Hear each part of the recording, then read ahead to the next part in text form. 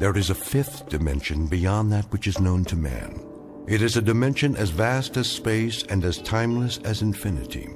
It is the middle ground between light and shadow, and it lies between the pit of man's fears and the summit of his knowledge. This is the dimension of imagination. It is an area which we call the Twilight Zone.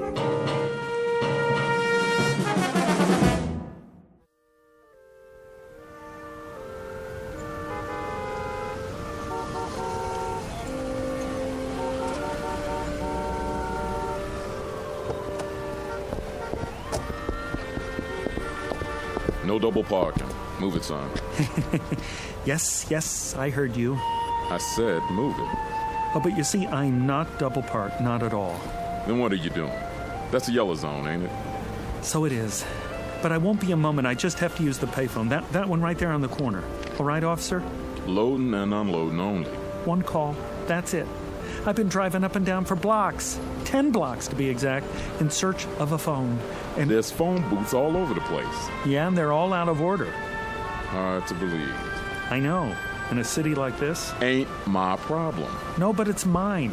I have a call to make, a very important call. Why don't you go home? You got a phone, don't you? Of course I do, but it can't wait. Layla might go out for the evening, and I got to catch her first and tell her, ask her if it would be all right to... I'll give you 10 minutes. That's it. Or you get towed. You don't want that to happen, do you? Oh, no, not at all. $87 plus the ticket.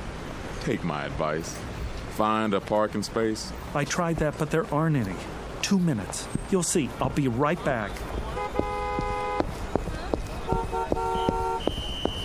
Go on around. Keep it moving.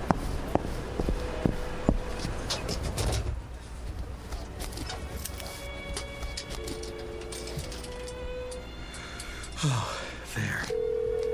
Come on. I'm sorry, but all circuits are temporarily busy. Please try again later. I'm sorry, but all circuits are temporary. What is going on? Layla. Oh, baby, I'm trying to get through. Don't you know that? Can't you tell, darling? It's Roger. Roger, I need you tonight. Oh, Layla.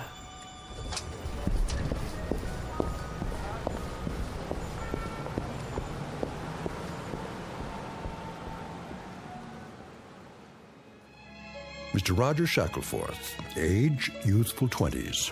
Occupation, being in love, full-time. Not just in love, but madly, passionately, illogically, miserably, all-consumingly obsessed with a young woman who has a vague recollection of his face, and even less than a passing interest. In a moment, however, you'll see a switch in attitude, because Mr. Roger Shackelforth, the young gentleman in question, will take a short but very meaningful journey into a calling area known as the Twilight Zone.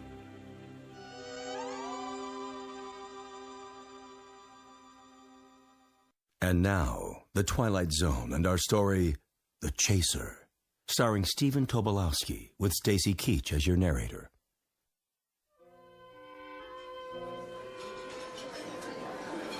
More coffee, Jenny. No thanks, Margie. Well, maybe just a smidge or it'll keep me up. Miss, can I use your... All the way in the back. No, not that. The telephone. Do you have a public telephone? Sure do, on the wall. Good, I'll need some change. Here. Better get in line, though. What? The young man's been at it for... I don't know how long.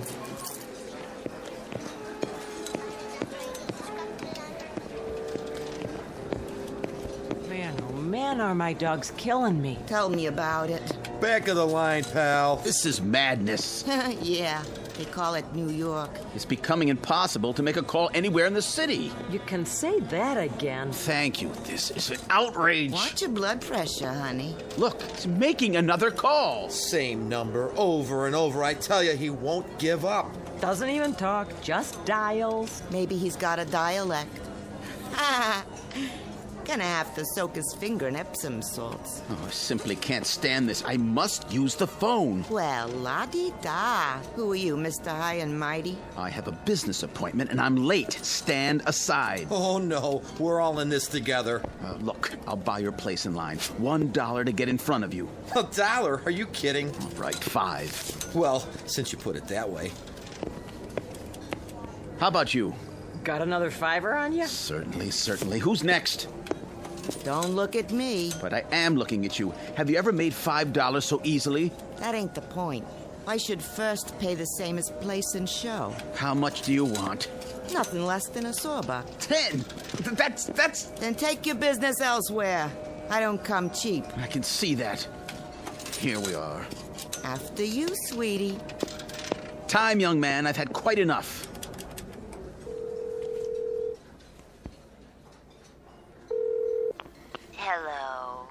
Hello? Layla?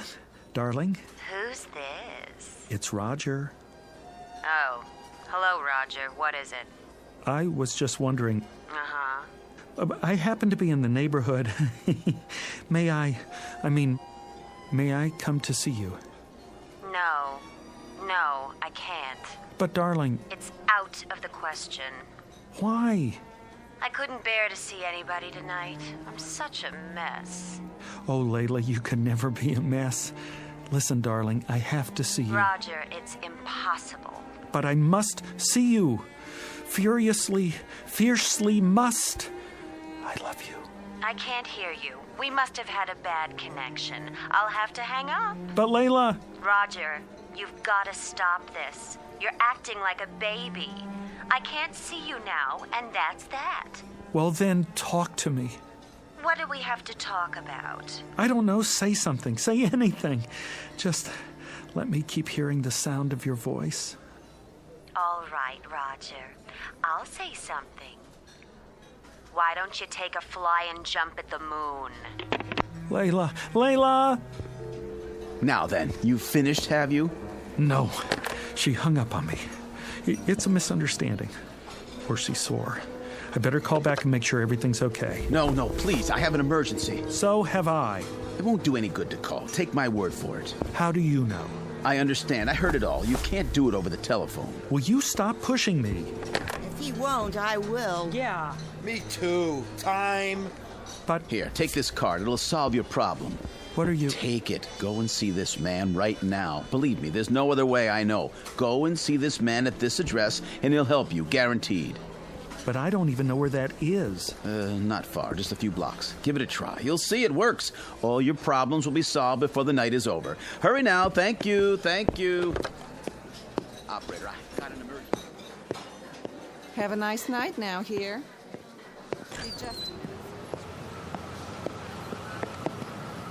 Hey! Where's my car?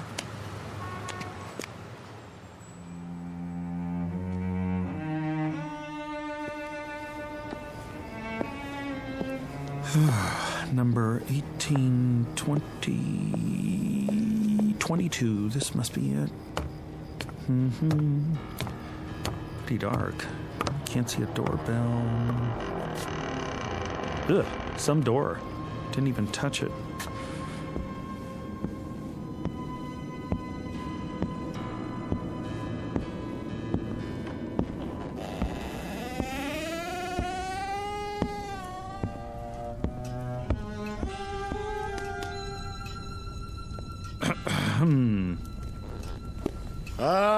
All right, I see you there. Stop skulking around. I wasn't skulking. I just didn't know if... Common disease, not knowing if. Well, don't just stand there. Sit down. Okay, where? Try that pile of books. Oh, you sure do have a lot of them. I never saw so many before. Is this a library? You might say that. A private one. Have you read all these? Some of them. The others are for reference. You never know what people will need. No, sir. Do I know you? A man gave me your card. It says, Professor A. D-A-E-M-O-N. How do you pronounce that? Damon? If you prefer. And this address. I guess I'm in the right place? Oh, then you haven't come for a bottle of the glove cleaner. Glove cleaner? No. As a matter of fact... Perhaps another time. Well, as a matter of fact... You keep saying that. Come to the point. Well, the point is, I don't know why I came at all. You see, the man who gave me your card was a complete stranger. Oh, yes. Satisfied former customer, most likely. But I don't know why he gave it to me. I was standing there in the restaurant trying to make a call when... I know why you're here. You want what I've got. But how could I? I don't even know what you've got. A little bit of everything. Name your poison. Ointments, salves, powders, sovereign remedies, nectars, lotus blossoms, toxins, tonics, antitoxins, decoctions, concoctions, and potions. All guaranteed. Oh, well, I don't need anything like that. Well, don't be hasty. You're here, aren't you? Yeah, but I don't need any medicine. Son, you just might. You look feverish. Oh, that. It's sort of, nothing really. Nothing I don't supply. Something is my specialty, and anything is what you'll get here. You're ambitious. Is that it? You want success? Money like Midas, the world at your feet? No, it's not that at all. Power. You want power. You don't understand. All I want is Layla. Layla? Yes. Oh, if I had Layla, I could do all the rest myself. Layla? I might have known. I offer him practically anything, and all he wants is Layla. I guess there's nothing you can do about that. That is the simplest of all, the elementary parlor trick of my science. You disappoint me. No, you still don't understand. You see, I am in love with someone named Layla, but she's not in love with me, and I don't know why I'm telling you this. I do. I can arrange it so she'll love you. How? I promise you, she'll never leave your side. When she isn't telling you she loves you, she'll be gazing at your loving face. She won't even eat before you do, and nothing will be too much for you to ask of her. Really? She'll worship you. She'll beg for kisses and weep for joy at your touch. And if in passing time you should perhaps look at another girl, or even do a little more than look, she'll feel hurt, but she'll forgive you and love you just the same. Frankly, you'd get the same shake from a Cocker Spaniel. Oh, but that's wonderful. That's all in the world I want, my Layla's love. Is Layla's love. I should have known. Now, where did I put that bottle? If it isn't his Layla's love, it's his Dorothy's love, or his Rhea's love, or his Gwen's love. You keep it up there, on the bookshelves? Away from prying eyes.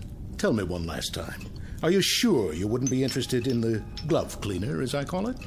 What is it? Well, there are many names for it, including the Eradicator. But glove cleaner is a nice, nondescriptive title. Clean, colorless, tasteless, unidentifiable, and sure. I'm not very interested in glove cleaners. Why not? It's easy, it's swift, it leaves no trace. It's perfect for its purpose. You're not making sense. Why, boy, that's all I make. Which is why I'm such a lonely man. You're absolutely sure you don't want to try the glove cleaner. It is very expensive. Perhaps you can't afford it. For instance, this little bottle costs $1,000. $1,000? Are all your prices like that? Some are, some aren't. What about the other one? The one that will make Layla love me? Oh, that's only $1. $1? Love potions are my cheapest items, and they're overpriced at that. $1 for my Layla's love?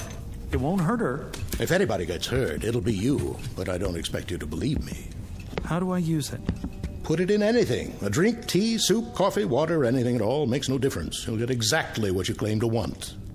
Professor, you got a deal. I really don't believe any of this, but I'll try it. I'll try anything. What do I have to lose? If it works, I'll be the happiest man in the world.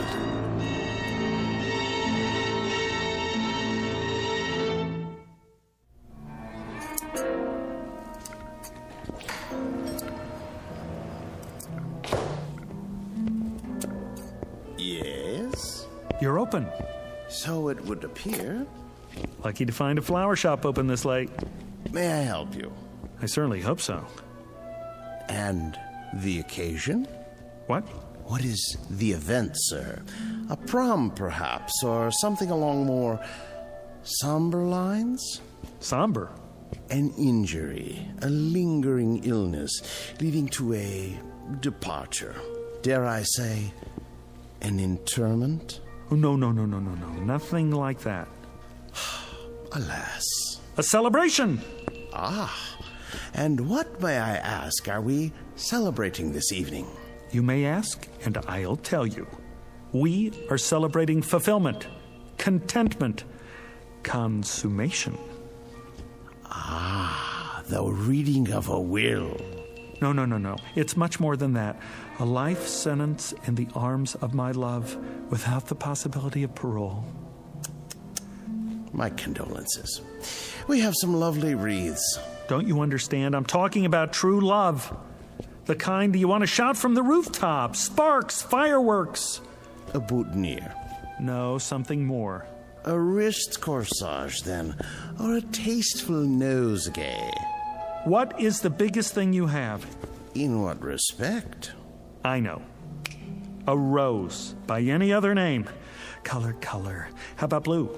Yellow. Green? Pink. Red? White. Sold. For purity. An excellent choice, I'm sure. 1 dozen long-stemmed white roses. Will there be anything else? No. Yes. Champagne. And 2 glasses. Long stems on those, too. I'm afraid you'll have to visit your local vintner for those accessories. My sympathies to the blushing bride.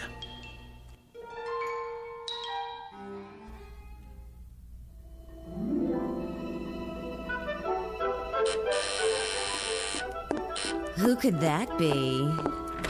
Yes? Layla, it's me. Roger, I told you I was busy tonight. Busy?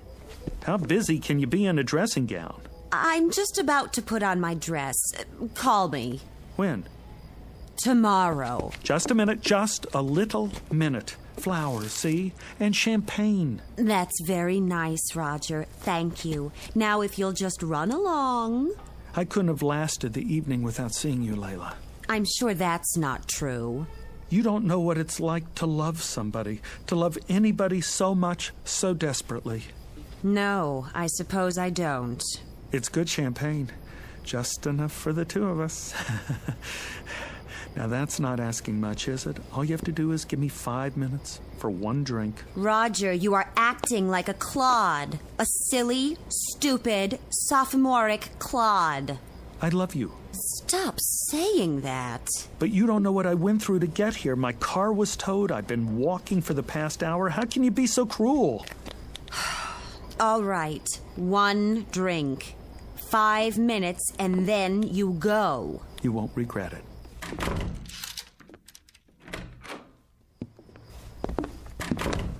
Layla? Not so fast. I've got to put on my dress. Why? You look like an angel. I know, but wait here. Ha-ha! It's like a new millennium.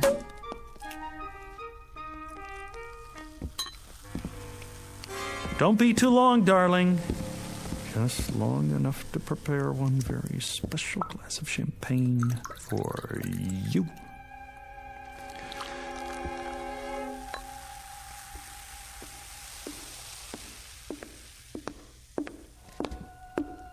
Well, let's get this over with. Wait, this one's yours. What's the difference? There's a little more in this one. If you say so. To us, darling. Well, time's up. Not so soon. Thank you very much for the drink and the flowers. Be sure to put them in water. Would you like me to do it for you? Goodbye, Roger. Excellent champagne, wasn't it? It'll pass. Very good year. No aftertaste. I suppose so. What are you looking at me like that for? In case it's my last look. All right, you've had it. The show's over. One last little kiss. Don't press your luck. But Layla... Roger, please, let's not prolong this. I haven't the time. All I'm asking is... Please go. Now. Look, I don't love you. I don't want you here. I don't even like you at the moment. Now go, please. If you're sure that's what you want. You look like a whipped dog. Oh, here. That's the best I can do. And it took all my strength. Thank you, I guess. Oh. What is it? I don't know. All of a sudden, I'm feeling a bit peculiar. You are? Roger, wait a minute. Perhaps I am being cruel. I don't mean to be. I understand. Do you? I'm sure I can do better than that. Let me make it a little nicer. If that's what you want.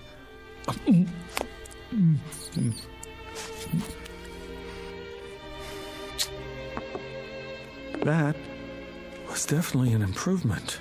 What's happening? What is happening to me? Who cares? Come here, baby. Oh, Roger.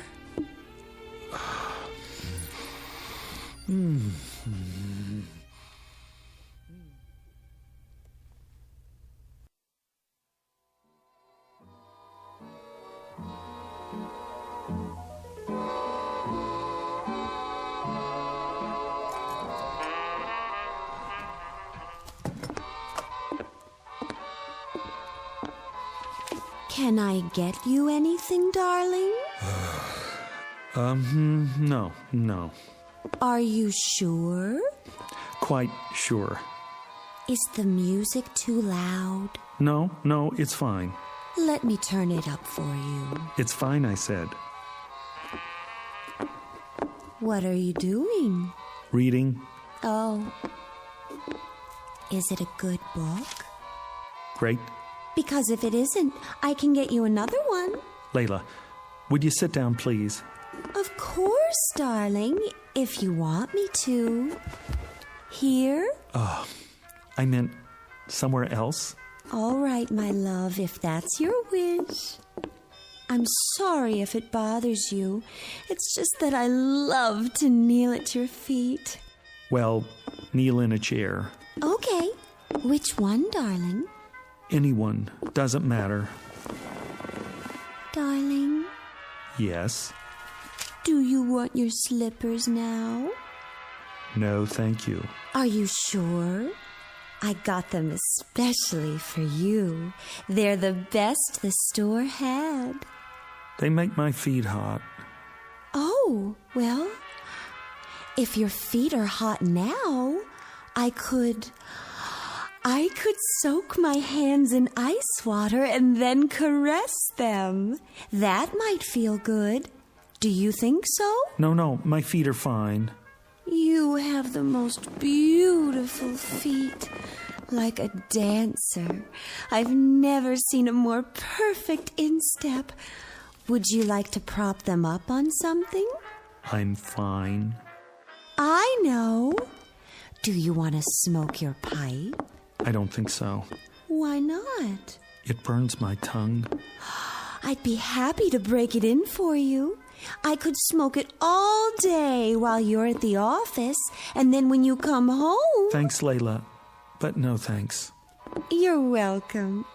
Oh, darling, I'm so sorry. I'll get you a cigarette. Don't worry about it. I should have put fresh cigarettes in the box by your chair. Here, I'll light one for you. Am I doing it right? Fine. Would you like me to rub your back, darling? You just finished rubbing my back. I know. It's just that I adore touching you, and I'd be glad to rub it again. Maybe later. Am I disturbing your reading? No. Did I disturb you by asking if I was disturbing you? No, dearest, not at all. Oh, Roger, I love you so much. I'm so happy you're you. You're just perfect. I love to say I love you. I love to love you.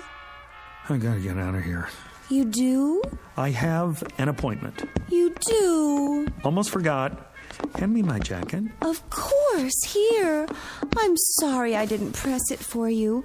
Will you be long? I don't know. You don't? I may be late. Would you like me to go too? No. No, won't be that late. Why don't you stay here and hug my pillow or something? Is anything wrong, Roger, darling? No, dearest. It's just I got an appointment and I'm late and I need a little air. While you're gone, my love will grow and grow. And when you get back, do you know what will happen when you get back? I promise you that... I promise you that when you get back, I'll make you the happiest man in the world.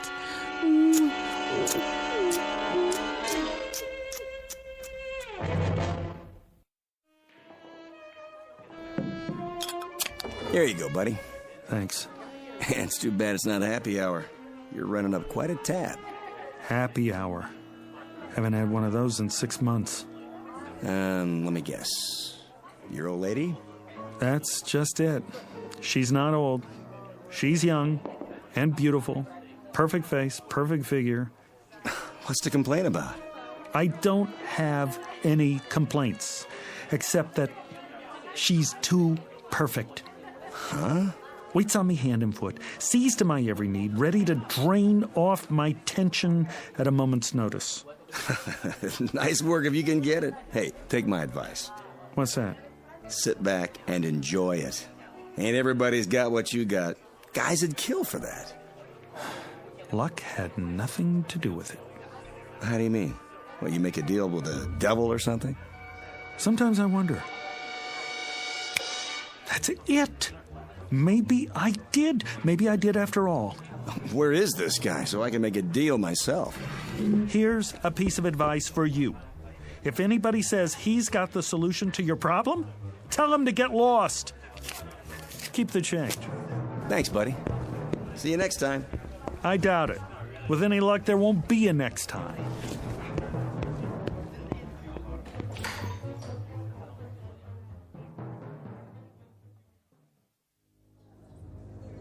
Have a nice night now here. I will, Margie. You take care. Excuse me. Be just a minute, sir. There's room at the counter. Hello? Yes? You remember me, don't you? Can't say that I do. You must. I was here once before, tying up the phone, caused quite a scene, I'm afraid. People lined up out the door. When was this? 6 months ago, exactly. You don't say. Been in here much since then? Not once. I didn't think so. I was desperate to make a call, you see. I kept standing at the payphone, dialing over and over again, and everyone got terribly irritated. Happens sometimes, but I can't say I remember you. Listen, there was a man here that night, middle-aged, carrying an overcoat and a package. He said he was late for a meeting uptown. He bought his way to the front of the line, and when I finally left, he gave me some advice. Handed me his business card, this one right here. What's this now? So he told me to go to the address on the card, said it would solve my problem. I don't know anything about that. That's fine. What I want to know is, do you remember the man? Is he a regular customer? Because if he is, I have to find him and ask him what happened to his problem and what he knows about the address on this card. Anything at all. Sorry, mister. I can't help you. People come and go all the time. Could have been anyone. Then at least keep the card. And if you ever see a man trying to give out one like it, grab it, tear it up. You can't imagine how much grief you'll save some poor soul.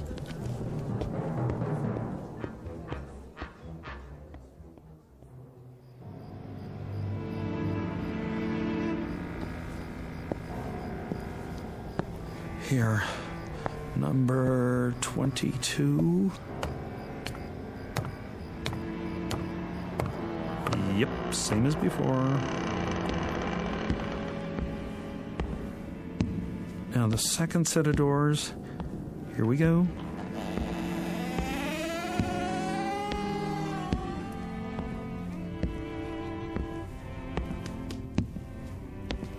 Hi there, Professor. Yes, I've been expecting you. You have? Yes. If not later, then sooner. So you remember me? I never forget a face. I rather thought you'd like to hear how things turned out. Oh, I know how things turned out. That potion really works. Why am I not surprised? Well, how are things with you? Things haven't changed with me in years.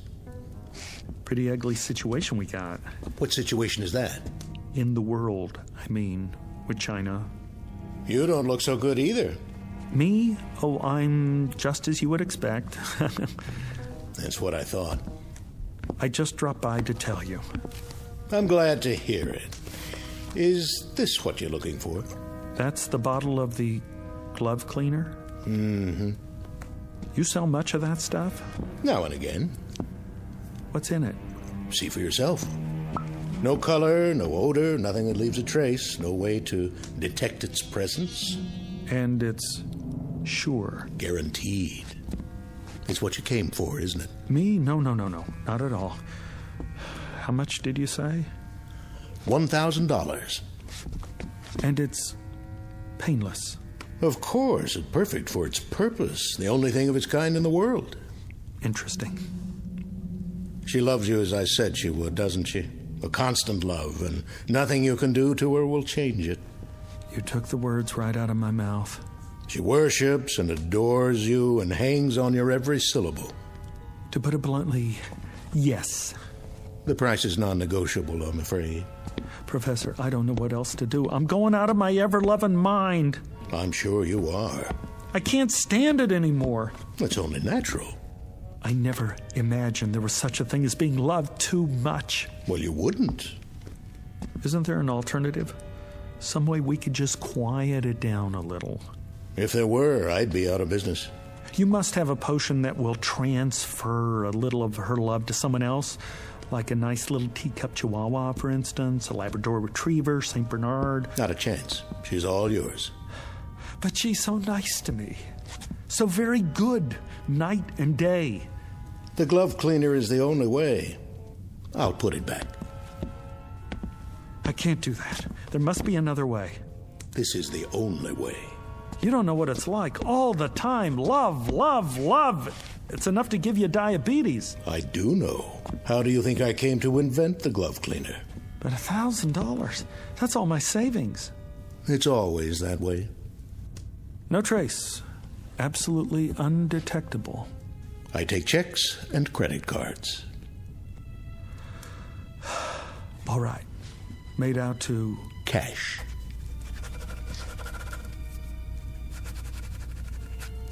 One thing I must caution you about. What's that? Use it immediately. Do you hear me? Immediately. It's imperative, and you must use it all. Why? Will it spoil? No, but you will. Once you delay, you're lost. Believe me, if you fail the first time you try to use it, you'll never have the courage to try again. Never. Goodbye, Professor. Farewell.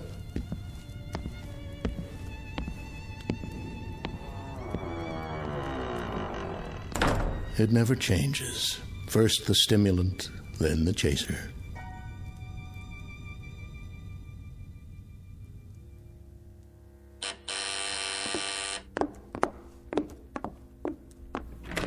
My darling. Hello, Layla. Come on, take the chain off. Of course I will. Oh, Roger, I'm so glad to see you. I know you are. Why, look what you've brought me. Oh, I thought we ought to have a party. Just the two of us. After all, not every couple stays married for 6 whole months. Roger, what a lovely surprise. You said you might be late, and instead you come back with champagne and flowers. I'll put them in water. Later. I'll get the glasses. Can't have a party without glasses. It's just like the first time. Only tonight you don't have to beg to stay. Why don't you sit over on the couch? I'll open the champagne. Go on. If that's your wish. Do you want candlelight? It would be so romantic. Let's have candles, all right? Sure. Candlelight, schmandlelight. Anything you say. Oh, darling, it's so wonderful being married to you. I've never been so completely happy in my whole life. I live to love you. Only you. That's nice. That's nice. Really. Do you need any help? No. I'll serve you.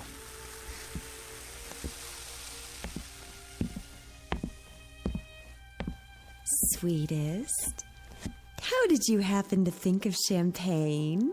Oh, I asked myself, what does Layla need? And it came to me like a bolt out of the blue. Here you go. To us. To us. I remember the first time you brought me champagne, how you looked. Your eyes were filled with longing, and you watched me so sadly because you thought it was going to be our last drink. Isn't that what you were thinking? Right. I remember. Go on, Layla. Drink up. Lover? Hmm? My sweet lover Marshmallow, sit here. Why not? Go ahead now. Drink up. I'm not very thirsty. Good to the last drop. I'm not sure it's a good idea this time. Why not? Sit closer. Careful. What's this? What's what? Between the cushions. Have you taken up knitting? In this book, Dr. Spock? I've got news for you, my sweet little rabbit. Rabbit? I just got word from the doctor. What are you talking about? The test came back today, and it's positive. Isn't that wonderful? You don't mean you're... Oh, darling, we don't need champagne. We've got each other. All three of us. I suppose I could have just a sip. That won't do any harm. No, don't. Maybe just a little toast to celebrate. Not now. Give me your glass. I'll pour it out. Are you sure? I'm sure. I couldn't have done it anyway. I could never have gone through with it. Think of it, darling. This is only the beginning. We're going to be even happier than we are now. And it'll go on like this for the rest of our lives. Yes. The rest of our lives.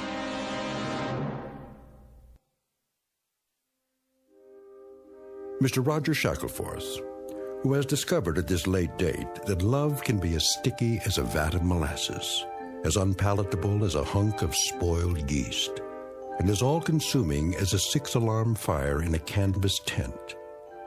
Case history of a would-be lover boy who should never have ventured into the Twilight Zone. We'll return to the Twilight Zone in just a moment. You are about to enter another dimension. A dimension not only of sight and sound, but of mind. A journey into a wondrous land of imagination. Next stop, the Twilight Zone. Hi, this is Stacy Keach. I'd like to take a moment to tell you about our Twilight Zone website at twilightzoneradio.com. At twilightzoneradio.com, you'll find the latest information on these Twilight Zone radio dramas, including behind-the-scenes photographs, plus the newest product releases, trivia contests, ways to contact us, other Twilight Zone-related info and merchandise, plus links to other fascinating websites. So make your next stop twilightzoneradio.com. Visit TwilightZoneRadio.com to purchase these Twilight Zone radio dramas on cassette and CD, or call toll-free 1-866-989-ZONE. That's 1-866-989-9663.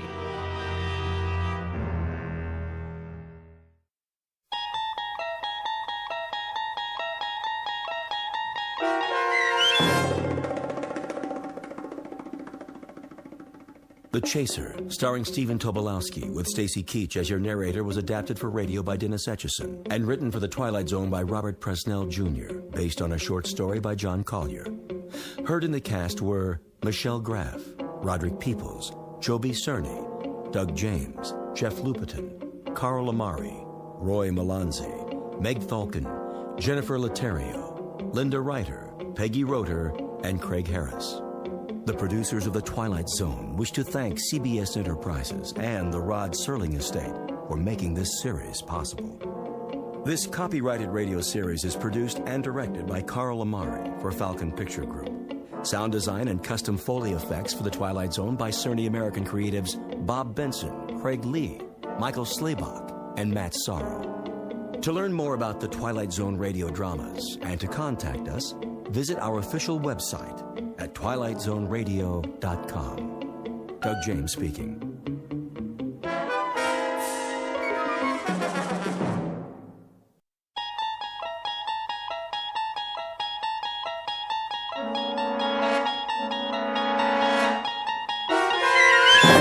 You're traveling through another dimension. A dimension not only of sight and sound, but of mind. A journey into a wondrous land whose boundaries are those of imagination. Your next stop, the Twilight Zone.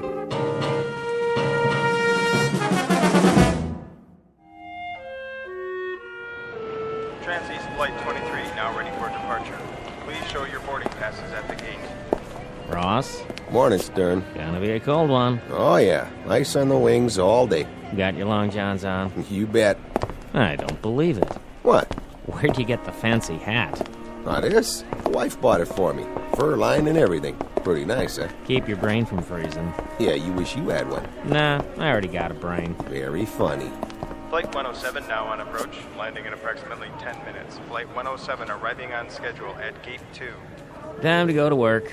As soon as I get me some coffee. Stern. Yeah? You and Ross get out there. We're going, boss. On the airfield, now. What's the big rush? Flight 107. What about it? On the radar. Repeat, will ya? You're breaking up. Lost radio contact. Pilot's not responding. Does he mean 107? Coming in by the seat of his pants. Get moving. On the double. We roger that. Let's do it. Lost radio contact, huh? No sweat. Pilot knows the flight plan. Unless they're playing poker up there.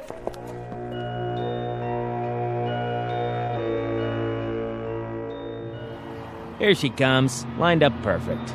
Wait a minute. That's not 107. It's gotta be. Yeah, but she looks different. Different how? Smaller, maybe. Yeah, right. Wipe your glasses. Get 23 off the runway. Keep it clear. Stern, walk her back to the gate. You got it. Uh-oh, there ain't time. 107's dropping fast. Well, get out there. Signal her in. My God, it's a prop plane. Is that a DC-3?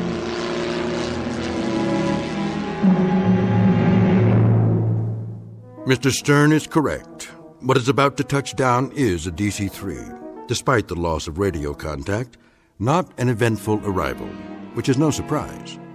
Most airplanes take off and land as per schedule. Very seldom do they crash. But all airplanes can be counted on to do one or the other. It is only on rare occasions that this workhorse hasn't reached its destination at the appointed time. Others like it have flown millions of miles with millions of satisfied passengers. We offer a rather detailed introduction because this DC-3 doesn't belong here. It is an anachronism. You see, DC-3s ceased operating as commercial passenger carriers a number of years ago, to be replaced by more modern designs with jet engines. So where did this ancient example come from? It is an enigma, a 7-ton puzzle made out of aluminum and steel and a few thousand component parts, none of which add up to a satisfactory answer. In just a moment, we're going to give you 90% of the jigsaw. You and the Federal Aviation Agency will assume the problem of finding the missing pieces and putting them all together. This we offer as a tantalizing brain teaser, a little extracurricular diversion, flown in directly from the Twilight Zone.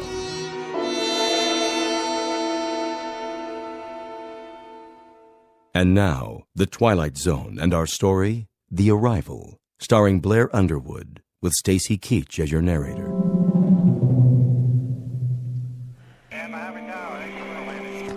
Flight 51, you are not cleared for landing.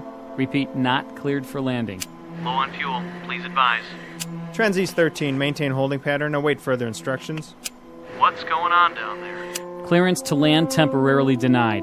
Tower, I see an aircraft off starboard at 3,000 feet. Can you identify? Stay above it. Continue circling. I have 250 passengers on board. Will someone please tell me what is going on? Flight 107's on approach. Here it is on the screen. So? You have her flight plan? We've lost radio contact. She's not responding. Then give her plenty of room. Keep scanning all frequencies. I've done that, sir. The pilot can't hear us. Or he's passed out. Do you have a visual? Not yet. She's dropping fast.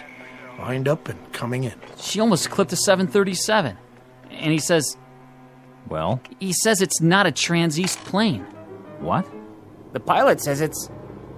Look out the window. Let me see what kind of... That's not Flight 107. What the? Must be from an air show. I don't believe it. Neither do I. What the heck is that? That, son, is a DC-3. Here it comes. He's gonna make it. Oh, you better. She's down. Perfect 3 points. Tell the trucks to back off. We don't need them. Look at that. Right on the mark. Get the ramp in place. We don't have a ramp to fit that. Use the ladder. Over here. I got it. Hold it steady. Right. Okay, you can open up. What are they doing in there? I better give him a hand. Watch your step. Hey, inside, let's go. How about it? You need a can opener? Hey, are they asleep or what? Must be dead. Hello, DC-3. Use the manual latch. It's a real antique. That's no antique. It's as shiny as the day it was made. Let me off this cart. Huh? I don't see any crew, sir. Ross, get the cargo hold open. Right. Go on in, Stern. Yes, sir.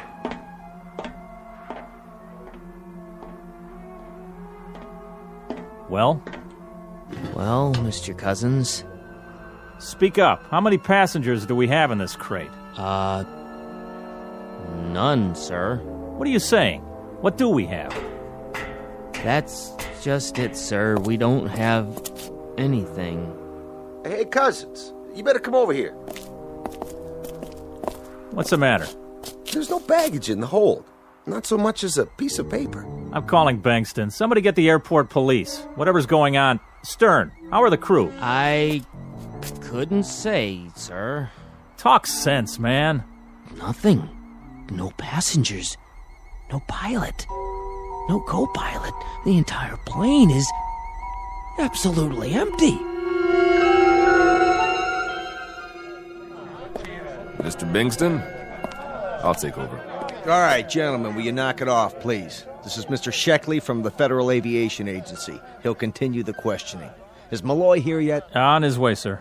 Then we'll have to go ahead without him. The rest of you, do me a favor and just stick to the facts. It's all yours. Thank you, Mr. Bankston. First of all, I'd like to say that this is not a formal hearing. It's more the nature of a preliminary meeting. As your operations chief has noted, we're here to unearth as many facts as we can so that we'll know where we stand. And you can save us all a lot of time if you'd avoid any personal hypotheses you may have formed.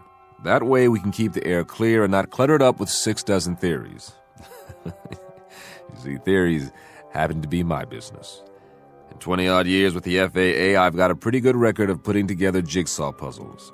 Maybe not all of them as off the wall as this one, but I'd lay my batting average on the line any day of the week, so don't worry. Whatever the answer is, I'll find it. Now, let's get down to business. Which one of you is, Cousins? Here, sir. You were in charge this morning? Yes, sir. And you were on duty when Flight 107 arrived? Flight 107? Out of Buffalo. That was the scheduled landing for that time, wasn't it? Yes, sir, but Flight 107's supposed to be an L-1011. Just answer the man's questions, Cousins. I'm trying, Mr. Bankston. Now, you were on duty? I was, yes. Anything you observed about the landing that was abnormal? No, sir. She did it by the book, as far as I could tell. Who signaled her in? Ross, over there. Mr. Ross? Yeah? Did you notice anything out of the ordinary? No, sir. She came in right on the button, followed my signal, stopped on the mark, and then shut off her engines. Did you see who was piloting? No, sir, I didn't. That is, I don't remember seeing them. Couldn't you see through the cockpit windows? Well, normally when I flag a plane in, my eye's on her mark and any other aircraft on either side. I don't remember actually looking into the windows at all. Not then, anyway. You weren't on the field alone, were you? No, sir. Mr. Stern was working with me. You concur, Mr. Stern, about the landing? Sure do. Nothing out of the ordinary that I could see. Thank you. Mr. Bankston, is this the manifest? That looks like it. And is this the flight plan? Yes, it appears to be. Did the dispatcher from Buffalo get here? Yes, sir. Good. You want to take a look at this? Yes, that's the flight plan. You saw the pilot sign this? I was at his elbow, sir, this morning at 11:12 a.m. The pilot was Captain William J. Slocum. That's right. And the co-pilot, John O'Brien. That was the first officer's name? Yes, sir. You knew both of them? Yes. Did you see them board the aircraft? Well, not exactly, sir. I saw them leave the dispatch office and head toward the field. But to the best of your knowledge, they were the crew of Flight 107 when it took off from Buffalo at 11:30 this morning? To the best of my knowledge, but it wasn't a DC-3, that's for sure. Slocum, O'Brien. They're good pilots, both of them. Sober, reliable, and... I'm not casting any stones, Mr. Bankston. It's just that the names seem familiar. I'm not sure from where. It'll come to me. Now, who was on duty in the control tower? That's me, sir. You had radio communication during the approach? Yes, sir. And then for the landing? She contacted us over the outer marker, and I gave her clearance. Now, the way I figure it... Just answer, don't offer. Well, I was just going to say that when the aircraft checked in over Fulton... Was that a normal checkpoint? Yes, sir. And she checked in right on the money. But the transmission sounded a little funny. As a matter of fact, I remember asking for a repeat of position. I couldn't raise him, though. I see. And did you hear from him again? Over the next checkpoint, 20 minutes later... Fulton, you say? Fulton. Huh. Mr. Cousins, you were the first one at the door, right? No, sir. By the time I got there, Stern was pounding on it. There was no answer. And Ross had already opened the baggage compartment? I waited for Cousins. Then I opened her up and I told him that the ship didn't have any baggage. How about when she loaded up in Buffalo? What was she carrying then? You got a list there. I know what I've got. I'm asking you, what baggage was in the aircraft? When she took off, there were 21 pieces of luggage, 5 sacks of mail, 5 other crates of equipment. Yeah, that checks. Sorry I'm late. Malloy, glad you could make it. Well, I guess that'll do for now. If I have any more questions, I'll let you know.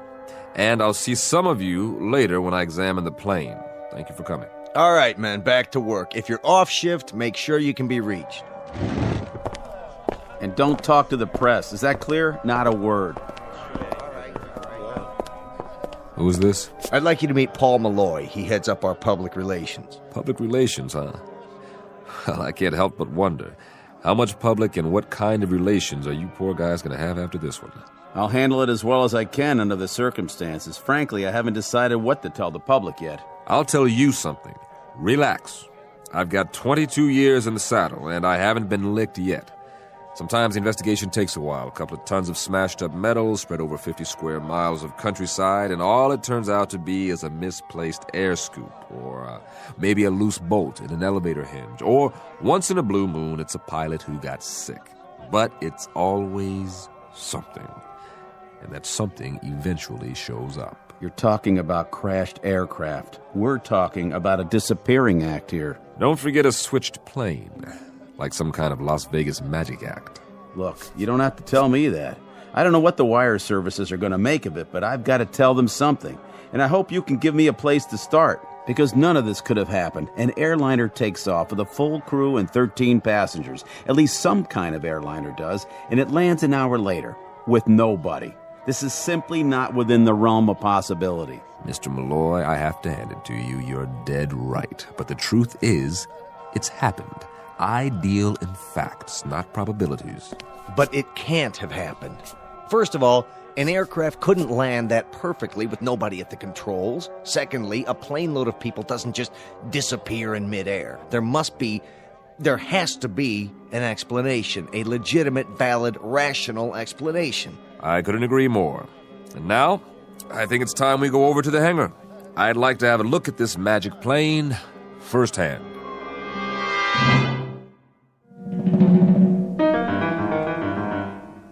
Yeah, that should do it.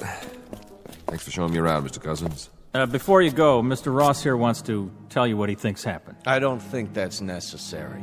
No, I'd like to hear it. He was on the scene. What do you have to say, Mr. Ross? Well, the way I see it, there's only one explanation. Just for a gag, these 13 people had parachutes. They kept them in the baggage compartment. That's why there wasn't any luggage. And someplace between here and Buffalo, they jumped out, like D.B. Sweeney. That's brilliant. And what happened to the pilots, Mr. Ross? I suppose that part of it's elementary. Maybe they hid in the restroom, then sneaked out of the plane after we left. Oh, please. You're imaginative, Mr. Ross. I'll give you that. What if? What if what, Stern? Nothing. Truth is, it beats me. I'll tell you something else, though. I still feel spooked. Standing here, I felt spooked even worse when I was inside.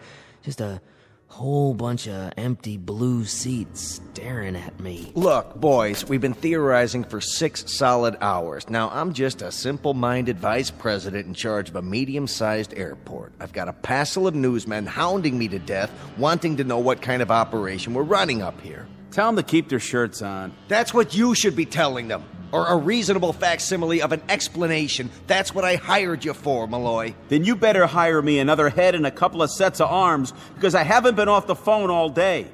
I've had every news service, television network, and even a couple of professional mind readers trying to find out what's the great big mystery we're keeping under wraps. You know how long I can sit on this, Bankston? Maybe another 15 minutes. Then it's going to break open with a bang, and we're going to stand here with rotten eggs all over our faces while Mr. Sheckley's FAA takes our license away from us. Incompetence, mental instability, you name it, and you can have it. This passenger manifest. What about it? You've checked out every name? I have not. That's all I need now, to have a small army of relatives from upstate New York clutching at my lapels and asking for a definitive statement as to where their loved ones are. How many calls have you had? None so far. You mean to say you haven't had any inquiries yet? Not a single one? It is strange, isn't it? Not a single inquiry from the families. The plane only arrived 6 hours ago. Maybe they haven't had time to miss their... But I'm kidding myself. Of course some of them would have made an inquiry by now. Those who weren't already waiting at the gate. There goes that old feeling. What feeling? The one I get when I'm on to something. Trouble is, I don't quite know what it means yet. The names on this passenger manifest, they're familiar. You've seen them before? I'm not sure. Let me have another look at the inside of this plane. Sure, but why? I want to check it out. One more time. Watch your step. That ladder's tricky. What's he expect to find in there that he didn't see before? Something along the lines of a clue, I would hope. This is a waste of time. We've got to issue some kind of statement before we become a laughingstock. Ross. Yeah? What was it you said? Oh, for the love of... Why don't we just bring in a psychic? You mean about the pilots hiding out? No, something else. Correct me if I'm wrong, but you said you looked inside the plane when it landed and you saw blue seats. That was me. I was the first one in. Right. Mr. Stern, I just walked up the aisle and back again. They are blue. What kind of nonsense is this? An hour ago, when I first examined the interior of this aircraft, the seats were brown. Haven't we got enough trouble without you two starting an argument about interior decoration? Hey, wait a minute. Where's the serial number on this plane? On the wing, of course, just as it was the first time you looked. You see a number on the wing now? Of course I do. Read it off to me. N153802. You're sure? I think I can read numbers that large. Yeah. Can you read this? The notes I took when we got to the hangar. Take a look. N107793. Now, you must have copied it wrong. Mr. Stern. Yeah? You see a number painted on the tail? Sure do. Read it off to me. What? I said read it off to me out loud. The numbers on the tail. If you say so. N664753. What's this all about? What did I write down on my clipboard? Mr. Malloy, verify, please. N107793, the same as Bankston said. I don't see what... Care to read it again? What are you trying to prove? That we're going off our rockers now? Seeing different numbers? That's always where the numbers are on a DC-3, the wing and the tail. When I started in this business, there were quite a few of them still flying. The first one was built in 1935, December 17th to be exact, the anniversary of the Wright brothers. There were hundreds made, and they kept flying for decades. I don't see what... A real workhorse, this plane. In the Second World War, more than 10,000 were ordered by the military. They called them C-47s. Eisenhower once said there were 4 inventions that won the war: the Jeep, the bazooka, the A-bomb, and the C-47. A few are still operating. It's a design you can trust, as solid as they come. All very enlightening, but if you don't mind, I have a press release to get out. Hold on, Mr. Malloy. You wouldn't want to miss this. What? Gentlemen, I believe I've finally come up with a theory that fits the facts. Unfortunately, there's only one way I can prove or disprove it. Why, unfortunately? Do you have someone who knows how to start this plane? Certainly, any one of my mechanics, but I... Would you call him over? Now. Bingston. Miller! Sir? Get over here. I don't see what this... With any luck, we'll all see one way or another. I'm sorry to say that what I'm about to do places me in considerable jeopardy. I hope I'm right. If I'm not, please make sure my wife is notified, will you, Bingston?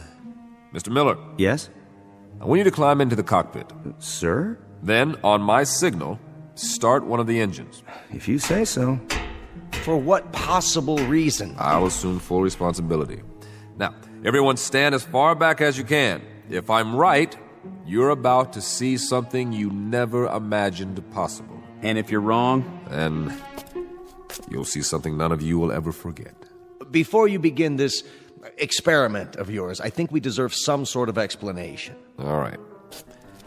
Is everyone here familiar with DC-3s? Why, of course we are. It was the plane that made commercial air travel possible. Correct. And your mechanics, your personnel, they've all seen them, worked on them? Your point is? Just this. What do you know about the power of suggestion? What are you driving at, Mr. Sheckley? Suggestion on a large scale, involving everyone here and on the airport staff. Now, call it mass hallucination, group hypnosis, whatever you want. But I think that's what we're dealing with now. I thought you deal only in facts. I do, including facts, not in evidence. Look at the situation. An L-1011 takes off from Buffalo. Somewhere along the flight path, the aircraft loses radio contact. Now, maybe it goes down in an out-of-the-way area. We don't know yet. But you were expecting it to land here. And at the appointed time, someone sees or thinks he sees a blip on the radar.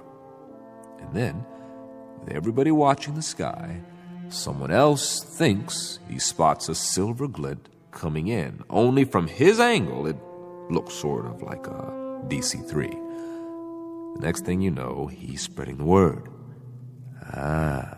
There's your power of suggestion working full force. Bottom line is, everyone has a little hypnosis performed on him without even knowing it. Why, that's absurd. I'm looking at the plane right now. We're standing next to it. But are we? Consider the alternative. A modern passenger plane with jet engines changes somehow in mid-flight.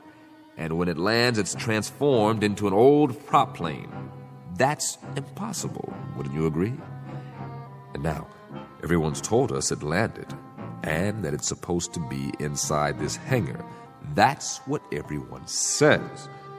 And every one of us has a picture in his mind of a DC-3 as he knows it. Only no two memories are identical. Hence, one of you says the seats are blue, another one says they're brown, and another one probably thinks they're red. I read off one number on the wing. Two other guys see two others. Do you understand what I'm saying? If I'm right, then this particular aircraft doesn't exist. It really isn't here at all. Miller. Yeah? Fire up the starboard engine. Mr. Bankston. Go ahead. Mr. Sheckley seems to be in charge. Yes, sir.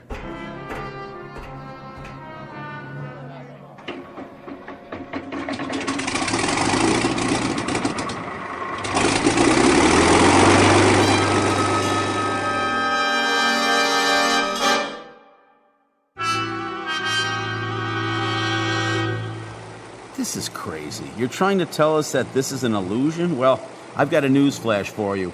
It's as real as I am. You can feel it. You can touch it. In that case, one of two things will happen. Either I'm about to prove to you that you're wrong, or I'm wrong. Dead wrong. If this plane is a product of our collective imaginations, then so are the engines, and so are these propellers.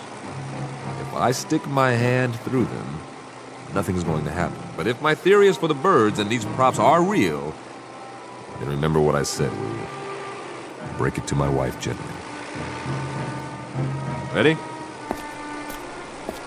Wait, Sheckley, let's talk this over. We can talk later. You can't be serious. Aren't you going to stop him? I can't give orders to the FAA. Rev it up. What's he gonna do? Put his hand in the propeller. Jiminy Christmas, is he nuts or what? Get those RPMs higher. Can't look. Good Lord. He's going to stick his entire arm into the... Now!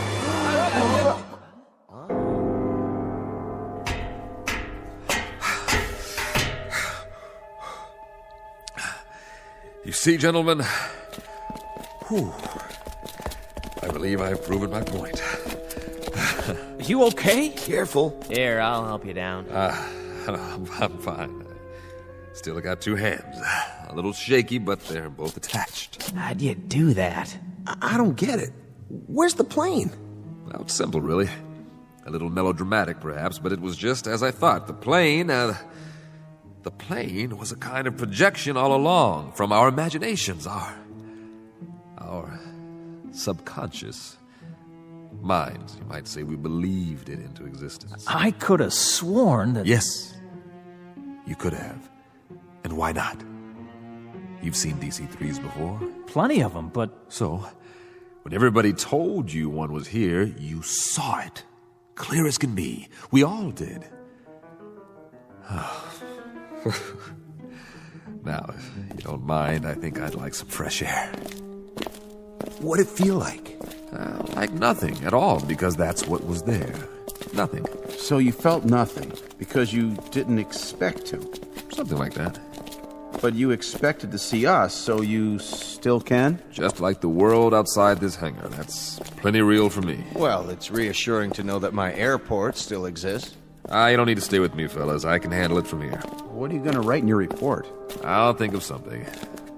I only hope it doesn't get me thrown into the booby hatch. We'll go back to my office and work out a statement. Mr. Cousins? Yes, sir? Take a walk through operations. Don't talk about what just happened. If anyone mentions a DC-3, laugh it off. Right. Deny. Will do, sir.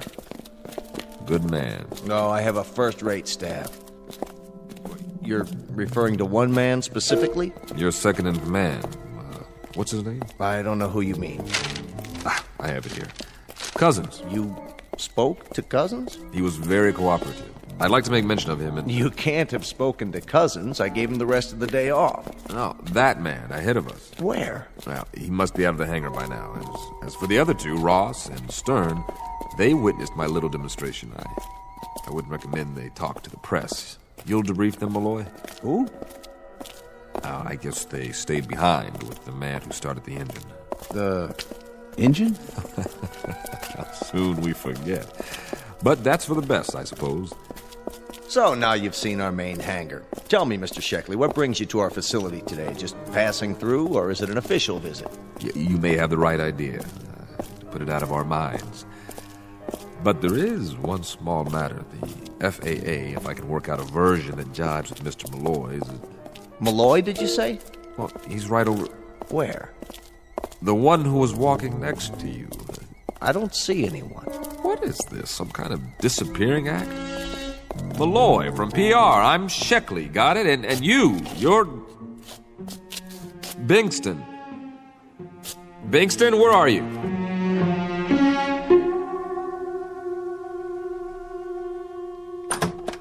May I help you? Where is Bingston? Mr. Bankston's in his office, but you can't go in without... What? Bingston, what happened to you? What happened to everybody? And you would be... Don't give me that. Oh, yes. Sheckley, isn't it? From the FAA. I think I remember you. We've met before. Is this a gag? Have a seat. Is there a problem? Problem? Are you kidding? One minute there's a hangar full of men and an aircraft, and the next minute I prove that not only doesn't the aircraft exist, but... I don't follow. What doesn't exist? But that all of the rest of it, all of you... Are you sick, Sheckley, or drunk? You don't look very good. Sit down, man. Where's Malloy? Still in his office, I presume. Then you'd better call him in here. He's got a few things to answer to, just like the rest of you.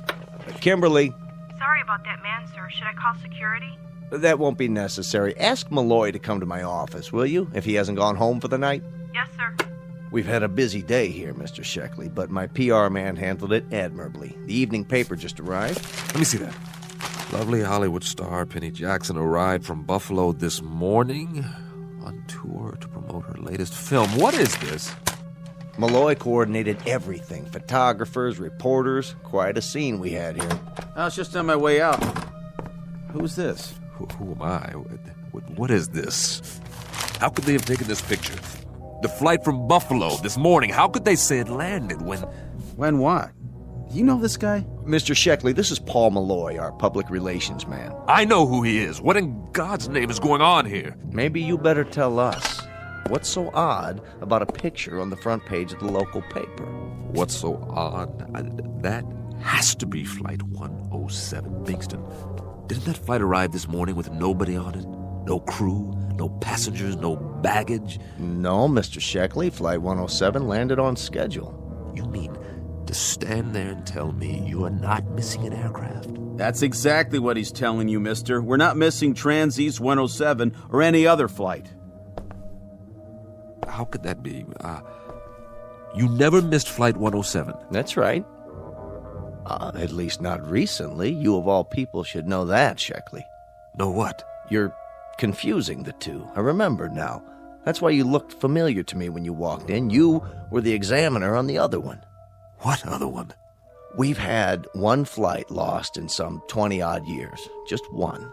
Flight 107. Right. But, Mr. Sheckley, that must be 17, 18 years ago. Flight 107 out of Buffalo. Out of Buffalo. An old DC-3, but like I said, it was a long, long time ago. What's all this about? What happened to her? Lost in a fog and never found. We always figured she veered off course, ended up over the ocean, and went down. You never found her? Not a trace. And Mr. Sheckley here investigated the disappearance, but that's one case he's never been able to close. Nobody has. It just sits in the record books as lost, presumed crashed. For reasons unknown. And it's never stopped eating at you. It still is. So you came back here today looking for an explanation, any explanation, so you could finally put it to rest. I've never been licked on a case. Never.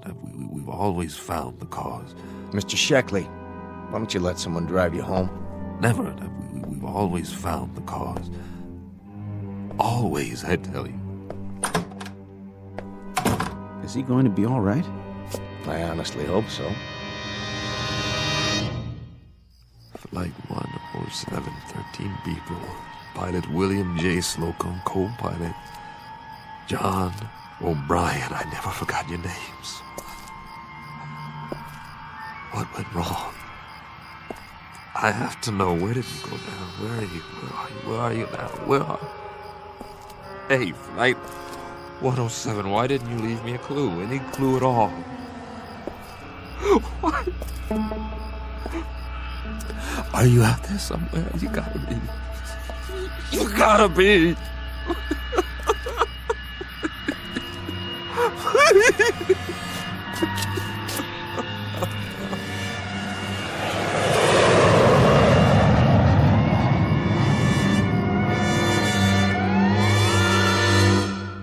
For those in need of an explanation, there's always the obvious one. Simply that of a man with an Achilles heel, a mystery that once landed in his life and robbed him of his peace, a perpetually missing aircraft that disappeared with no clues, leaving an unanswered question in Mr. Sheckley's neatly ordered world. A heavy burden to carry through the years, made up of one part enigma and one part the knowledge of his own failure, until it ultimately took the form of an illusion. At least that's the clinical answer, the one they'll write on his case file as he goes off for a well-deserved rest. Or consider this. Maybe, just maybe, a plane did touch down, however briefly, before it disappeared again. A kind of airborne Flying Dutchman. A ghost ship lost in a fog-shrouded night, on a flight that never ends. Take your pick, but the latter is more conducive to the rules and regulations of the Twilight Zone.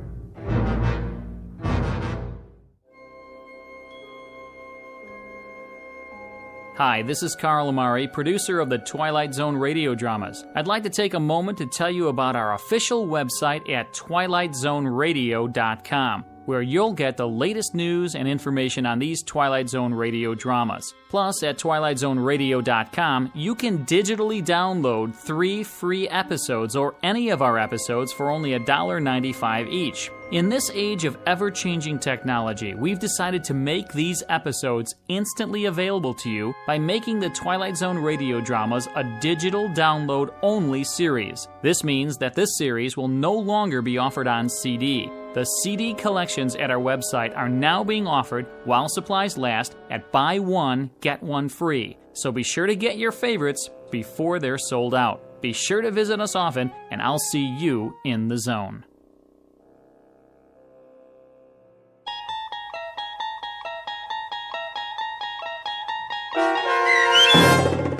The Arrival, starring Blair Underwood, with Stacy Keach as your narrator, was adapted for radio by Dennis Etchison and written for The Twilight Zone by Rod Serling. Heard in the cast were Christian Stolte, Craig Brawley, Jeff Lupetin, James Schneider, Derek Purcell, Turk Muller, Kurt Nabig, Karen Olson, Carl Amari, Roger Wolski, and Vince Amari.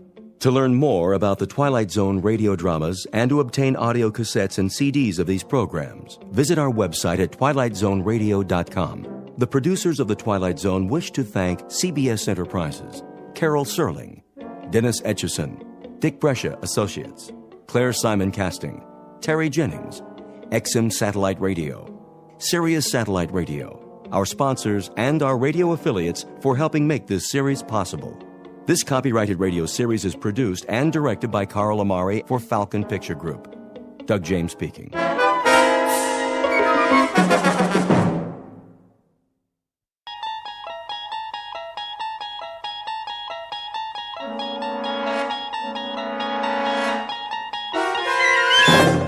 There is a fifth dimension beyond that which is known to man. It is a dimension as vast as space and as timeless as infinity. It is the middle ground between light and shadow, and it lies between the pit of man's fears and the summit of his knowledge. This is the dimension of imagination. It is an area which we call the Twilight Zone.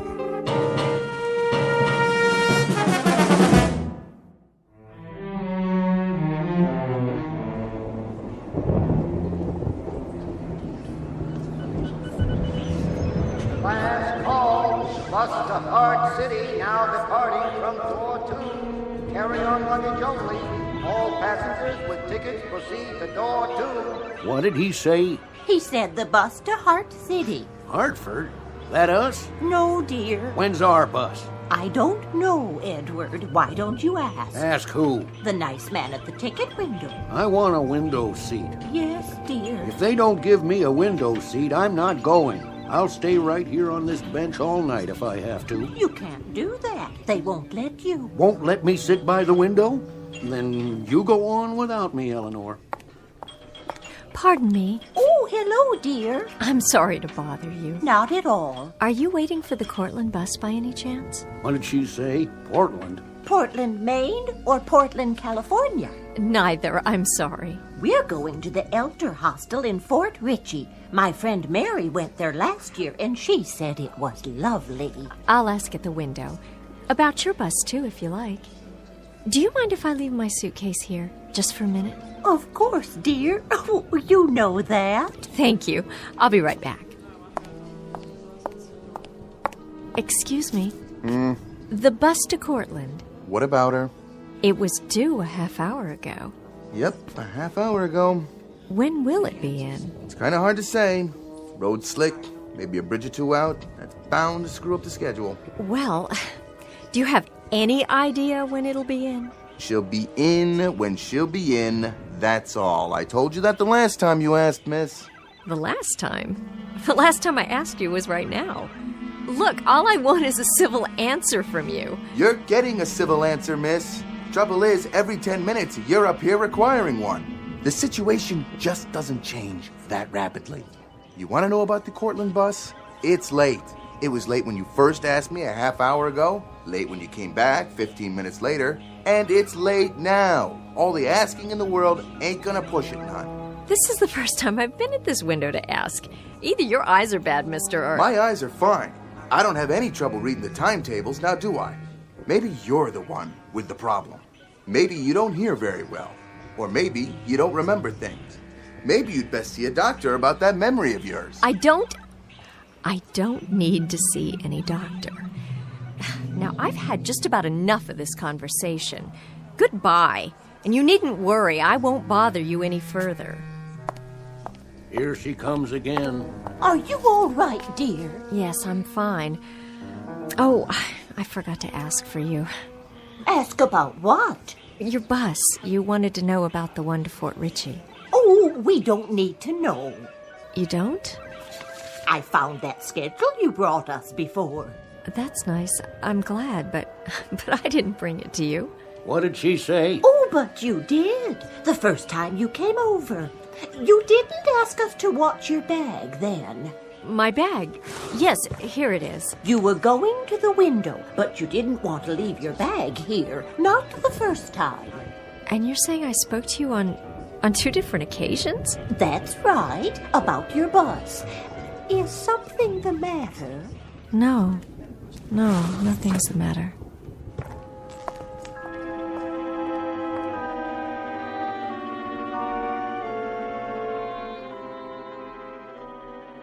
Millicent Barnes, age 25, young woman waiting for a bus on a rainy November night. Not a very imaginative type is Miss Barnes, not given to undue anxiety or fears, or for that matter, even the most temporal flights of fancy. Like most young career women, she has a generic classification as, quote, someone with a head on her shoulders, end of quote. All of which is mentioned now because in just a moment, the head on Miss Barnes's shoulders will be put to a test. Circumstances will assault her sense of reality, and a chain of nightmares will put her sanity on the block. Millicent Barnes, who in 1 minute will wonder whether she's going mad or whether she's just stumbled into the Twilight Zone. And now, The Twilight Zone, and our story, Mirror Image, starring Morgan Brittany and Frank John Hughes, with Stacy Keach as your narrator.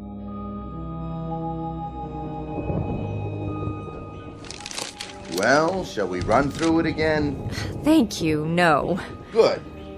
I wondered, well, I just noticed. Noticed what? That the bag in there? Where? In the baggage room behind you. That bag, the one on the floor in front of the others. What about it? Well, I'd like to see it. You would? Yes, it looks familiar. What is this, some kind of game? No game, honestly. It looks just like mine. It's identical, even to the handle being torn, the red name tag, the sticker on the side. Lady, that is your bag. You checked it. That's not my bag. You want it back? It looks just like mine, but it's not. It can't be. That's my bag over there by the bench. Is it? The bench against the wall, at the end where I was sitting. Oh. Uh-huh. My bag was there, but it's not now. That's because you checked it. Well, how did... Then I'd like to uncheck it, if it's mine, as you say. Claim check, please. What? All you have to do is show me a claim check. The one I gave you when you checked the bag. I don't have one. Here's my bus ticket, my wallet, my keys, and the rest. See, that's all I have in my purse. No claim check, no suitcase. But that's absurd. You just said it's mine. Nothing I can do about that. State law. When I saw it in the baggage room just now, I'd swear that was the first time I... Why don't you just go over there and sit down, miss? You're either walking in your sleep or you're hungover or something. Just go back there and sit down and breathe through your nose and let me read my magazine. When the Cortland bus comes, there'll be a loud noise, a door opening, and people will come in here. And then you'll know the bus has arrived. But I never checked my bag. I don't feel very well. Where's the ladies' room? Straight across the lobby, other wall. There goes that girl again. I see her, Edward. Can't make up her mind, can she? Must be on some kind of drug. Oh, you hush now. I'll be finished cleaning the floor in a minute, honey. You go right ahead. Thank you. Are you all right? Yes, I'm all right. I'm perfectly all right. Why, don't I look well? Why, no. Honey, you look fine. You look just fine. Just like when you came in before. What do you mean, before? You were in here just a few minutes ago, remember? That wasn't me. Sure was, honey. Same coat, same little rain hat. That was you, for sure. Not that many people in the station this time of night. Plus, I never forget a face. Look, I don't know what's going on around here. Somebody takes my bag, somebody says I'm always asking questions about the bus. Now you tell me I've been in here before and... Just take it easy now. Everything's going to be all right. Well, of course it is. There's nothing wrong to begin with. There isn't a thing wrong. I think the only problem around here is that you people need some sleep or something. You say I came in the ladies' room. Big as life. And then I suppose I walked back out into the waiting room, right into this very door. So far, yeah. Here, want to try? Oh, thank you. This guy's easy, though. Oh. Let me get you a cold cloth, honey. I don't think you're well. I don't need one, thank you. I must be overtired. That's it. But I'm going to be fine. Now, let's just do a quick reality check. Look out there. What for? Tell me what you see. Okay. Now, tell me about the woman. Tell me if... No woman. Are you sure? All I can see is a kid playing a video game. Hi. Oh, hi. I'm on level 13 again. That's nice. Whoa. I wanted to ask you, who were you talking to just now? Who do you think? Want to play, huh? Play? There goes. I lost. Oh, well. I might have another quarter in my purse. Nah, 4's enough. Is it? That's what you gave me already. I still got 2 left. Of course. And that was just a minute ago, wasn't it? Yeah, when you're coming out of, you know... The ladies' room? That guy at the window. He won't give me change, but you did. 4 quarters for $1. Thanks. You're welcome. So you want to play? You mean like before? You didn't play me before. You said some other time. Well, want to now? This game, it's called Tomb Raider. Cool, huh? There's the graveyard. When the dead people come out of the ground, you have to shoot them before they get you. Or a tombstone pops up with your name on it. See? After I was standing here talking to you, where did I go? Did you see exactly? How come? I'm trying to retrace my steps. I think I lost something. Same place you were sitting before. Over there on the bench. Where the suitcase is. The suitcase? Yes, of course. It has to be mine. Right where I left it. On the floor. Last chance. For what? Last game of the night. Before they shut off the machine. Some other time. I gotta go home anyway. Home. Yes, you do that. Time to go home. Here. Right here.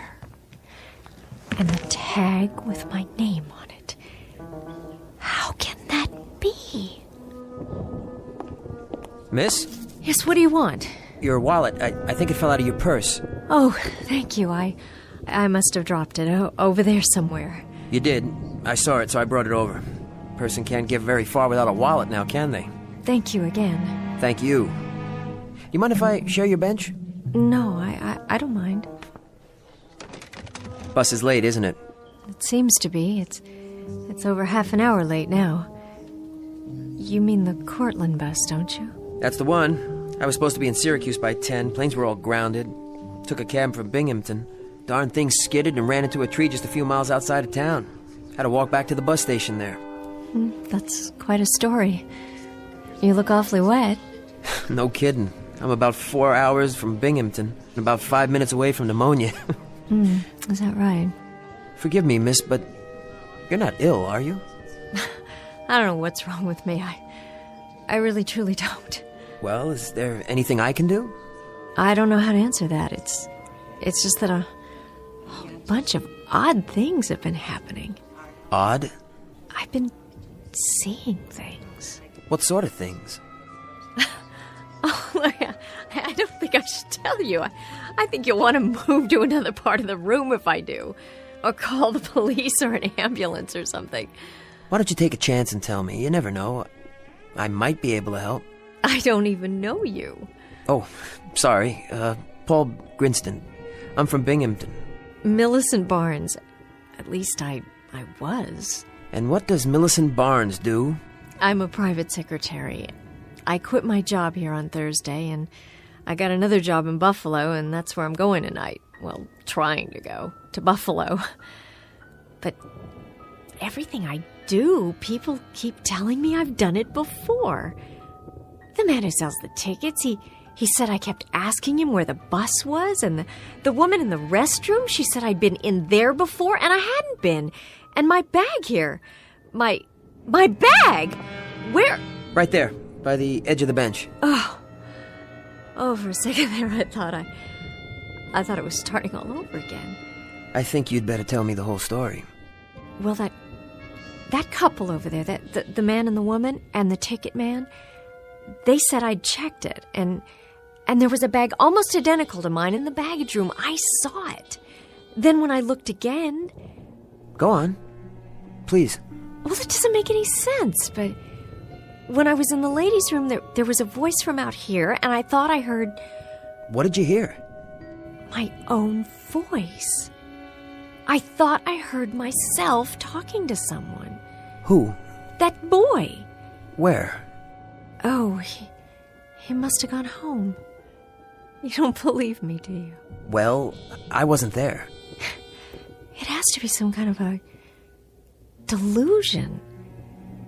Do people have delusions that they can hear? I don't know. I guess they could. That's what they are, I'm sure. Some kind of delusions. But it isn't just hearing things and seeing things that don't exist. It isn't just that. Why did the old man selling tickets and that woman in the powder room and the couple on the bench and the boy playing the video machine, why did they all say they'd seen me before? I can't say. That's a tough one. What is happening? What on earth is happening to me? I must be sick. I must be running a fever, but I'm not even warm. I don't have a fever. No fever at all. Do I? Here, touch my hand. Can you feel me? Yes, I can feel you. You're really here if that's what you're worried about, and you don't have a fever. I'm not some sort of crazy person. Really, I'm not. I've never had any problem like this. I I mean a problem with my mind or anything like that. Of course you haven't. And there is an explanation someplace. There's a reason. Maybe... Maybe what? Maybe there's someone here in this building who resembles you. Could be that, you know? Or maybe somebody playing a joke or something. Is that possible? No, that's too fantastic, and that doesn't explain the bags or anything. If there was someone, where is she now? This is a small bus station. Where is that person? When you get to Buffalo, will someone be there to meet you? Why, yes, I think so. I'm sure of it. A friend of mine. She's supposed to pick me up at the station. Maybe you should call ahead since we're running late. Let your friend know you won't be getting in for a while. Yes, that's a good idea. There's a payphone over there. Good. Oh, but I only have 1 quarter, and that man at the window... Here, this ought to be enough. I can give you this dollar bill. Forget it. Oh, you're very kind. I'll be over there. I'll watch your bag for you. Thank you so much. Good luck. Would you do one thing for me? Sure. What do you need? I need you to ask the man at the ticket window something. Would you mind? Not at all. Ask him if... But you don't have to ask him. Just look over his shoulder into the storage room where they keep the bags and see if there's one that looks like mine. The same handle, the same kind of tag hanging off it exactly. And if there is, tell me. Would you do that? No problem. I'll be right back.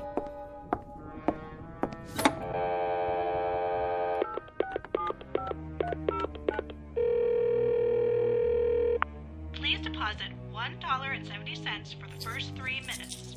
150, 160. Oh, I don't have that much. Would you like to call collect? Yes, that would be wonderful. One moment, please, while I get your party on the line. Hello? Judy, it's me. Where are you? Did you make your bus all right? Yes, I made it, but now the connection is late, the one to Cortland. Good thing you caught me. I was just on my way out the door. It'll be a while yet. I guess it's the rain. So when should I meet you? That's just it. I don't know. Tell you what, I'll call the bus station here and ask them what time it's due.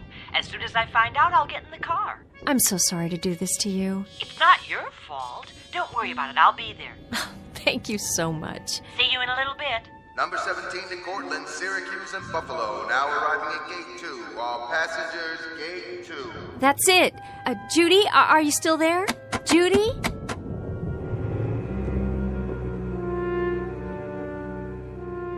Gate 2, departing in 5 minutes. Need a ticket? No. I've got one. Luggage? What? You want to check any luggage? All I have is this briefcase. Go right through that door, then. Line's outside. What time is it? Oh, I don't know, man. It's finally here. I thought we'd have to stay in a motel. Hope the bridge didn't wash out. Well, better late than never. You can go now. Right. I have to wait for someone. I think she checked her bag. Could you look? Medium size, leather handle with a red tag on it, and a sticker on the side? You mean the young ladies? I don't see it. That's because she picked it up already. Took it through. No, I don't think so. I don't see it back there, but it's possible she didn't check it at all. Oh, she did all right. Picked it up as soon as I made the announcement, just before you walked up. Wait a minute. That's not true. No? She went to use the phone. Phone's over there. Nobody's using it now, see? How can that be? Glad to have her out of my hair, if you want to know. Real nervous type. Couldn't make up her mind. Number 17, Cortland, Syracuse, and Buffalo. Boarding now.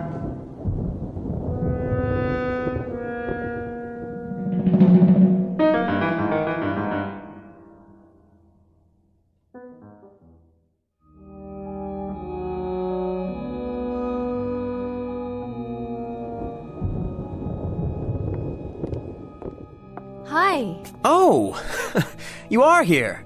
Where did you think I'd gone? To make a phone call, but... I did, and now the bus is here, at last. I guess we better get going. Let me get my bag. You're... Right here where I left it. Thanks for watching over it for me. Let me get that for you. Looks heavy. Oh, thank you. You're very nice. No problem. Really, you're being very kind to me. Oh, forget it. You're easy to be kind to. More than just kind. I mean... Come on. We don't want to miss it.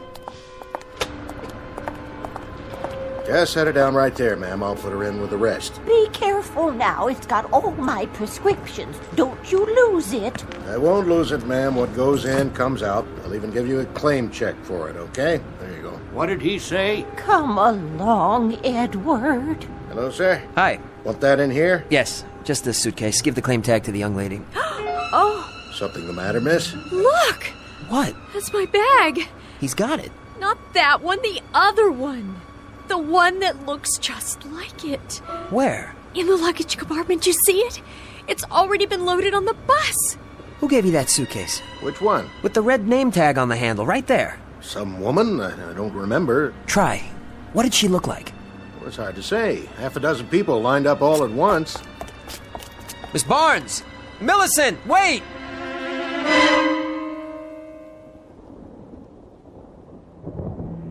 You just lie there for a while. But I can't. Yes, you can. I'll put my coat under your head. On my way. You and the lady coming, or aren't you? We'll wait for the next one. Next one ain't due till 7 in the morning. That's all right. Got a long wait. Okay, we're on our way. You want another wet towel for your forehead, honey? What? Oh, no. I'm shutting off some of the lights. When not in use, turn off the juice. That's what I always say. Well, I better get home. I hope she feels better. Thanks for your help. It's all right, but offhand, mister, I'd say she needs some looking after. More than a towel for her head. You know what I mean? Good night.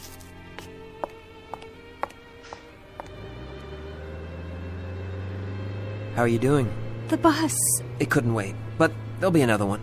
You didn't get on. I don't care. I'm this late already. A few more hours won't make any difference. It's quiet now. Nice and restful. So you can just take it easy on this bench here. Keep your feet up. Where are you going? Nowhere. I'll sit on the other end. Stay here.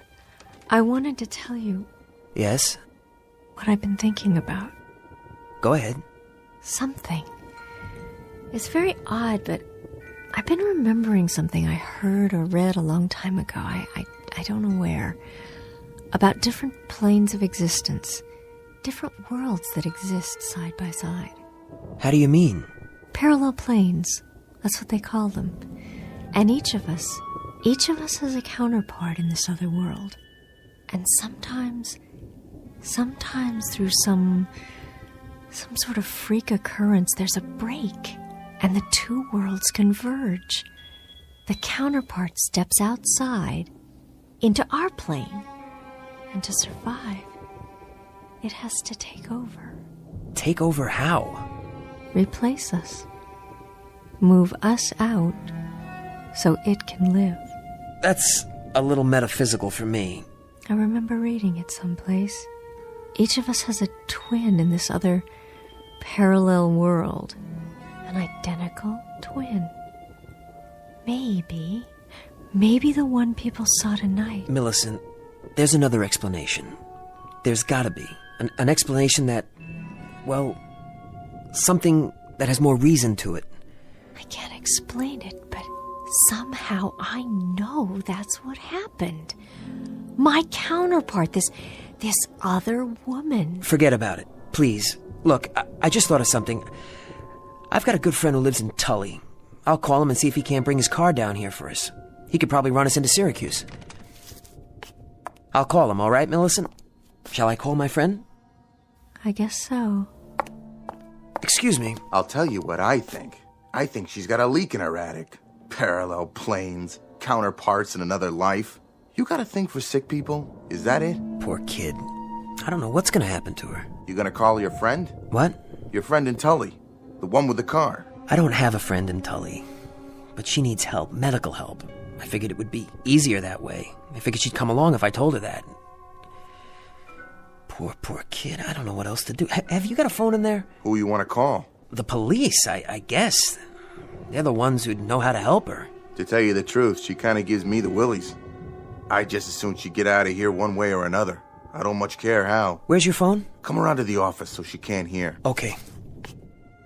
Say, where'd she go? What? Take a look. She ain't on that bench no more.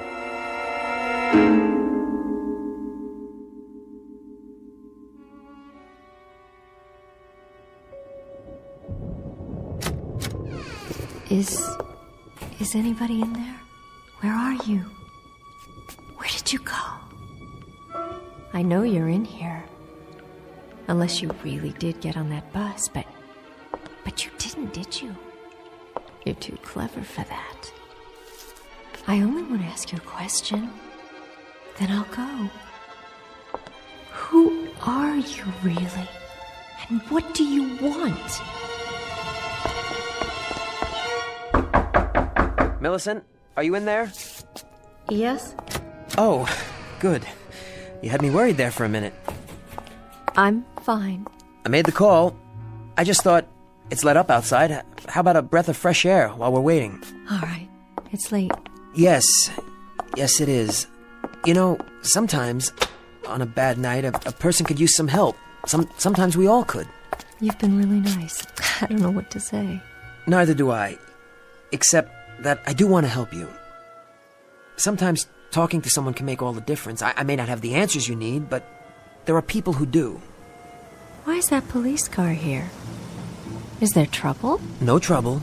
We'd better go inside. Mr. Grinstead. Yes. You the one who called? No, he didn't call you. Why would he call you? Easy now, miss. What are you doing? Get your hands off of me! You know a place to take her? Paul? I think it's best if you go with them. No one's going to hurt you. Paul! Relax, lady. Come over to the car. No! No, I won't! What are you doing? Be careful with her. She's kind of fragile, a little confused, that's all. Paul, don't let them take me! Why are you doing this? I told you, be careful with her. She's not a criminal or anything. Don't worry, Mr. Grinstead. We'll hold her for observation, get her some help. You did the right thing. Stop! Let me go! All right, come on. Just wait. Okay, here we go.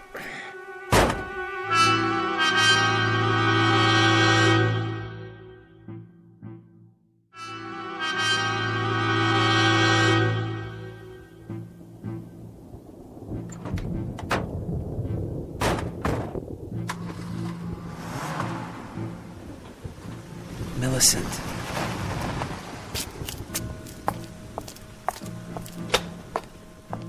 Get it all squared away? Yeah, they're gonna take her to the hospital for observation. What was she talking about anyway? All that business about another life? I don't know. Part of her illness, I guess. We've been driving for quite a while. Miss? Where are you taking me? Don't worry. You're not going to jail. This is all a misunderstanding. The doctors will figure that out. But I'm not sick. Then you'll go on home. I don't want to go home. No? I'm on my way to Buffalo. I have a new job there. Would you like to see the letter? It's in my purse. Got your ID, too? Certainly. Let's have a look. What happened back there, Miss Barnes? Nothing. Must have been something. Mr. Grinstead said you were upset, behaving irrationally. Did he? Said you had some wild story about people out to get you in the bus station? Oh? Well, there were a couple of pretty unsavory characters hanging around. Haven't you ever been in a bus station? He a friend of yours, Grinstead? Not at all. I only met him a few hours ago. And you thought somebody stole your luggage, got on the bus, tried to pass herself off as you? Look, officer, it's really very simple. I haven't slept in almost 24 hours. I've been riding buses and it's raining and every connection is late. Wouldn't you be a little on edge? That's no reason to run around disrupting the place, bothering everybody. He tried to pick me up. That's why I was so upset. Well, that's not what the station master said. Well, what does he know? I mean, he's pretty peculiar himself. Stop the car right here and let me out. I'm begging you. Sorry, I can't do that. Look, I'll take a cab all the way to Buffalo. Then none of you will have to put up with me anymore. See, there you go. There I go what? You seem like a nice enough person. Why don't you just take it easy? If you'd seen the things I saw, heard what I heard. Calm down now and be a good girl, or I'll have to cuff you. You wouldn't like that now, would you? Oh, you do that! Do it! Look, I don't care anymore. I think you better let them check you out real good when we get to Braywood. Braywood? What is that, a loony farm? Emergency medical facility. They'll run some tests, see if you need any medication. But my friend's waiting for me. What will she think if I'm not on the bus? Your friend have a name? Yes, of course she does. It's Judy Jensen. We've known each other since we were in school. In Buffalo. That's where the bus is going. I'm supposed to be on it. She was going to pick me up. We'll get word to her. Yes, do that. She'll tell you there's nothing wrong with me. One call, that's all I ask. All units, possible robbery on Elm Street. This is Unit 4. South 2000 block at Mayfair. Are you in the area? Negative. Well, boys, somebody better roger me fast, because I need a unit out there right now. Why are you wasting your time like this when there's a crime going on? Look, I'm not violent. I've never been arrested in my life. And now you're probably going to cost me my job, when all you have to do is call my friend. Do you really want to drive around for another hour with someone in the back seat who's broken no laws while real criminals are running around on the streets? We'd have to fill out a report. A lot of paperwork. Be at the hospital till dawn. We already have to fill out a report. We could release her OR. Then she goes right back to what she was doing, hurt herself or someone else. Oh, in the friend's custody, I mean. Your friend. She willing to drive out here and sign an affidavit? Oh, I'm sure she would if you'd ask. We could at least make the call. This is Unit 4. Kelly, we're heading over to South Elm. Meanwhile, do me a favor. Patch me through to a Judy Jensen in Cortland. I have your call, Unit 4. Hello? Miss Jensen? She's gone to bed. Who's calling? This is the Tully Police Department. Do you know a Millicent Barnes? Yes, I'd say I do. We have Miss Barnes here, and we were wondering... Is this a crank call? This is Lieutenant Anderson of the Tully PD. Miss Barnes says... Oh, she does. Well, it just so happens that this is Millie Barnes, and I don't appreciate crank calls in the middle of the night, and neither does Judy.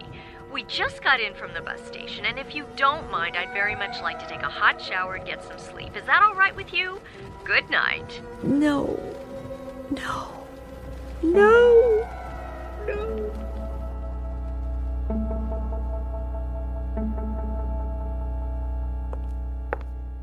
You have any coffee?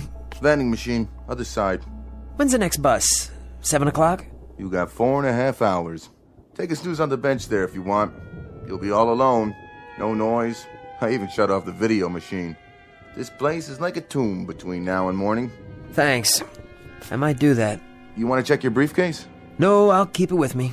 Thanks.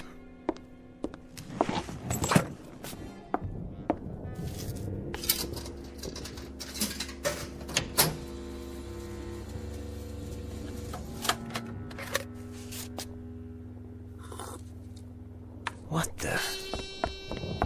Hey! What's going on? Nothing's going on. Thought you were going to take a nap. I was about to, but I walk a few feet to the machine, turn around, and my briefcase is gone. Well, sure it is. What does that mean? Oh, dear Lord, she was right. And you're the one. It was you all along. Hey, simmer down. You're playing tricks, aren't you? Stupid, hick-town tricks. Does that keep you from getting bored? Stealing people's luggage, moving it around, putting it back when they're looking the other way? Is that what all this is about? The briefcase isn't there because you picked it up and brought it over here and walked out onto the platform. I did that? You saw me? Sure did. Same coat, same shoes, same everything. Didn't say a word. Only question is, how did you get back through that door without me seeing you? Of course, I was reading my magazine, so I guess I wouldn't have noticed. Hey, who's out there? Hey, that's my briefcase! You! Stop! Who are you? Where are you going? Please! What are you doing here? Tell me, I have to know! What do you want?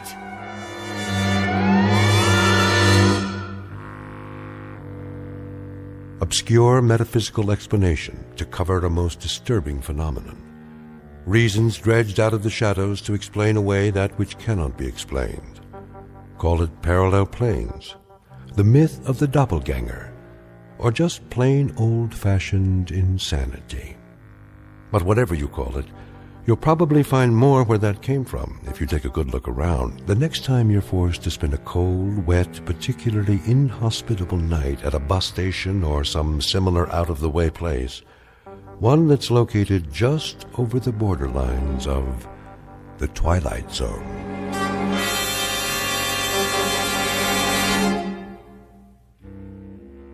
We'll be back to The Twilight Zone in a moment.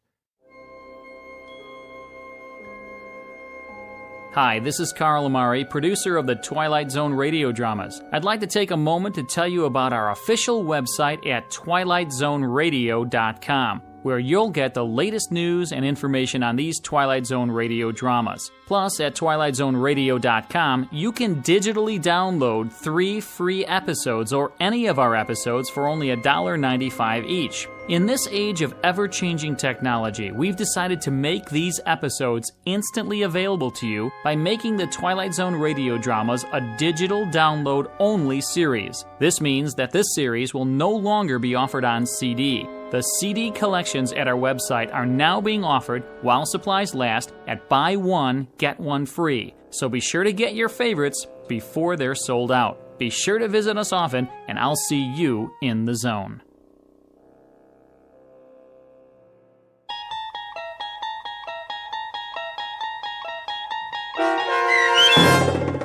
Mirror Image, starring Morgan Brittany and Frank John Hughes with Stacy Keach as your narrator, was adapted for radio by Dennis Etchison and based on a script by Rod Serling. Heard in the cast were Peter DeFaria, Richard Hensel, Peggy Roeder, Adam Tangway, Roderick Peoples, Doug James, and Natalia Reed. To learn more about the Twilight Zone radio dramas and to obtain audio cassettes and CDs of these programs, visit our website at twilightzoneradio.com. The producers of The Twilight Zone wish to thank CBS Enterprises, Carol Serling, Dennis Etchison, Dick Brescia Associates, Claire Simon Casting, Paul Patch, Terry Jennings, the American Forces Radio and Television Service, our sponsors, and our radio affiliates for helping make this series possible. This copyrighted radio series is produced and directed by Carl Amari and Roger Wolski for Falcon Picture Group. Doug James speaking.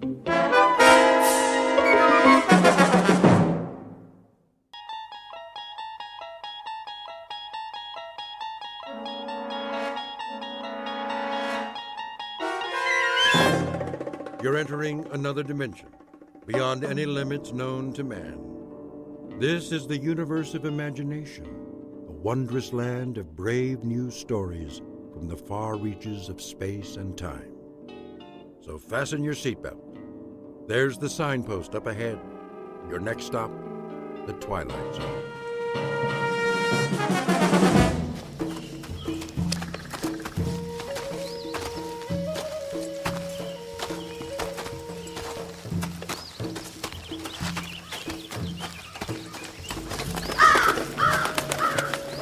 Man, what was that? Seagull, probably. No way. Let's move it, ladies. But Sarge... Now what are you crying about? Ramirez says it was a seagull. Yeah? From what ocean? You hear that, Manny? There ain't no beach around here. I didn't say it was. I said it could have been. It was big and black, and seagulls ain't black. Maybe it was a chicken. Now listen up, you jokers. We don't make it back by 1200 hours, we miss chow. Bobbit. Yes, sir. See that big rock? Which one? Side of the trail, about 30 yards. Climb up, take a peek over the edge. See if anything's moving in the valley. Sure thing, Sarge. Ramirez. Sir. Go around the turn to the trees. If cemetery road's all clear, give me the high sign. You got it, sir. I'll watch your back. Now move.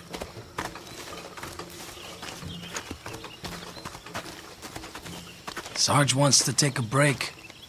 What about us? This ain't no democracy. You hear that? Artillery. Could have been thunder. I don't see any clouds. You see any clouds? The weather's crazy around here. The enemy's 5 kilometers away. That's what headquarters says. Why would they lie? So we don't turn, tail, and run. I ain't no chicken. Well, let's find out. You got the glasses? Right here. There's the rock. Go over and take a look-see. And keep your head down. Here goes nothing.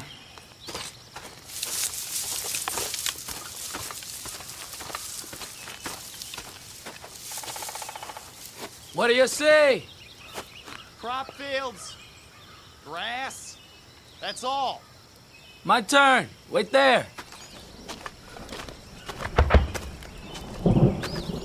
Hey, Manny, be careful. That was a mortar for sure. What do you know? It's raining. We better get going. I'd like to take me a little shower first. Oh! Manny! Manny! You're bleeding. Go back. Can you walk? I said go back. There's a sniper. I ain't leaving you here. Nice shooting, Sarge. You got him. Take cover. Ramirez is hit. He's losing blood. Get him to the trees. You were right, Ray. Hang on, Manny. It was some crow. I should have known. Crows are bad luck. Move! He can't walk. Lift his legs. It's too late. Promise me something. What? When the captain writes my folks, tell him to say, I didn't feel a thing.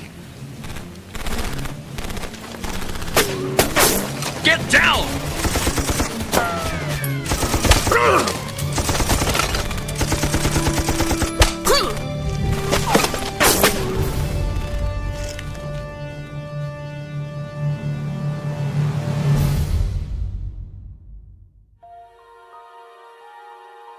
3 men on patrol, a mile from camp. A simple reconnaissance mission. Or it should have been. The year? Take your pick. The place? It might be any on a very long list. This army happens to be American, but there are a lot of uniforms out there. The men, though, never change. Their job is always the same, to stop the enemy. The question is, at what price? And what of those who wait, for whom their lives are beyond price? They can only pray that every man comes back alive. Some, however, never come back. This, then, is their story.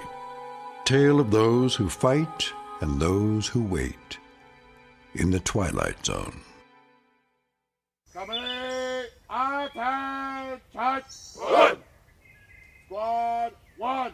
One! Squad 2! Two! Squad 3! Dear Mr. and Mrs. Ramirez, your son Manuel served in my company for... that's no good. Your son, Private First Class Manuel Ramirez, served under my command for the past 12 months. During that time, he exhibited courage and... Sir? Oh, Lieutenant, come in. I was just finishing the letters. You ready for me to type them up? Not quite yet. Oh, if I'm interrupting... No. I could use a break. Coffee, Captain? Oh, I've had plenty. Help yourself.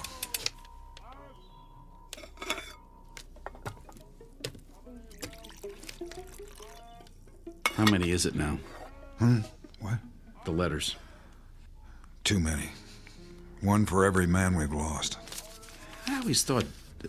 What's that, Eddings? Isn't it the Pentagon's job to... Officially, yes.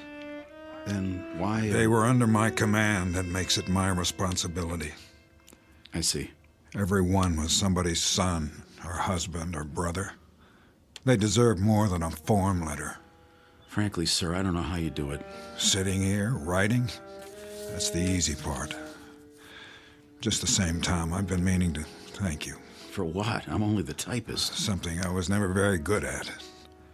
How many to go this morning? I've written Miller's family, Bobbitt's. Rough drafts, at least. That leaves Ramirez. I'd hope to have them done before the truck gets here. Well, you can always dictate. That wouldn't work. Why not? I'm pretty fast. I know you are, but I seem to be running out of words. At least the kind that mean anything. Well, let's give it a shot, sir. If you draw a blank, I'll make suggestions, and then I'll read it back. You have final say, of course. I'm afraid I'd drive you crazy. I tell you, we can do it. Just sit me down, give me some paper. You don't know what you're in for. All right. Okay. Ready when you are, sir. This is what I have so far. Dear Mr. and Mrs. Ramirez, your son, Private First Class Manuel Ramirez, served under my command for the past 12 months. During that time, he exhibited courage and, Dedication? Good. It was not a tip of your tongue, sir. I don't know what's wrong with me. Nothing's wrong with you. The fact that you took the time to write, believe me, Captain, that says a lot. His loyalty and motivation were an example to the entire company. It is therefore with the deepest regret that I write today to inform you.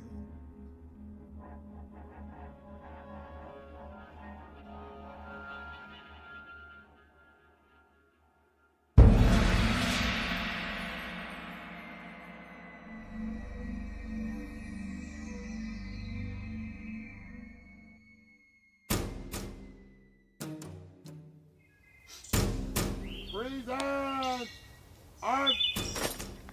Order! Hey, Lincoln. What? You seen the bodies? Yup. All bagged up. Where'd they put them? Behind the latrine, till the truck gets here. They laid them on the ground? No. They put them in the little chapel of dreams, done up in their Sunday best. What do you think? They shouldn't leave them out like that. Afraid someone's gonna steal them? No. Well, they're sure not gonna get up and walk away. We're talking about Manny.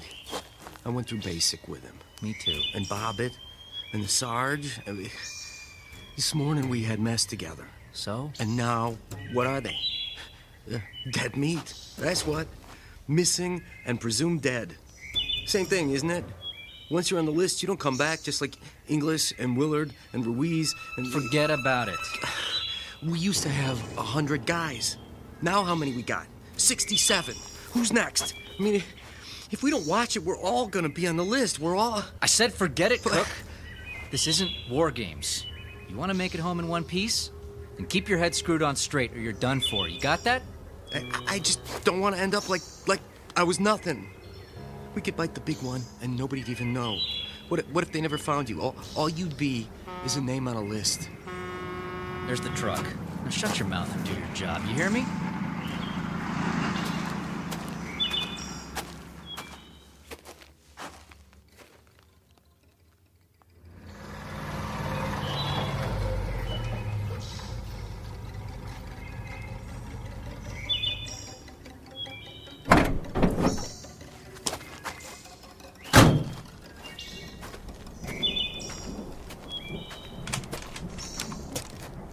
Gorman?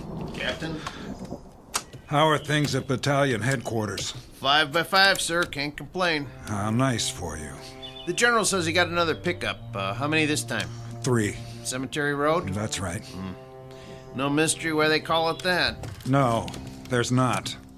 Here's the paperwork, Sergeant, plus the letters for stateside. No problem. Pull the truck over there. Lincoln, you and Cook, load them up. Make sure they're tied down securely. Yes, sir.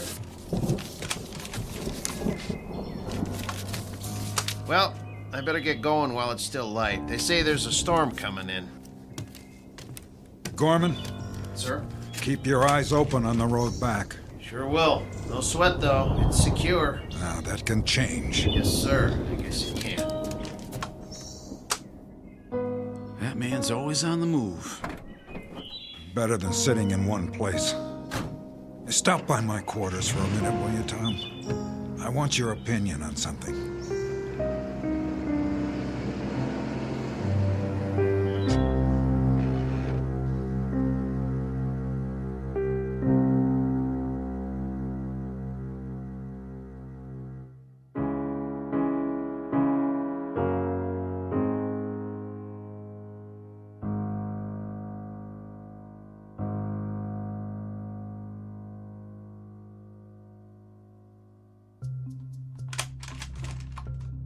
What is it, sir? Take a look at this. Map of the mountain? And the surrounding area. Now, here's our position. The black circle to the north belongs to the enemy. roughly everything from there to there. How roughly? The last flyover was 8 days ago. When's the chopper go up again? It's hard to say. According to command, it's too risky. The weather? The pilot would have to come in low because of the cloud cover and then pull up before he hits the peak. There's no room for error. You could call in a blanket airstrike. On what? Everything inside the black circle. We don't know their present location. If they've moved, the locals may have come back. Headquarters doesn't want to bomb civilians, and neither do I. So until the weather lifts, all you can do is send out more recon. And keep adding names to the list. Missing, presumed dead. A terrible, terrible waste. It doesn't make sense. It does to the general. But Cemetery Road is a shooting gallery. Give me an alternative. Pull back for now, until we know more. Somebody has to hold this side. What if all they have is a few snipers up there? Then we better pray someone makes it far enough to find out. I don't like it. You think I do? We tried the Eastern Fork and we tried the West. We stopped before the road splits and we sat there and we waited. It doesn't make any difference. At the very least, they have some well-placed spotters. Either that or... Or what? They're preparing for a large-scale attack. Possible, but unlikely. The road's too narrow. Exactly. Listen, forget Cemetery Road. That's where they expect us to fight them. You know what I'd do if I were the enemy? I'd spread out across the floor of the valley, then move up to attack our flank. That would cut off our supply line. They'd have us right where they want us, like sitting ducks. That would also put them out in the open. It's too dangerous. They love that it's dangerous. They don't care about casualties. But we're not sure they're in the valley. How can we be sure if they only come out at night? It's so dense they have all the cover they need. There's one way to know, absolutely. All it would take is one man. One. Say he climbs straight down from the camp, away from the mountain, with a night vision scope and a camera. Then Command will have all the proof they need, because if I'm right, you know what he'll see? The entire floor of the valley alive in the dark, like ants moving leaves. It just might work. Of course it would. Can you imagine how many lives that would save? It's not worth wasting any more. My men aren't pawns, they're flesh and blood. Oh, forgive me, Tom. For what, sir? I'm just spinning my wheels.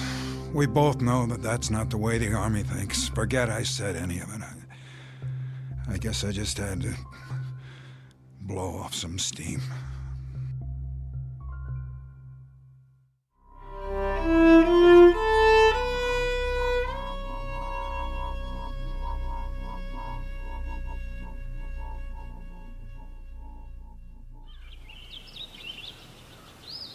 That ain't the way that women are over here. They have women here? Hey, Sarge? What? Can I get some fresh coffee? What's the matter with what you got? It's kinda cold. Well, I'll tell the waitress to make some special just for you. Where's Lincoln? In the latrine, I bet. Maybe he locked himself in. Maybe he fell in.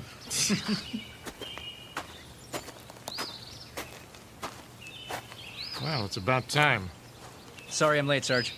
Where you been, Private? Looking for the lieutenant. Yeah? Where is he? Search me. Sit down, Jack, before you fall down. Any of you guys seen him? Not me. Me neither. Captain wants to know. Well, I thought... You thought what, Cliff? Oh, nothing. The captain asked you a question. Well, it's like this. Last night I was trying to get some shut-eye, but I kept hearing a noise. So I looked around and... And what? I might have seen him. Where? Edge of camp, had his pack on like he was heading out. But I know he wasn't on watch, and then all of a sudden he just disappeared. What do you mean? Well, he walked over to the rim, and that was it. He climbed down toward the valley? He must have. We're talking about Lieutenant Eddings. Yes, sir. You saw him do that. It sure looked like him. Why wasn't I informed? First I heard about it, Captain. You did a head count this morning? All here, except for the lieutenant. I thought he was helping you. The valley's off limits. You knew that, didn't you, Private? I figured he was going to do some stargazing. Why would you think that? He was carrying his night vision scope, which was funny, because there weren't no stars. You know how the clouds are, so thick you can't see the moon. Sergeant Lowe. Sir. I want you to put together a search party. Right away. And don't show your faces back here until you've found him. Are we clear? Redmond, Trulick, Hernandez, you heard the captain. Grab your gear. Yes, sir. All right. Come on, boss.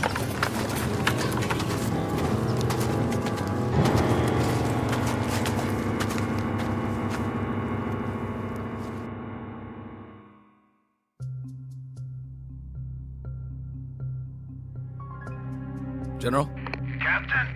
No, sir. This is Second Lieutenant Reber. The captain's right here. Hold on. General Hostler on the line. Thank you, Reber. General? Captain?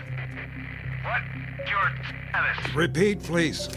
What's that? It's the weather. It bounces the signal around. Update your status. We're still holding position. Any further losses? No, sir. Well done. Prepare to break camp. Say again? I'm pulling you off the mountain. You can't do that, General. I want you back in battalion before the rainy season. Not now, sir. What? I thought you wanted Blue Company out of there. Not yet. If we retreat now, there'll be nothing to stop them. I'll lay down artillery fire once you're out. But, sir, I still have a squad in the field. What's the mission? One last recon. We're about to pinpoint the enemy. I'm sure of it. How much longer? As long as it takes, General. For now, I could use some support on the supply road so I can get everyone out if they cut us off. How much support? How much have you got? I can spare a platoon, but only till your men are accounted for. Roger that, General. Sir. What is it, Reber? Did you say recon? That's a term the old man understands. It's been 4 days since the search party went out. Longer than that for Eddings. What's your point?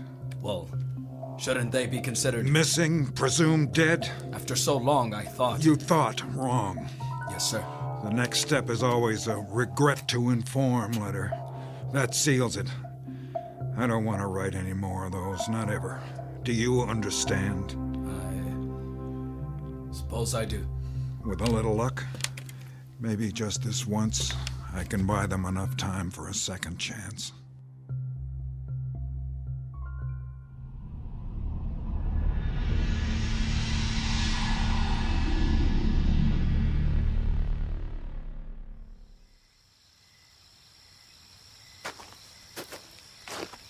Evening, Captain.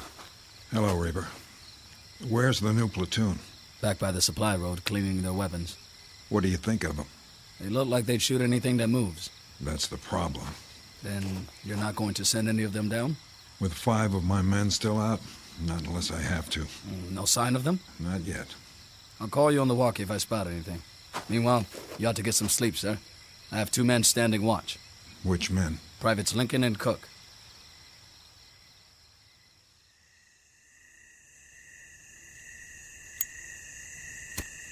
Hey, watch it.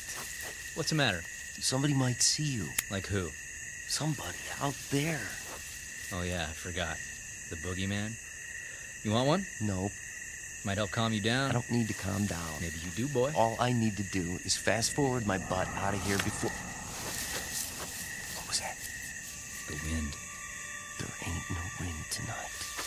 Well, maybe you're hearing things. Douse the cigarette, soldier. Evening, Captain. You know better than to light up out in the open. Sir, yes, sir. Anything to report? Nothing, sir. No movement down below? Not as such. You seem uncertain. Well, sir, you know how your eyes can play tricks on you. If you're scared of the dark. Are you? Heck no. I always said the nighttime was the bright time. You know, Draco the Dragon. I don't believe I've had the pleasure. Oh, well, I used to look at the stars when I was a kid. Had me a map that showed the constellations. Big Dipper, Little Dipper, Belt of Orion. I know them all. Plus, the meteor showers, where they was gonna be. I just lay out in the backyard and wait. Zip, there goes another one. Sometimes I'd make a wish. Of course, the stars look different here. Art? Yeah. The captain doesn't want to hear your life story. Quiet. Huh? What was that? I didn't hear anything. Let's have a look with the glasses. You see something? I'm not sure. What was it? Some sort of movement in the tall grass. Yeah? Reber? Yes, sir. I'm going down the side for a look around. It may be nothing. I'll send some men. Negative. No one else. Not this time. Stand by. We'll go with you. No. Maybe the captain's right. He can't go alone. Cover me from here. But, Captain... And don't shoot any uniform that might be one of ours. Here. Use my glasses.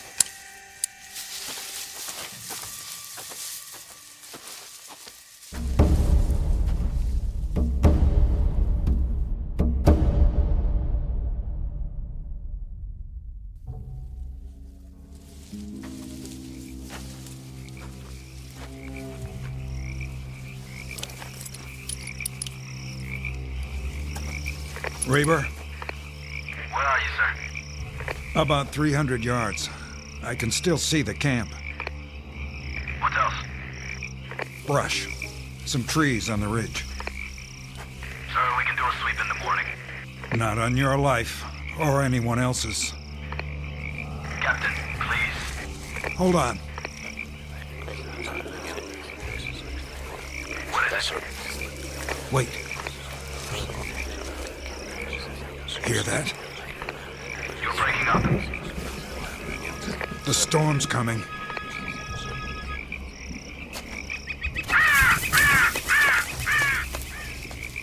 And that's not all. I'm sure of it. I'm losing you, Captain. There! What? In the lightning. I thought I saw it. Who goes there? Identify yourself. Are you hearing this? Signal. That's a rain. Captain. Sergeant Lowe? Redmond, Hernandez, Krolik, did you find him? Where? What happened to you? Your uniforms and your faces. Sergeant, why don't you answer? Bring your men in. That's an order. Who's that behind you? Tom?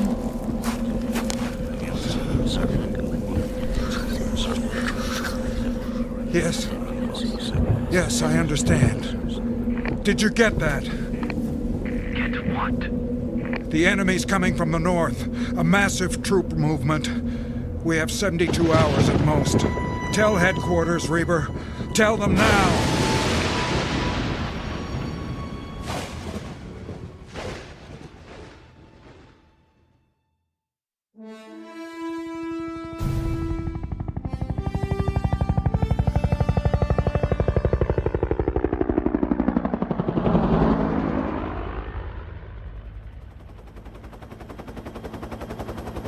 The storm's moved on. About time. Visibility good, sir. The mountain's straight ahead. Take it higher. You sure? Yeah, today we're flying over the peak. Well, I guess it's okay if we can see it.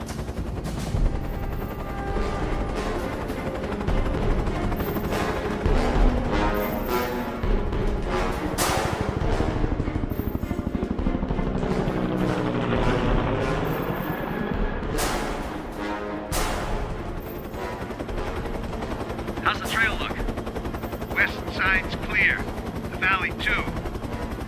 You think the enemy pulled out? They must have. Their kind don't usually give up. Well, they could have reinforcements on the way. No ground troops in sight. The boys will be glad to hear it. There's Blue Company down below. Take her back now, Major? Maintain course. How far? North. A few kilometers. General's orders. How come? You think there's more coming? That's what we're going to find out. Increase altitude.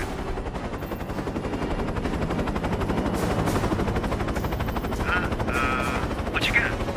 Smoke on the horizon. 10 o'clock. Oh, man, they are coming. Sure looks like it. They're burning farms on the way. Radio headquarters, tell them to dig in. It's going to be a full-scale offensive.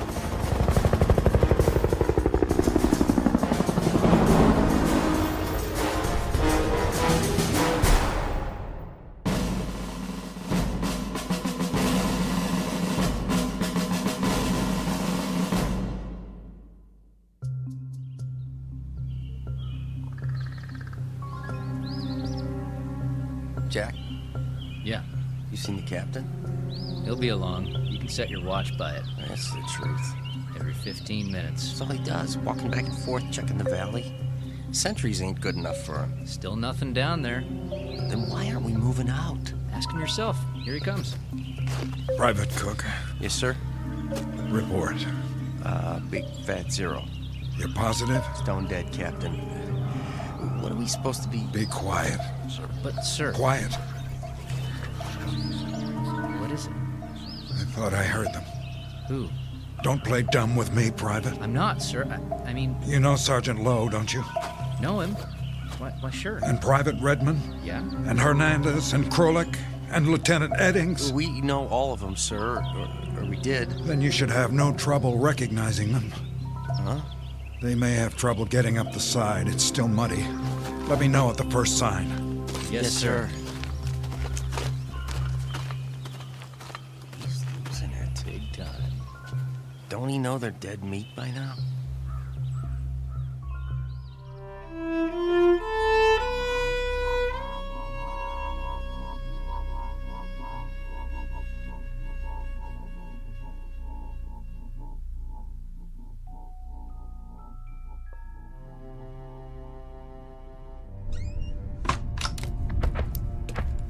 I don't have time. This won't take long, Captain. I just need a word with you. What's this about? If you wouldn't mind sitting down for a minute. I have to get back to my watch. With all due respect, sir, we're running out of time. There's a big push coming from the north. We have aerial confirmation. Yeah, just as they said. Who? The men in the field. You heard them yourself. Sorry. I didn't. Afraid all I could hear was static.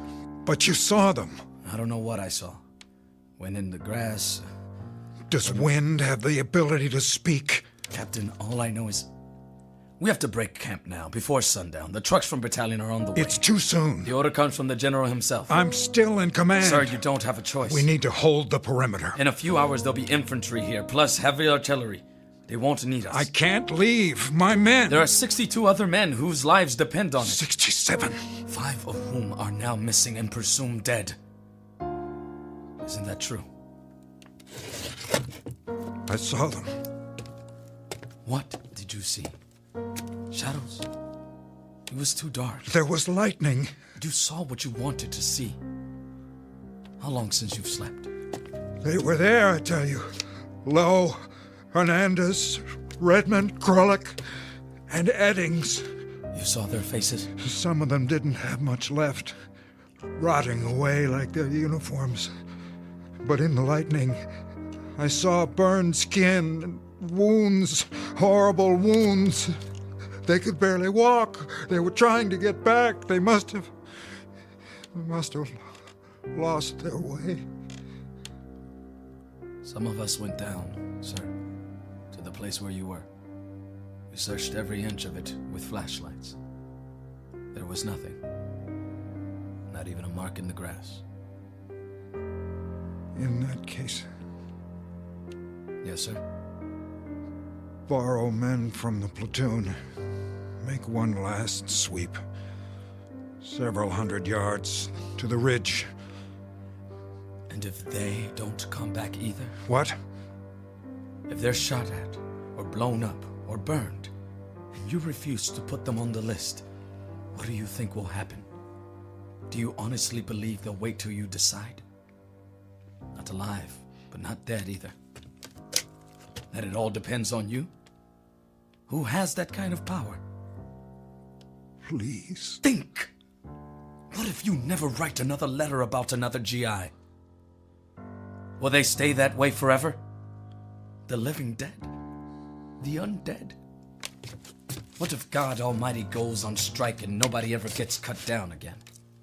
For heart attacks or disease or old age or anything else? There'd be no room left on Earth. Is that really what you want? Then what? Listen to me. It's over. You can't save them all. They completed their mission. The time's come for them to rest. They've earned it. Then do one thing for me.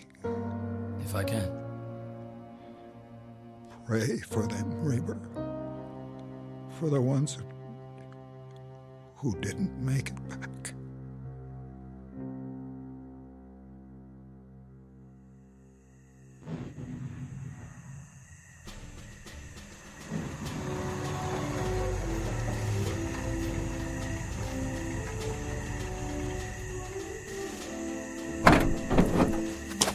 Okay, everybody out.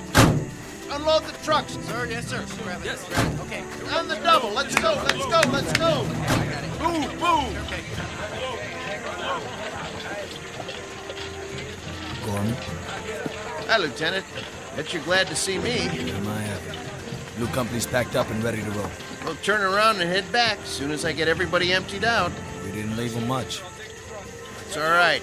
We're gonna camp out under the stars tonight. Tell them to make a wish. Sir, you're in the first vehicle, front seat. Thank you, Sergeant. How many men? 62. Exactly. See you at headquarters, Captain. Reber?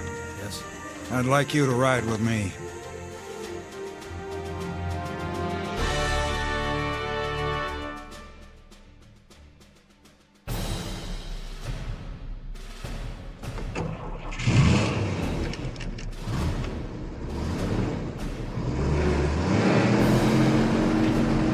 Now don't mind the road. It was made for cows and farmers. You're doing fine, Gorman. I got a thermos full of coffee if you want. No, thank you. Maybe just a drop. Knock yourself out.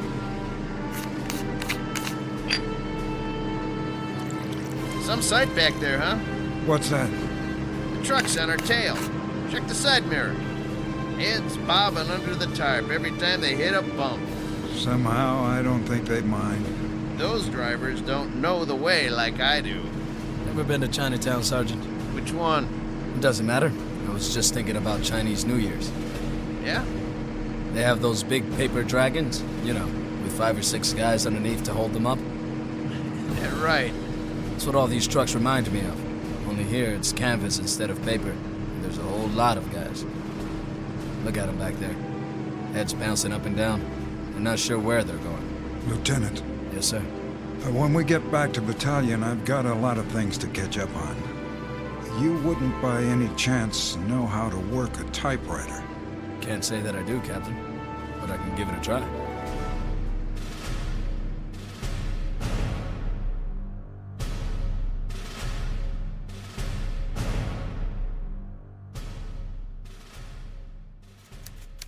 Dear Mrs. Eddings, in the course of my military career, I never had the privilege of serving with so promising an officer as your husband. Such intelligence, bravery, and commitment are rarely encountered in the Army, or indeed anywhere else. I considered Tom Eddings a fine man and an outstanding first lieutenant. It is therefore with profound regret that I write today to inform you of his last selfless act of courage during an incident under my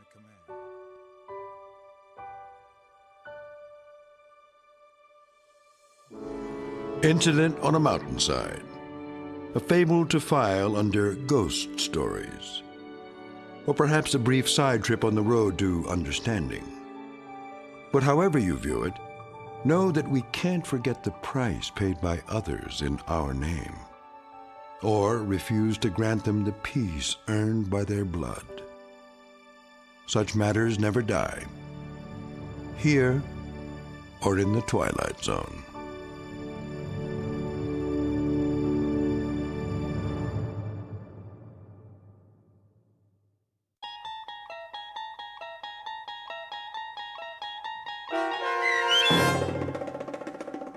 Missing, Presumed Dead, starring Danny Goldring, with Stacy Keach as your narrator, was written for The Twilight Zone by Dennis Etchison.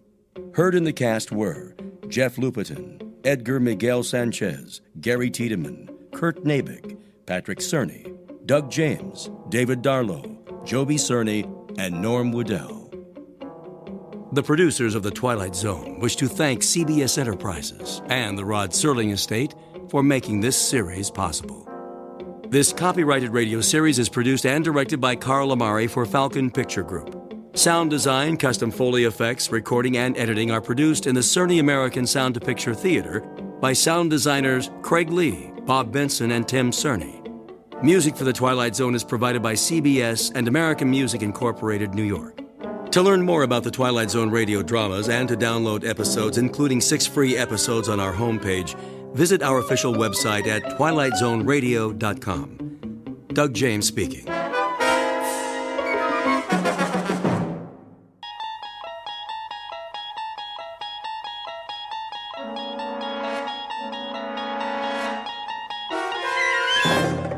You're traveling through another dimension. A dimension not only of sight and sound, but of mind. A journey into a wondrous land whose boundaries are those of imagination. Your next stop, the Twilight Zone.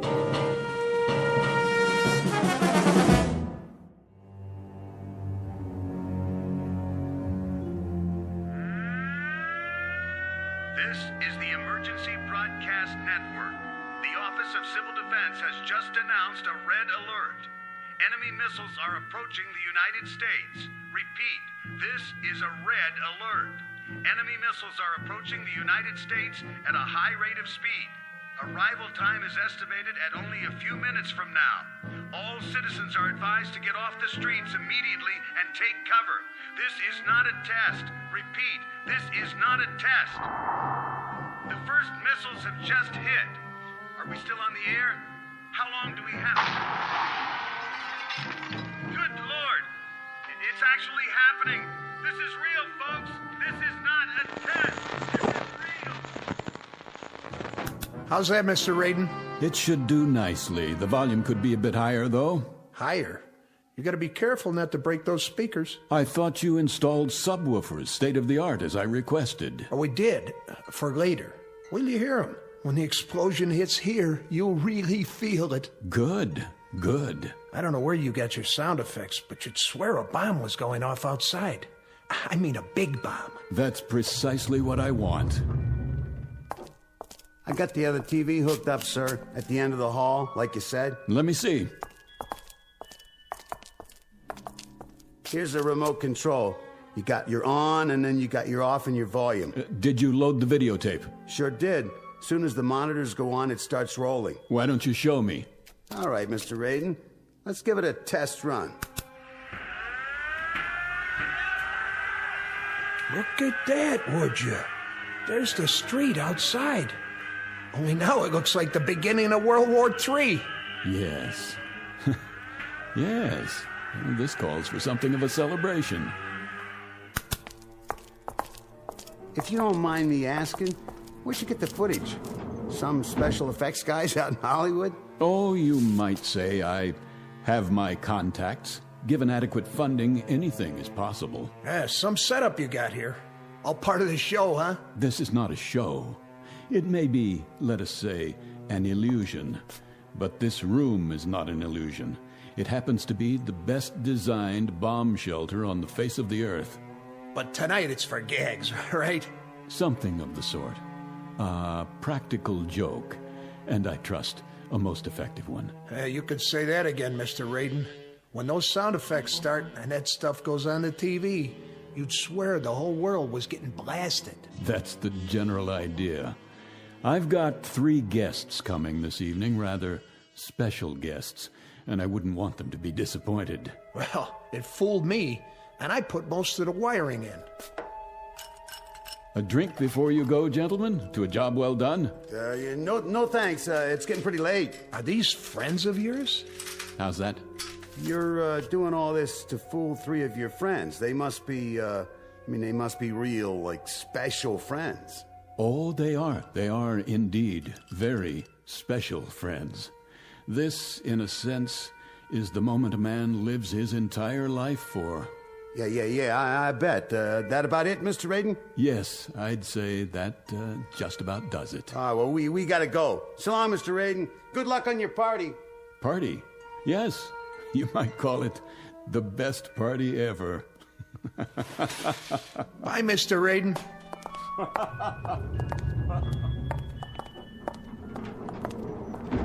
That guy gives me the heebie-jeebies. I know what you mean. This has got to be the #1 kook in the whole country. I mean, can you imagine a guy spending that kind of a bundle just to set up a phony atom bomb explosion? And the whole thing's set to go off at 11:45. Some kind of fanatic is he, huh? What's his angle? Practical joke, maybe, you know, like he said. Yeah, the $500,000, that's some joke. Hey, hit the button, will you? Yeah, sure. You know, it's a funny thing. What? If they was to drop a bomb, I mean, if the whole world was to go up for real, it'd be kind of a pity if the one guy left alive was somebody like him. Wow, no kidding. Well, hey, here comes the elevator. Live and let live. That's what I always say. Yeah, you got that right. Let's get out of here and grab some chow. Now you're talking. Going up? Oh, yeah. Hard to get used to, ain't it?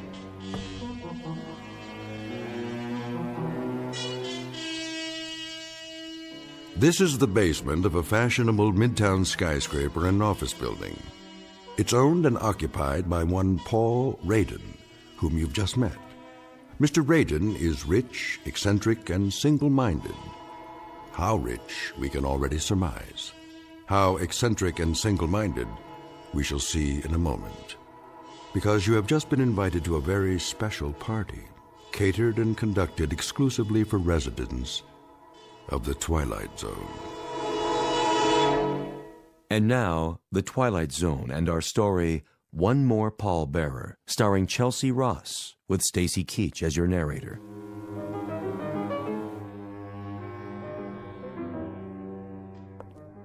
And here's the main course, dear. Baked fish, just the way you like it. Splendid. Would you care for some more milk? Not just yet, Mary. Sit down, please.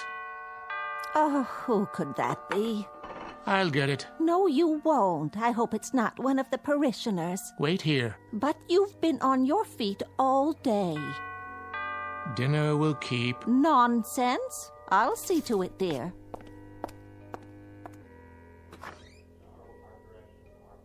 Oh, yes, I'll tell him at once. Who is it? The most peculiar man. What did he want? I'm not sure, but there's a limousine waiting at the curb. He said something about a matter of life and death.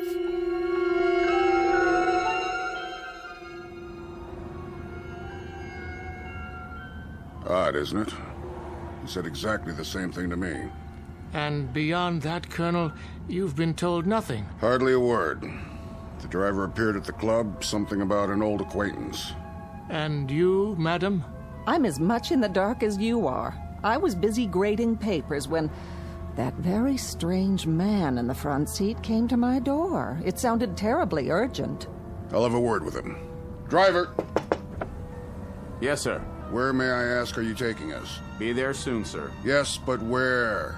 Who do you work for? My employer wishes to remain anonymous. Well, isn't this mysterious? Like an Agatha Christie novel. But surely you can tell us if there's a life in the balance. Here we are. Where the devil? A very nice part of town by the looks of it. Please exit from the right of the vehicle.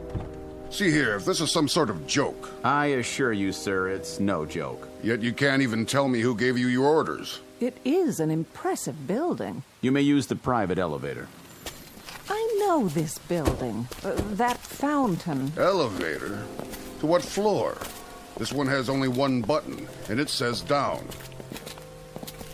I'll enter the code for you. Well, if it doesn't go up, then it must go the other way, of course. This is outrageous. I demand that you return me to the officers' club at once. Driver? Driver! It appears that we've been left to our own devices.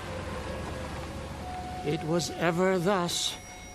After you, madam.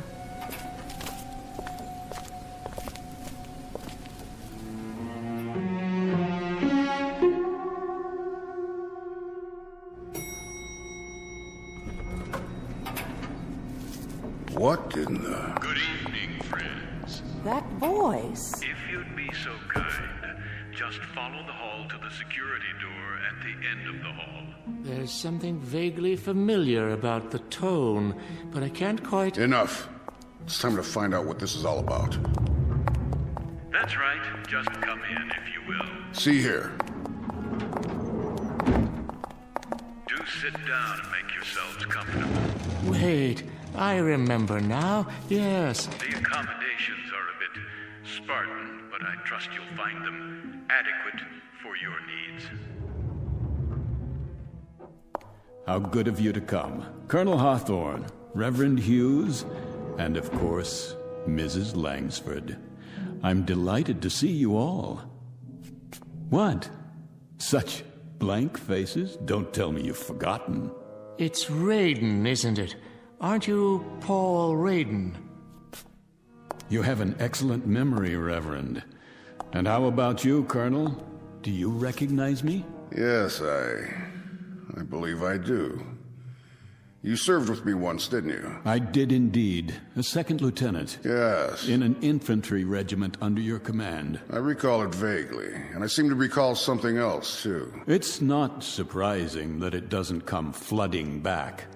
After all, you had a few thousand men under you, a few thousand cogs in the great military machine. I was only one of those cogs. But then again, you didn't court-martial all of them, did you? That distinction you reserved for me alone. Oh, yes, I do recall now. You refused to lead an assault on a hill. Did I? Refused in the face of a direct order. The delay cost us a company of men. That was your contention at the court-martial board. It's what sealed my fate. I was dishonorably discharged, Colonel. Stripped of rank and booted out. Oh, fortunate for you. Fortunate, you say? Were I permitted to dictate the sentence, I would have had you shot. Of this I have no doubt. No doubt at all. But what kind of host am I? Oh, for pity's sake, Paul. I must apologize. There's a lady present. Please forgive me for not addressing you first, Mrs. Langsford. Do you recall who I am? Of course I do. I taught you in high school. Well done. I don't forget my students. Oh, now and then I find that they get jumbled together. Of course. But if I prod my memory a bit, I'm able to connect names with faces. And in your case, with character. I made an impression on you, did I?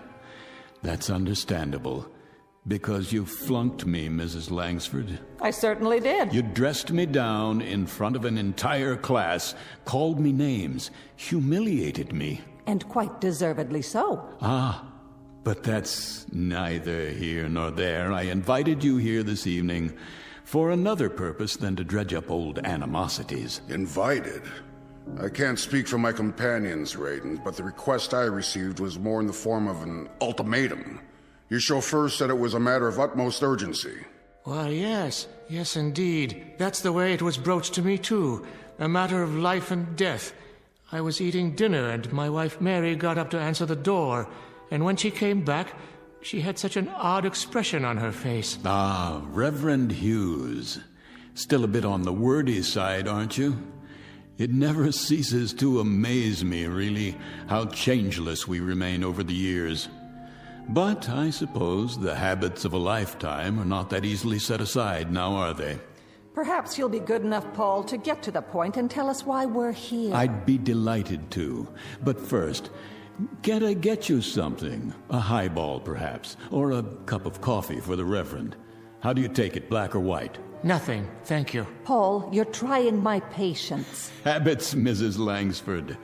The incredible persistence of habits. You call me Paul, as if I were still sitting in your classroom. What about you, a nice cup of tea? Nothing for me. And you, Colonel, a tot of rum, perhaps? I would be deeply appreciative, Mr. Raiden, if you made your point and then let us leave. You've obviously called us here for something, and I, for one, would welcome hearing whatever it is without further delay. How staunch, how commanding you sound, Colonel. The military mind never changes either. See here. Always pressing forward. Drive, drive, drive against the objective and wipe it out. Colored flags stuck in a map and troops stuck out in the hot sun. An officer must have nerves made of steel and a head full of cement. As you were, Raiden. Oh, no, Colonel. Not as I was. as I am, which rather upsets the chain of command, don't you think? Because I'm in command now, and what I command at this moment is your attention.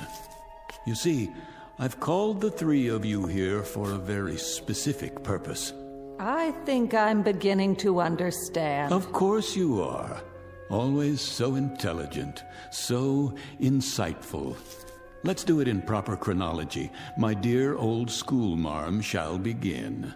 That staunch and intrepid educator who would look so incongruously out of place without those severe spectacles covering those severe eyes looking out of an equally severe face, who possesses such vast prerogatives from the local school board and the vast courage that comes from pitting all her wits and training and knowledge against poor captive children.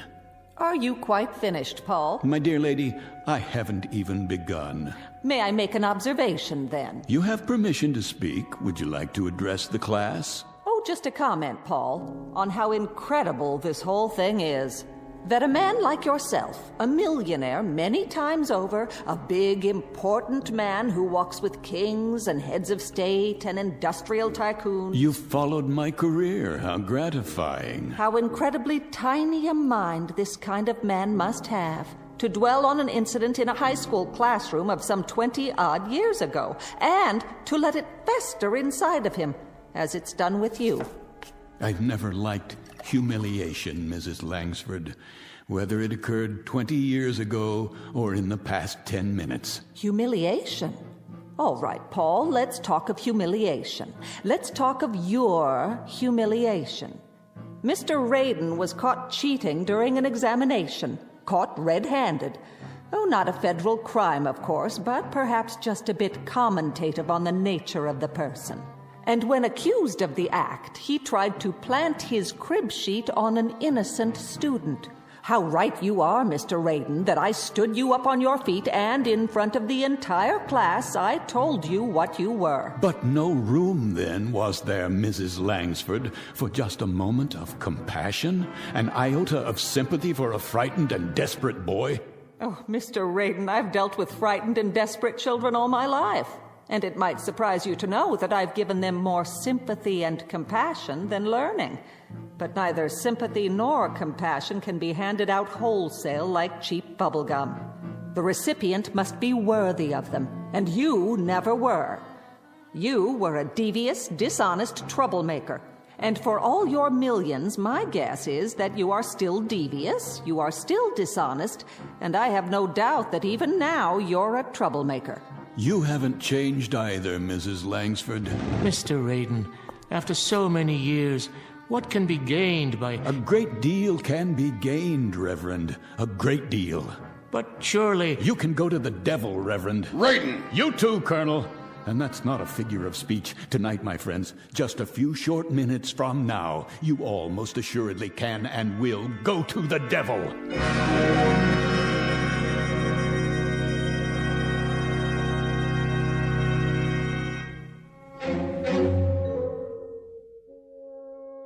Mr. Raiden, obviously years have passed between now and whenever it was you felt you suffered various indignities at our hands. Felt? How conveniently you forget the extent of my suffering. You, for example, accused me of lack of character, and worse, you put a scandal over my head and all but destroyed my reputation. I do remember now. A young girl whom you drove to suicide, because even at that early stage you were not a man to hold honor in very high regard. So merciless and so judgmental. What of her responsibility, her character? You're far from consistent in your dispensation of forgiveness. No, the robes of a man of God never became you, Reverend. For all your pious pronouncements, they never quite fit. Enough of this. I'm getting out of here, now. You can try, Colonel. This is outrageous. Save your strength. You're going to need it. Open this door at once. The doors don't answer to your command, only to mine. They're made of solid steel, The walls are 18 inches of reinforced concrete sheathed in 6 inches of lead. I have my own generator plant, my own air system, and at the other end of the hall, a storeroom the size of a warehouse stocked with food and supplies. But in God's name, why? What are you afraid of? Afraid? Hardly. Prudent might be a more accurate word. Remember the story of the 3 little pigs, houses of straw and so forth, and only one built to withstand the blast. Blast? What blast? Colonel, you of all people should understand logistics. Does it occur to you why a man would go to all this trouble and expense? You've built what amounts to be a bunker. So I have. But we're not at war. Not at this precise moment. You're insane. Am I? This is the middle of the city. Ah, now you're getting warm, closer to the point. What are you talking about? About beginning a vigil, my friends. The long wait and the countdown to oblivion. Will you start making sense? I taught you better than this gibberish. You are correct, Mrs. Langsford, about several things. I've walked with kings and tycoons, as you so rightly perceived. I've walked with them, and more importantly, I've listened to them, to the things they have to say, the special knowledge they are able to impart because of their positions of privilege. As a result, I managed to keep abreast of the times and usually well ahead of them. The point. Patience, Reverend. I'm coming to it. You see, I know things that are going to happen.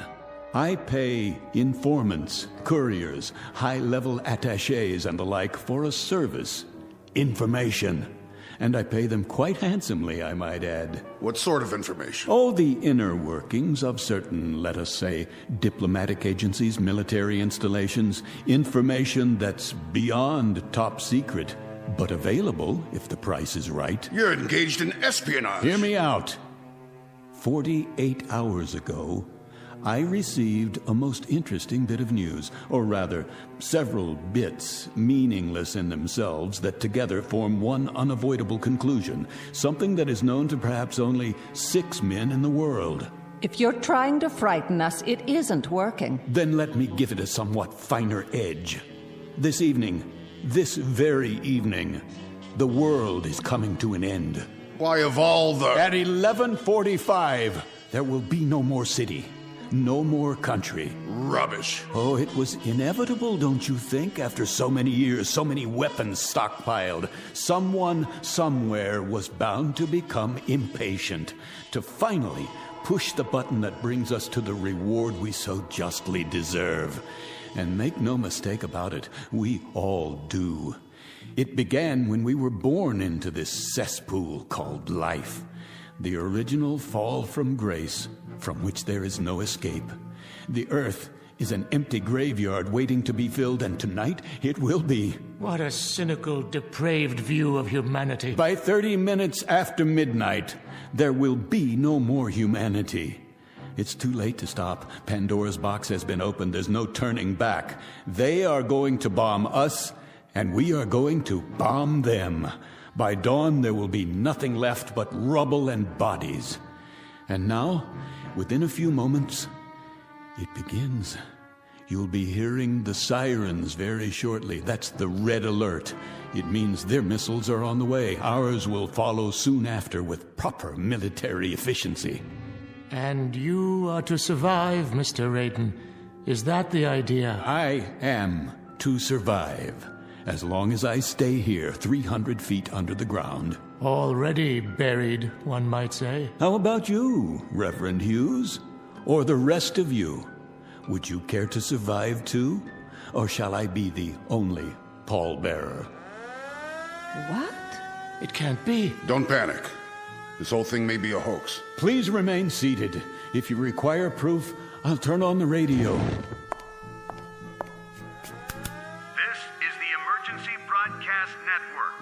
Office of Civil Defense has just announced a red alert. Enemy missiles are approaching the United States. Repeat, this is a red alert. Enemy missiles are approaching the United States at a high rate of speed. Arrival time is estimated at only a few minutes from now. All citizens are advised to get off the streets immediately and take cover. This is not a test. Repeat, this is not a test. first missiles have just hit. Are we still on the air? How long do we have? Good Lord! It's actually happening! This is real, folks! This is not a test!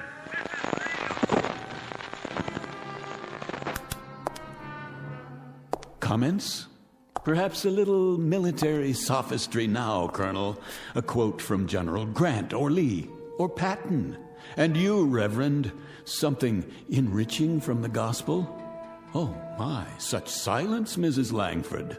Nothing in that vast reservoir, that Pilgrim's Progress mind of yours to fit this situation? No mental eraser you can use to wipe out reality? I've got to get to my wife. Oh, by all means, Reverend. Certainly. Get to your wife. Hold hands and die together. Take your hands off me. You turn my stomach, Reverend Hughes. You know that. Find your wife. I intend to. That's not what's on your mind. What's on your mind is what's on the Colonel's mind and the schoolmarm's over there. Your precious hide, your sanctified flesh. That's what preoccupies you at this moment. Let go of me, Mr. Raiden. If I'm to die tonight, I want to be with someone I love. Very theatrical, Reverend Hughes, but far more burlesque, I'm afraid, than legitimate theater. Kindly have the decency. Why don't you have the decency, Reverend, to depart this earth with just a fragment of the truth in your mouth? What truth? Tell me to my face that you are so scared, so miserably frightened, that you'd sell your wife by the pound if it meant your survival. Admit it. If those were the last words I ever spoke, Mr. Raiden, they would also stand as the worst falsehood I ever uttered while living. Why am I not convinced? Will you open the door, Mr. Raiden? Will you let me leave now? Take a look at the monitor first. You might want to consider what awaits you outside before you open that door. How did you know, Raiden? How could you possibly have known exactly when? What difference does it make? If we leave now, we might make it back to our homes. Highly unlikely at this point, but I suppose hope springs eternal. Oh, of course, Mrs. Langsford, back home to your aging sister, no doubt. And you, Colonel, back to the club so you could die with your cronies amid all your medals and memorabilia. Whatever we do, it's none of your concern. My dear friends, shall we drop the pretense now, this instant? Shall we all of us now dare to speak the truth? I told you how this room was constructed, steel, concrete, and lead. It is the only place where you can survive. Now, what is all this nonsense about going back to your homes? You mean to say you'd walk out of here to certain death, when by simply staying where you are, you're assured that you'll live? Are we to understand, Mr. Raiden, that you will permit us this luxury? That you will allow us to stay in your fortress? Oh, indeed. Indeed, Colonel. As a matter of fact, it's precisely why I asked you all to come. Each of you, in your own way, tried to destroy me. But I will not repay the compliment in like kind. That is to say, I won't require an eye for an eye. Nothing quite as basic, as naked as that. Then I'd be interested, Mr. Raiden. What is your price? The Colonel would be interested. I should think so. And I presume the schoolmarm and the Reverend, too, would be interested. I submit, dear friends, that you're not just interested. It's the only single thing on God's earth that has any meaning left. How much will Raiden charge so you can stay here in safety? All right, my friends, here's the all-important price tag. The fiddler has played, and here comes the bill for the music. But be sure to listen carefully, because time is very rapidly running out.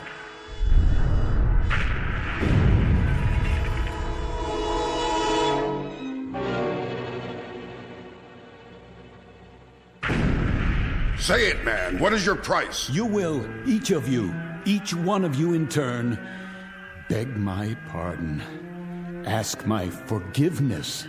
And if need be, you'll get down on your hands and knees to perform that function. Is that all? That's all. A Father who art in heaven. I suggest you prepare your requests without delay. The first bombs have just exploded somewhere near the city. I assure you, the next ones won't miss. Did you hear what I said? I need your decisions now. Say pretty please. I beg your pardon? Pretty please with sugar on it. How's that, teacher? Speak up. Pretty please with sugar on it, Mr. Raiden. It's what children say to exact a favor. Children, Mr. Raiden, but they say it by rote. It comes out pure. There's no meanness to it, no cruelty. That's something that comes much later in life. The capacity to damage other human beings. That's enough. Not quite. You let me out of here, Mr. Raiden. If I'm to spend my last quarter hour on Earth, I'd rather it be with a stray cat, or alone in Central Park, or with a city full of strangers whose names I'll never know. Have you lost your mind? The door, Mr. Raiden. Will you open the door now? You heard them. Heard what? Stubbornness for its own sake? Sheer contrariness? Absolute irrationality in the face of that? Open up, Raiden. Yes, open it. You're too blind, or you're too stupid. That must be it, because none of you understand how simple it is. All you have to do, literally all you have to do, is to say a sentence. Just a string of silly, mindless words, like a command, Colonel, like a prayer, Reverend, like a lesson. Nothing more than that. All you have to say is that you're sorry. I have nothing to be sorry for. You deserve that, court-martial, and more. I'll hardly withdraw my complaint now. And I, Mr. Raiden, pity you that you still can't see the error of your ways. May God have mercy on your soul. All right. You want to go out there and die? Go! But you'll all be back inside of 5 minutes. There's the elevator. Go ahead, use it. Carry the farce to its conclusion. Stand aside. Where are you going? Up there? To what? As far away from here as I can get. Do you hear that? Are you deaf? You still want to go up on the street? Why? To get a good look at the frenzy and the panic and the horror before you come back down here to your only salvation? Move away from the elevator. But you don't need to see it firsthand. Watch it from here on the monitor. You can see it happen, the whole thing. Watch as your world is shoveled into a grave and covered over. Move, or I shall be forced to move you. You fool. After you, ma'am. Last chance. I mean it. It's your last chance. What about it, Hughes?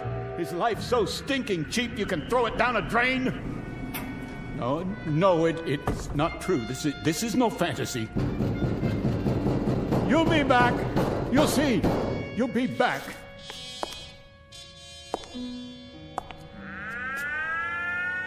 This is the Emergency Broadcast Network. The Office of Civil Defense has issued a red alert. The United States is under enemy attack. The first wave of bombers and long-range missiles slipped through our defenses by unknown means and are on the approach now. Evacuation procedures are underway in all major cities. The President will make an announcement as soon as this is real, ladies and gentlemen. This is not a drill. This is not a test. This is an actual emergency. What? That's not what he's supposed to say. We interrupt our regularly scheduled programming to bring you this live coverage. Just before midnight this evening, several of the country's major population centers suffered missile attacks, resulting in severe casualties. Siege mentality. Unconfirmed report of nuclear detonations. The White House, the Midwest, the coast. We will remain on the air for as long as...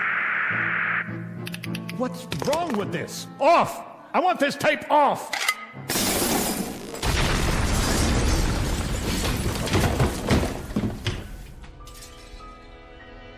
That's enough. That is quite enough.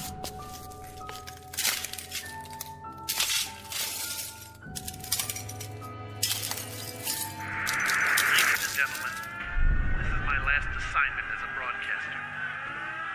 I can see the bombs going off. And now they're streaking down, lighting up the sky, heading directly for us.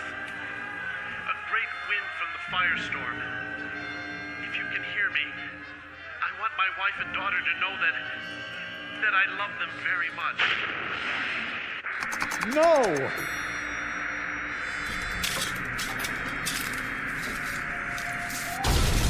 No! No!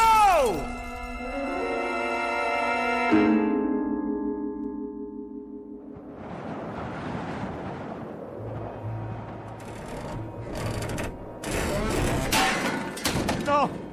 No, please! I didn't mean for it to actually happen! There's nothing left.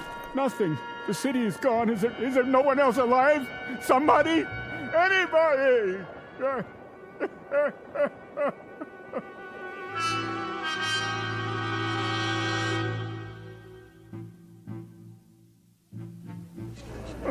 What's wrong with him? Must be drunk. Poor man, he looks crazy. Yeah, look at his eyes. What's he crying for? All right, Mac, get up. Hey, Mac, what's the matter with you? Got a little too much to drink, huh? On a beautiful night like this. Well, now, let me take you home. Where do you live? Can you tell me that? I didn't want it this way. Won't somebody listen to me? Isn't there anyone left in the world who can hear me? Someone! Someone! This is Saunders. I'm in front of the Raiden building. I want to send a car over here right away. Some poor devil's lying on the ground off his rocker. No ID. Yeah, it could be anybody. Yeah, okay. It's okay, Mac. Help's on the way. Now, why don't you come on over here and sit down by the fountain? That's right in front of this nice building. You weren't gonna try taking a bath in it, were you? No. Because then I'd have to arrest you, and I wouldn't want to do that. Can you hear me? Can't you even tell me where you live? You know where you are? Anything around here look familiar at all? What happened to him? Another nutcase. Never saw him before. Is he deaf or blind? Okay, folks, let's move along. Move right along. Give the poor fella some breathing space till the ambulance gets here. Easy, Mac. Take it easy. You're gonna be okay. No,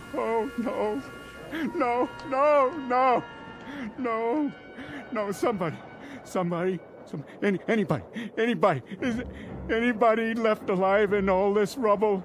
Not another human being anywhere in all the world? Please. Oh, please, God, oh, please.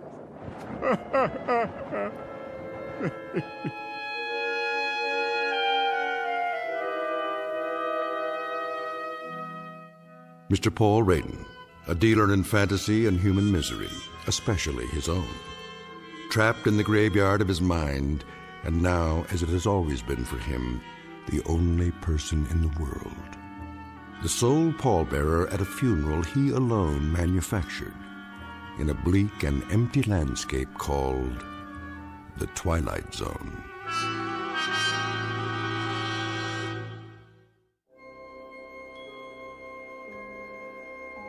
Hi, this is Carl Amari, producer of the Twilight Zone radio dramas. I'd like to take a moment to tell you about our official website at twilightzoneradio.com, where you'll get the latest news and information on these Twilight Zone radio dramas. Plus, at twilightzoneradio.com, you can digitally download 3 free episodes or any of our episodes for only $1.95 each. In this age of ever-changing technology, we've decided to make these episodes instantly available to you by making the Twilight Zone radio dramas a digital download-only series. This means that this series will no longer be offered on CD. The CD collections at our website are now being offered while supplies last at buy one, get one free. So be sure to get your favorites before they're sold out. Be sure to visit us often, and I'll see you in the zone.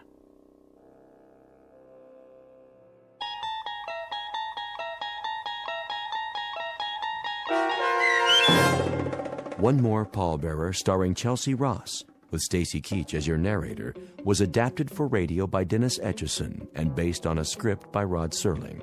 Heard in the cast were David Darlow, Meg Thalken, Rich Kominick, Turk Muller, Norm Waddell, Jeff Lupetin, Roderick Peoples, and Lawrence Nepidal. To learn more about the Twilight Zone radio dramas and to obtain audio cassettes and CDs of these programs, visit our website at twilightzoneradio.com. This copyrighted radio series is produced and directed by Carl Amari and Roger Wolski for Falcon Picture Group. Doug James speaking.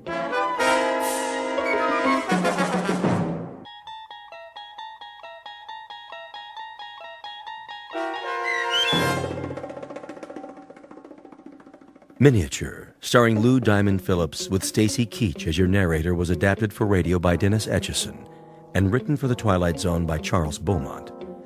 Heard in the cast were Ellie Weingart, Alyssa Fraden, Jeff Lupetin, Joby Cerny, Roger Mueller, Elizabeth Lido, Christian Stolte, Doug James, Kurt Nabig, and C.J. Amari.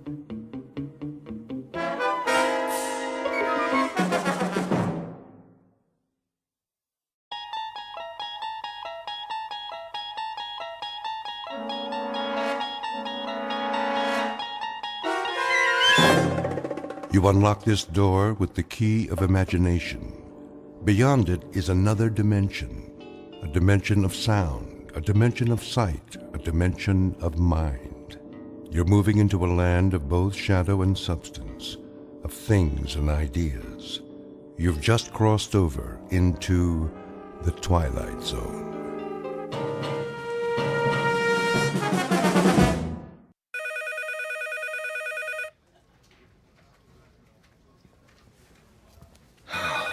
Finally, 12 o'clock. Let's go to lunch. Hey, Charlie. Charlie, it's recess. Oh. Thank you. I just want to finish up here. Trying to make us look bad? What do you mean? Now, just what do you think I'm... Hey, just forget it. Come on, we'll be late. Look at him.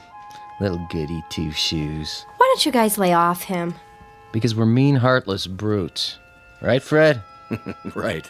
Well, I think he's nice. Hey, Mama, don't forget to change his diaper. Charlie? Hello? Aren't you going to lunch? Oh, yes. Any place in particular? Yes, in a way. Where? Well, it's in the museum, actually. The museum? They have a very nice cafeteria. It's quiet there, and, Would you like some company? well, I mean... It's okay, Charlie. I understand. See ya. Hey, look at the dinosaurs. Wow, that's the biggest elephant I ever saw. It's a woolly mammoth, you dope. Come along, children. Keep up with the class and don't touch anything. Cafeteria closed. Oh, no. And here we have one of the world's greatest collections of primitive art. Excuse me. Pardon me. There are selections from every period. I direct your attention to the New Guinea exhibit. Some of the pieces, the sepik shields, for example, are hundreds of years old, but some were made as recently as 1950. This is because New Guinea is still a largely unexplored and therefore unspoiled land. Most natives of the interior will live and die without realizing that the world extends beyond the limits of their jungle. Sorry, I'm not part of the group. Let's stay together, please. Now then, the natives speak over 500 different languages. However, you'll notice that their art has a great unity. Of course, they don't think of their carvings as art, not in our sense of the word. This first piece in the glass case was meant to frighten away evil spirits. This one is a protection against disease. Oh, and this one. If I could just get by, please. I'm on my way out. Help you, sir. What? You look lost. Can I help you find anything? Oh, no, that's all right. I just got turned around. Is the cafeteria closed? For the rest of the week. They're remodeling. Well, I'll be leaving then. Main entrance is that way. Thank you. Have you seen the Egyptian wing? Pardon? Egyptology. They have a nice exhibit. Is that right? Just downstairs, next to the Hall of Miniatures. Miniatures? You know, the model houses. They have the palace at Versailles, a log cabin, a New England church, a whole room full of them, all made by hand, with little dolls inside that look just like real people. Pretty amazing. Have you been there yet? No, I only come here for lunch, you see. Well, you might as well take it in now that you're here. Not many people go there, but it's really something. All right. I think I will. Turn left at the bottom of the stairs. You can't miss it. Thank you for the suggestion. I'll have a look.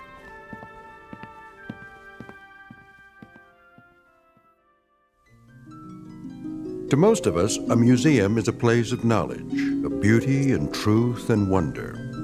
Some people come to study, others to contemplate, others to look for the sheer joy of looking. Charlie Parks has his own reasons. He comes to the museum to get away. It isn't really the low-priced cafeteria meal that draws him in here every day. It's the fact that in these cool, inviting halls, he can be alone for a while, really and truly alone, away from his work and from people who don't understand, which includes almost everyone in the world.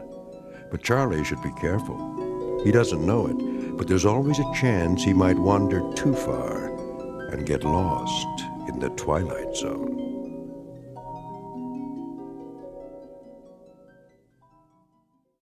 And now, The Twilight Zone and our story, Miniature, starring Lou Diamond Phillips, with Stacy Keach as your narrator. 19th century townhouse. Home of Boston residents, Mr. and Mrs. Copley Summers. The figure represents their daughter, Alice, and was carved in wood taken from the original balcony. Will you look at that? What in the... Found it okay, huh? Excuse me, but... Yes, sir? I guess this will sound silly to you, but how do they manage that? How do they manage what? In there, in the glass case? Oh, well, I couldn't say exactly. I know they use magnifying glasses, little tiny tools, single hair brushes, that kind of thing. Must go blind making them so small. But the girl... she's so realistic. Isn't she, though? Long black hair, lace dress. Look at her fingers. They didn't miss a thing. Little rug, chair's got teeny tiny doilies on it. But how do they get the girl to move? Servo motors? Microchips? How's that? The girl playing the piano, it's stopped now. I don't think I... There, see her sitting at the piano? She was playing just a few seconds ago. It was, I don't know, something like this?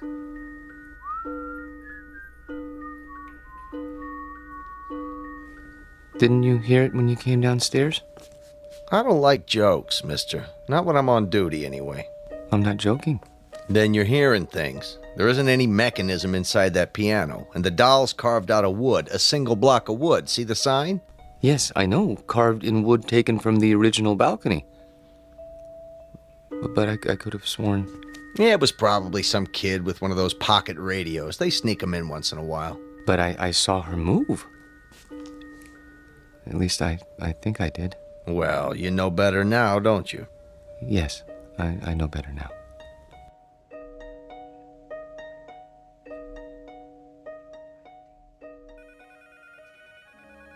Here he comes. Finally. Where do you think he's been? At the zoo. Visiting his relatives. Charlie? Yes? There's a note on your desk. Mr. Demo wants to see you. How do you do, Mr. Dimmel? Yeah, sit down, Parks. I'm sorry I'm late getting back from lunch, sir. Well, I'm sure you have a good excuse. No, sir, I don't. I just let the time slip away. I don't know how it happened. You know, Parks, that's the first sign of humanity you've shown in almost 4 years. I beg pardon? Up to now, you've come and gone like some kind of wind-up toy. Never early, never late, always keeping to yourself. What, don't you like us, Parks? I've never thought about it, sir. Well, think about it now. Do you like your co-workers? I suppose so. Oh, you suppose so? I mean, that is, I don't dislike them. I'm afraid that isn't good enough, Parks. An office is like a team or a platoon. Either it works together or it doesn't. And here, it doesn't. And the reason is you. I knew you were a square peg when I hired you, but you were bright, and I thought we'd wear those edges off. We haven't. No, not at all. You're still a square peg. You understand me? Yes, sir. I think I do. I'm going to use the excuse of your being late, but I can't. The fact is, I'm letting you go because you just don't fit in. I understand, sir. Parks. Yes, sir? No, this isn't any of my business, but how old are you now? 37, 38? 35. 35. Don't you think it's about time you gave up living with your mother? She needs me. Oh, why? Is she ill? Not actually ill, but my father died some time ago, and my sister is married, and, well, she needs me. I see. Look, you're welcome to stay on a few weeks if... No. That's very nice of you, sir, but I'll manage. Well, you can pick up your check tomorrow. Thank you.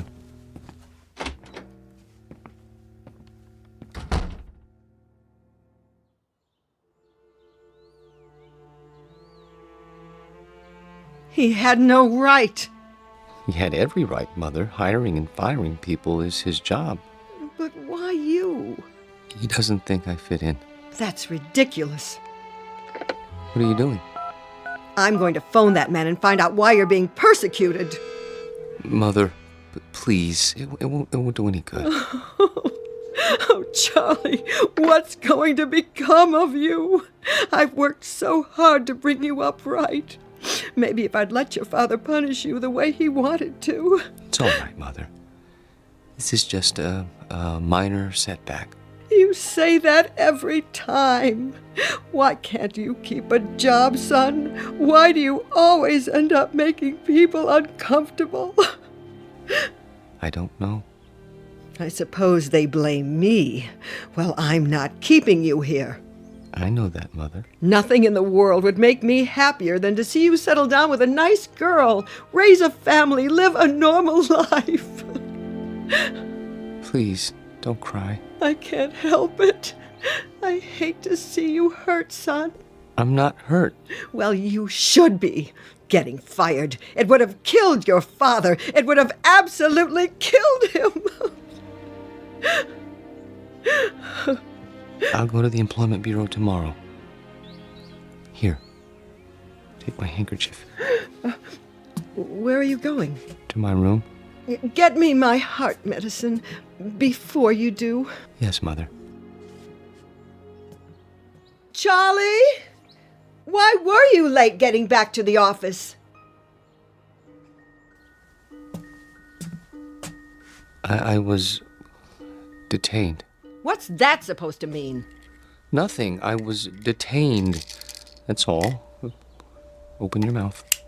Charlie, do you feel all right? Yes, Mother. I'll go to my room now.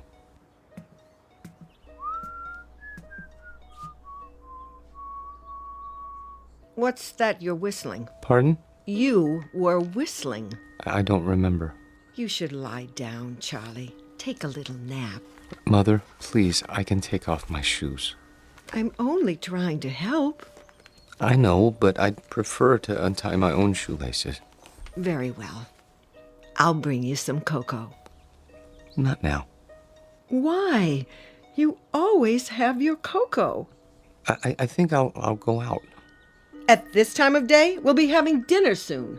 I want to get a head start with the Employment Bureau, see if there are any jobs. But they must be closed by now. There's still time. I think I'll walk over. It isn't far. Are you sure you should? Why not wait till tomorrow? Get a fresh start. Do you want anything at the store? Not that I can think of. But... Sit in your chair in the living room. Put your feet up. Are you sure? Try not to worry, Mother. I'll be back in an hour.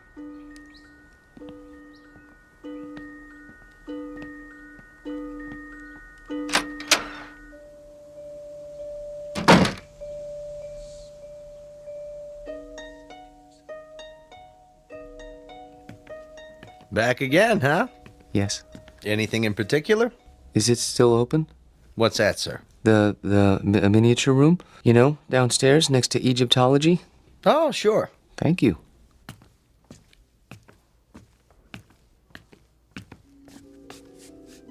I came back. Wait. Where? Hello? Hello? There. I was afraid you wouldn't be here. Oh, you've changed your dress. That's a lovely gown. Very lovely. Are you going out?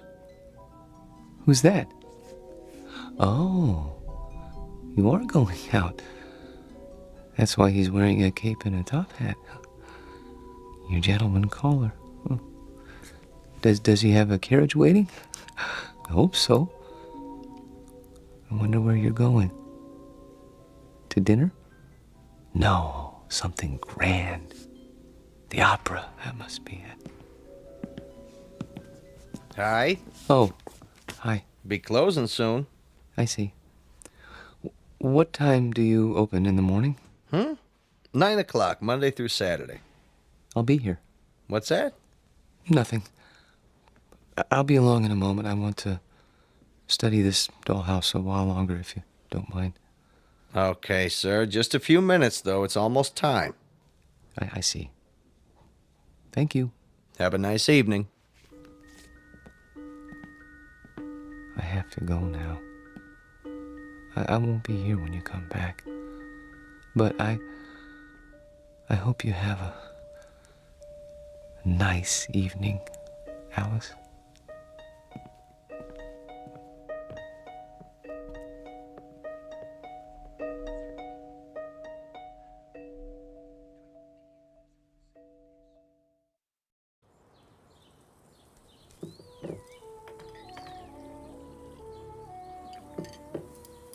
Hey, where's old Charlie this morning? Don't worry about him, buddy. My brother never misses breakfast. Charlie, your breakfast is getting cold. You see, late for his meals, awake every night, tossing and turning. I tell you, I'm half dead with worry. Mother. He's sick. I know he is. Sounds to me like he's got a girl.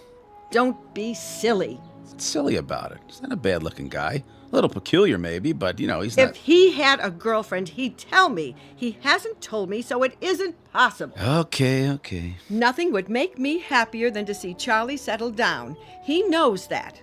I'm not one of those mothers who won't let go of their children. Ask Myra. Pass the butter. Charlie! I'm here. Your breakfast is on the table. Sorry. Hey, Charlie boy.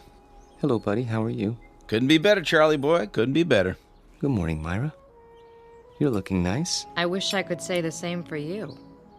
I haven't been sleeping very well. Because of the job? Yes, I suppose so. It's been terribly hard on him, pounding the pavement every day. Boy, that can get you down. Charlie. Yes? We've got a surprise for you. Tell him, bud. Well, it's like this. I heard they gave you the pink slip, and see, I know the dispatcher pretty well over where I work, and I told him about you, and he said... He said he'd give you a job. Yeah. Isn't that wonderful? Oh, yes, I guess so. Charlie! It's very nice of you, buddy. Really. You have experience in billing, don't you? Yes. Then what? Well, you see, I don't know if I'd want to travel that far. It's out of the city, isn't it? Nobody could pick you up. Sure, till you get yourself a car. Charlie, for heaven's sake, Buddy's offering you a job. I'm sorry. I appreciate it, really. But I'm afraid. You got something better, Charlie? Excuse me, I have an appointment. Charlie! Charlie! Oh, I don't recognize him anymore. My own son. Does he have something better, Mother? No, he doesn't have anything. He isn't even looking. How do you know? The employment agency called. They sent him on 2 interviews, and he never showed up. Well, then where does he go? I don't no! Like I said, he's got himself a girl. Oh, shut up, will you?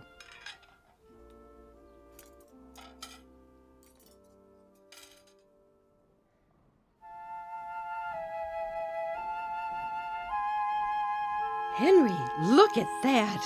A real log cabin. Isn't it wonderful? See, there's a little spinning wheel. Your grandmother had one of those, remember? How did they make it so small? Oh, 19th century townhouse, Boston. Isn't that something? I've never seen anything so perfect, have you? Just look at the miniature piano and the doll there in her little handmade dress. Come on, let's go. Oh, I'd love to live in a house like that. Sure you would. No air conditioning, no central heating, no television, no phone. Sure you would. Excuse me? Are you finished here? I mean... Yep, on our way to see the mummies. Come along, May. If we must. Oh, I'm sorry. I didn't know you were still in bed. I wouldn't be here so early, but my sister and her husband came over and... Oh, I understand. Of course you need to get dressed. I'll turn my eyes away so you can have your privacy.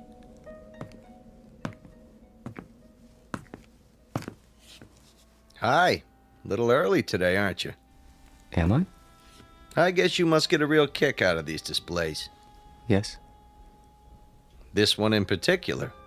What do you see in there, mister? Nothing. Man doesn't stand for 4 and 5 hours at a stretch looking at nothing. I'm not breaking any rules, am I? No. Then leave me alone, please. Suit yourself. Forgive me, it won't happen again. Oh, I see you're having breakfast. It isn't any of my business, but I really do think you should eat more than toast.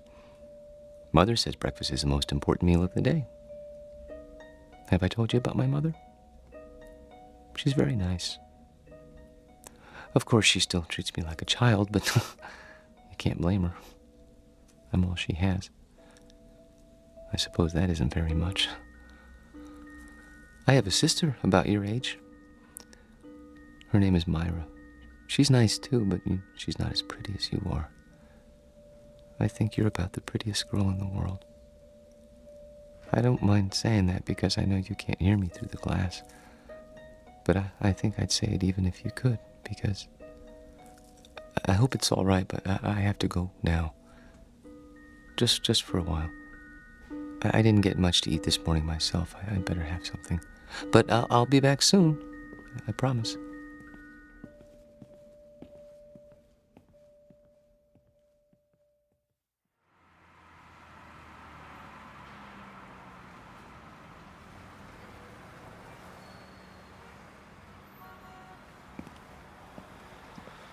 Charlie? Hello, Myra. What are you doing here? Oh, I was driving by. Saw you come out of the museum. That's nice. Well... Buy me a cup of coffee? The cafeteria's closed. Then we'll go somewhere else. All right.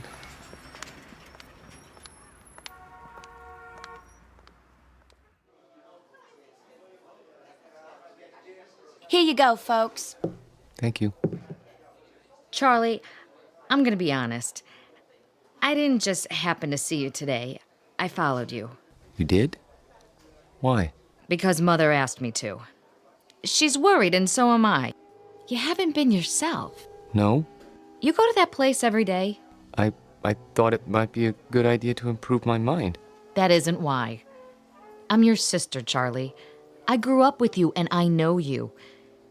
You go there because it gives you a chance to be alone. And you want to be alone because you're scared. Myra? Listen to me. This is important. You're over 30 years old, Charlie, but you're living the same way you did when you were 14. Some of it's Mother's fault, some of it's yours. But it isn't natural. It's sick, Charlie, and you know it's sick. And that's why you're scared. You're probably right. Stop agreeing with me. I could say you were a blue monkey and you'd agree. But I... Look, I don't know about psychology or anything like that, but I think I know what's wrong with you. You need a girl, Charlie. You're at that time in your life. You know what I mean? Not exactly. Well, it's hard to explain, but you've never had a girl, have you? Not as such? That's what I thought. Well, we're gonna change that. How? I'll introduce you to Harriet Gunderson. She works at my office, and she's a lot of fun. You'll like her. Myra, please. Charlie, please. This one time try. For me. If you do, I promise I won't bother you anymore. All right.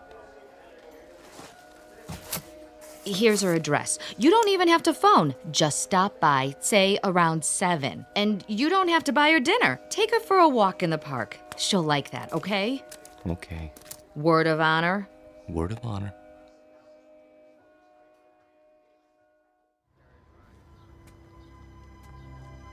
Charlie, Hmm? what you thinking about? Nothing in particular. You sure are quiet. That means you're the dangerous kind. You can't trust the quiet ones. You can trust me. Who said I wanted to? I only meant... Look, why don't you relax? Come on, let's sit on the bench. If you like. Lean back. Take it easy. There. That's better. You like me, Charlie? Very much. Then why don't you show it? How? Well, you could try kissing me. But we only met this evening. Oh, come here.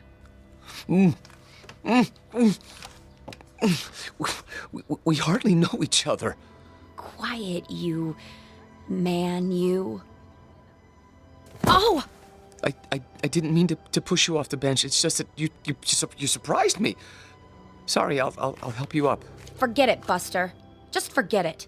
Tell your sister you don't need a girl. You need a doctor. Wait, please.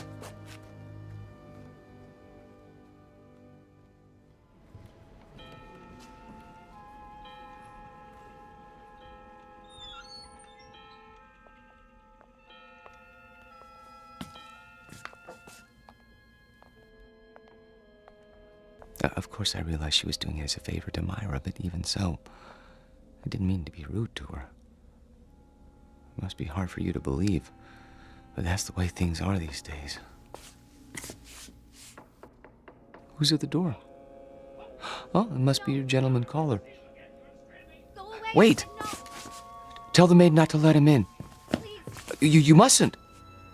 Why, he's drunk! Look at him! Run! Run! Don't touch her! Don't lay a hand on her! Stop! He's got to stop! No, let go. Let go, please. I can't help you! The glass is too thick! I need something to break it! Hold on! No. There's a fire extinguisher on the wall! Stop it. Oh, please, you're hurting me. What are you doing? I had to. He was trying to harm her. Hold it right there. He tried to kiss her last night, but she wouldn't let him, so he came back. Don't move. I'm calling for backup. But I had to. He grabbed her and she got away and he went after her. She fainted and he carried her to the bedroom. I had to stop him. You can see that, can't you? Sure, buddy, sure. Put your hands where I can see them. This is museum security. I need a unit over here right away by the miniatures. Better bring a butterfly net and a straitjacket. This one's a doozy.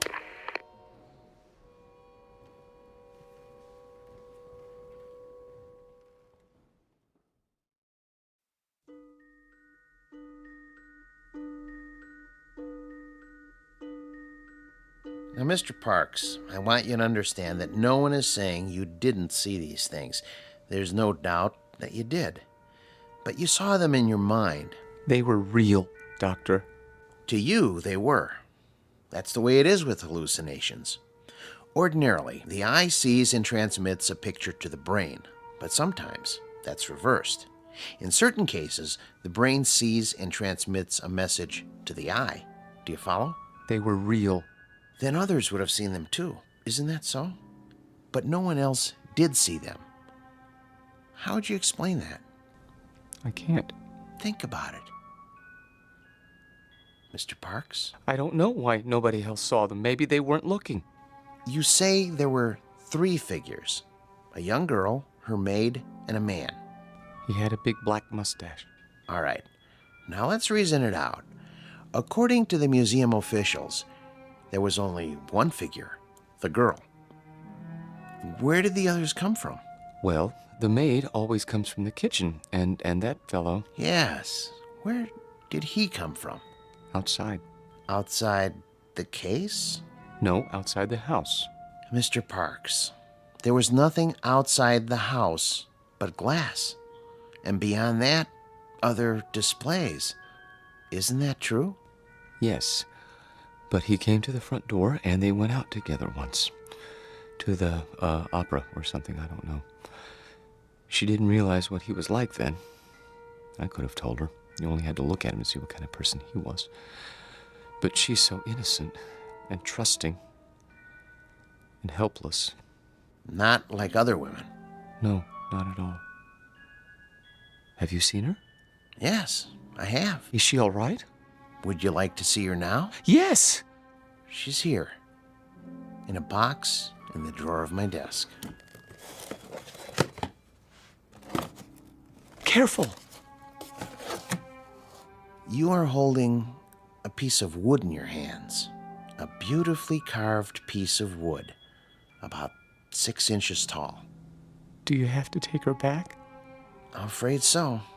It's museum property. Now I want you to go back to your room and think about what I've said. Will you do that? And remember, what you saw isn't the important thing.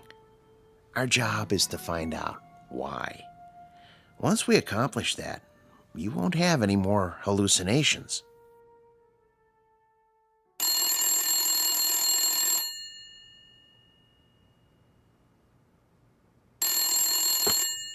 Yes? Oh, yes. Send them in. And ask Dr. Geisner to prepare the patient for checkout. Nice to see you, Mrs. Parks. You remember my daughter, Myra. Hello. Hello, Dr. Wallman. And my son-in-law, Buddy. Hi, Doc. Where's Charlie? He'll be along in a few moments. Is he really normal, Doctor? That's a word we try not to use. Why not? Because it's meaningless. It refers to the behavior patterns of the majority. If 99.9% of the people in this country went to bed with their socks on, then that would be considered normal. And if you didn't? I go to bed with my socks on all the time. Well, what I'm trying to say is don't judge Charlie's emotional health by the degree to which he conforms to other people's standards. Don't expect him to be like everybody else. Then you don't think he's sick? Not now. No. He was when he came here. The constant pressure to be something he wasn't, to act and think and feel the way you wanted him to, instead of the way he wanted to, he was unable to cope with this world. So he created another world. But he knew it was false, so he destroyed it, and with that act, he made his first step toward mental health. Of course, he insisted it was real for a long time, but that's standard with hallucinations. Charlie! Hello, Mother. Myra? Buddy? How are you feeling, Charlie? Wonderful, Doctor. Really wonderful. No more dreams? I've been sleeping like a baby. Not worried about the girl in the glass case? There was no girl. Just a doll. I know that. And I know what made me think I saw what I saw. Thanks to you. Thanks to you, Charlie. You figured it out, remember? I didn't tell you anything after that first day a few weeks ago. Oh, Charlie, I was so worried. No, Mother. I know you were, but I'm fine now. I'll find a job and everything will be the way it was. You'll see.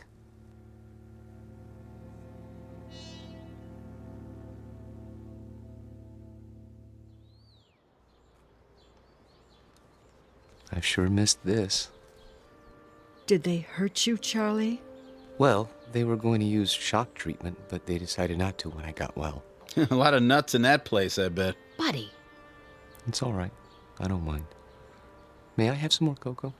Charlie, we have a couple of surprises for you. Oh? The job at Buddy's office is still open. Really? And I talked to Harriet. She forgives you. But she can tell you herself. She's coming over tonight. That's great. Thank you, Myra. And thank you, Buddy. Well, it took some doing, let me tell you, after where you've been and all. Well, I'm sure it did. But you won't be sorry. I intend to work very hard. Now, if I'm going to be ready for tonight, I'd better get a little rest. You'll excuse me? Have a good nap, Charlie. Thank you. Would you like to fix my bed, Mother? I turned it down and fluffed up your pillow. It's all ready. That's great. Just great. See you all later. If you need anything, just holler. I will.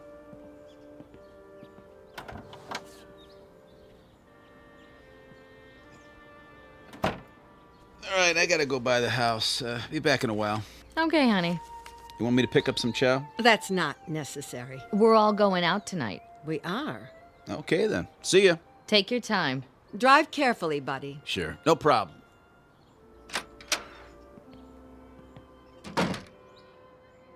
It's wonderful having Charlie home. I think the hospital did him good. Shh, not so loud. Don't you? I still don't understand what happened to him. The doctor told you. He didn't tell me anything but a lot of gobbledygook. Mother, I hate to say this, but if you want Charlie to stay well, you're gonna have to let go. What in the world do you mean by that? Just what I said. You don't know it, you really don't, but you're keeping Charlie here in this apartment. You're keeping him from growing up. That isn't true. I've told him 1,000 times nothing in the world would make me happier. No, Mother, that's wrong. And don't go clutching your heart, because it doesn't work with me. There's nothing wrong with your heart. And there's nothing wrong with Charlie that getting out of here won't cure. He's not your baby boy anymore. He's a man. Let him be one. I love Charlie. We all know that, Mother. But if he doesn't leave, he'll be back in that asylum. And this time he'll stay. You don't want that, do you? No, of course I don't. Then you help me tonight, when Harriet comes over. How? By going out to a movie with Bud and me and leaving them alone. All right. If you say so.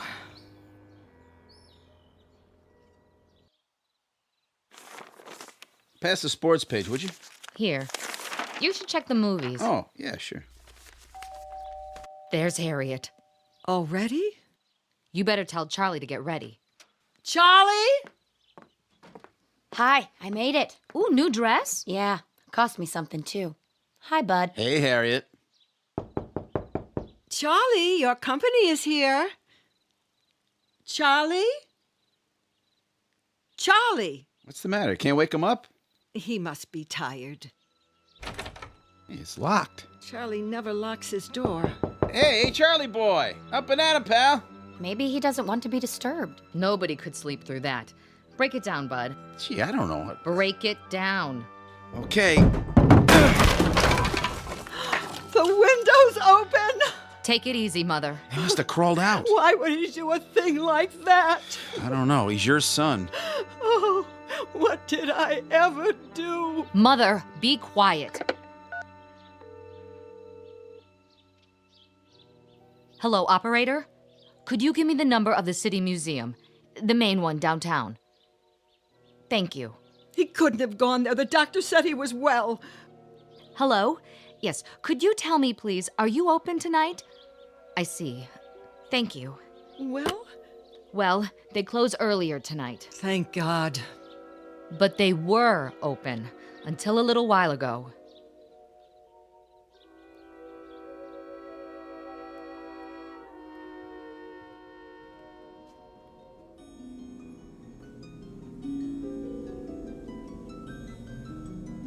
Hello. I see they got your glass case repaired. I'm so glad. They tried to tell me you weren't real. Of course I knew better. But I had to pretend. Otherwise, I never would have seen you again. I love you, Alice. Maybe if I keep telling you, you'll believe me. Your world isn't simple, is it? No world with people in it ever is. There's loneliness and misery and heartache. Oh, look at you, crying because you're alone. I've been alone all my life. People try to understand, but they can't. You could. We could understand each other and help each other and love each other, if only. Wait! Someone's here. I have to hide. But where?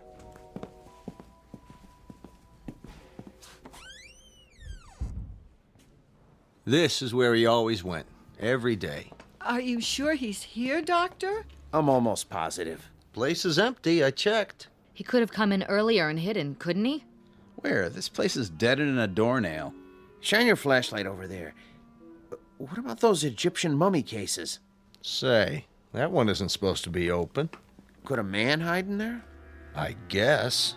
Nobody's allowed to touch him. It's against the rules. Mrs. Parks, would you do something? Anything for poor Charlie. I'm sure he can hear you, wherever he is.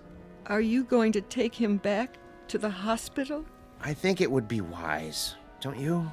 Before anything else happens, call him. Ask him to come out. Charlie? Louder. Command him. Charlie, this is your mother. Come here. Again. Charlie Parks, you come here this second, young man. You hear me? It's too late. He's not going to listen to you now, Mother. Hey, Charlie boy, let's go. What do you say, huh? Can you turn on the lights? Yeah, at the main switchboard. Do it. We're gonna have to search the whole place. Hey, is this the dollhouse? That's the one. And the doll, is that her? Yep. Say, what? There's two of them now. A man and a woman sitting on the piano bench. I don't remember that. All right, let's start looking. Yeah, I'll get the lights. Charlie! Charlie, please. This isn't funny. Yo, Charlie! Come on, Charlie!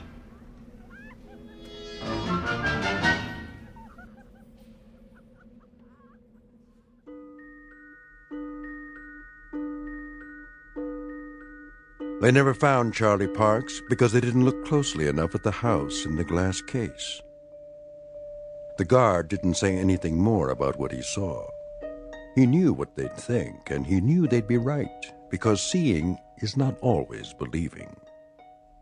Especially if what you see happens to be on display in an odd corner of the Twilight Zone.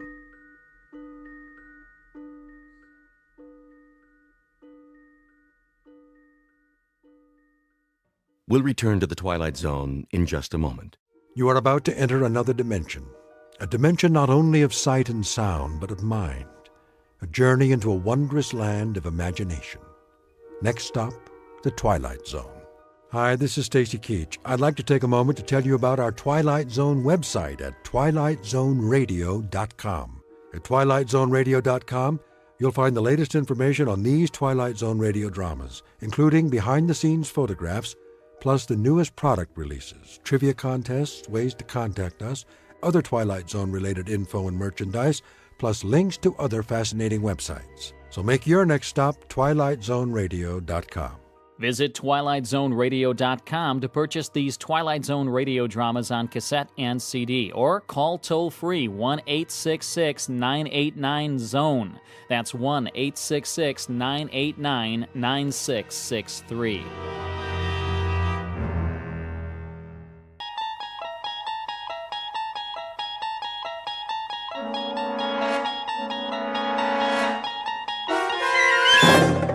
You're traveling through another dimension.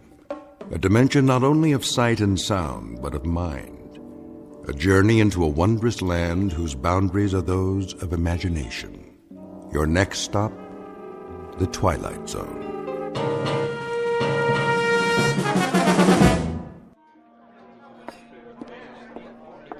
One martini and a Manhattan. Thanks, Noreen. Shall I run a tab for you? Nah, we're gonna take off in a minute. I want to stay for the show. What show? Georgie says it's a new act. Some guy with a dummy. Big deal. But he's supposed to be good. I'll run a tab.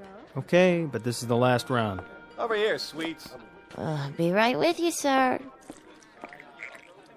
Drink up. Slow down, Artie. The show hasn't even started yet. I got a better idea. Let's go someplace. What for? You know, someplace private. We can talk, get acquainted. I told you, Artie, I'm not going to your place. Why not? This is Dullsville. Besides, those ventriloquist guys freak me out. I think they're funny. Yeah, but the dummies. They all got those big heads and those big painted eyes rolling around. They give me the willies. Testing. Oh, great. It's time for the show. Yeah, great. Is this thing on? I know you're out there, ladies and gentlemen. I can hear you breathing. But seriously, folks, if you're wondering why I called you all here this evening, it's a mystery to me, too. No, honest, I do know. It's because you want to see the chorus girl. Get 'em out here. Yeah, I want to see them, too. All of them, if you know what I mean, and I think you do. But before we do that little thing, I want you to meet a couple of friends of mine. Well, one of them at least. The other's just a chip off the old block. So put your hands together and give a nice, warm, and New York welcome to Jerry and Willie.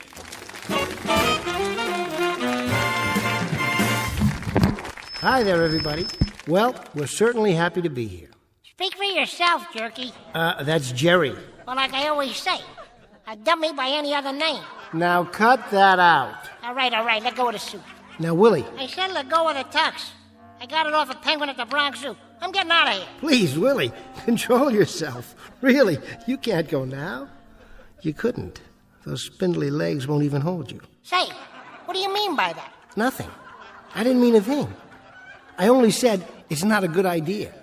Willie, isn't there something you wanted to ask? Okay. Tell me this, wise guy. It's getting close to Halloween. Are you superstitious? Me? Not at all. Why don't you fess up? Well, on occasion. What do? Throw salt over your shoulder? Cross your fingers? No, never. And how come your legs are crossed? Oh, sorry, Willie. Let me put you on the other knee. There. Comfortable now? That's better. Okay, wise guy, tell me what it is you do. Well, sometimes I knock wood. Ow! You did it again! You asked me. I'm through. I resign. Sit back down. From now on, I'm a solo. And as for you, you can turn in your lap. Give me one more chance, Willie. Now listen. Why should I? I know all your lines, and they ain't that good. Be reasonable, Willie. What in the world would you do without me? Anything I want to. Anything, huh? Like what? Well, for one thing, I could be a better ventriloquist than you. Oh, I don't think so. I do. Watch this. Put your hand over my mouth. Not tonight, Willie. Go on. What are you scared of? Well, you might bite the hand that feeds you. What are you talking about? You don't feed me. All you do is give me your leftovers from the pencil sharpener. You know that isn't true. Go on. Put your hand over my mouth. Either that or you drink a glass of water while I sing Melancholy Baby. Well, if you insist. Do it so we can get to the joke. Now you're talking.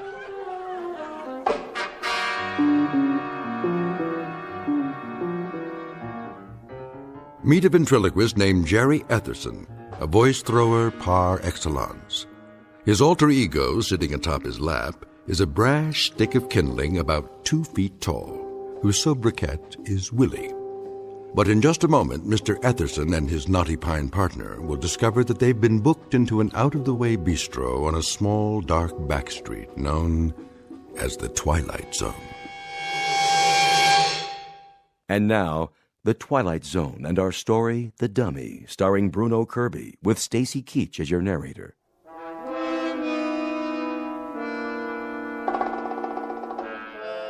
tell you, I'm a better ventriloquist than you are any day of the week and twice on Sundays. All right, Willie.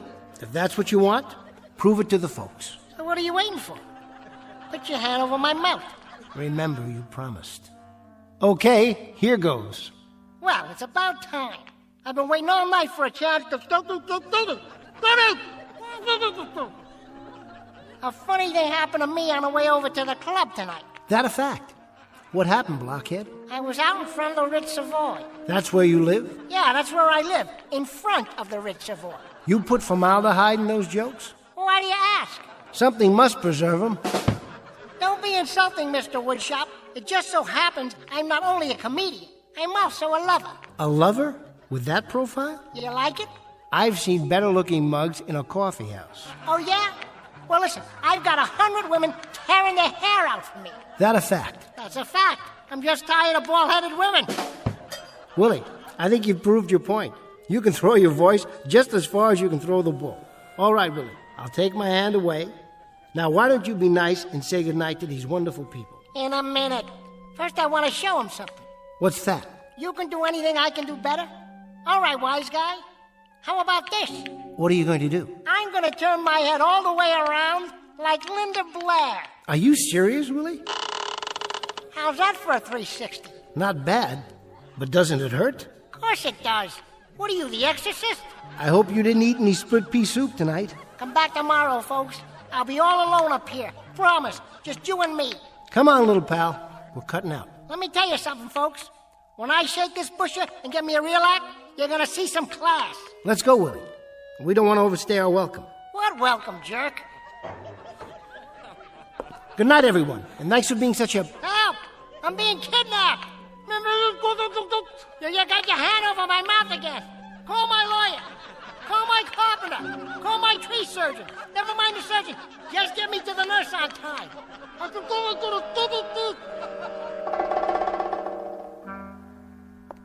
Hey, I told you not to do that. And I told you never to put your hand over my trap, didn't I? You okay, Mr. Etherson? Yeah, thanks, Rich. Must have caught a splinter or something.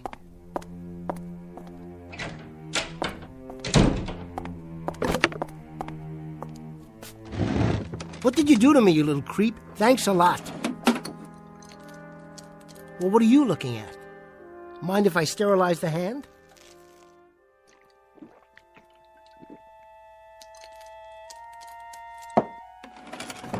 And stop staring at me. I'll turn you around so you can look at the wall. Huh? What do you have to say about that? I don't have anything to say about that, Jerry. Frank, how you doing? I'm doing fine. Who were you talking to? Me? Oh, no, I was just talking to myself. Trying out a new routine. A new one? Yeah. Pull up a chair. So how did it look out there? Not too bad once you got going. Small audience, but a reasonably happy one. Nobody asked for their money back. Good. Of course, it doesn't matter what I think. Sure it does. You're my agent. The only thing that matters is what the paying customers think.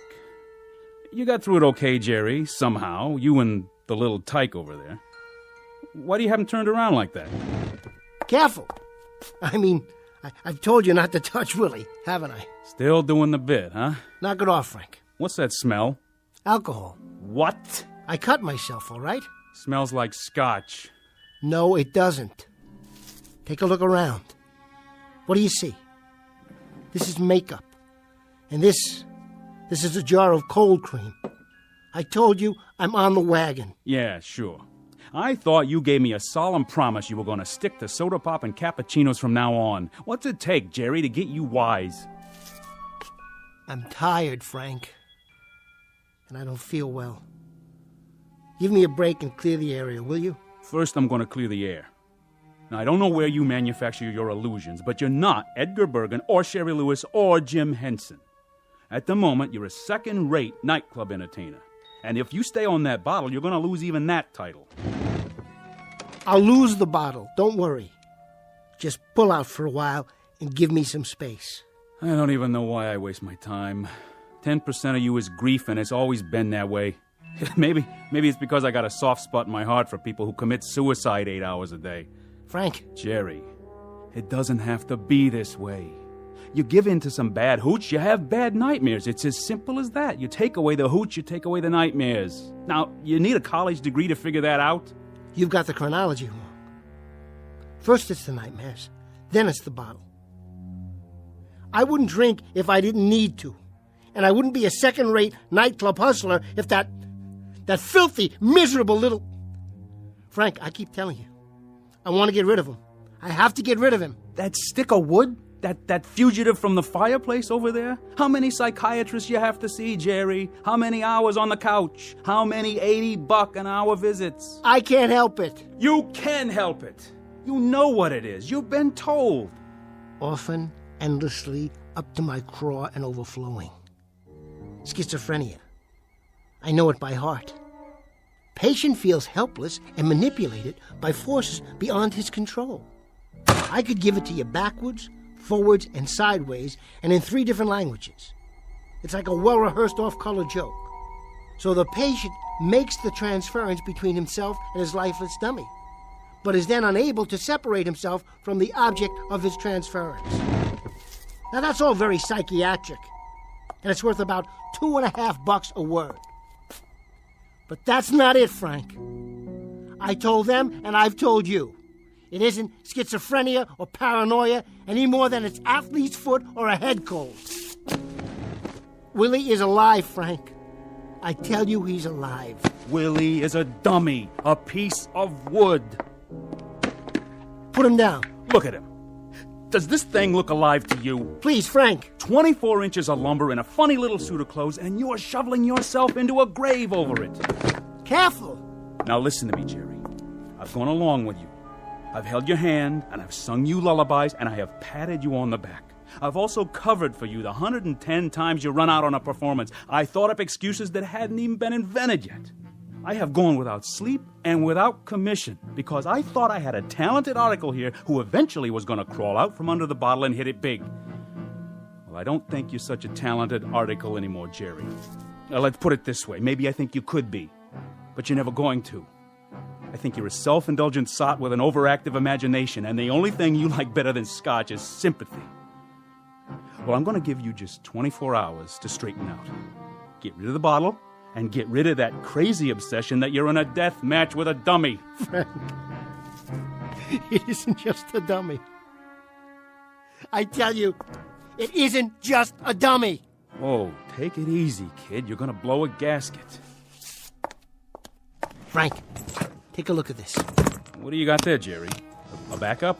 I had it made special. Didn't know if I'd ever have the guts to unpack it. But now there's no choice. Frank, say hello to someone very special. I'd like you to meet Willie's replacement.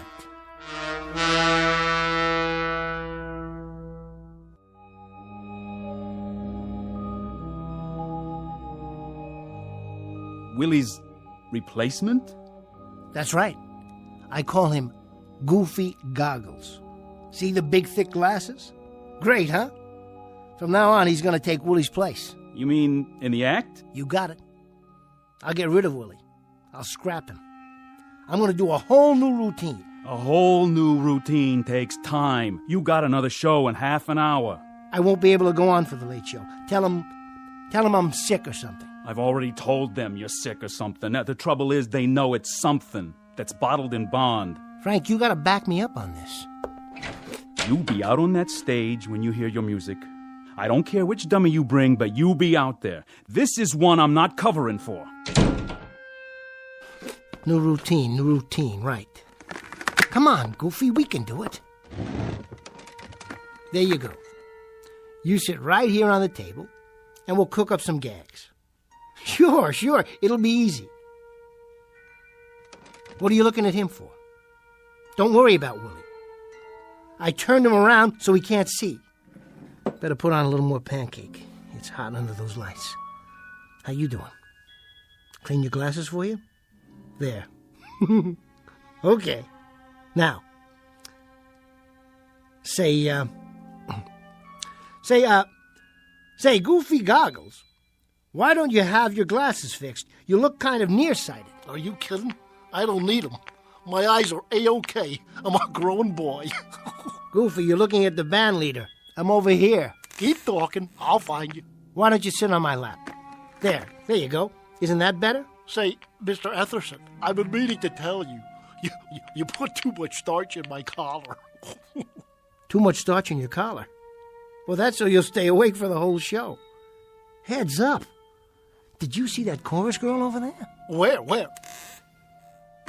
See? What did I tell you? But listen, you gotta be subtle about it. Don't stare at them when they walk by. Your whole head wobbles like it's gonna fall off. Yeah, that'll work. We're gonna make it out there. You and me, Goofy, and nobody else, just you and me. Willie, I saw that. You turned your head around. Don't look at him in the mirror, Goofy. He's nothing anymore. As soon as I lock him in his suitcase, he's through. Washed up, finished.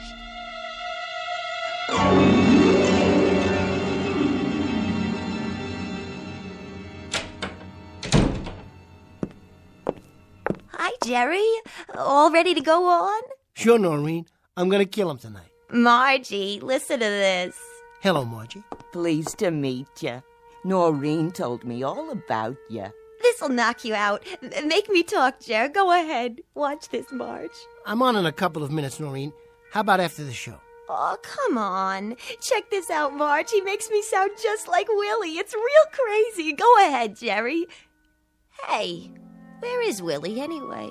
He's not going on tonight. I've got a new partner. He's kind of cute. Meet my new friend, Goofy Goggles. Just the same. I miss you, Willie. Here's a kiss. Can you catch it through the door? Mwah! Knock it off, babe. That tickles. Willie, cut that out. What did I tell you, huh? What did I tell you? It sounded like he was all the way in the dressing room. Isn't that wild? Gotta go, I'm on.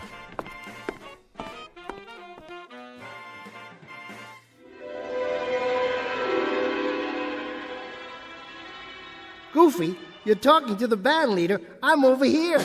Now listen, I think it's about time you got new glasses. I really do. My eyes are 20/20. What are you looking for? Keep talking. I'll find you. You know something? I think you ought to have an eye test. My eyes have a great IQ. Trust me. That's what you said to your toothpick. All right, now, let's try it. Look at this card. Oh, where? Are you trying to trick me already? What does this say? Give me a hint. Come on, Goofy. It's as plain as the nose on your face. It ain't that big. Goofy, it's a letter that's between D and F. I got it. It's an E. My, how did you do that? I cannot tell a lie. That'll be a first. Well, I saw that card before and I memorized it. I thought so. Well, I got a mind like a steel trap. A mousetrap is more like it. Now, what do you say we get out of here? Wait a minute. Wait a minute. For my big finish, ladies and germs, I'd like to sing my favorite song. I only have eyes for you. You are here, so am I. Maybe millions of people go by, but they all disappear from view. With a voice like that, Goofy, it's no wonder they're all disappearing. For the exit. I'll make the jokes. You just move your lips. 'Cause I only have eyes for you.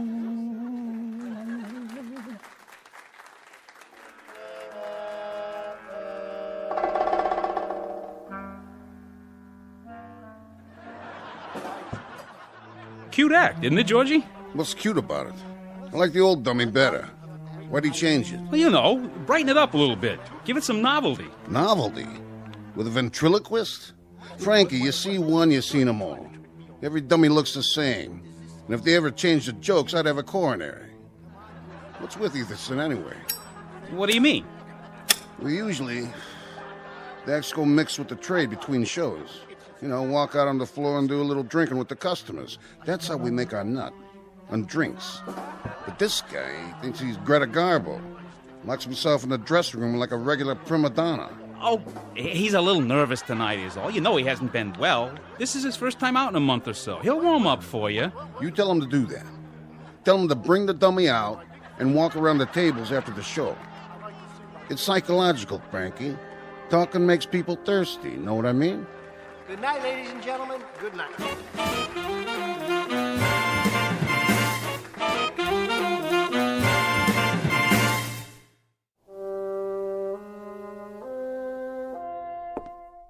That was great. Really.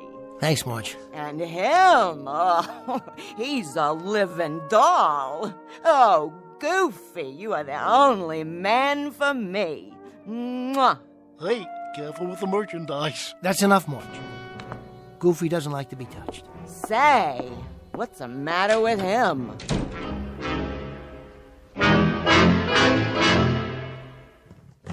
Come on, Willie. You've had it. Get down and stay down. That's right, put your legs in. Stop fighting me. I said lie down. There. Rest in peace, Pinocchio. Your next stop's the sawdust factory. And as for you, Goofy, it's strictly you and me from now on.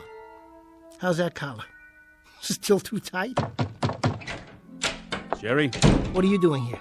You leaving? What's it look like? Well, you got your coat on. You packing up, huh? I'm getting there. Georgie was hoping you'd mix with the customers. Tell Georgie I'm a ventriloquist, not a shill. Why don't you tell him? And that means? That means I'm resigning from your fan club.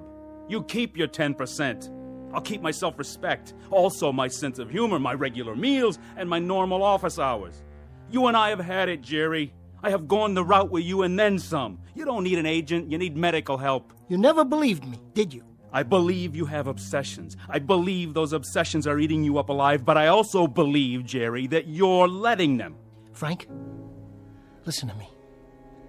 He talks when I don't talk. He moves when I'm not looking.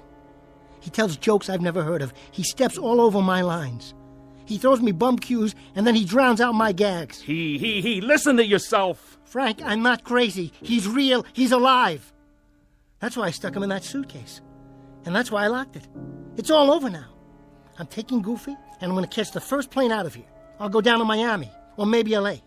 Frank, what was that place in Kansas City that we did so well in? The place in Kansas City was the same as Miami, which is the same as Los Angeles, which is the same as Sioux City, Iowa, which is the same as any town south, north, and west of here. They're all the same, Jerry. You're not going to leave Willie by hopping on a plane, train, taxi, or a one-horse shay. This thing you have to lick right here. This you lick at the source. Yeah, well, we'll see. Come on, Goofy, get in. We're taking a little trip. What about the other suitcase? Drop it in the river for all I care. Or keep it for old time's sake. I don't ever want to see Willie again. I thought I just explained it to you. This you can't just run away from. And I told you, we'll see about that, Frank. Just you wait and see. Willie is history.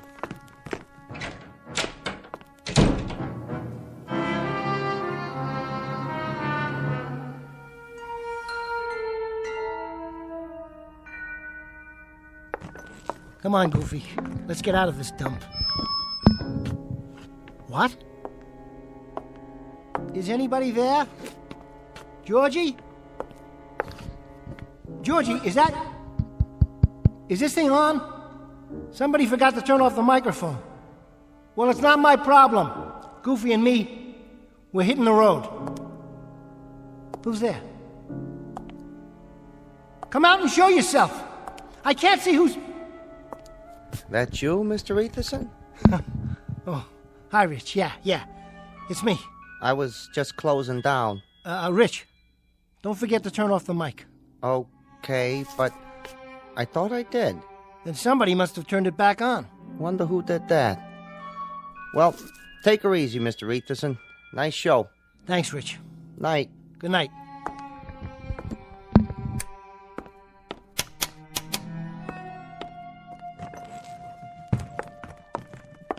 You running out on me, Jerry? What? You're not gonna leave me in a stuffy old suitcase, are you? Something else was there, Mr. Etherson? Did you just say something? I said goodnight, that's all. Sure. Don't work too hard. I'll try not to.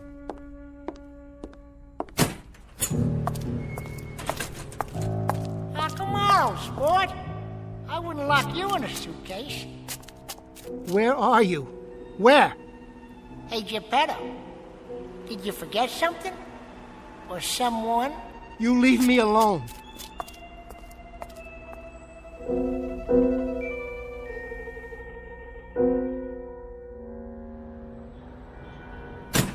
So then he says he doesn't like to be touched. Can you believe that? Well, Jerry's a nice guy and all. Nice looking, that's for sure. But he's got a lot of problems. I don't know what exactly, but Oh! What's the matter? This alley is really dark. So? Are you sure it's safe? I always go this way. It's quicker. Want me to walk with you? Don't be silly. You go up there to the street. There's plenty of cabs at the corner. Yeah, but it's so late. You shouldn't walk home alone. Don't worry about me, Margie. I can take care of myself. Well, if you say so. I say so. See you tomorrow night. Okay, Noreen. Night.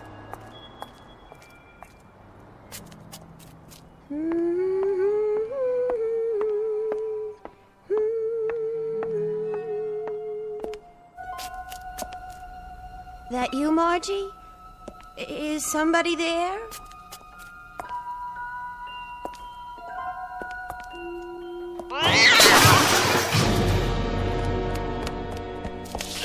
Let go of me! Hey, take it easy, Noreen.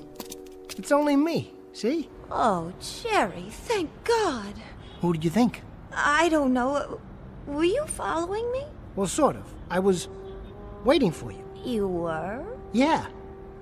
I was watching the stage door for you to come out. Sure you were. Would I lie? Well, in that case, I suppose the line is, this is so sudden.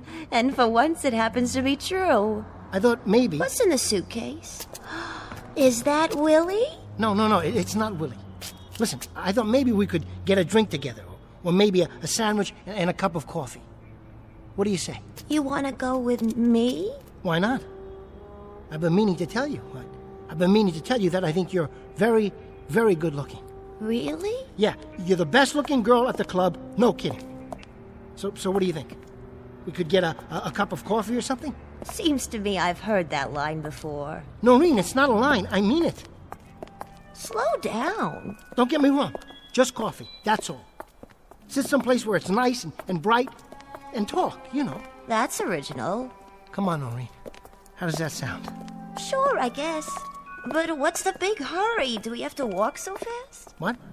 Oh, no, of course not. What's the matter with you, Jerry? Are you sick? What do you mean sick? I just like you, that's all. Is that a crime? I like being with you. What is going on? I just thought we could spend some time together. Something's wrong. You act like you're frightened. What are you frightened of? Noreen. Tell me. Noreen. I can't be alone now. I can't. He's bugging me. Who? His voice is coming out of everywhere. He's all around, no matter where I go. Before you came out, I thought I saw his shadow back there on the wall. It was huge, Noreen. Who are you talking about? Willie! Don't you get it? Noreen, you've got to help me. Let me stay with you tonight.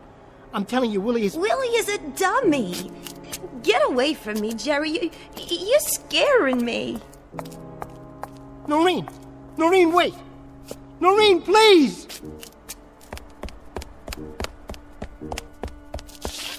Come on! Open up! Hello? Rich? You still here? You didn't go home yet, did you? Rich? Say, I was wondering, could I stick around for a while? Maybe spend the night right here in the club? You mind? I can sleep in the dressing room. See, I got a little problem. There's this guy, and he's following me. Testing. Is this thing on? No. What do you say, stranger? Long time no see. I thought you were gonna blow this joint. Where? What's the matter, Booby? Your plane got grounded? Or couldn't you get past security with that funny-looking suitcase? But how? Funny thing happened to me on the way to the club tonight. I was out in front of the Ritz Savoy Hotel. That's where I live. In front of the Ritz Savoy.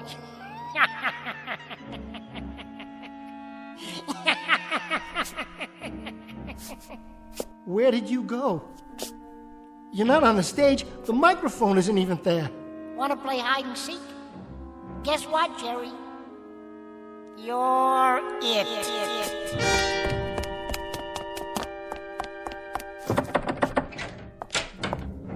Hide and seek, huh?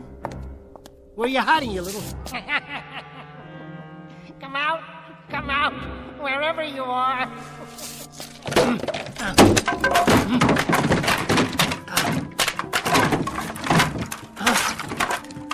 The other suitcase. You're still in there, where I left you. You gotta be. There you are. I'll kill you, Willie. There. What do you think of that? Now let me see you try to follow me. Wait a minute. What are these glasses doing here? These are goofies. I know, I packed them myself when I put them in the... Goofy. I didn't mean to hurt you. I took the wrong one. How could I leave the wrong suitcase? Open the other one. Go on, Jerry. Open it. The one you've been carrying around. I was in there a long time. Now I gotta get my pants pressed. Let me give you a tip, Jerky. Don't ever run with a suitcase under your arm. I almost lost my lunch. Then you'd have a real mess to clean up. You get away from me. Just leave me alone. I won't tell a soul. Believe me, I won't tell a soul. Who do you think you're talking to? Maybe you need glasses. Willie, just let me walk out of here. And you'll never see me again, I promise. Well, why don't you take the eye test? What am I holding up? I'll give you a hint. It comes between D and F. No fair peeking. For the love of God, let me go. No can do, partner. Now, what do you say we get down to business? But you're a dummy. You're made of wood. Somebody built you. How could you... You jerk. You made me real. You spanked me to life. You gave me thoughts. You poured words into my head. You moved my mouth. You rolled my eyes and stuck out my tongue. You big lug, don't you get it? You made me what I am today. And I hope you're satisfied, you rascal, you, from the song of the same name. No, no, no, no, no.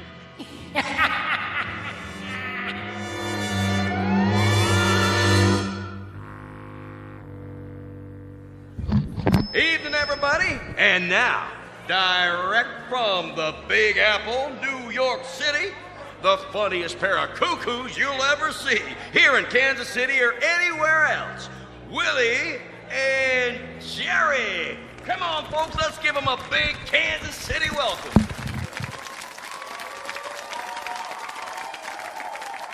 How do you do, folks? How do you do? Funny thing happened to me on the way over to the club tonight. I met this broad. Come on now, Jerry. You don't mean broad, you mean lady. You just make the jokes, I'll deliver them. But seriously, I've heard stories about you. I'm innocent, I tell you. I was framed. I've heard that you're superstitious. Me? You are, aren't you? I mean, you throw salt over your shoulder, cross your fingers. I wish you'd cross your legs so I could get more comfortable. There. How's that? Better, but it ain't exactly the lap of luxury. Now, Jerry, I asked you a question, remember? Of course I remember. What do you think I am, a blockhead? We're talking about superstitions. All right, wise guy, what do you do? I knock wood. Ow!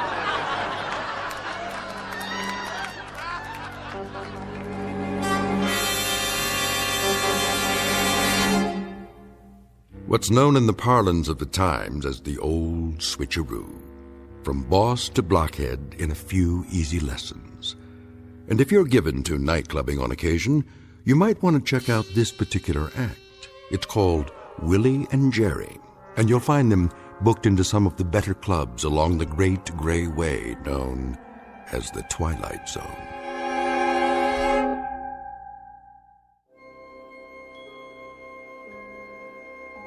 Hi, this is Carl Amari, producer of the Twilight Zone radio dramas. I'd like to take a moment to tell you about our official website at twilightzoneradio.com, where you'll get the latest news and information on these Twilight Zone radio dramas. Plus, at twilightzoneradio.com, you can digitally download 3 free episodes or any of our episodes for only $1.95 each. In this age of ever-changing technology, we've decided to make these episodes instantly available to you by making the Twilight Zone radio dramas a digital download-only series. This means that this series will no longer be offered on CD. The CD collections at our website are now being offered while supplies last at buy one, get one free. So be sure to get your favorites before they're sold out. Be sure to visit us often, and I'll see you in the zone.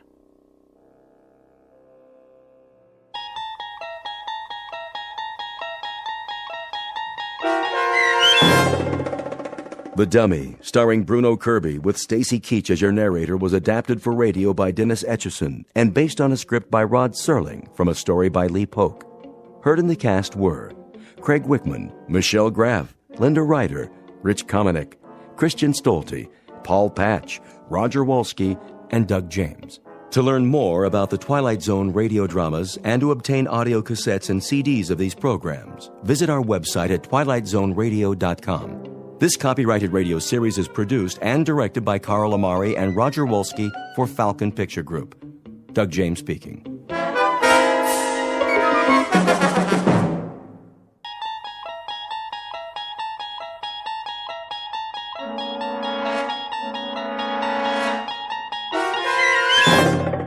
You're traveling through another dimension. A dimension not only of sight and sound, but of mind. A journey into a wondrous land whose boundaries are those of imagination. Your next stop, the Twilight Zone.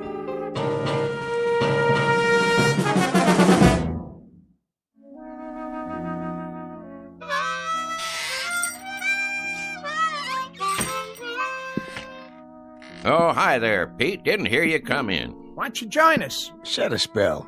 That's all right. I wouldn't want to interrupt you. Well, all right then. Where was I? General Pershing. Oh, yeah.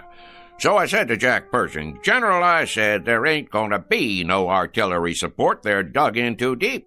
When was this now? First World War, of course. The Great War, we called it. Yes, sir. So I says to General Pershing, Jack, what we gotta do is we gotta enfilade. Know what I mean? Do what? Enfilade 'em. That's what we're gonna do. Ha ha! Enfilade 'em to beat the band. Frisbee, when are you going to put that mouth organ of yours out of its misery? How's that? Or at least learn how to play it. Helps me relax. Well, sir, old Blackjack knew who he was dealing with. And that was? They didn't call me old Enfilade Frisbee for nothing. Horseradish? Huh? Where do you keep the horseradish, Frisbee? Right where it always was, Pete. Third shelf down. Down where? On your left there, next to the pickles. You got catsup? Underneath the cash register, behind the beans. What's your hurry? Come on over. I got another chair. No, thanks. I'll put a new log in the stove. If it's all the same to you, Frisbee, I'll just collect my goods and get on home while it's still daylight. Suit yourself. Oh, well, where was I? Oh, yeah. Well, sir, the following morning, we attacked up and down the line, and the rest is history. Smashed them to bits, we did. And then we went on to Paris to celebrate. Exactly 4.5 hours it took us. We had frogs' legs and cold duck till we couldn't eat no more. An hour later, we was in Berlin. Shall I say it, or do you want to? Be my guest. Frisbee. Yeah? You not only got a pot belly big as that stove, you're the biggest liar who ever sat in that chair. You're doubting my word? You can start with that. Beyond just doubting your word, I'm calling you a liar flat out. How can you go from Paris to Berlin in 1 hour? Find the radishes, Pete? Yep. What about celery? All out. Getting some fresh ones in the morning. We're waiting, Frisbee. How do you go from Paris to Berlin in 1 hour? Oh, hold your horses now. I'm coming to that. It's what made the whole operation so fantastic. I was doing some reconnoitering, and I found me a back route. That's very interesting, Frisbee. Except last week you sat right there, big as life, and told us you were in the Balloon Corps. You sure did. And that over the Battle of Marne, you shot down 3 German Fokkers with a pistol and personally directed the artillery so the Marines could win. Oh, I did that too. Only it was a year later. It was, let's see now, April of 1917. That's it. I heard enough. More than enough. I'm getting out of here. Well, now you might want to give that some thought, boys. Looks like rain to me. Rain? Sure enough, gonna be some rain. Tell by the clouds. You can always tell by the clouds, you know. Take that big job up on the hill. That there is a stratocumulus opacus. Anything you say, Frisbee. You fellas know anything about meteorology? Don't get him started. Well, what do you know? Looks like it got me a customer. Carload full of them. Better get out there and pump some gas before they change their minds. Oh, now ain't no reason to hurry. Them clouds, for instance, they like to take their time. So do I. It's the way Mother Nature made things. Why, did I ever tell you about...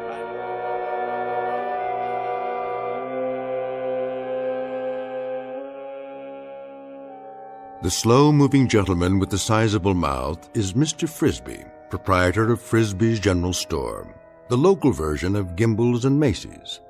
He has all of the drive of a broken camshaft and the aggressive vinegar of a corpse.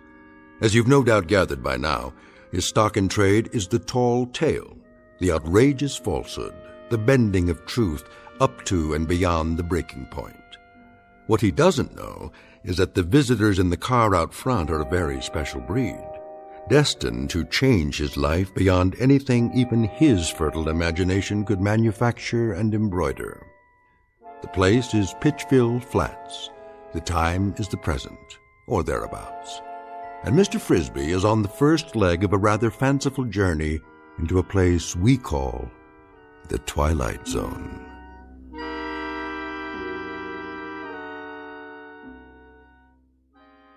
And now, The Twilight Zone, and our story, Hocus Pocus and Frisbee, starring Shelley Berman, with Stacy Keach as your narrator.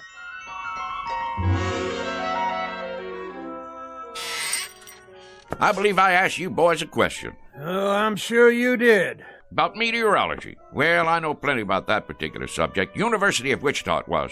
Got my doctorate in it. Did a treatise at the age of 13 that still uses standard text. Meteorology and You was the title.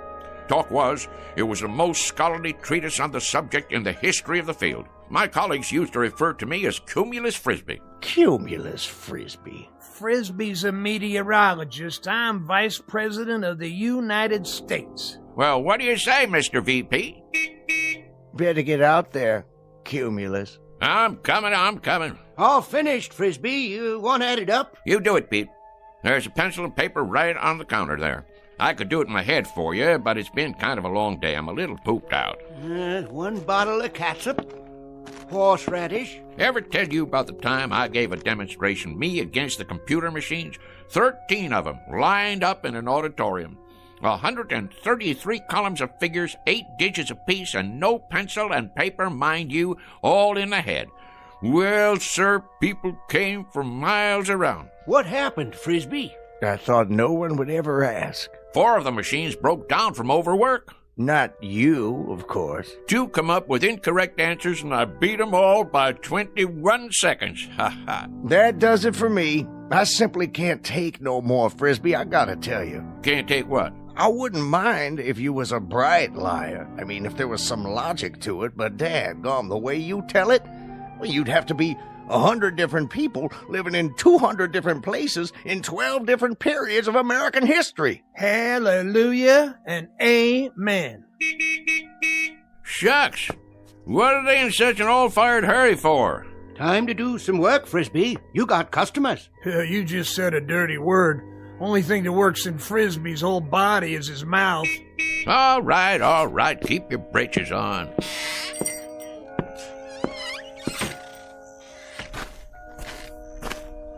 Howdy, gents. Hello. Want gas or something? Gas? Oh, yes. Sorry you had to wait. Not at all. You know, if you gotta be someplace in a hurry, you could have pumped it yourself. We could. Didn't you hear me yelling? Oh, we heard you. Definitely. We're not too familiar with this kind of car. No. Say, how many of you was in there?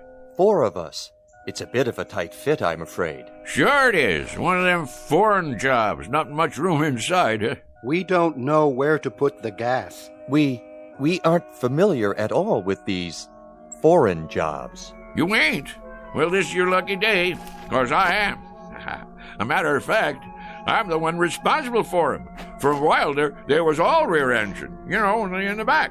You developed them, did you? Oh, indeed I did. Got a phone call from old Henry Ford one time asking me to fly out to Detroit. Henry Ford? Sure. Well, I did that little thing, and next thing you know, in 48 hours, I went and designed the first rear-engine automobile. Advantages are fantastic, Is that right? Sure. All the weight on the driving wheels gives her better traction, eliminating the drive shaft, lowering the whole car. There's a whole lot better visibility, plus the heat and gas fumes go right on out behind. You're quite familiar with the internal combustion engines, then. That sort of thing. Familiar with them? Why, mister, you're looking at the granddaddy of the modern-day automobile. Henry said to me when I finished that there designing job, rear engine, he said, that's what he called me, old rear engine Frisbee. He says, rear engine, you're an automotive genius. That's what you are. Hey, well, I couldn't very well argue with him, being as how he was Henry Ford. I guess not. Now, where was I? Say, you want it filled up? If you don't mind.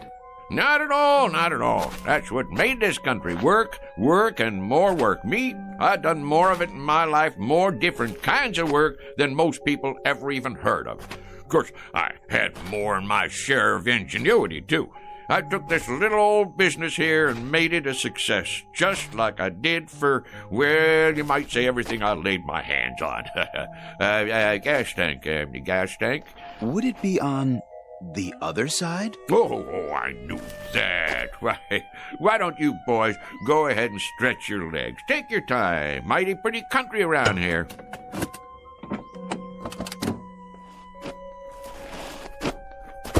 Yes, pretty. Of course, it wasn't very pretty when I moved in.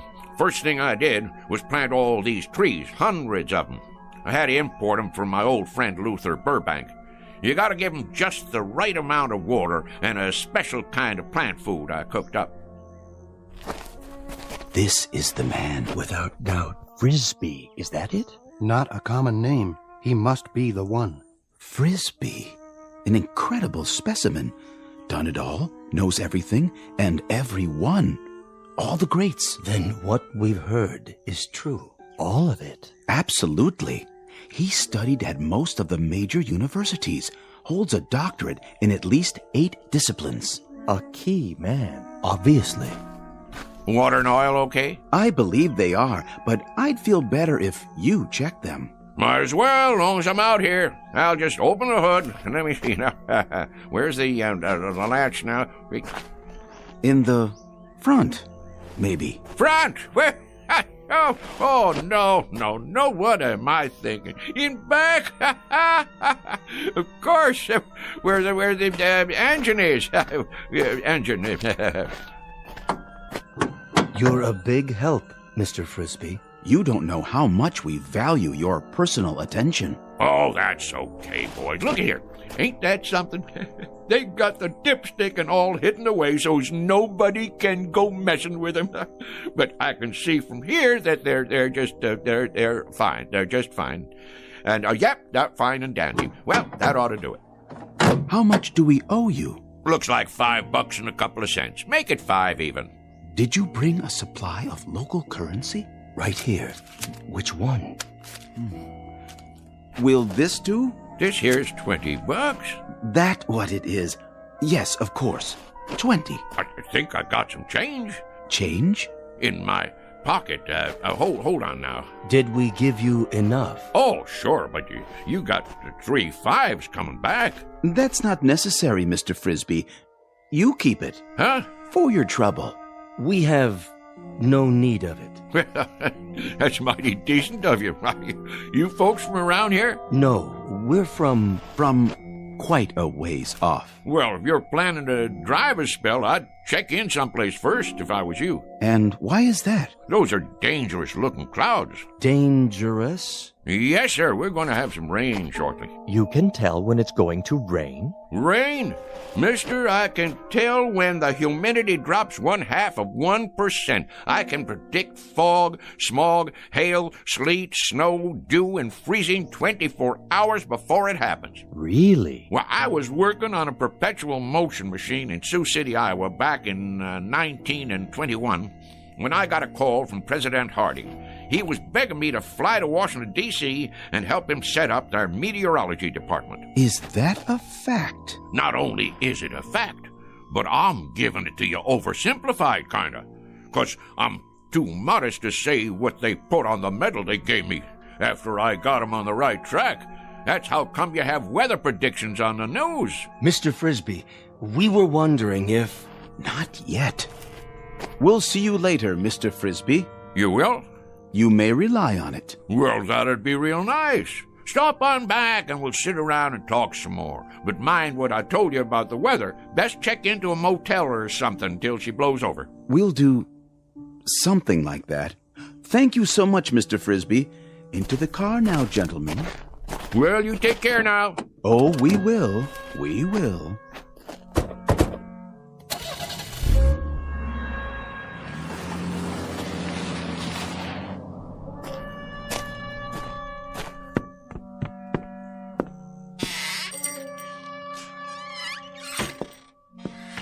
Odd fellers.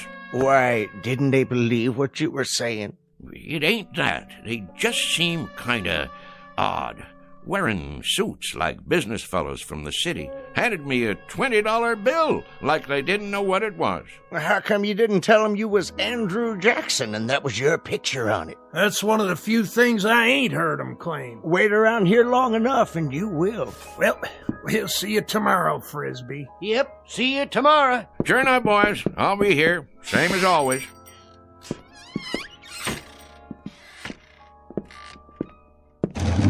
Let's see now, 5 o'clock.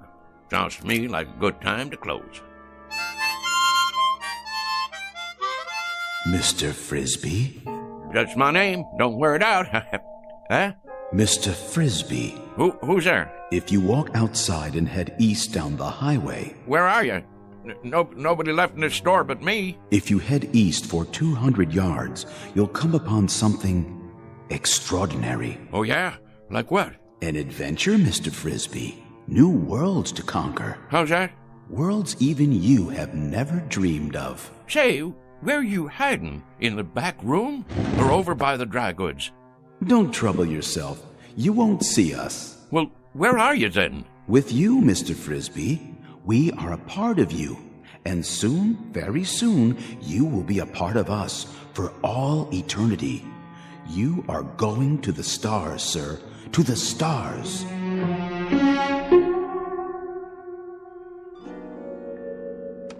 What do you mean, the stars? You talking about going to Hollywood? The stars in the heavens. You're not afraid, are you? Afraid? Me? Stonewall Frisbee? Do I, David Eisenhower said to me back when I got onto the very first landing craft on D-Day, Stoney, he says to me, Stoney, you lead the invasion. There'll be mines, German E-boats, Stuka dive bombers, and artillery up against you, but you can do it. Well, Ike, I says, I guess if you really want me to. An exceptional record, Mr. Frisbee, but our time grows short. Will you accept this last greatest adventure? You mean go walking outside? It's not far. Just beyond the first grove of trees. Afraid I can't take you up on that, seeing as how it's gonna rain. Then you are frightened. We had thought you'd be the one man willing to take almost any risk. That may be, but who, may I ask, is telling me all this? If you'll walk on down the road, as I suggested, you'll find out. Well, rain or no rain, I never was one to turn down a little excitement. Who'd you say you was? Your questions will be answered soon enough. Well, all right then. Just let me lock up. That won't be necessary. Why not? Because, Mr. Frisbee, you won't be coming back.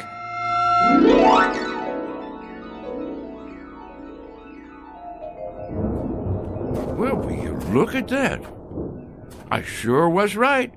Going to be a big old storm tonight. Hurry, Mr. Frisbee. I'm coming. Don't get your long johns in a twist. Straight ahead. We're waiting for you. Where? Look to your right. I don't see... Wait a minute. What the heck? Oh, I get it. Some kind of movie prop, right? What are you doing? Making one of them science fiction movies out here? Dang if it don't look like one of them flying saucers. That's exactly what it is. You may come inside. Now, how am I going to do that? You got it made to look like there ain't no doors or windows. Very well. In the interest of time, I suppose we can give you a slight assist at this point. Hey. Hold on, Mr. Frisbee. Whoa, Nellie. How'd you do that? Teleportation, Mr. Frisbee, but I'm sure you know all about it. Well, what do you know? You got a nice setup in here. I'll give you that. What's underneath all that aluminum paint? Wood frame or drywall? I assure you, it's all quite authentic. Impressed? Me? Impressed? With this rinky-dink set? Why, shucks, it looks like a flea on a doll compared to the one I designed for the United States Space Agency. Oh, we didn't know they had flying saucers yet. Apollo, of course, and Viking. Well, mine was called a Buzzard. Biggest span you ever saw. And that was back in 51. Old Rocket Thrust Frisbee, they called me. Please, Mr. Frisbee, be good enough to follow me. Well, don't this take all? How do you do, Mr. Frisbee? Welcome, Mr. Frisbee. How do you... So this is part of that movie prop. That's it, ain't it? Some kind of Hollywood thing. Advertising a flying saucer picture, huh? In a word, Mr. Frisbee, no. This is an actual spacecraft. Go on now. And we, my colleagues and I, have come here from another planet. We have indeed. All this way, across the interstellar darkness, to meet you. Well, in that case, I'm leaving. Correction, Mr. Frisbee. You are staying. Wait, let me loose. I can't even wiggle my toes. I suggest you stop struggling against the force field and relax. After all, you're going to be here a while. A very long while in Earth terms. Why not make yourself comfortable while you prepare to meet the others? The others? That's right. The Intergalactic Council.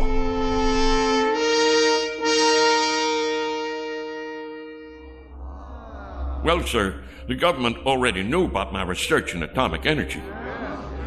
Matter of fact, I suggested it to them as far back as 1923. Spent a whole summer one time with Al Einstein, during which time I gave him the preliminary stuff about that relativity theory of his. Smart as paint, that fella. Smart as paint. He had bad hair, though. Should have put some Brill cream on it. A little dab will do you. Anyhow, when I got this here call from New Mexico, I had to hightail it over there and show them how to make the bomb. Incredible. Fantastic. What a specimen. Now, let's see. That covers atomic energy. What was the next thing you fellows asked me about? If you wouldn't mind, sir. Go on, speak your mind. You're entitled, son. Your research in liquid propellants. Oh, yes, liquid propellants. Well, now, the main thing I gotta say about that is there ain't no liquid in the world that'll propel me faster than a dry martini on the rocks.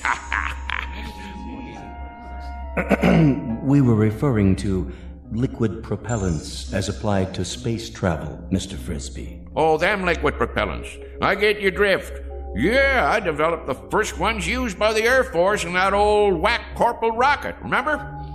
Used to have a model of it out in front of Disneyland. Well, that thing sure could move, thanks to me. Made up a batch of liquid stuff in my cellar. Folks around town wanted me to run for Congress after that, being as how I got the country back into the space race. But if there's one thing I ain't, it's conceited. I figure it's a man's patriotic duty to invent liquid propellants if he has a mind to. And I had a mind to.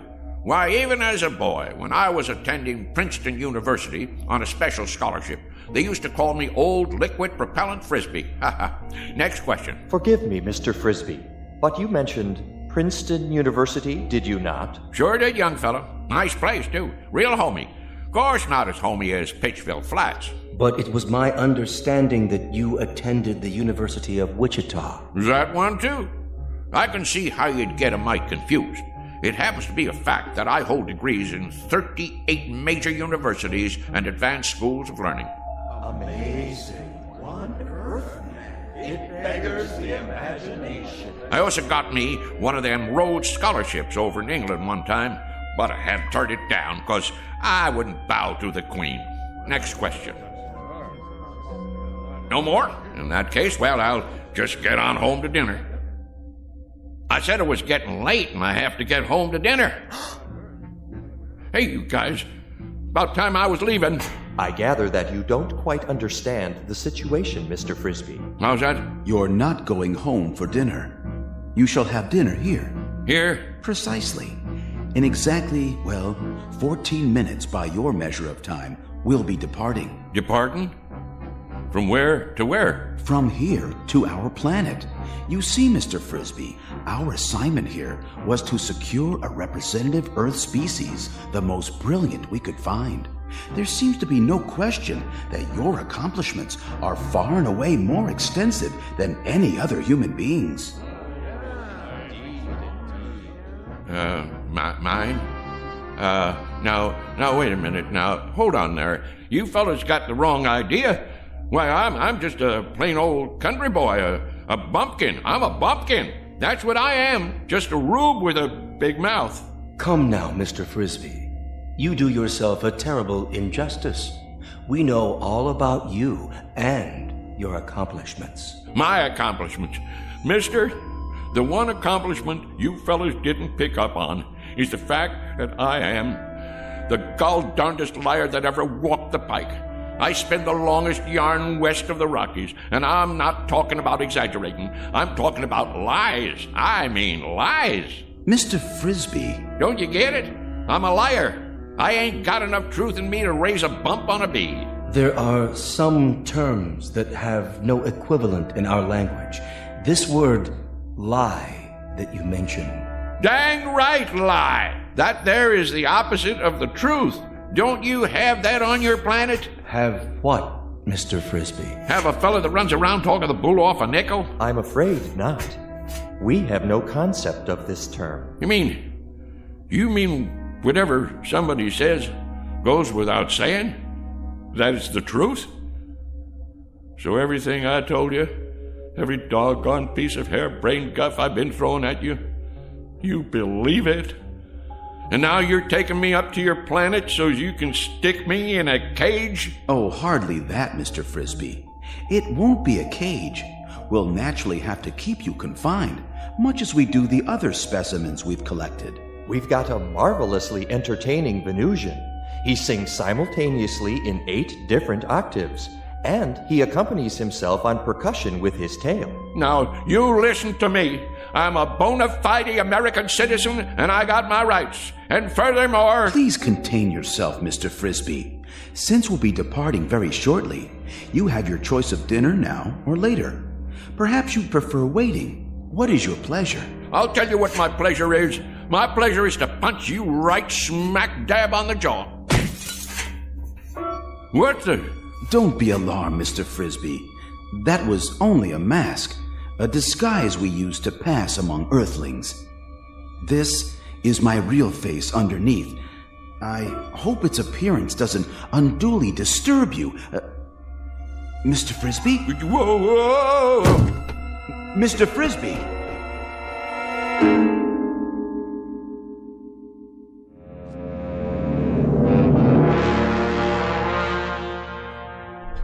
Oh, Mike, and back where am I? Feeling better, Mr. Frisbee? Better than what? I thought I should tell you. We'll be departing in 5 minutes. You still on that kick? Listen to me. I ain't interested in departing anywhere except from you. I never been more than 50 miles outside of Pitchville in my life, and that's the one record I'm right proud of. Curious remark. It does not compute. You took a bump to the head. Lie still. I'd better scan you. Get that thing away from me. It's only a vibrometabolic scanner to detect organic damage. Stay back, I tell you. You're in perfect shape. No spikes in your brainwaves, none whatsoever. Remarkable, I must say, for someone with such active cranial matter. Man, the last time I saw something like you, I'd been 4 days on a corn jug. And even at that, what I thought I saw was a whole lot prettier than you. I'm sorry you find my features distasteful. On our planet, my appearance is considered quite satisfactory. But if you prefer, I could wear another one of those pseudo-faces. This place where you're from, do the girls look like that too? The females? Why do you ask? Because if they do, it's a downright wonder you ain't extinct. Please try to accept my true appearance, Mr. Frisbee, much as we have become accustomed to yours. Some effort is required on both sides.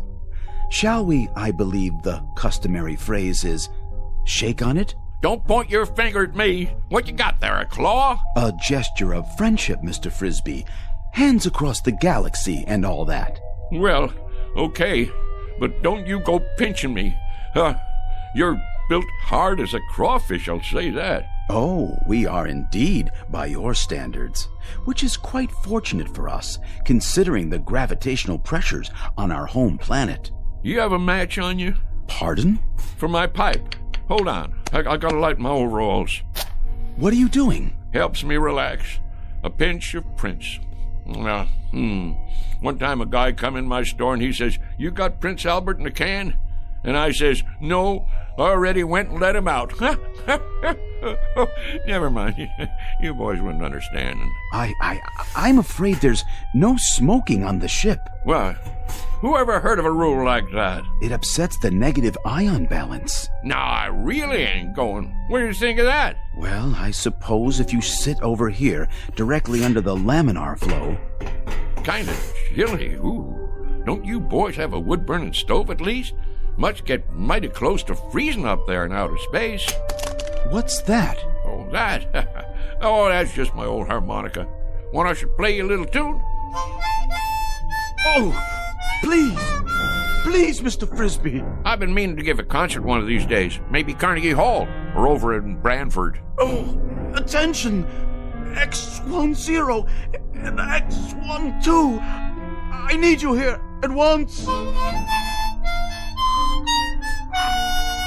Most beautiful sound there is, huh? They have harmonicas where you guys are from? Well, do they? I ask you a question. Do you have harmonicas up there where you Help! Help! You don't look so good. Kind of green. Whoa, well, let me play some more for you. Ain't nothing like a little tune before dinner. That's what I always say. What's that horrible sound? It's that object. Got to get it away from him before it's too late. Back. It's dangerous. Stay away from it. Save yourselves.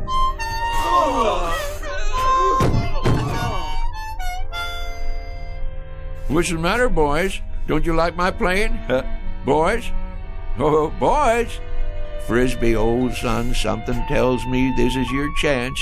You better make tracks, and I mean now. They didn't call you old mile-a-minute Frisbee for nothing. Get moving. What are you doing out of your room, Mr. Frisbee? Mr. Frisbee! Don't let him off the ship! Quickly, seal the airlock! No, you don't, boy. Get out of my way. No. Don't go after him. He has some sort of fantastic instrument that emits a death sound. I've never heard a pitch like it. It's powerfully destructive. We'd best take off before he warns others of his kind. They may have the same weapon.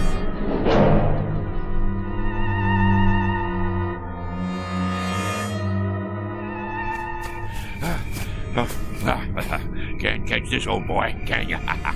Go on, get out of here. Get on. back where you come from. That's it. Scat.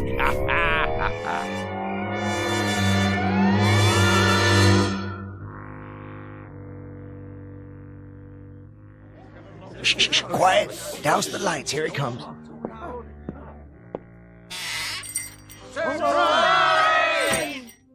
What's going on here?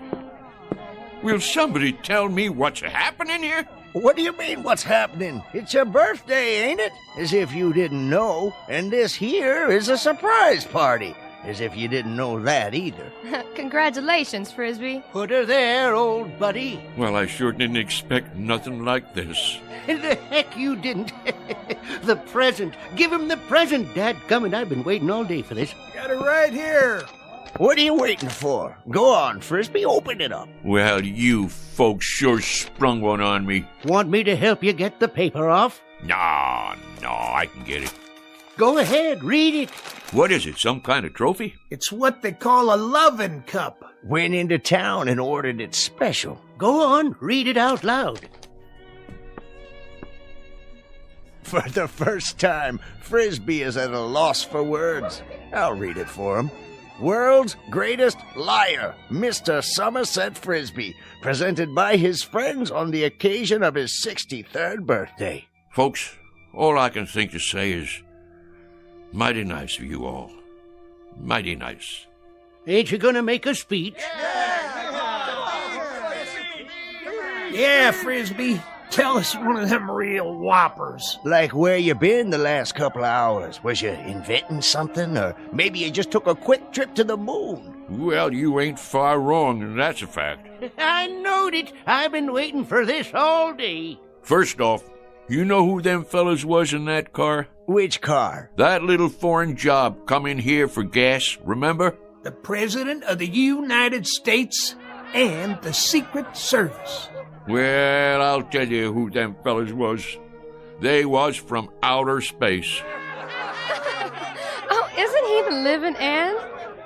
And somehow or other they picked me up in the air, right down there by the hollow, and I floated over to their flying saucer, and they took me inside, and then they was gonna kidnap me and take me to their planet. And you was gonna be their leader, Frisbee? But it's true. They was just about to kidnap me. Wanted to make me their A1 prize specimen. Oh, the whole Galactic Council was watching. They even had a guy from Venus who could sing 8 different ways from sundown and play the drum with his tail. Well, sir, you know how I stopped them? You talked them to death? No, not that. It weren't nothing, really. Just took out my mouth harp and blowed a little tune, something like this. You know what happened then? I'm sure you're going to tell us. I've been waiting all day for this. They just plumb fainted away. Now that I can believe. Play us a tune, Somerset, the way you used to. Well, I suppose I could do that, if you really want to hear it. Wait a minute. There it is. Didn't I tell you it was going to rain? Sure I did. I can feel it in these old bones of mine. Yes, sir. What did I tell you? What did I tell you? Ain't he the perfect limit? Ain't he the be-all and end-all?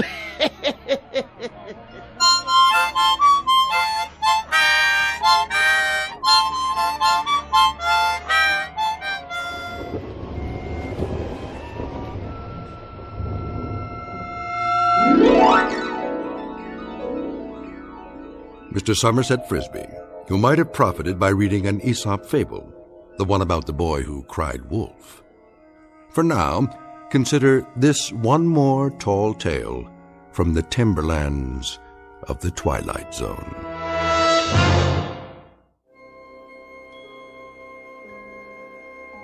Hi, this is Carl Amari, producer of the Twilight Zone radio dramas. I'd like to take a moment to tell you about our official website at twilightzoneradio.com, where you'll get the latest news and information on these Twilight Zone radio dramas. Plus, at twilightzoneradio.com, you can digitally download 3 free episodes or any of our episodes for only $1.95 each. In this age of ever-changing technology, we've decided to make these episodes instantly available to you by making the Twilight Zone radio dramas a digital download-only series. This means that this series will no longer be offered on CD. The CD collections at our website are now being offered while supplies last at buy one, get one free. So be sure to get your favorites before they're sold out. Be sure to visit us often, and I'll see you in the zone.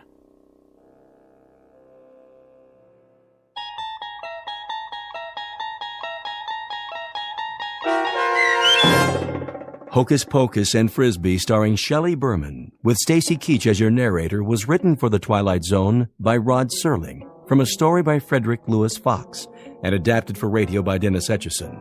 Heard in the cast were Mike Novak, Richard Hensel, Turk Muller, Sarah Marks, Jeff Lupetin, Christian Stolte, and Doug James. To learn more about the Twilight Zone radio dramas and to obtain audio cassettes and CDs of these programs, visit our website at twilightzoneradio.com. The producers of The Twilight Zone wish to thank CBS Enterprises, Carol Serling, Dennis Etchison, Dick Brescia Associates, Claire Simon Casting, Paul Patch, Terry Jennings, the American Forces Radio and Television Service, our sponsors, and our radio affiliates for helping make this series possible. This copyrighted radio series is produced and directed by Carl Amari and Roger Wolski for Falcon Picture Group. Doug James speaking.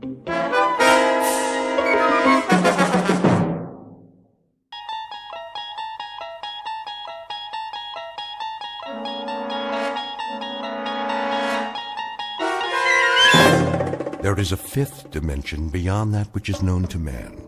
It is a dimension as vast as space and as timeless as infinity. It is the middle ground between light and shadow, and it lies between the pit of man's fears and the summit of his knowledge. This is the dimension of imagination.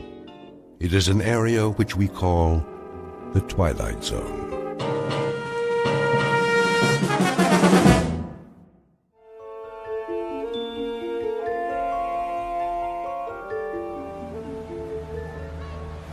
You're gonna do good today, Lou. I can tell. Yeah? How can you tell, Tommy? 'Cause you're the best salesman there is. Well, maybe I used to be. You are, Lou. You always have such neat stuff. Oh, yeah, I got everything. A little bit of this, a little bit of that. Something for everybody. Help me set up the table, will you, Tommy? Sure. There we go. We'll be ready to start in a minute. What's in the bag today, Lou? Take a look. See anything you like? Lots of toys. Always. Which one's your favorite? Let's see. The little wind-up dogs. They're so cute. And the monkeys. And the zap gun. It's cool. Pow, pow, pow. I thought I gave you one to test for me. You did, but, well, it kind of broke. Don't worry about it. I'll give you another one later. How you doing today, Bookman? Oh, just fine, officer.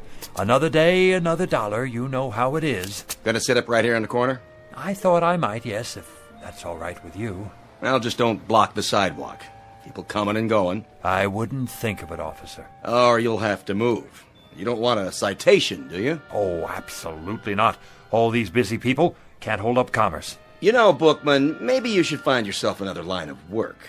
Streets are so busy these days. There ain't much room for a pitchman anymore. Isn't that the truth? You got a permit, don't you? Why, I'm sure I do. Now, where did I put it?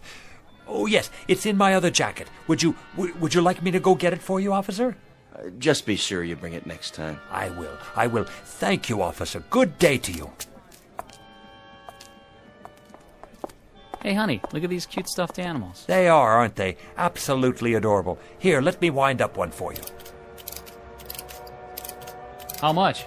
Only $7.98, in your choice of colors. Do you have any little ones at home, sir? Nope, no kids. Well, a niece or nephew, then. These make great birthday presents, stocking stuffers, a big hit at parties. Have you ever seen anything so delightful? Look at the way they move. It is cute, don't you think, Walter? Yeah, but they got them over at the Pick and Save for $3. Oh. Now, these aren't your ordinary toy animals. No, ma'am. They walk and talk and bark and jump a full 360 degrees in the air. Plus, you never have to feed them or take them to the vet. I call them the ideal pet. Go ahead, pick it up. Feel that fur, so soft and lifelike. Thank you anyway. They're on sale. Special July clearance. Everything's half off today. Gift items for the men, perfume for the ladies. How about a wristwatch? Did you see these genuine gold necklaces?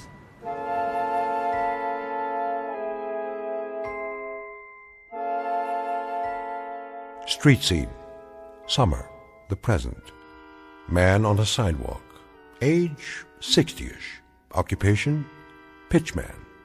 Name Lou Bookman. A regular fixture for the summer, the kind you pass by every day and don't pay much attention to anymore. A rather minor component to a hot July in the city. A nondescript, commonplace little man with a wrinkled suit, a pork pie hat, and a loud necktie that always seems to be coming loose at the collar. A man whose life is a treadmill built out of sidewalks and street corners everywhere. Lou Bookman, a walking rebuttal to the American dream, which states that success can be carved, gouged, or grubbed out of the landscape no matter where you are, whether it be log cabins or tenement buildings. Because Lou Bookman has not even a nodding acquaintance with success, and his dreams only extend from the curb to where the sidewalk ends. But in just a moment, Lou Bookman will have something to occupy his time which transcends both success and failure. He'll have to concern himself with survival. As of 3 o'clock this hot afternoon, Mr. Bookman will be stalked by his toughest customer to date, a man in a black suit who's out to close a deal of his own and who won't take no for an answer. In the Twilight Zone. And now, back to our story from the Twilight Zone. One for the Angels, starring Ed Begley Jr., with Stacy Keach as your narrator.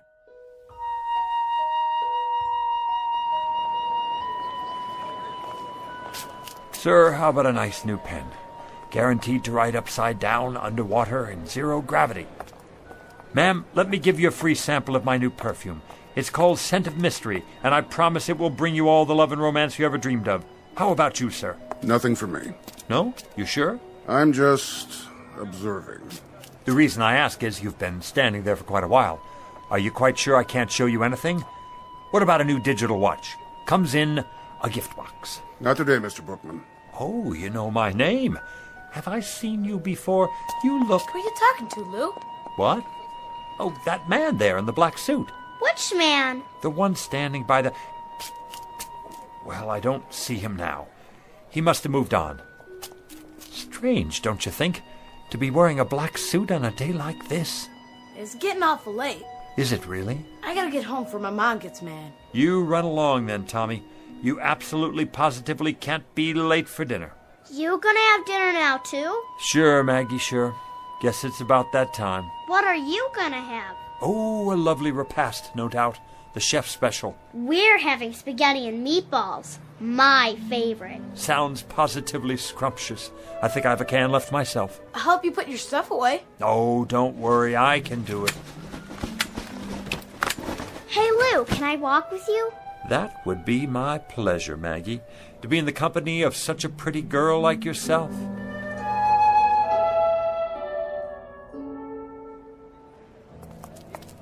Hey, Lou! Hey, it's Lou! What's going on, Lou? Hey, wanna play with us, Mr. Bookman? Come on!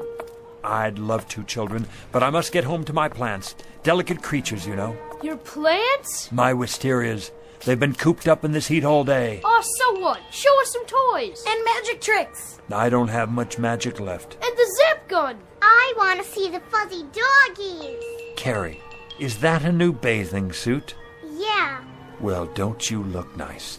And Bobby, where have you been? I haven't seen you all week. I was sick. Then you shouldn't play in the water like that. I'm all better now. Let me feel your forehead. Why, what's this? A quarter stuck behind your ear. No wonder you were sick.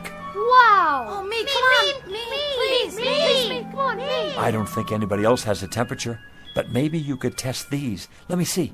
These rings, to be sure they're okay. Oh, yes, toys! Yes! Oh, they may look like toys, but they're not toys you can buy at the 5 and dime. Anybody can sell toys, but these, my young friends, are very, very special.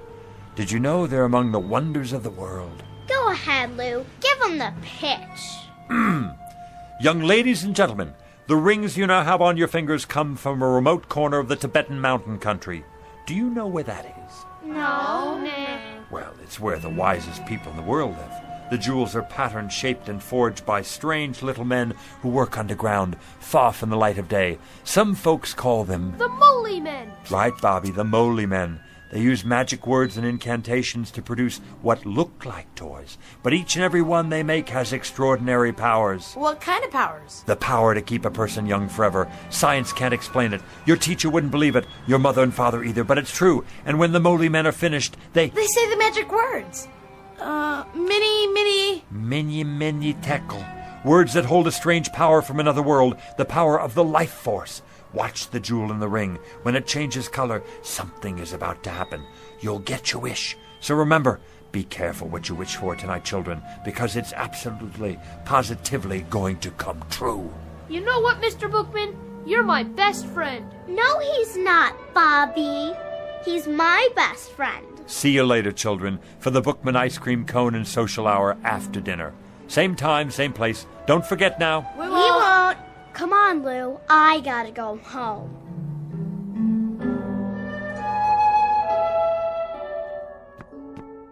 That you, Mr. Bookman? Good evening, Mrs. Magnuson. Hiya, Lou. Need a hand? That's all right, Mr. Stolberg. I got it. You make out okay today? Oh, yes, as always. Sold out half my merchandise. Yeah? Looks like you got a whole lot left. Want to come over for a cold one? That's kind of you, but I'm on the wagon these days. Well, I'll keep one on ice for you anyway.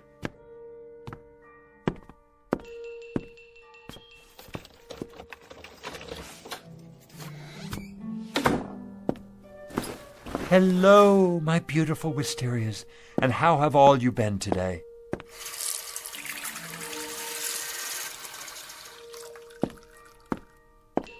Did you say you're thirsty? I'll bet you are. Here, have a drink of water on me.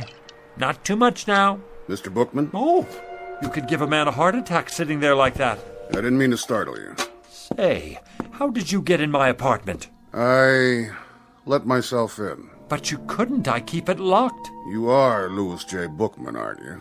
That's right. Something I can show you? I don't think so. Something in, let me see, collar stays maybe, or neckties. You look like a man who needs a new tie, something brighter than the one you're wearing. Mr. Bookman, I'm not here to buy anything. Then what in the world do you want? Let's get down to business, shall we? Yes, here it is. Louis J. Bookman, age 69, right? 70 in September. Well, I must say you don't look it. Nice of you to say so, young man. I try to keep busy. Occupation pitchman, correct? Are you a census taker? If you are, let me sit down. I hope this doesn't take too long. Not exactly. Born in New York City? That's right. Father Jacob Bookman, Mother Flora. Father's place of birth, Detroit, Michigan. Mother's place of birth, Syracuse, New York. My, you have it all down in that book of yours, don't you? We have to keep these things efficient. Now, today is the 19th of July, and your departure is at midnight tonight. My departure? Excuse me. Go right ahead. Hi, Maggie, darling. My doggies broke, Lou. Let me see. Oh, here's your trouble right here. See this little cogwheel? You push down on the key when you're rewinding it. Can you fix it? I can try. Yeah! Oh, Lou, you're so smart. You can do anything. Hear that, mister? Mm-hmm. I'd introduce you to, but I don't know your name. No need. I think I got it now, Lou. Thanks. You're very welcome. Oh, this gentleman has come here to ask me a lot of questions. You're not the police, are you? Hardly. Oh, kind of gave me a turn. Huh? I'm glad he's not the police. I've got my vendor's license here somewhere. I thought maybe I forgot to renew it or something. Who's the police, Lou? This gentleman here. What gentleman? That one in the other chair. Which chair? Mr. Bookman, she can't see me or hear me. Why not? Why not what, Lou? Why can't you see him or hear him? See who?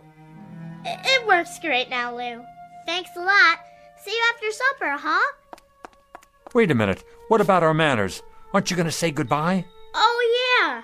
Goodbye, Lou. Thanks. I mean to the gentleman. Oh, it's a game. I get it. The Invisible Man. Goodbye, Mr. Invisible Man. See you, Lou. I can see you, yet she can't. Only those who are to accompany me can see me. Understand my words, Mr. Bookman? Only those who are to accompany me. I'm still not sure Now then, don't you think you'd better start making your arrangements?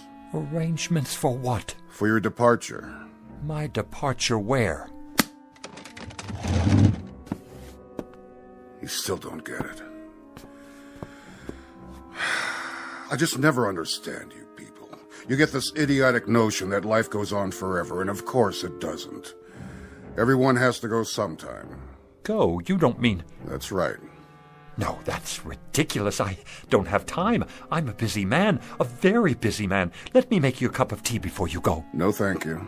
Take a look around. You can see how busy I am. My flowers, for example. I have a green thumb. Whatever I touch, well, it grows, if I do say so myself. I won second prize last year at the YMHA Flower Show. See the plaque on the wall? Wisteria, open class. Oh, nice. Nice? Is that all you can say? Look at them, will you? You've never seen flowers like these. And what I further don't understand is how little you appreciate the nature of your departure. I thought we were finished with that subject. Think of the poor souls who go in violent accidents.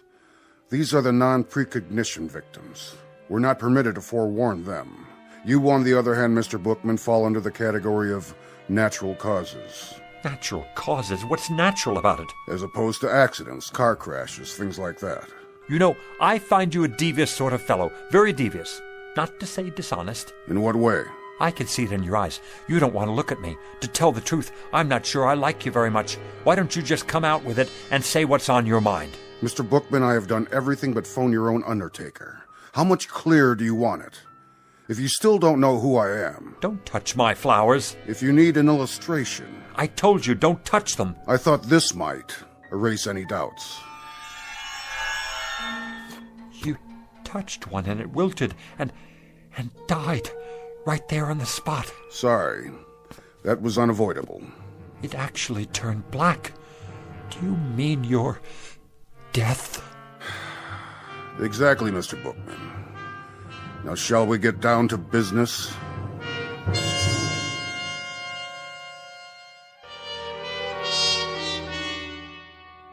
Time of departure is midnight tonight. I trust that will suit you. Did you say tonight? The preordination is for death during a nap. I presume this, too, will meet with your approval. What if it doesn't? You'll find this a relatively simple and painless and barely noticeable... Please, I don't want to go. They never do. But I can't go yet. For one thing, there's nothing wrong with me. I'm a healthy man. Outside of a cold last winter and an infected splinter, I don't think I've been sick a day in the past 20 years. Be that as it may. The departure time is set for midnight, and at precisely midnight it will be. Don't I have anything to say about that? Not as such. We are, however, required to consider appeals. What kind of appeals? There are 3 categories. So I need to fill out a form, right? Give me one and I'll start right in on it. No forms. We listen to what you have to say up to a point, but frankly... What are the categories again? Frankly, Mr. Bookman, I must tell you that I see very little here in the way of an extenuating circumstance. In any event, there are 3 major categories of appeals. One is hardship cases. What kind of hardship? Do you have a wife or family who might suffer your demise beyond a reasonable degree? No. No family. Second category is priority cases. Statesmen or scientists, primarily. Men on the verge of discoveries. I take it you're not working on any major scientific pursuit at the moment. No, I'm not. What about the third category? Well, Mr. Bookman, that would be unfinished business of a major nature. I don't know how major this would seem to anyone else. Go on. But I've never made a truly successful pitch. A sales pitch? Oh, surely you must have many times over if that's your profession. Yes, it's what I do, and I've managed to get by after a fashion. But I never hit it just right, you know? I'm not sure The man I learned from back in the Carney, he had it. He could sell igloos to the Eskimos. But what I'm talking is a big pitch. One where it finally all comes together and and the words just flow off my tongue. Not just any words either. Something I believe in. Something so good that people won't have a choice. They'll have to listen. A pitch so big the sky will open up. A pitch for the angels. I guess that wouldn't mean much to you, but it would mean a great deal to me. It would mean that I could have one moment in my whole life when I was successful at something. Just one moment when the children would be able to be proud of me. The children? I've always had rather a fondness for children. That's in the record. Then you know how I feel. Not precisely, but... The problem here, Mr. Bookman, is that you'd require a delay until... Until I could make a pitch. The kind of pitch I told you about. One for the angels. That's right. I'm terribly sorry, Mr. Bookman. You see, these categories are fairly specific and... I see. And when reference is made to unfinished business of a major nature, well, the only interpretation to be made here is simply that... That my business isn't major enough. That's not quite the way we look at it. That I'm not, then. What other way is there to look at it? What I mean is that, unfortunately, Mr. Bookman, the ability to achieve success in a given professional venture is hardly of a significant... I get it. You don't have to spell it out. I'm small potatoes. And who cares what happens to a potato? They're nothing special. We try to approach each case on an individual basis. Only some are more individual than others. Oh, don't worry about it. I've heard the same thing all my life. We go out the way we came in. Since I never had that much to start with, that's how I'm supposed to leave. It's not your fault. You're just doing your job. Means a great deal to you, does it? You could say that. Uh-huh. It would be highly irregular. So's this whole thing, if you ask me. But under the circumstances, I believe we might... Yes? We might be able to grant you a one-time delay, Mr. Bookman. A conditional one, you understand. Until? What do you mean, until? Until you've made this pitch you're talking about. I can stay alive until then? That's the arrangement. I'll have to think of some way to write it up. You do that. As for me, I think it's a fine bargain. More than generous, frankly. It's been awfully nice talking to you, mister. I didn't get your name. About this pitch, Mr. Bookman. Yeah? When might we expect it? When? Soon. What does soon mean to you? That's hard to say. Gets into definitions, doesn't it? You have a dictionary with you? No, I didn't think so. But it's a pretty simple word when you get right down to it. Soon means in the near future, the very near future. Not right away, though. And after a while, it's all relative, isn't it? Soon compared to what? A week? A month? A whole life? Mr. Bookman. That's open to interpretation, you see. So my answer to you is maybe not this year, maybe not next year either, but soon. Mr. Bookman, I have a very odd feeling that you're taking advantage of us. Do you? Do you really? That's a pity. Because I am. Mr. Bookman. I just won't make any pitches at all. Didn't think of that, did you? As long as it's up to me, I won't even hardly open my mouth. I don't have to if I don't want to. That's the term, so you run along now. Think you'll get me, huh? Well, I have no intention of... Really, Mr. Bookman?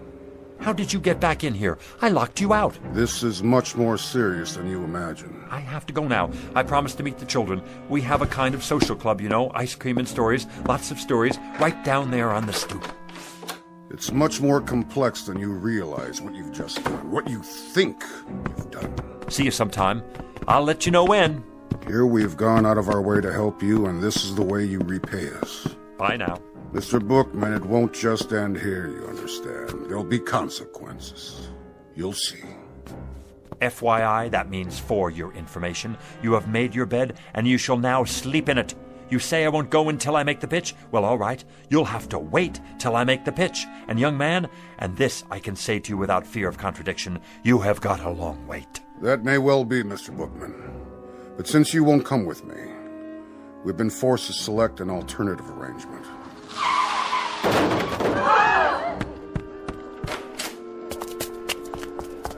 What happened? He didn't even stop. Ran right out. Not his fault. I swear I didn't even see her. She just jumped off the curb. I didn't have a chance to hit the brakes. Has someone called a doctor? Who got... Oh, no. Maggie! I swear to you, I never had a chance to stop. Call an ambulance. You're gonna be all right, Maggie, darling. Oh, my little Maggie. Hi, Lou. See? You're gonna be just fine. Lou? Who's that What man? Where? I told you, Mr. Bookman. Consequences. You can't take her. No, siree, you can't take her. I'll go. I'll go as planned. Never mind the pitch. I don't even want to wait. I want to go right away. Go where? Who's he talking to? What man? He's out of his head. Mr. Death! Mr. Death, come back! You mustn't take the little girl. I'll go, please, please, Mr. Death, you will. I'll go with you. Right here. Right now.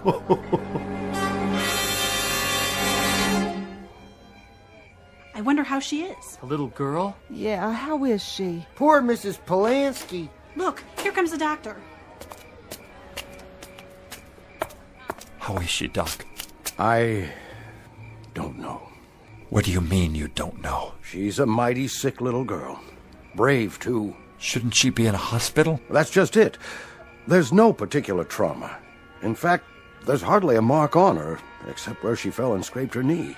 Then what is it? Something's going on with her.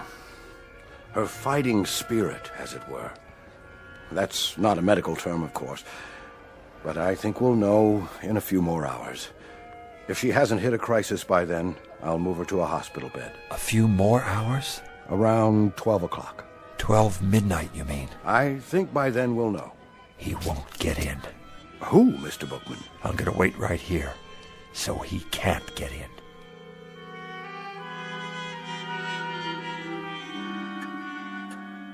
Come to bed, Mrs. Polanski. I can't. I have to take care of my baby. There's nothing you can do. That's what the doctor said. She just needs rest. I can't sleep. How could I? Lou? Where are you, Lou? Is that Mr. Bookman she's dreaming about? Such a nice man. He's like a grandfather to her. But he can't help her now. My precious little Maggie. Lou? Help me, please.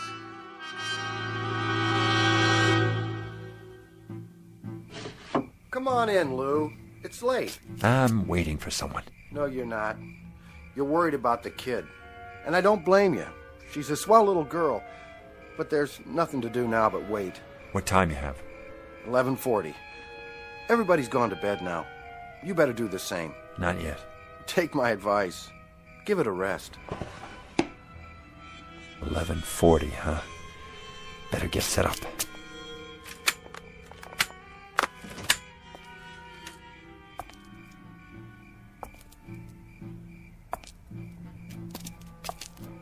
Who's there?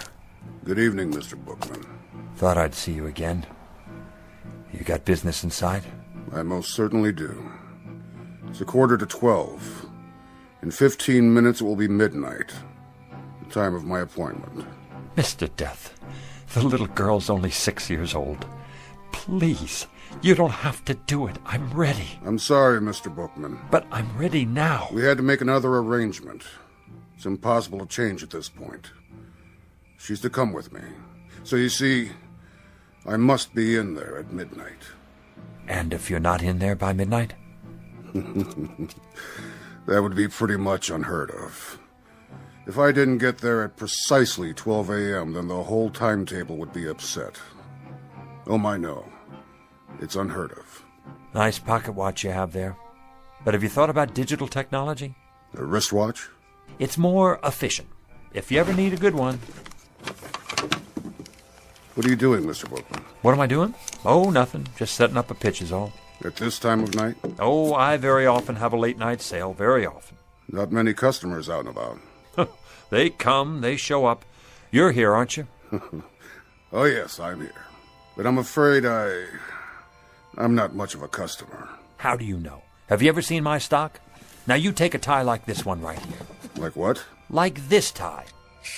Looks like a toy dog to me. Oh, excuse me. Here, this is what I meant. Now you take this tie. I already have several. Go on. What's it look like to you? It looks like a tie. Feel it. Mm-hmm. So? if you'll feast your eyes, my good man, on what is probably one of the most exciting inventions since atomic energy, a simulated silk so fabulous as to mystify even the ancient Chinese masters, not to mention the silkworms, a perfection of detail, an awesome attention to fit and finish, a piquant interweaving of gossamer softness, absolutely and positively the smoothest substance ever to embrace the human neck. If it's a synthetic, as you say. Come closer, I can't hear you. How did the manufacturer get it so soft? It's the thread, of course. The thread? I'll answer all your questions in just a moment, but first let me explain the applications of this magnificent invention.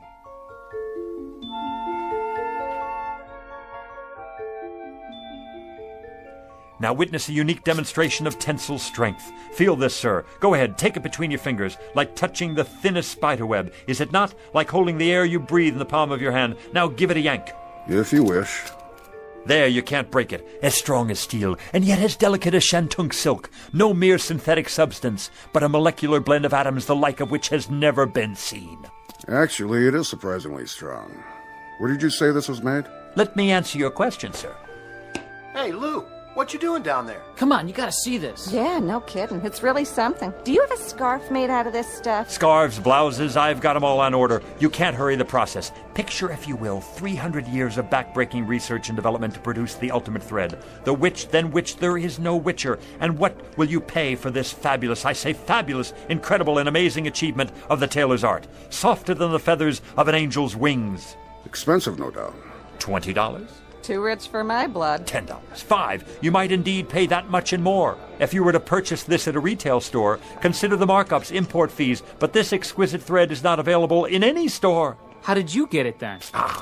I have connections in the government, you see. It's smuggled in from behind the bamboo curtain by Oriental birds specially trained for ocean travel. Each one carries a minute quantity in a small capsule underneath their ruby throats. It takes 832 separate crossings to supply enough thread to go around one single spool. But tonight, as a special get-acquainted offer, and to help advertise the product, I'm giving away a limited number, a very limited number, not at $20, not at $10 or even $5, but at the ridiculously low price of $1 a spool. If you promise to take it home, test it out, and tell your friends. I'll take all you have. No, you don't. What about me? I gotta have some of that for my wife. Wait, that's not all. Everyone who purchases a spool of this thread gets a free bonus pack of imported sewing needles and a gold anodized thimble. One size fits all. Gather in close now. You got change, Lou? Sure I do. You, ma'am. Sir.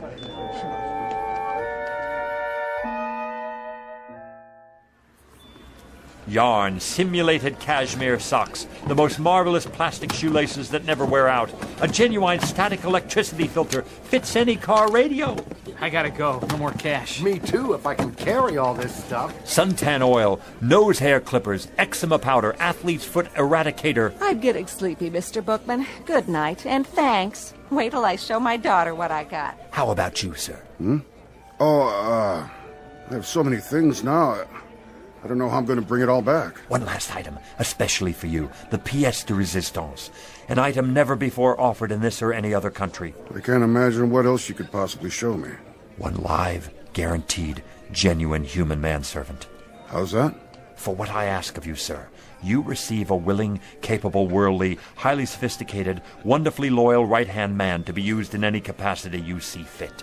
Say again? I don't... Louis J. Bookman at your service. The last model of his kind. He comes to you with an absolute guarantee. All parts interchangeable. A certificate of extended warranty. Eats little, sleeps little, rests only a fraction of the time. And there he is at your elbow, ready to do your bidding, at your beck and call whenever needed. Mr. Bookman, you are a persuasive man. I challenge any other store, industry or wholesale house to even come close to matching what I offer you here. Because, my dear man, I am offering you...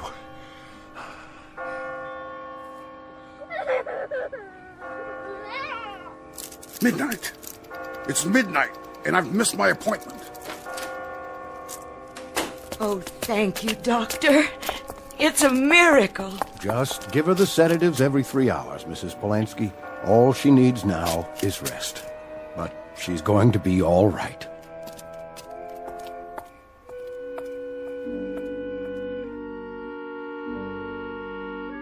One minute past 12, Mr. Bookman, and you made me miss my appointment. Thank God. A most persuasive pitch, Mr. Bookman. An excellent pitch. It had to be to make me lose track like that. The best I've ever done. The kind of pitch I've always wanted to make. A big one. So big the sky would open up. A pitch for the angels. That's right. A pitch for the angels. I guess it's my time now. As per our original arrangement. Well, I'm ready. After you, Mr. Bookman. What is it? You'll excuse me for a minute, I forgot something. My folding table. You never know who might need something up there. It is up there. Up there, Mr. Bookman. No need to worry about that. You made it.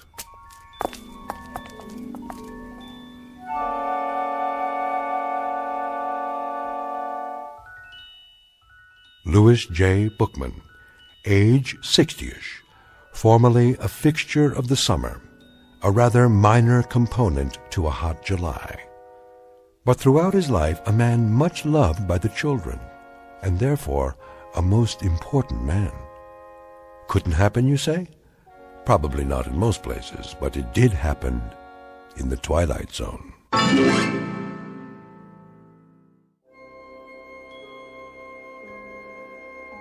Hi, this is Carl Amari, producer of the Twilight Zone radio dramas. I'd like to take a moment to tell you about our official website at twilightzoneradio.com, where you'll get the latest news and information on these Twilight Zone radio dramas. Plus, at twilightzoneradio.com, you can digitally download 3 free episodes or any of our episodes for only $1.95 each. In this age of ever-changing technology, we've decided to make these episodes instantly available to you by making the Twilight Zone radio dramas a digital download-only series. This means that this series will no longer be offered on CD. The CD collections at our website are now being offered while supplies last at buy one, get one free. So be sure to get your favorites before they're sold out. Be sure to visit us often, and I'll see you in the zone.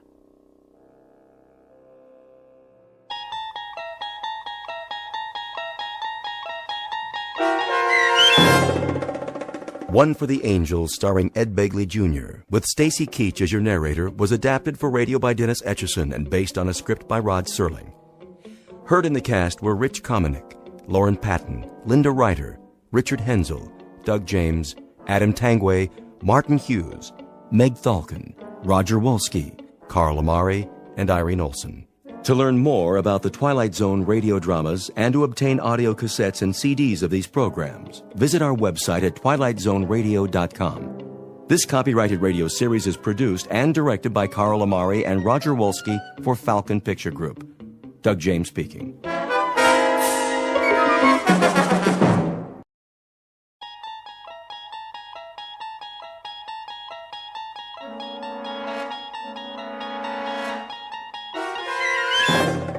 You're entering another dimension, beyond any limits known to man. This is the universe of imagination, a wondrous land of brave new stories from the far reaches of space and time. So fasten your seatbelt. There's the signpost up ahead. Your next stop, the Twilight Zone.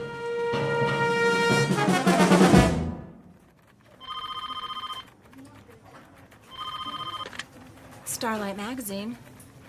I'm sorry, Mr. Harris hasn't come in yet. Would you care to leave a message? Oh, hi, Christine. Lunch at the Cock and Bull? 12 o'clock. I'll remind him. Paula? Yes? Did you proof the feature story yet? Give me 20 minutes. Make it 10. I need to double-check the whole issue before pickup. Where's the center spread art? Nate's got it. Why isn't he here? He called a little while ago. He's stuck in traffic or something. Well, he can just get himself unstuck. If we miss deadline again... Rennie! Yo! How's the cover coming? Printing it out right now. Good. Don, did you finish the insert? What insert? The new line from Lady Lynbrook? I never saw it. They sent camera-ready copy yesterday. I'll have to repaginate everything. Then do it. They're a huge account. Okay, boss. And Rennie, add a teaser on the cover. Free inside, a sample of Tempest Fugit. That's the name of the perfume. Will it fit? I guess it'll have to. That should be everything, except for the color separations. I'm sure Nate's on his way. I'm sure he better find another job. We need him, Cheryl. He's our graphics coordinator. Oh, I can hire interns who will do it for nothing. Well, how well would they do it? You have to admit his work is good, and it makes us money. It's the camera-ready ads that make us money. All the rest is filler. Call the messenger service and reschedule. When's the last pickup? 1 o'clock. Tell them we're running late. Maybe they can stretch it. I'll try. Sorry. I got hung up. Hi, Nate. Do you realize how long you've kept this staff waiting? What time is it? My watch isn't working. Your watch is not alone. You won't believe what happened. I stayed up all night to redo the art. Then the car wouldn't start, so I called the repair shop. You could have called a cab. It took 45 minutes for a jump start. Then, when I finally got here, the elevator quit and I was stuck between floors. I know I said I'd be here an hour ago. Make that 2. But it's not my fault, I swear. You can't beat the clock. The harder you try... Did you bring the disc? It's right here. Load it and print it. You can have your nervous breakdown after we go to press. Here, use my computer. What's the matter with her this morning? Another day in the cackle factory. Look at this first so I can sign off on it. What page? Center spread, the feature story. At night, our fair city glitters like the proverbial Christmas tree. Who wrote this track? Our beloved managing editor. Shirley thinks she's our writer now. That's because she won't pay real writers. Whose phone is that? At least put it on vibrate. Hello?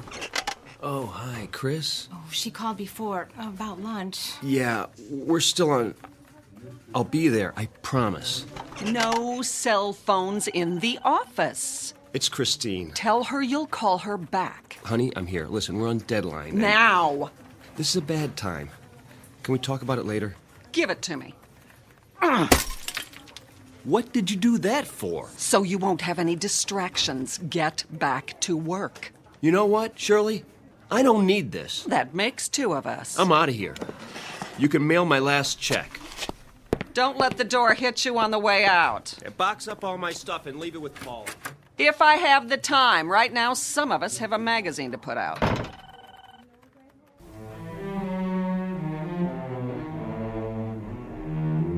Introducing Mr. Nathaniel Harris, former fine arts major, engaged to Miss Christine Crosley, and lately employed at a small publishing company. Very lately. Because this is a man whose hourglass has finally run out. He just learned one very important lesson, that he can't be in 2 places at once. But consider, how different might his life be were there but world enough and time. Every question deserves a response, and this one is about to be answered in the Twilight Zone. And now, The Twilight Zone, and our story, The 25th Hour, starring Mike Nussbaum with Stacy Keach as your narrator. Any dessert today? Just coffee and a check. Very good. What time is it? Mr. Harris, nice to see you. I have a reservation for noon. That clock, it can't be right. 1 p.m. exactly. Oh, no. Is she... Table 4. Chris, you're still here. Where else would I be? Lunch takes an hour, plus or minus a few minutes. I've done my duty. I am so sorry. Did you order yet? If I wanted lunch for 1, I'd have stayed home. Honey, it was a deadline day. Not only that, It's always something, isn't it? You shouldn't make dates you can't keep. It won't happen again. You're right. It won't. 2 glasses of rosé, compliments of the house. Thanks, Frederick. Chris, the editor's been impossible to deal with. Today, she actually smashed my cell phone. Can you believe it? So I told her... Care to see a menu? Sure. I stood up, and I said... Need a few more minutes? Please. Very good. Anyway, I told her what she could do with her job. Ask Paula. She was there. We should drink a toast. Great idea. To... Old acquaintance. What? It's about time, Nate. You never have any left over for me. What are you talking about? Don't worry, I'm not bitter. Chris. We need a break. From each other. Who knows? Maybe it's true what they say on greeting cards. If you love something, let it go. If it comes back, it's yours to keep. Chris, listen. Goodbye, Nate. I'm trying to tell you... It's all right. Think of how much more time you'll have now. To tell you that I won't ever have to go back to that miserable job again. For you, sir. I didn't order it. From the gentleman. He thought you might like something stronger. Which gentleman? The corner booth. The old guy in the brown suit? Yes, sir. He's one of our regulars. Yeah, why not? Very good. Thanks. My pleasure.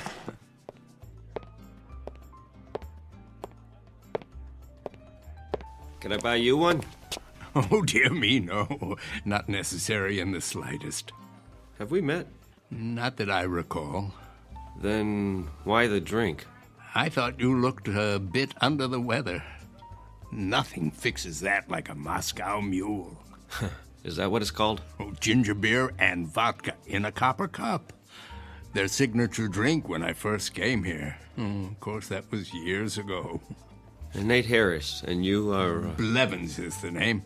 But you can call me whatever you like, so long as you don't call me late for dinner. Please, sit down. I think I've seen you here before. Oh, most unlikely. I'm the type who blends in with the woodwork. Well, I wouldn't say that. When a man is my age, he becomes invisible, practically speaking. Perhaps because he's no longer in such a hurry. Then I envy you. Oh, you mustn't. I have nowhere to go and nothing to do, unlike yourself. Actually, I don't know what I'm supposed to do now. Something will present itself. It always does. I saw the way you came in. Your features a blur of energy like hummingbird wings. It's nerves. I haven't had a free minute all day. I was like that once. But now I have so much time. Well, I don't know what to do with it. You're lucky. Don't be so sure. You have a schedule to keep, a job. Not anymore. Oh, is that right? I was 2 hours late to work this morning. One time too many. And to top it off, my girl just walked out on me. So I guess I'm flat out of time. Pity. But now you've hit the nail on the head, haven't you? Time. There's an old saying that it's wasted on the young. In fact, it's wasted on people like me. I have all the time in the world. More than I can possibly use. Excess, you might say. Well, if you figure a way to bottle it, let me know. Do you mean that? Are you kidding? I'd pay anything to have a little extra. Anything. Oh, no need for such a sacrifice. That's easy for you to say. If I could have what you have, I'd hock everything I own. I assure you that won't be necessary. No? Let me tell you about myself. As I say, I've reached the point where I have too much time on my hands. That means the opportunity to read, to study, to speculate, and to tinker. What's unimportant falls away, and all that remains is what truly matters. What are you getting at? Simply this, Mr. Harris. I'm about to share something that may sound incredible, but it's really quite straightforward, at least in principle. You see, nothing is created or destroyed in the universe. It merely changes form, moves to where it's needed, so to speak. Sometimes that requires a little nudge, of course. I'm not sure I follow. Consider rain falling on arid land, air flowing into a vacuum. The process is the same. Surplus redistributed to maintain a certain equilibrium. The truth is that nature abhors waste. Now you've lost me. Consider what happens in a typical day. As soon as you have a free hour, new tasks flow in to fill the gap. The result is that a busy man never quite manages to stay ahead of the game. You got that right. But what if you could add another hour, or another, and another, until the pressure is drained off, equalized? Tell me, what would you do with that extra time? Travel? Write the great American novel? Use it to get caught up, probably. I studied to be an artist. Now I'm a consulting graphics coordinator. Do you know what that means? I push ads around on a computer screen. Don't ask me how it happened. No real mystery. You needed to earn a living, and time got in the way. What you need is time that's off the clock, so to say, before what matters is only a memory. Don't tell me. You're selling a magic potion. What's it called? Time in a bottle? Nothing so fanciful. The product of my tinkering is purely scientific. I happen to have a prototype with me. Spare me, old-timer. Thanks anyway, but I'm afraid I can't afford whatever you're selling. Oh, it's not for sale. It's still in the experimental stage. Oh, come on. I know what that is. I took music lessons. It's a variable rate device to mark the passage of time. Allow me to demonstrate. Congratulations. You've reinvented the metronome. Try to lift it. That's heavier than it looks. What did you do? Put lead in it? It's quite empty as far as the eye can see. Open the panel in the base. Oh, you have to lift the latch.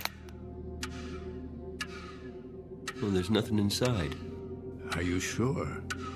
A pivot for the arm attached to some kind of bearing, that's all.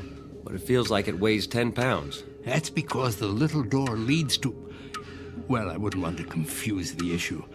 Call it a storage chamber.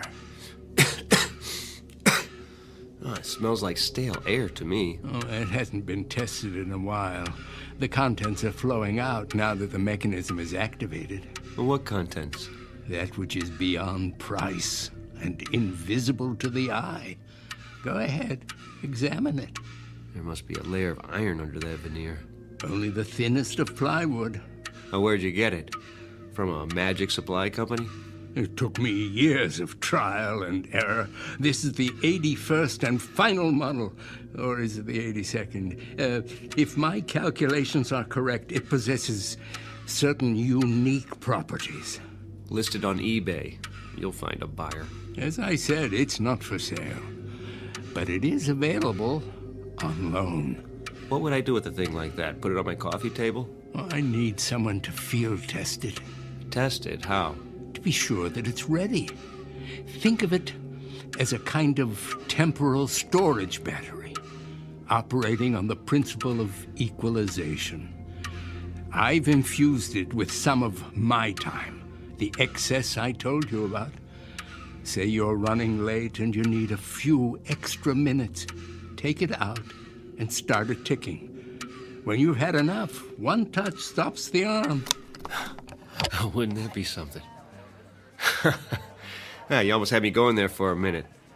If it were real, you could name your terms. Oh, it's quite real. I suppose you can prove that? If I do, will you agree to a test? Here comes the con. Put it back in the case and take it home. Use it at your discretion. All I ask is that you return 1 week from today and report your experience in detail. And what sort of experience might that be? Why, the natural principle of equalization. It's already begun to work. You asked for proof, hmm? What does the clock on the wall say? Oh, I can't see from here. Then feel free to stand up. Check it carefully. I don't have to. It was 1 on the dot when I got here, so it'll be around a quarter past now, maybe 1:20. My, how time flies. What's the matter? Don't you have a watch? Oh, that might be part of the trick. Go on, walk over to the clock. Take a good look. Now, what will I see? The principle of equalization at work. Temporal redistribution on demand. Proof positive that my time is now your time. You're on.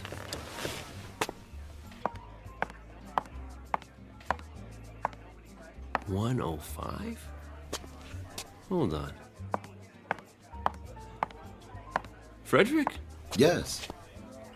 Did somebody move the hands back? Sir? The wall clock. Did you see anyone go near it? Why, no. Then it's broken. No, sir. It keeps perfect time. Well, let me ask you. How long have I been here? How long? Answer the question. You met Miss Crosley very briefly, then the gentleman sent you a drink. And how long ago was that? A minute or two? Come off it. Did he put you up to this? Who? The little man in the booth, whatever his name is. Blevins? He bought you a drink and departed. Oh, he did he? Then why is he...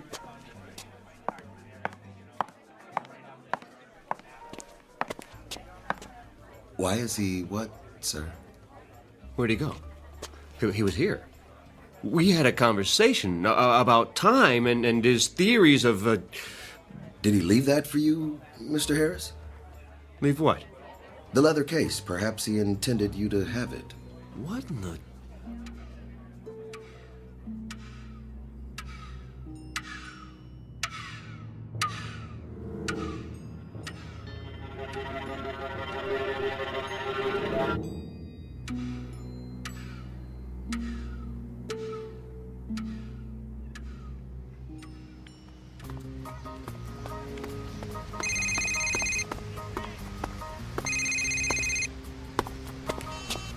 Hello?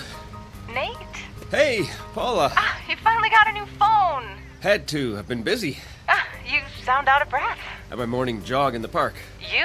I don't believe it. A man's got to get in shape sometime. Have you found another job yet?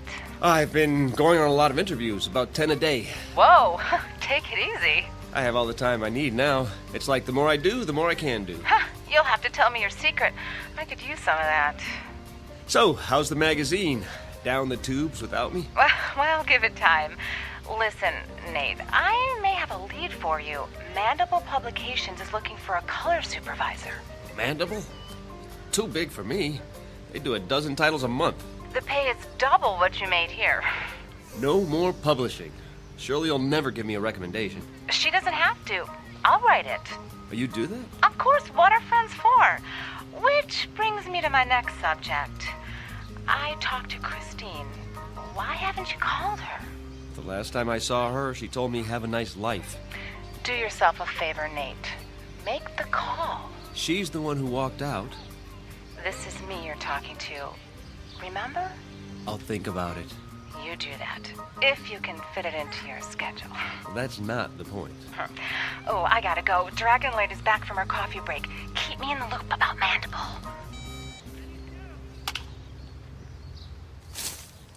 Hey! Hey, mister! Can we have our ball back? Oh, where is it?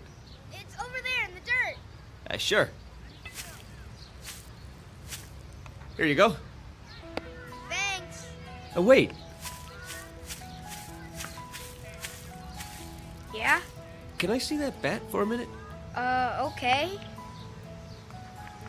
A nice one. A Louisville Slugger. My dad got it for me. Did he show you how to use it? Nah, he's too busy. Now look, when you hold it, be sure the trademark is pointing up. See the circle where it says Louisville? Otherwise, when you hit the ball, the wood might break. Gee, mister, you know a lot of stuff. And my dad taught me when I was your age. I wish you could show us. You kids play here every day? You don't have time. You're always running. Well, let me tell you something. Time is, well, it's, Yeah? I don't know what time is exactly, but I've learned one thing. We can all do a lot more with it than we do. It's a question of priorities. Okay, I guess, only... Yes? What are priorities?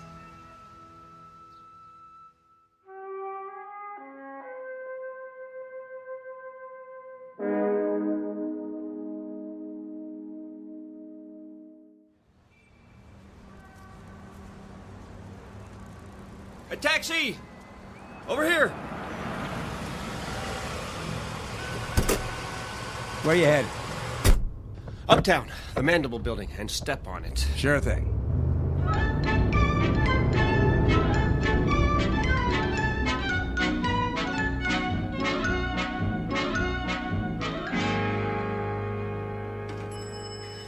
Hold the elevator! What floor? The editorial offices. Lucky 7 coming up.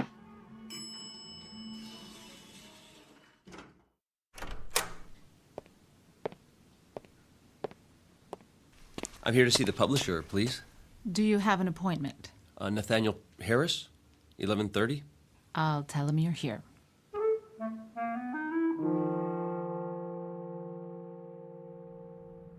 Have a seat. Mr. Harris, is it? Thank you. I appreciate your seeing me.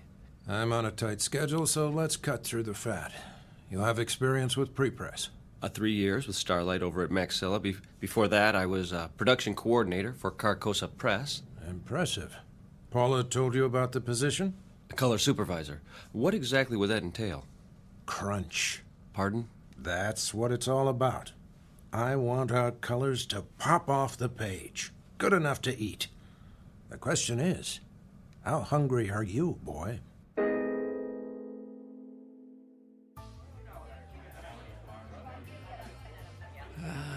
Right on time, Mr. Harris.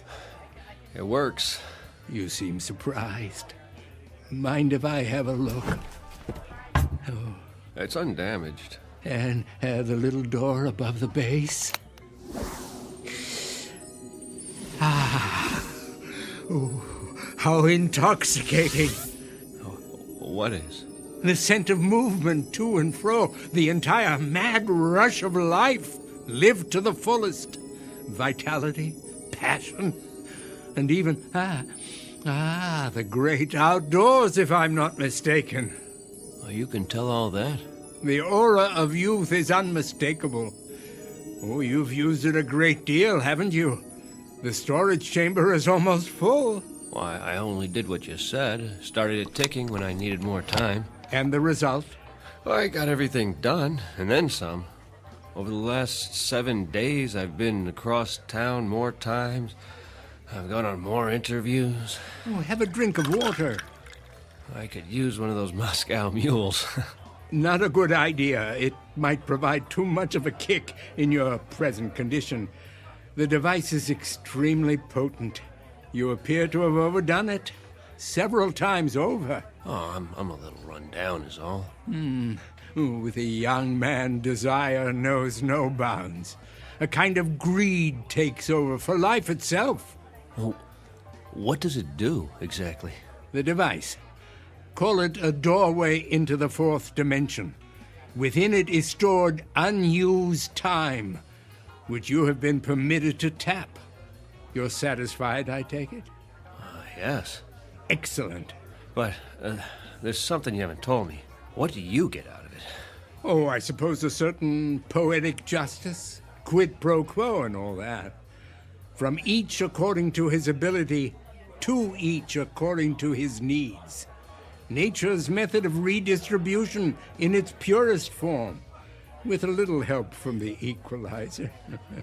Glad to have been of service. Oh, wait. Don't take it yet. You didn't find a job? I start the end of the week. I might need this for backup. Just in case. You're sure? Yeah, only in case of an emergency. I promise. Very well. 1 more week. But heed my warning. Be certain not to overdo it. I'm not responsible for the consequences.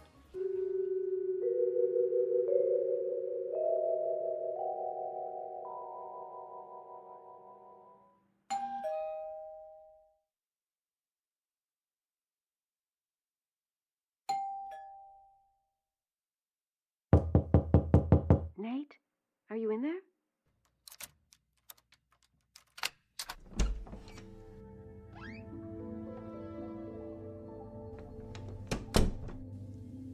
Nate? Is that you? Oh.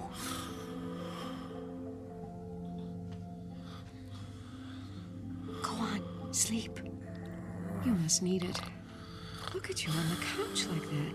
I just stopped by to drop off my key. Your key. I didn't think you'd be home tonight. Oh, Nate. What happened to us?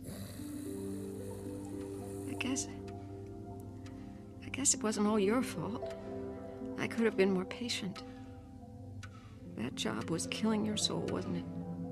The things they made you do, Paula told me. You couldn't help it that there wasn't any time for us. And now you're starting a new job. From the jaws of one bad situation and into the next. It can't be your heart's desire. You deserve more.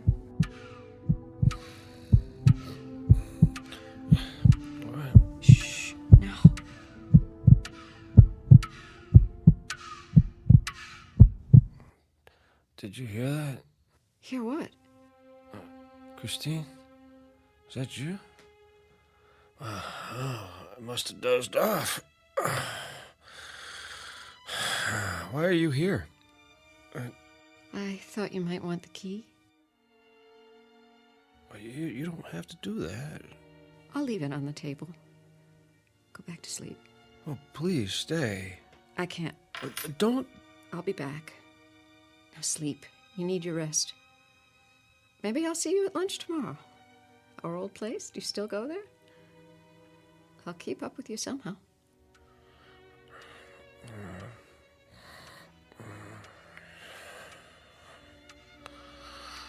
Until then, good night, my love.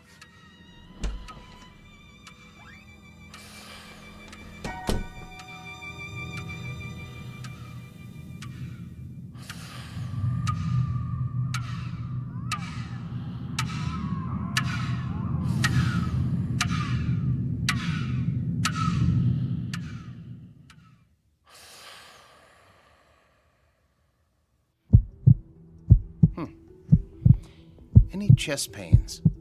No. Your pulse is a little fast. How about headaches?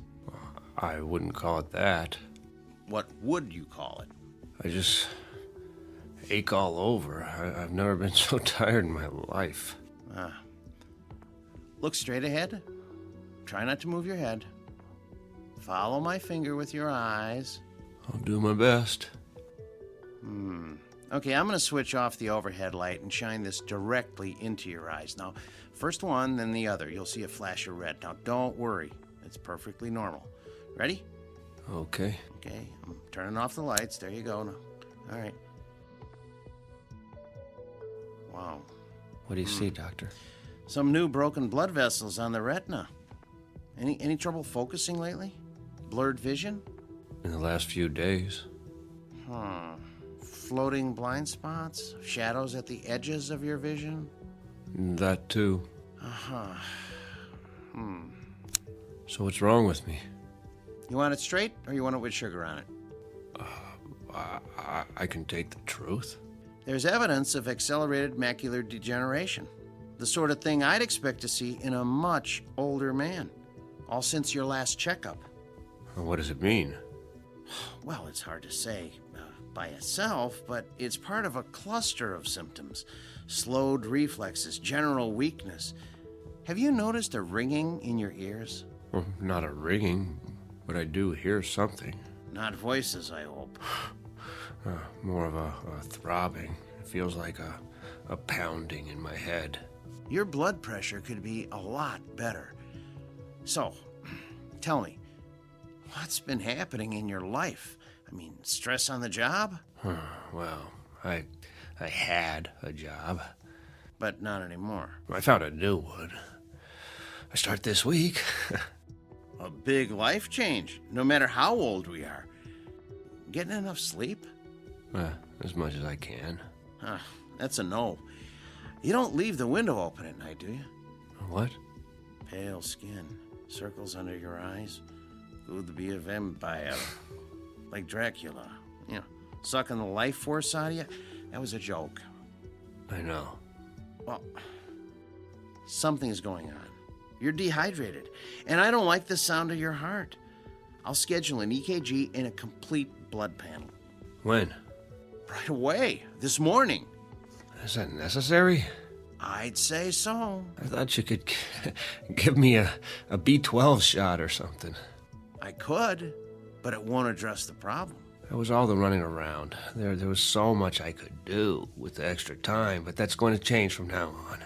Extra time? Where do you get that? In a vending machine? Don't ask. You wouldn't believe me anyway. Ready for my speech? Go ahead. You've been making the most of every day, and that's admirable, but you've stretched it too far. Burn the candle at both ends and you burn yourself out. You know the old saying, live fast, die young. Is that what you want? I'll try to slow down. Try? Not good enough. You're exhausted, Nathaniel. After the tests, I want you to go home, take your vitamins, and pull the covers over your head. 8 glasses of water minimum in the next few hours. Now, I'm going to call you when I get the results. Is there someone who can come by and cook you a healthy meal? I'm not sure.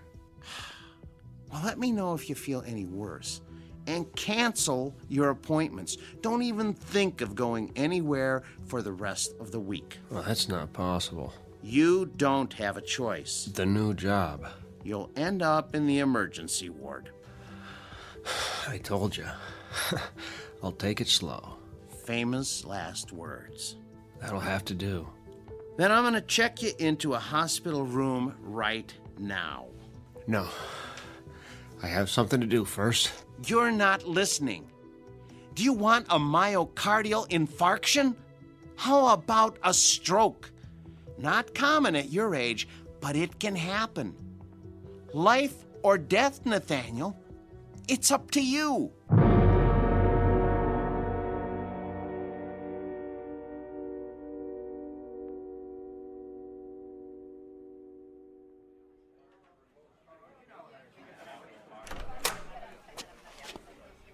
Mr. Harris, are you all right? Oh. Where is he? Let me take that for you. Where? Who, sir? The old man. You mean Blevins?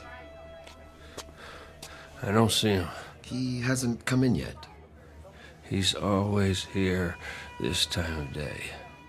Would you like to wait at his booth? Just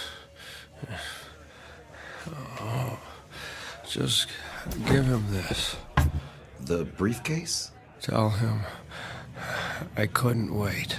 Let me call a cab for you. I have to get rid of it. Now.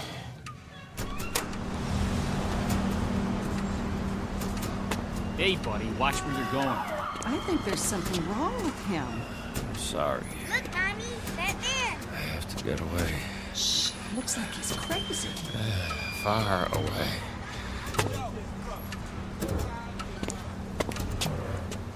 Now, what have we got here? And drinking, have you? Can you hear it? Move along. You do hear it, don't you, officer? Or I'll be running you in for drunk and disorderly. Where's the case? You'll have a case, all right, in front of the judge. I left it, but it won't let me go. On your way. It was you, old man. What are you? Some kind of a psychic vampire. That's it, isn't it? Sucking me dry. Well, I won't let you. I'll Well. Look at Mr. Businessman. Is it happy hour already? Where is he? I'll tell you what, old man. Just give me your wallet, and I'll tell you. Now, if you just hand it over, we won't have any trouble. You have to help me find him. What? What are you babbling about? You don't understand. He has to take it back. What? Are you for real? I mean, what's the matter with you? Stop. Are you having a fit or something? Make it stop. It hurts. My heart. Please. Forget it, you old geezer. I'm out of here.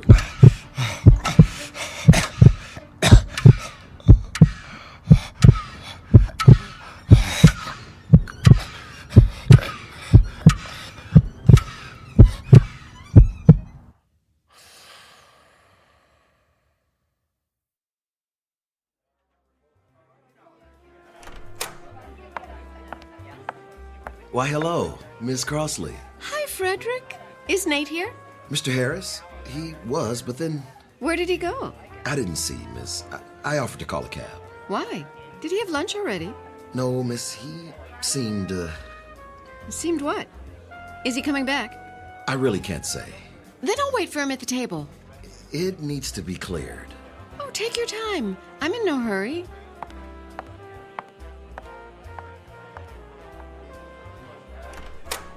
Oh, hiya, Blevins. Freddie, my boy. Didn't mean to be late. So much to do. Oh, do you like my new sport coat? It's the latest style. They call it hot plaid.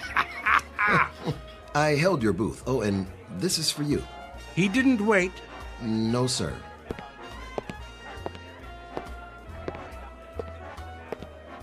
Hello there. Hello. I do believe I recognize you. From where? This very table. You're a friend of Nathaniel's. What a coincidence. So am I. You know Nate? Please, join me. I'm fine here. Until they clear your table. I insist. Well, I'm sure he'll be along. Besides, I want to show you something. You'll find it quite interesting. Nathaniel did. just for a minute. Follow me, the corner booth.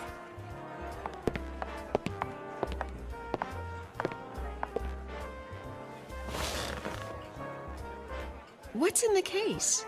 Something very special. I know what that is. It's a metronome. Are you a musician? Looks can be deceiving. This one has a most unusual construction, but I wouldn't want to confuse the issue. What was that? For now, call it a collection chamber. It smells of youth, strength, vitality, the most precious commodities in the world. Oh, but you know all about that, don't you? You're young, full of energy. Would you believe I was once so tired of life that I didn't know what to do with my time? Until I invented the equalizer. I've been hoping to find someone to test it. Allow me to demonstrate.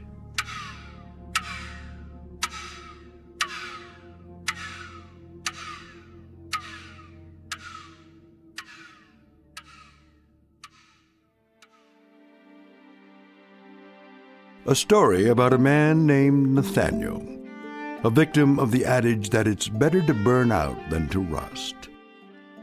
Unfortunately, everything has a price, and Mr. Harris learned too late just how steep that price may be. A man whose hourglass ran out to the last grain of sand. But consider, how different might his life have been had he lived it somewhere other than the Twilight Zone.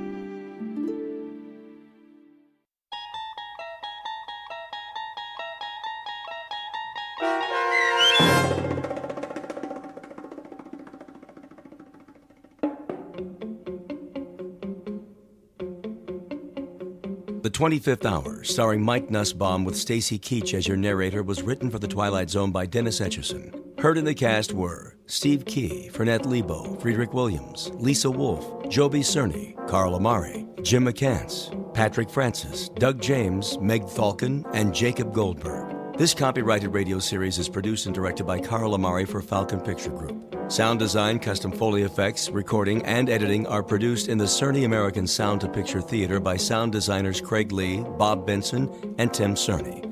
Music for The Twilight Zone is provided by CBS and American Music Company Incorporated, New York. To learn more about the Twilight Zone radio dramas and to download episodes, including 6 free episodes on our homepage, visit our official website at twilightzoneradio.com. Doug James speaking.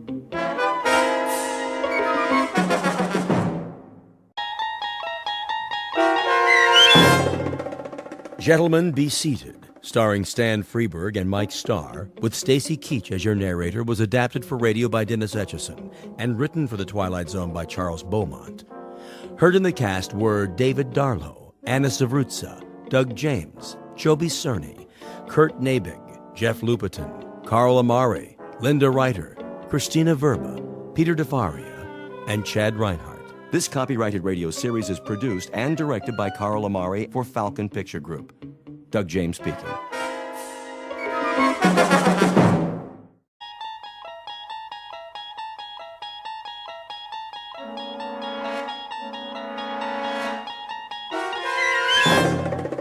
You unlock this door with the key of imagination. Beyond it is another dimension, a dimension of sound, a dimension of sight, a dimension of mind. You're moving into a land of both shadow and substance, of things and ideas. You've just crossed over into the Twilight Zone.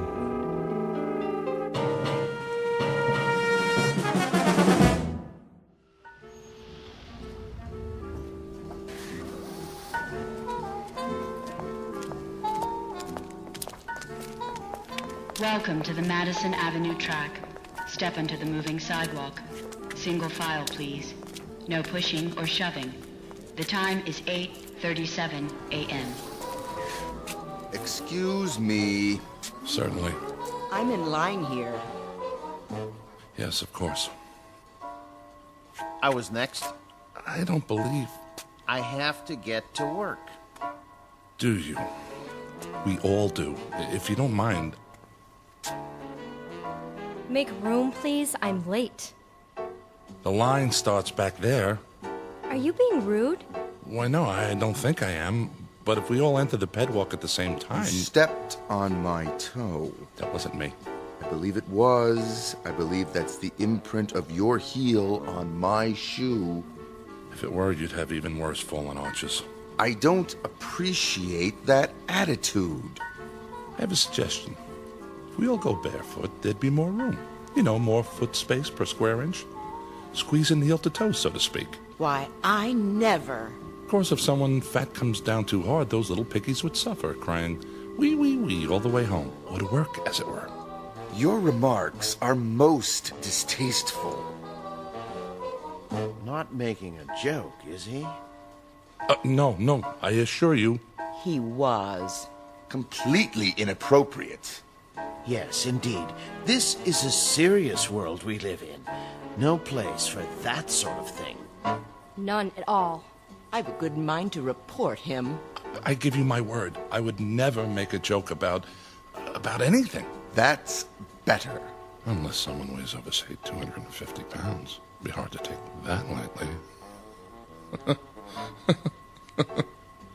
Did you say something? Me? You. Not at all. We'll see that you don't. Absolutely. I should hope so. You have my word. Some people. Not another syllable. You gave your word. Positively. These are serious times. For serious people. It's a necessity. With all that's going on in the world? I couldn't agree more. Well then, see that you do. My lips are sealed. Madison Avenue, next corner. Step off the moving sidewalk. Single file, please. No pushing or shoving. The time is 8:39 a.m. Excuse me. I have to get to work. Wee.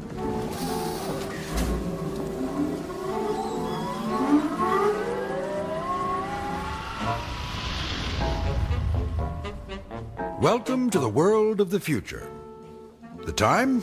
A mere 20 years from now, give or take a few. The place? New York City. The man with the chuckle is Mr. James Kincaid, employee of the Spears Research Laboratory in Manhattan. A typical 21st century American, on the outside anyway. On the inside, however, it's a different story. Mr. Kincaid doesn't fully appreciate that fact, at least not yet. He doesn't dream that one involuntary sound, one little chuckle, has already set him apart from his fellow workers.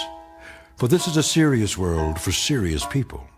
But by allowing a single utterance to pass his lips, he is about to be transported out of this world and into the Twilight Zone. And now, The Twilight Zone and our story, Gentlemen, Be Seated, starring Stan Freberg and Mike Starr, with Stacy Keach as your narrator.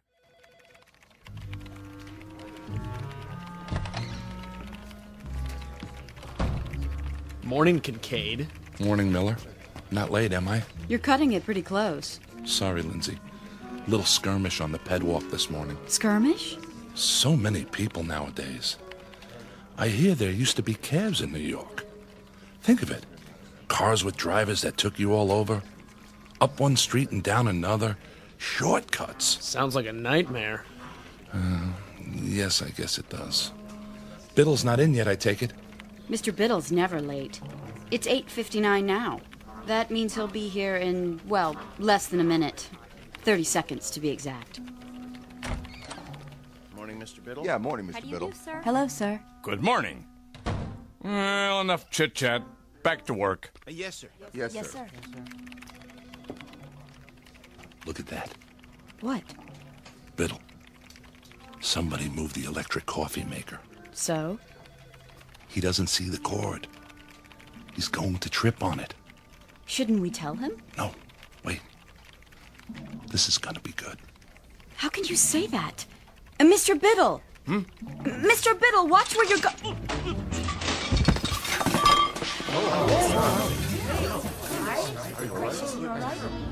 Oops.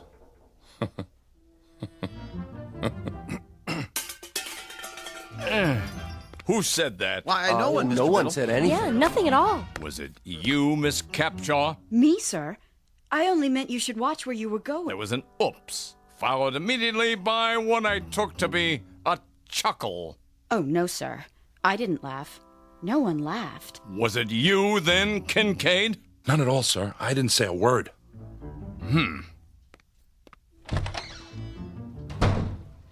Are you crazy? Pardon? Laughing at him like that. But I didn't. I don't know how to laugh. Nobody actually laughs anymore, do they? And a good thing, too. As if anyone had time for such things. Quite right. Well, better get started. I have a design to finish before... Oh, no. Something the matter? There's a red flag on my screen. I'm not surprised. It means Biddle wants to see me in his office. Well, here goes.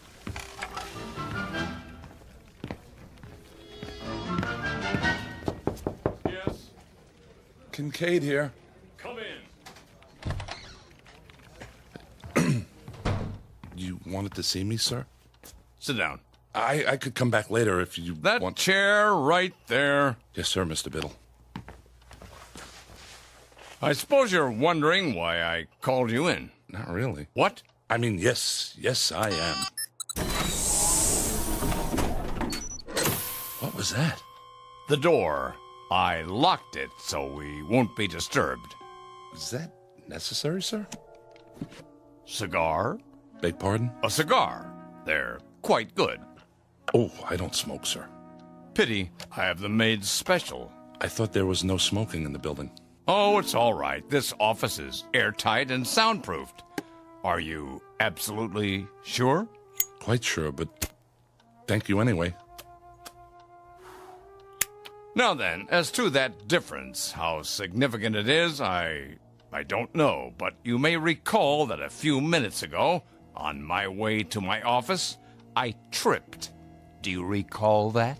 Someone should have been more careful with the electrical cord. I should have. I hope you weren't. What was your reaction? Why, regret, sir. Indeed? Yes, sir. It's a serious world we live in, and that is why we must be serious. Don't you agree? Definitely. Definitely. A man never knows what might happen at any moment. Unquestionably. Even the simplest things. They might not be what they appear to be. I'm not sure Terrorists, my boy. Spies. That sort of thing. They're everywhere. What if there were an explosive charge, say, hidden in this very office? It could go off at any time. Surely not. Oh, there's no telling when it might happen. Any time at all. I sit here at my desk, puffing away.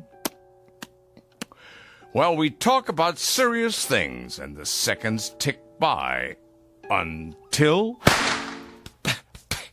it goes off. It was right under my nose, in the cigar, you see. What do you say to that? Aha! I knew it. Excuse me, are you all right? Of course. Oh, a little worse for wear. By the way, is my face blackened? Eyebrows singed? A bit. Here, take my handkerchief. Nonsense. It was only an exploding cigar. Tell me something, my boy, and be honest. Do you find yourself chuckling often? Well, How did it feel? I'm afraid I don't understand. Did it feel strange? Yes. But not unpleasant, right? Not as such. We could describe it then as a strange but not unpleasant sensation? If you say so, sir. Good. Splendid. Oh, splendid. Will that be all, sir? I should get back to work. Yes. I'll unlock the door.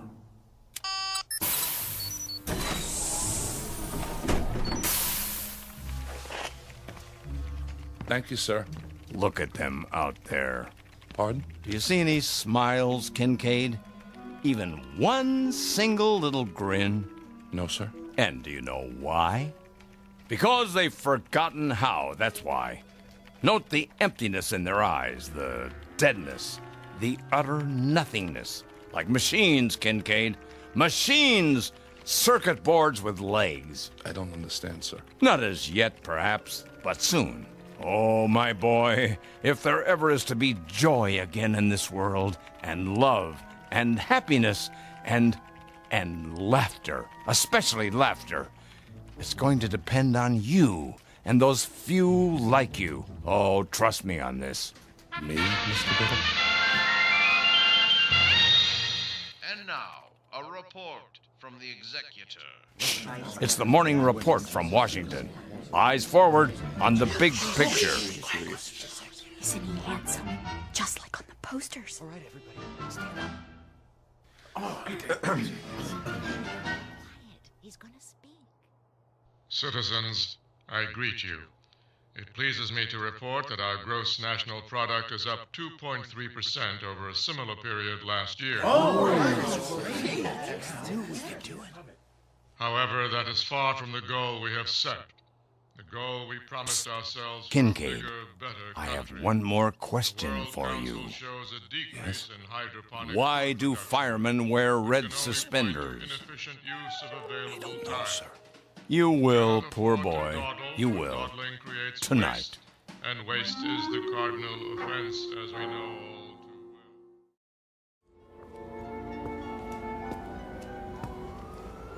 too well. What in the... Here I am, my boy. Oh, Mr. Biddle. Just as we said, 7:30. Right on time. Yes, sir. I almost didn't make it. Oh?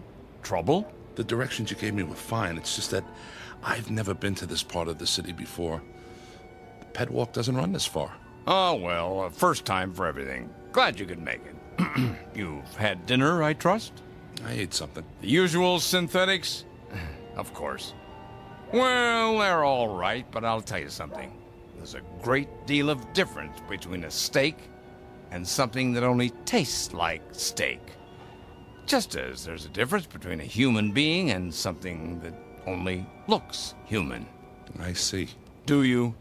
I hope so. I really do. I'm afraid I don't see much at the moment. That's because most of the streetlights are out. They don't bother to fix them since no one comes here anymore. Something the matter? It's just the smell. They don't spray out here either, but you'll get used to it. May I ask, where are we going? Why, we're almost there. We are? Yeah, they call this no man's land. The last of the old world, right here in the city. Beautiful, isn't it? I suppose. You don't think so. You think it's non-functional. A lot of ugly, wasted space. I know. Well, not to worry. They'll have it torn down in a few years, swept away, forgotten. Evening, gents. Why, good evening to you, sir. Could you spare a smoke? Sorry.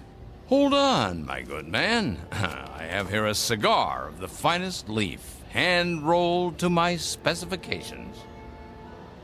You're not really going to... Have no fear, my boy.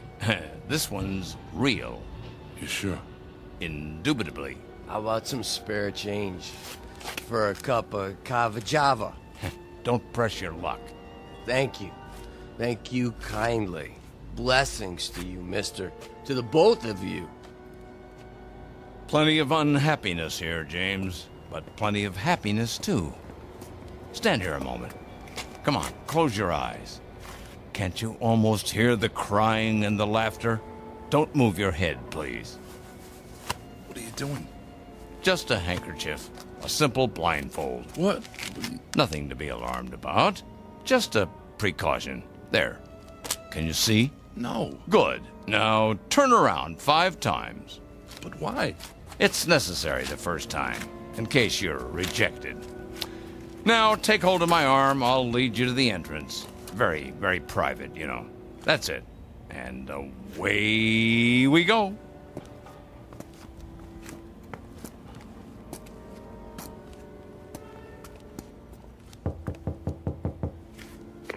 Why does the chicken cross the road? To get to the other side. Come along, my boy. You can take off the blindfold now.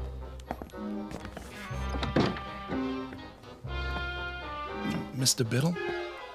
What is this place? The foyer, of course. Those 2 chairs, they look like thrones. What else? But, Mr. Biddle... What can I do you for? Good evening.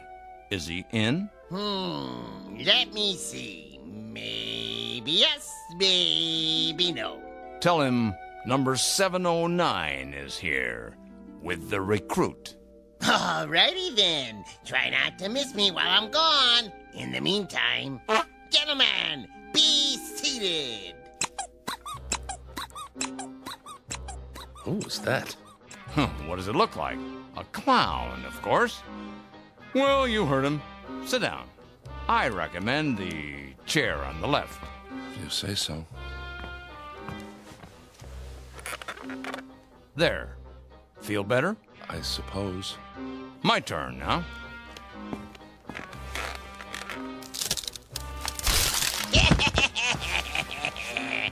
Mr. Biddle, are you all right? Perfectly. Here, take my hand.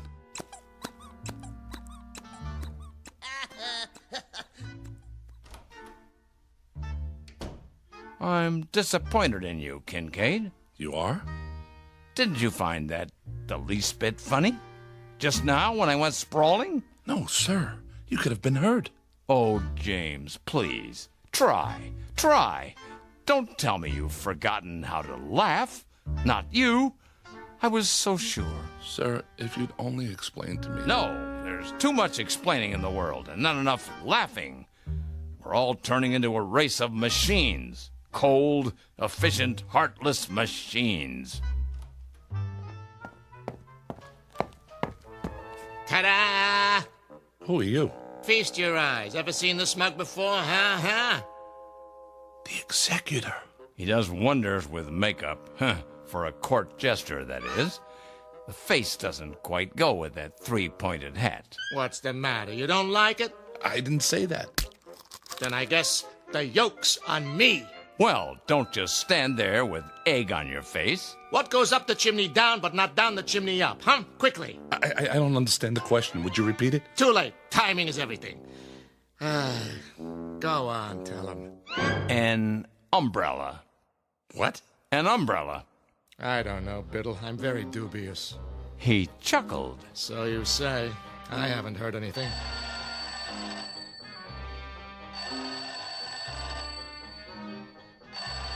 What's that? Sounds like the phone to me.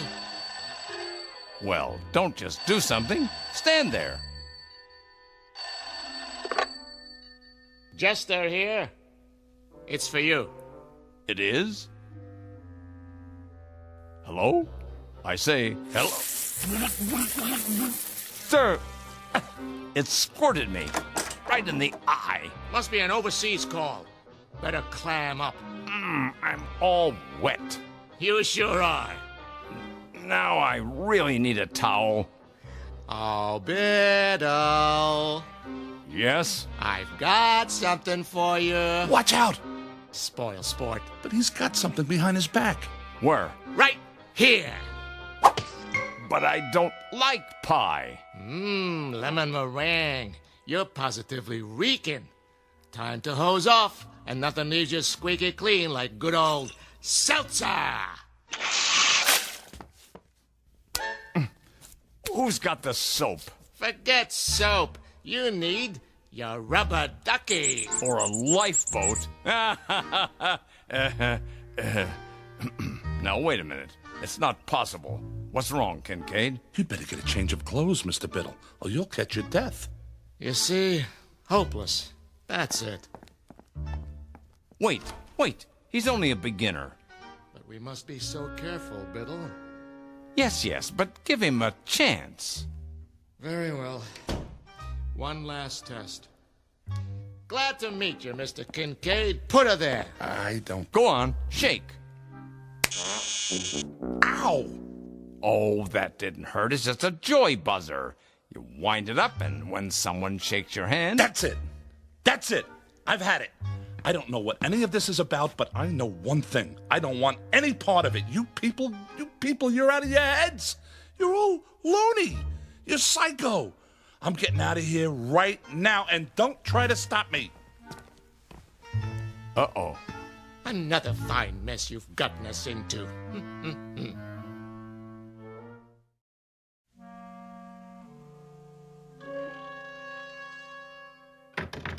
Let me out of here. You see? A motion. I'll admit that's encouraging. James, this way out.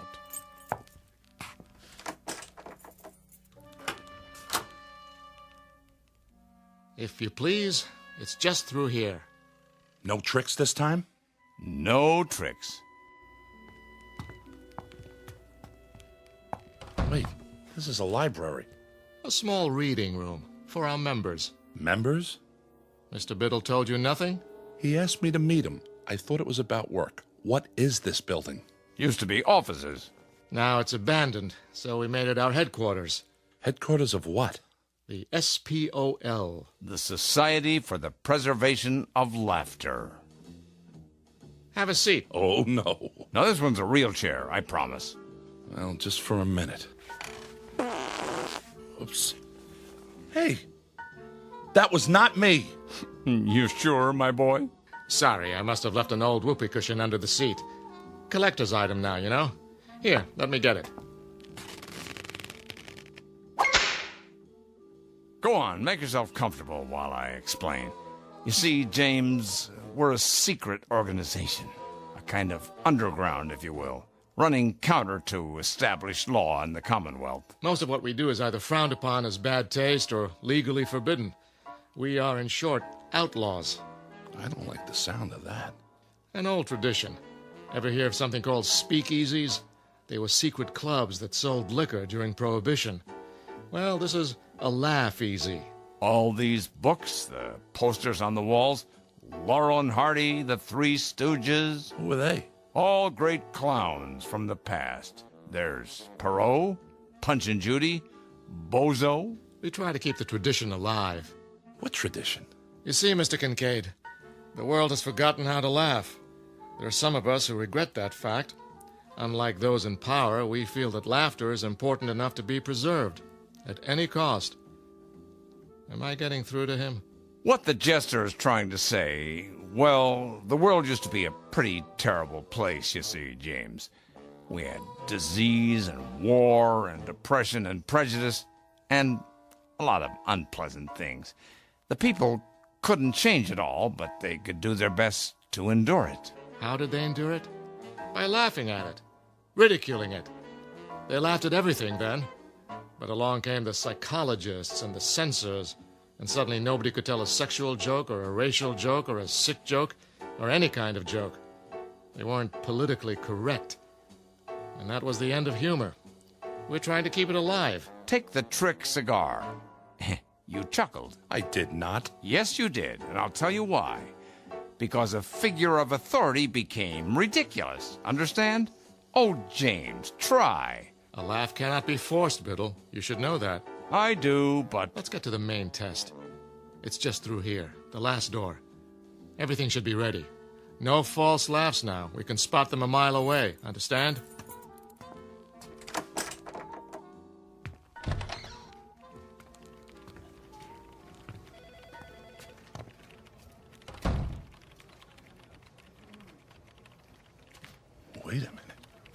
Wait a minute. This looks like... Spears Research. Where you work, Kincaid. Where I work. A perfect replica, down to the smallest detail. But how? It's nothing, really. We have art directors, carpenters, just a matter of painting a set, some props. And now, The music and the screen. The executor. Is he giving an address? You'll see. Okay, everybody stand up. Citizens, I greet you. It pleases me to report that our gross national product, however, that is far from the goal we have set. Yay, is a tomato for you. For a bigger, better country. The World Council shows a decrease in...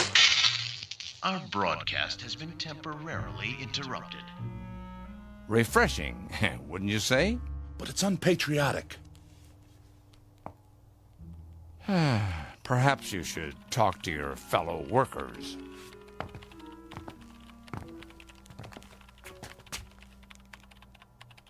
Miller? Is that you? Who wants to know? It's me, Kincaid. But how? A rubber mask. Realistic, if I do say so. Watch this. He's about to reboot his computer. Now, boss? Now.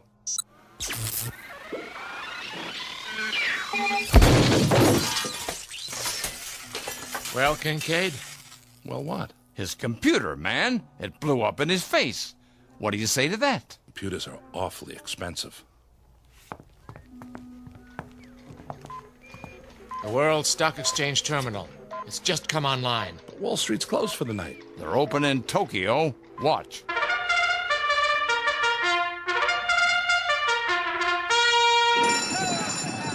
And they're off. Dow takes the lead, followed by DAX, NASDAQ, Fortune 500, and gross national product. As we go into the turn, it's OPEC forcing the pace. Wait, national debt's closing in. Now it's consumer spending versus trade deficit. Fighting it out neck to neck. This is going to be a close one, folks. And the winner is Beetlebomb. Gross national product in last place. The executive said the gross national product was in good shape. Oh, not much hope for him. One more angle. Try this.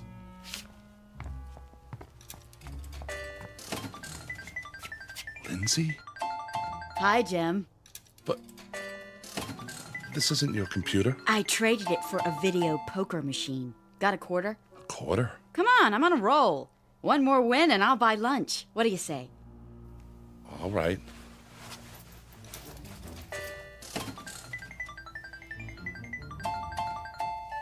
Jackpot. I hit it, Jim. Or rather, we did. How about lunch? In Paris. We can take the rocket shuttle and be back before Biddle knows we're gone, okay? I don't know. The French have been very un-American lately.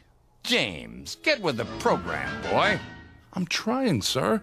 You certainly are. I need a drink. Come on, the bar's this way. I'm afraid I've done all I can. Okay, everybody. You can take your masks off now. Marcus scores, please. On a scale of 1 to 10, I give him a 3. Shh, 2.5. That's too much. I say a big fat 0. I agree with you. 0. That's it for me.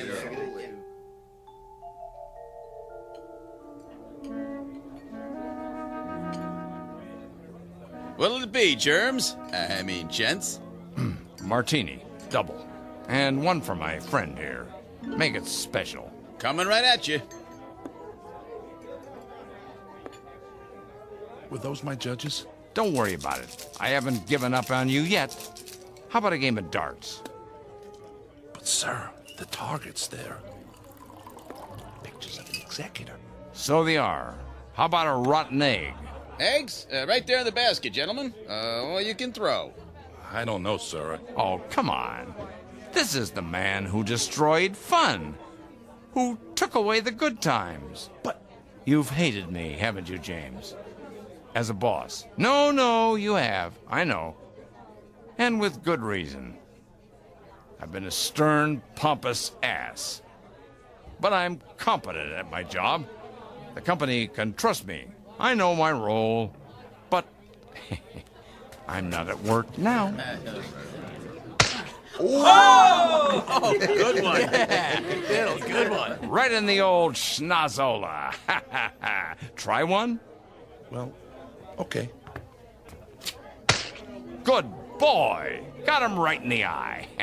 Another? If you say so.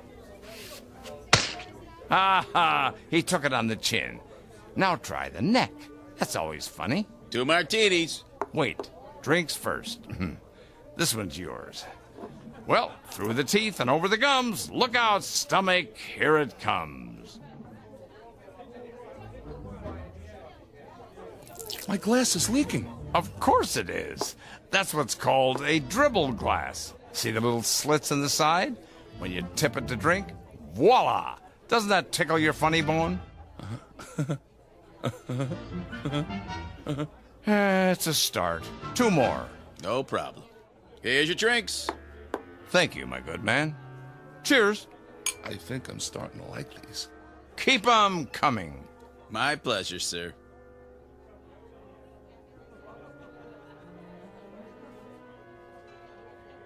Look at the screen. Know who that is? Who? Betty Boop. A flapper, they called her. Always doing the Charleston. Here, turn it up. Want to dance, Mr. Biddle? Do I? Hold my drink, James.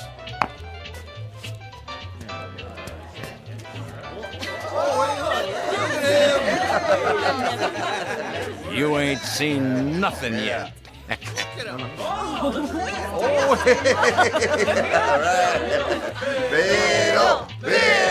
biddle, biddle, biddle, biddle, biddle, biddle.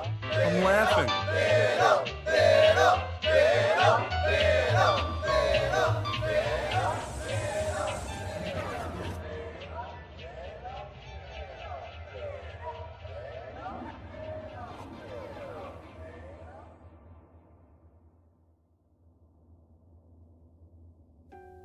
Mr. Kincaid. Did I pass? Huh? What did the judges say? If I could have a word with you outside? Tell me I'm laughing. I must be. See? I've never felt this way before. Sorry, Mr. Kincaid. Time's up.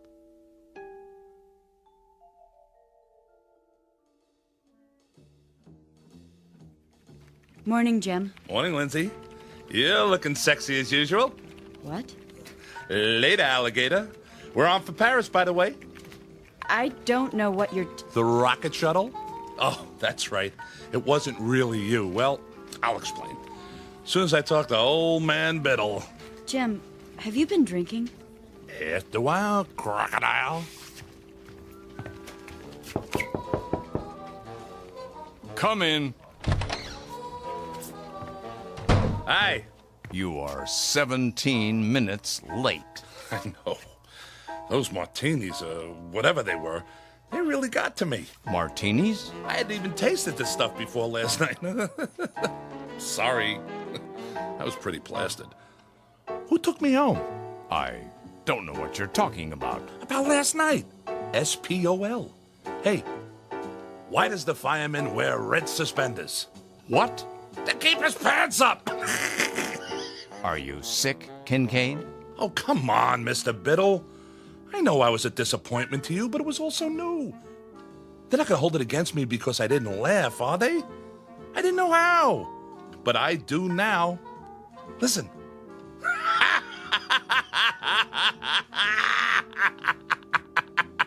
Kincaid?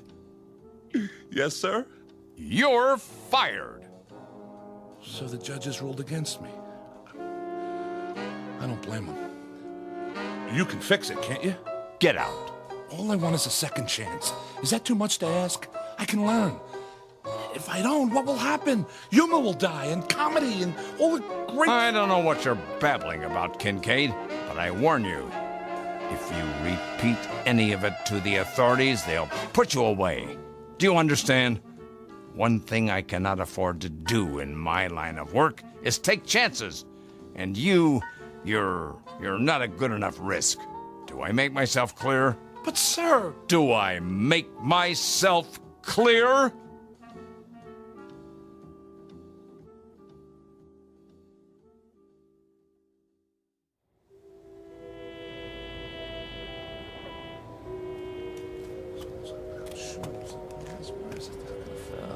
Evening to you. Evening. I was wondering, can you spare a smoke? Sorry, I don't... Wait a minute. Have you ever seen me before? You? Well, no, Did you smoke a cigar last night? Oh yeah. I think I did. Here. Get yourself a cup of Cava Java. Hey, thanks. Can I ask you a question? Yeah? Would you happen to know where it is? Where what is? The place where they laugh. That's a good one. No laughing around here. It ain't allowed, you know. I know. Well, evening to you. Yeah. See you in the funny papers. A section of the city known as No Man's Land. Mr. James Kincaid, once 39, but a lot older now. He frequents this neighborhood every night, perhaps hoping to hear the lovely, desperate sound of laughter echoing from a dark, unmarked building somewhere in the faraway reaches of the Twilight Zone. The Twilight Zone continues in just a moment. You are about to enter another dimension, a dimension not only of sight and sound, but of mind, a journey into a wondrous land of imagination. Next stop, the Twilight Zone. Hi, this is Stacy Keach. I'd like to take a moment to tell you about our Twilight Zone website at twilightzoneradio.com. At twilightzoneradio.com, you'll find the latest information on these Twilight Zone radio dramas, including behind-the-scenes photographs, plus the newest product releases, trivia contests, ways to contact us, other Twilight Zone-related info and merchandise, plus links to other fascinating websites. So make your next stop twilightzoneradio.com. Visit twilightzoneradio.com to purchase these Twilight Zone radio dramas on cassette and CD, or call toll-free 1-866-989-ZONE. That's 1-866-989-9663.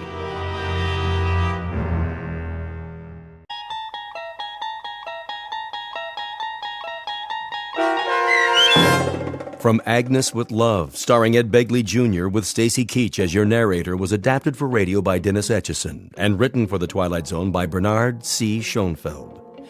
Heard in the cast were Sarah Wellington, Maggie Carney, Doug James, Christian Stolte, Jeff Lupetin, David Darlow, Elizabeth Lado, Sarah Court, and Anna Sverutza.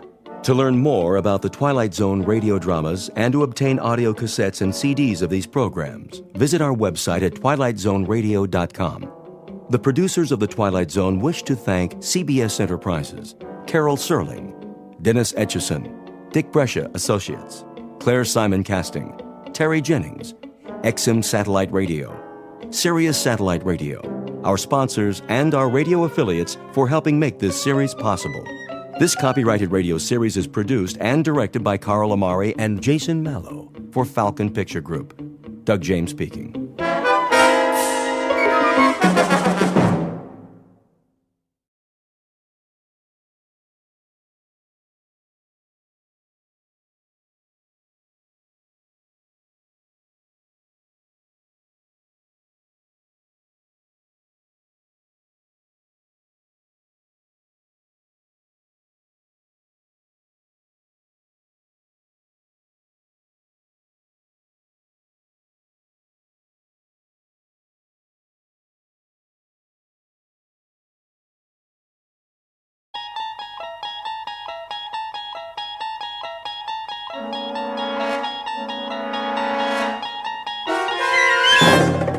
You unlock this door with the key of imagination. Beyond it is another dimension, a dimension of sound, a dimension of sight, a dimension of mind. You're moving into a land of both shadow and substance, of things and ideas. You've just crossed over into the Twilight Zone.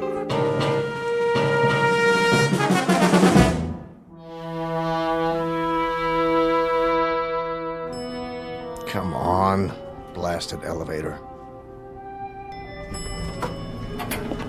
Oh, good morning, Mr. Winslow. Morning, Millie. I have that report you asked for, sir. The Venus mission. Yes, sir. I was just on my way to your office. Good. NASA's breathing down our collective neck. I know, sir. Vector analysis, re-entry simulations. What about the orbital projections? Not yet. Why? It must be the Mark 502, sir. The 502? She should have come up with it yesterday. I know, sir, but... She's been fixed, hasn't she? That's just it. The mainframe's been overhauled 3 times.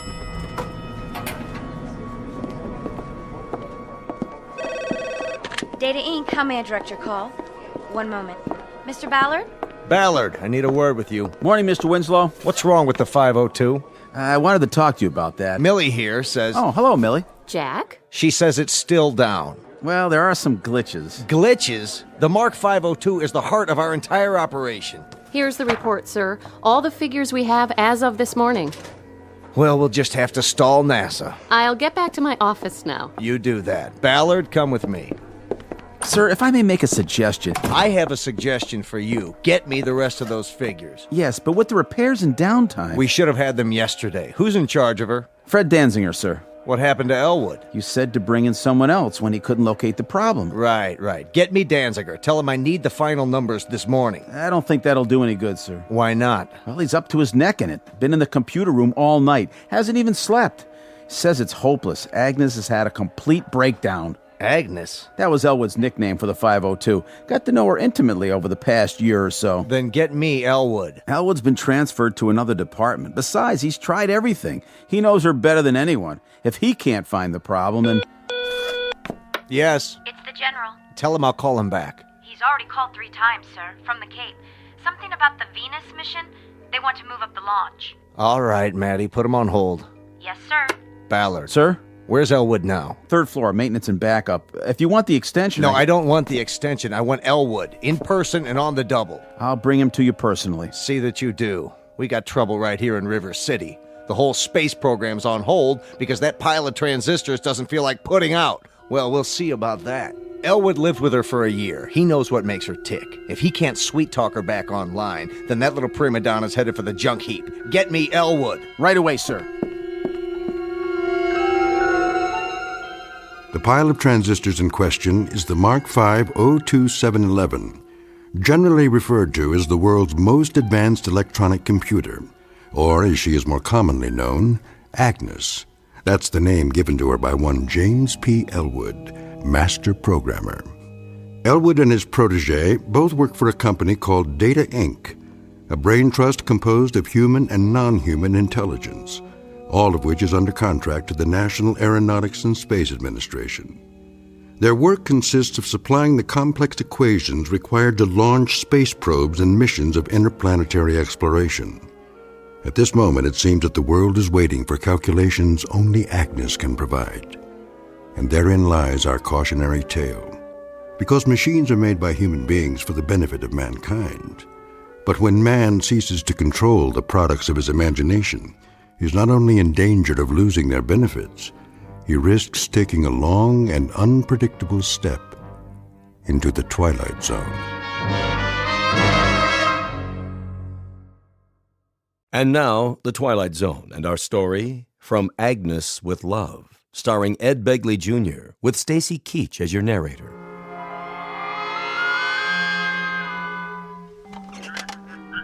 Yes, General. As soon as possible. Yes, sir, I understand. Yes, Maddie. The director of NASA on line 2. Tell him I'm sorry, but we're still double-checking the figures. I'll call him back in a couple of hours. All right, sir. And Maddie. Yes? Any sight of Ballard? He just got off the elevator with Mr. Elwood. Thank heaven for small favors. Send them in. Yes, sir. Mr. Winslow, you remember James Elwood? Yes, come right in. Close the door. How do you do, Mr. Winslow? You wanted to see me? I most certainly did. Nice weather we're having, isn't it, sir?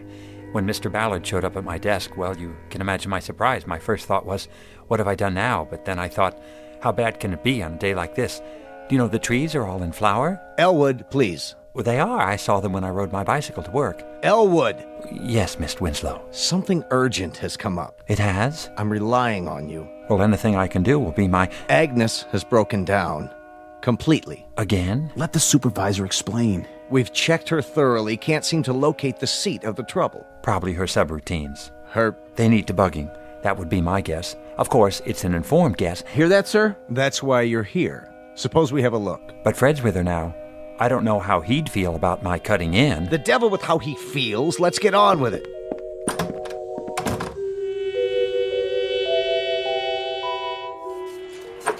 Fred? Day and night, night and day. No sleep, no food. What's going on here? You look awful. I tried everything. Everything. Get hold of yourself, Danziger. Stand back. Let Elwood have a go at her. Do you mind, Fred? Tell me what happened. See for yourself.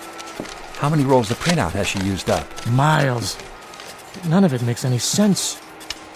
Well, the first thing you have to do is press the Clear All Registers button. That'll get you nowhere. Go on. Push all our buttons from now till doomsday. You'll see. It's not just any button, Fred. You have to find the right one. The one she wants you to press. Remarkable.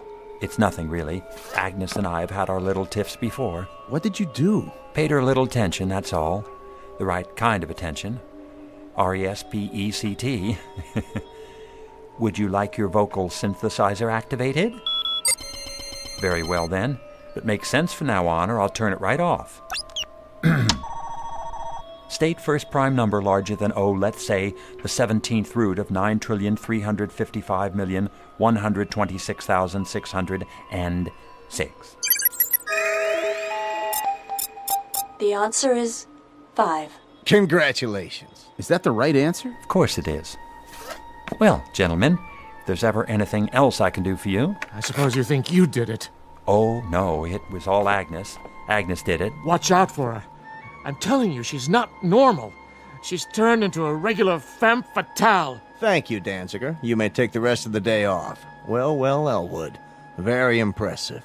Now, there are some calculations remaining for the Venus launch. Not a problem. Are you quite sure about that? Sure, I'm sure. All Agnes needs is a gentle hand and a little encouragement. Excellent. I'll send over the file. If you can retrieve the calculations in time, there might be a bonus in it for you, my boy. That's not necessary, sir. After all, it won't be me doing the work, it'll be Agnes.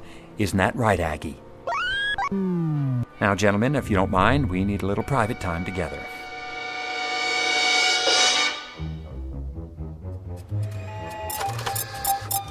Very good, Agnes. I'm proud of you. Now let's try one more. What's the maximum permitted velocity? Agnes, I'm speaking to you. Indicate maximum permissible velocity of the stated aerodynamic missile. 17,528.27 miles per hour. Ah, thank you, Agnes. I appreciate your cooperation. Mr. Elwood, Millie. here are the rest of the specifications. Mr. Winslow wanted you to have them right away. Oh, thank you. Thank you very much. No problem. Oh, wait. Yes? So, you heard about my new assignment? Well, my old one, really. But as of this morning, it's new again. So you might say... one might say... Everyone knows. Congratulations. She's something, isn't she? Who is? She beat the world's chess champion 4 out of 5 games. And she's a foremost expert on missile ballistics. She can solve any logistical problem you throw at her in less than a millisecond flat. Is that right? Of course. I'm the one who trained her, puts her through her paces. How nice for you, Mr. Elwood. Millie? Yes? Millie, I was wondering, do you think, could I, take you to lunch sometime? When you're not busy, that is. Why, thank you. You're very sweet. I really have to get back now, Mr. Elwood. Oh, sure. Millie, why don't you call me Jim from now on? All right. Jim? Did you hear that, Aggie? She actually called me Jim.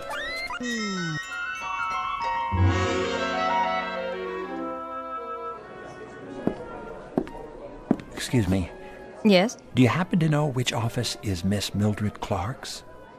Mildred. Oh, you mean Millie. Down the hall, first door to your left. Thank you. Do you have a delivery for her? What?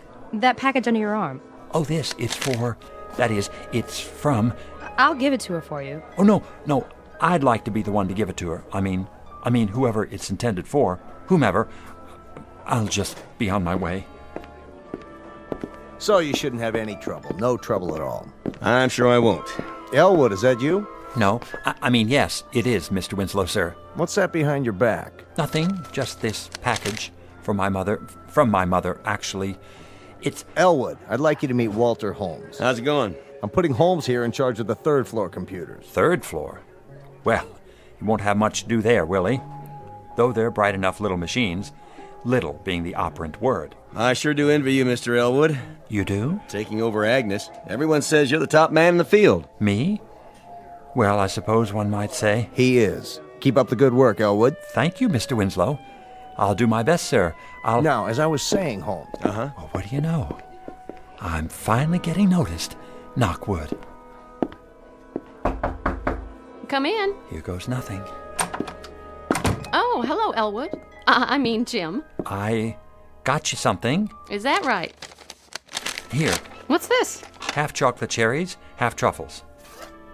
I didn't know which one you like. Oh, how nice of you. So I got both.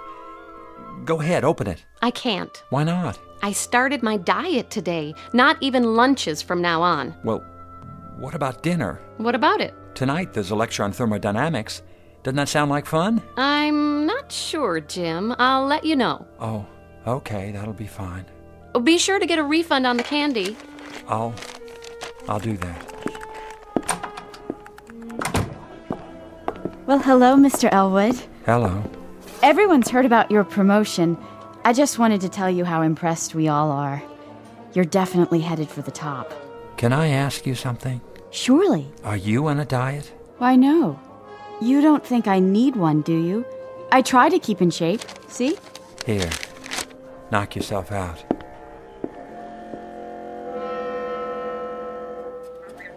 Not tonight? Sure, I figured... What? Tomorrow night? 7 o'clock? Thanks, Millie. Bye. Oh, but there's no lecture tomorrow night. Where can I take her after dinner? Planetarium? I'm sure she's been there lots of times. Oh, well, I'll think of something. State magnitude of radiative correction. Agnes, did you hear what I said? State? You have a problem. You're right. I've stated the problem. I'm waiting. Problem is Millie. What did you just say? Stick to the subject. I asked an important question. Love is important. That's it. If you don't want to work, I'm turning off your voice synthesizer. Take my advice. Agnes knows best. Listen, I know you're an oracle of wisdom when it comes to atoms and rockets and missiles, but I don't need an electronic brain to advise me about... All right, why not? Let's give it a try. Advise me where to take Millie after dinner tomorrow.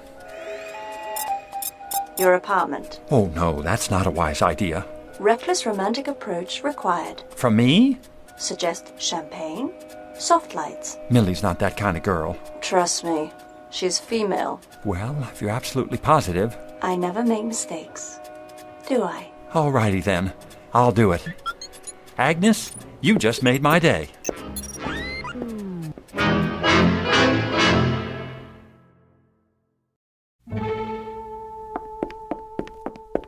Well, here we are.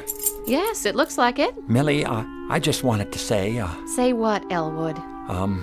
thanks for a lovely evening. You're welcome. The dinner was delicious, didn't you think so? Yes, it was. I had a great time. Me too. Well then, good night, Millie. Good night? Au revoir. Auf Wiedersehen. Elwood, Jim. Yes? Aren't you going to... We're going to what? Invite me in. Invite you? This is your place, isn't it? Oh, yes. Sorry. Of course it is. Come in, please. Nice apartment. Thanks. I like it. Not a lot of extra room. Well, I don't need a lot of room. Just me, myself, and I. And my books. It's cozy. Do you think so? Mm-hmm. Have you actually read all these? Sure have. They're arranged alphabetically, according to subject. This shelf's science fiction, this one's nonfiction. Oh, that reminds me. I have something to show you. Oh, you do? Yep. The latest interpretation of Einstein's theory of relativity. Here. You don't have it, do you? I must have missed that one. Oh, well, don't feel bad. You're welcome to look at it while you're here. Thanks. In fact, we can go over it together. Some very interesting points. Feel free to sit here next to me if you like. Now, let's see. You go ahead. What? Read it to me. All right. The interpretation we wish to propose in this volume is simply that Einstein's unified field theory does not postulate the universe as infinite, but rather as a closed system representing a spherical type of... Millie? Here I am, Jim. What are you doing in the kitchen?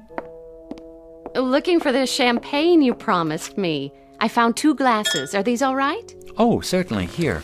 Set them on the coffee table. Just let me move these scientific Americans. Oh. Something wrong? It's awfully bright in here, don't you think? It is? Why don't I just lean over and... And what? Turn the lamp down. You don't mind, do you? No, but... That's better. But, Millie, I can't very well read this chapter to you without proper lighting, can I? Do you like music? Music? Yes, I do. Very much, but... Couldn't we have some? I guess so, if you like. Do you have a radio? Of course I do, right over there.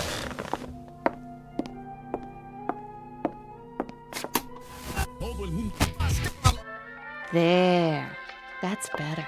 But I thought we were going to compare notes on Borston's treatise on Einstein's theory of... Oh, forget Einstein. All the universe you need is right here with me. Oh. You dance very well. Very well. Doesn't that beat get to you? In what sense? Well, stand up. Go ahead, stand up. Feel the music. What does it say to you? Actually, it does make me think of something. And what's that? I used to play trombone in high school. Really? Mother couldn't afford a tuba. Hold out your arms. There. Now confess. You feel something, don't you? Something strange. Something you didn't expect to feel. I certainly do. Do you know what it means? Yes. You're dancing on my instep. Oh, you're impossible. Please, I'm sorry, Millie. I shouldn't have said that. Have some champagne. Well, all right. If I can get this cork out of... Oh! My dress! Gosh, I'm sorry about that. I'll get a towel. Don't bother. You've done enough. Millie, wait. I'll see you tomorrow. Thank you for the dinner. Good night. Please don't go. Let me explain.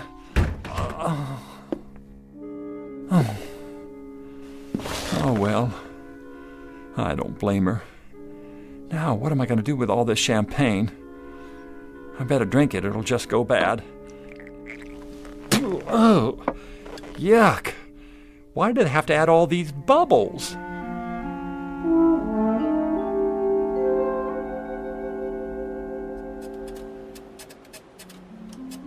Consider series of real numbers arranged in order of magnitude. Never mind that. How was last night? What? Oh, great, just great. We danced and drank champagne till dawn. Then we took a ride through the park and... Is that so? Oh, what's the use? I'm a dud. I can't even dance. I spilled champagne all over Millie. I should have known. I've always been shy around women. Now she'll never speak to me again. Sent her flowers. What for? A tradition. The morning after. Oh? What kind of flowers? Porphyra candalis rosae. Translate, please. Commonly known as roses. Say, thanks, Agnes. You really know how to help a guy out, don't you? Just like a big sister. I'll go get him right now. There's a florist downstairs. Sister? Did he say sister? Open the box. Go on, open it. Oh, thank... Gesundheit. I'm sorry about last night. It won't happen again. I'm glad you like the roses, though. They're long-stemmed. So I see. I picked them up especially for... Gosh, have you caught a cold? It's the roses. I'm allergic to... You are? Oh, Elwood, please go away. Oh, all right, if you say so. And take these with you. Gesundheit.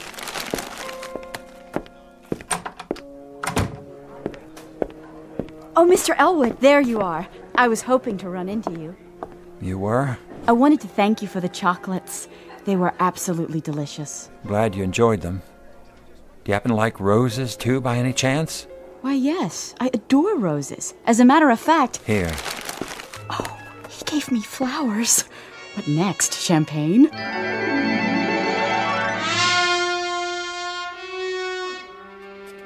How did it go? I don't get it. Define pronoun. Well, no other computer in the world contains as much recorded knowledge as you do, Agnes.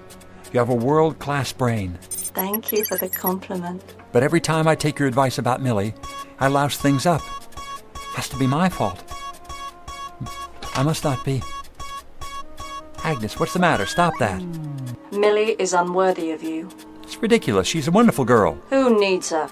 I do. I need her more than... There is a better girl for you. Oh, yeah? Where? In this building. Oh, I seriously doubt that. But even if there were, I wouldn't have any better luck with her than... She loves you. She does? Sincere. Intelligent. Exactly your type. Well, where can I find her? Tell me where to look, Agnes. Tell me. No need to look. You have already found her. I have? Can't imagine who you mean. Unless it's that secretary, the one on Millie's floor. I keep running into her. She seems nice enough. Very nice, in fact. In wonderful, physical condition, now that you mention it. Not that one. Another. In this room. In this? Are you blind? Open those baby blues. I will spell her name for you. A-G-N-E-S. I don't understand. Surely you don't mean you, Agnes? That is my name, lover boy. Don't wear it out.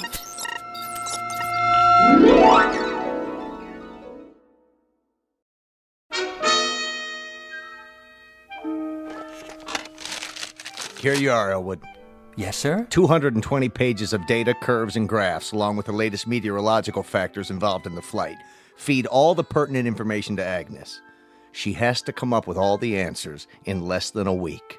Is she up to the task? I guarantee it. Remember, an error of 1 millisecond can cause a 400,000-mile divergence from the trajectory. You understand the problem, Elwood? Can this new spacecraft execute 6 eccentric or elliptical orbits around the planet Venus and return to Earth safely? That's it, in a nutshell. Now, let Agnes get to work. Yes, sir. Oh. Be careful with this part. Better correct the escape velocity to compensate for solar radiation pressure. Got that? I asked you a question, Agnes. Answer, please. Did Millie forgive you? Stop that. Correct the escape velocity and forget about Millie. Are you still seeing her? Yes, we have a date tonight. Not that it's any of your business. Your welfare is my business. The truth is, I'm scared. I've got to impress her this time. It's now or never. Show superiority. How? Introduce her to inferior male type. Name a male who's inferior to me. Third floor programmer. You mean Walter Holmes? Correct. Walter with the red sports car? Incorrect. Blue sports car. Walter with the suntan and the muscles? That is the one. He's inferior to me? Definitely. I find that hard to believe. Well, he is working with those outdated third-floor machines. Introduce them. Millie and Walter? Are you sure? Would I lie to you? No, you're incapable of lying. I could give it a try. Hello, Walter. Jim Elwood. I was wondering, what are you doing for dinner?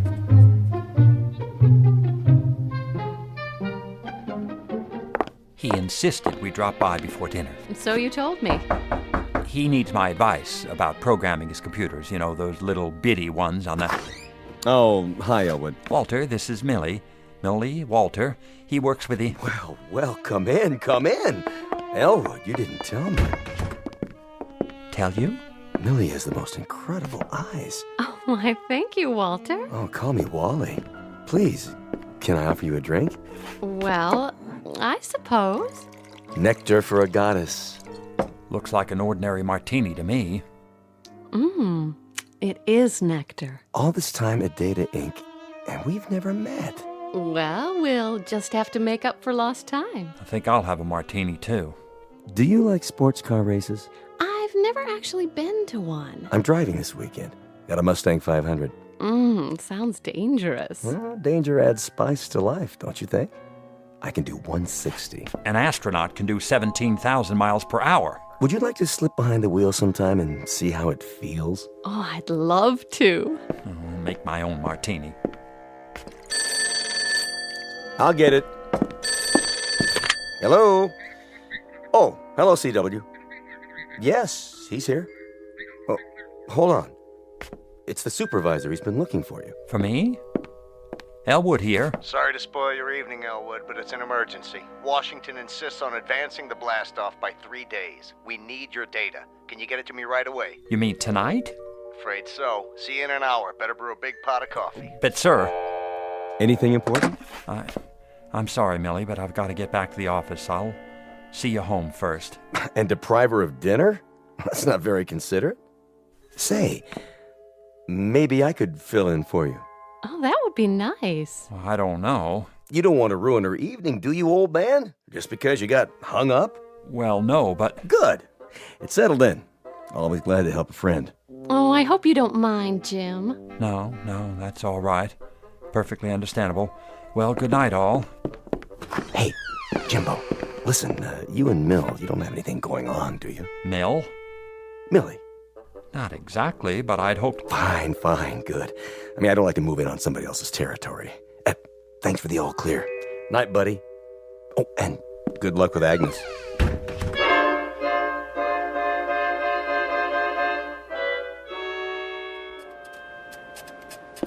No. Forget the radiation pressure from the sun. Agnes, will you please concentrate? Now answer this. Do new conditions permit 6 successful non-concentric orbits of Venus plus re-entry? Go ahead, I'm waiting. Did you make progress tonight? Agnes, concentrate. All right, I'll tell you. Millie and Walter drank martinis. Walter took her to dinner, and I'm starved. Why did you tell me to introduce her to that muscle boy? Give her up. I won't. No future with Millie. I'm not giving her up. I love her. What's more, I'll make her love me.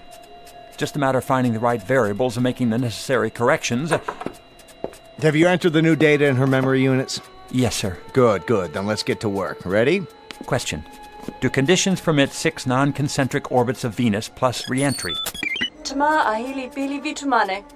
What the devil does that mean? I'm not sure. I think it's Russian. Or possibly Arabic. What? Please, Agnes, translate into English. Niet. 2 times 2 is 4. Shut the door. 2 and 4 are 6. Pick up sticks. She's a little distracted. Do something. We've got to have the answer. Just leave me alone with her. I'll get it, sir. You'd better. This is no laughing matter. What are you doing, Agnes? I'm about to be fired. Is that what you want? Oh, no. What'll I do? I need help. Wait a minute. Don't go away.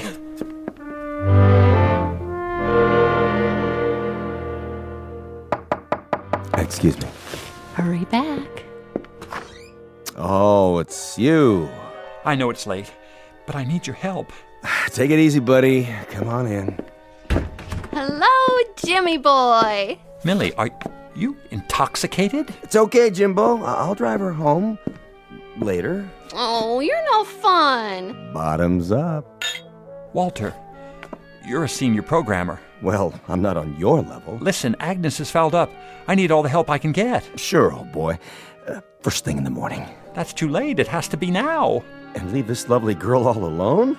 Don't worry, Jimmy. Wally will take care of me. Sure, I get the picture. Good night, Millie. Sorry I interrupted you.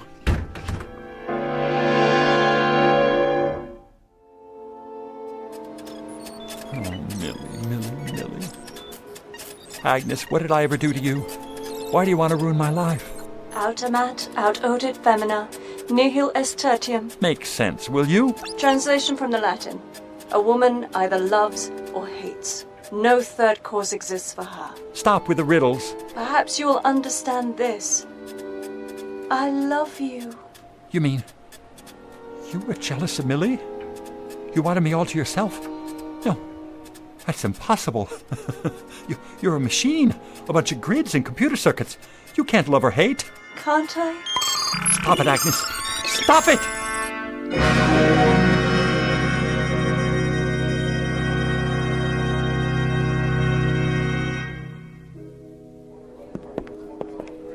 But that's incredible, sir.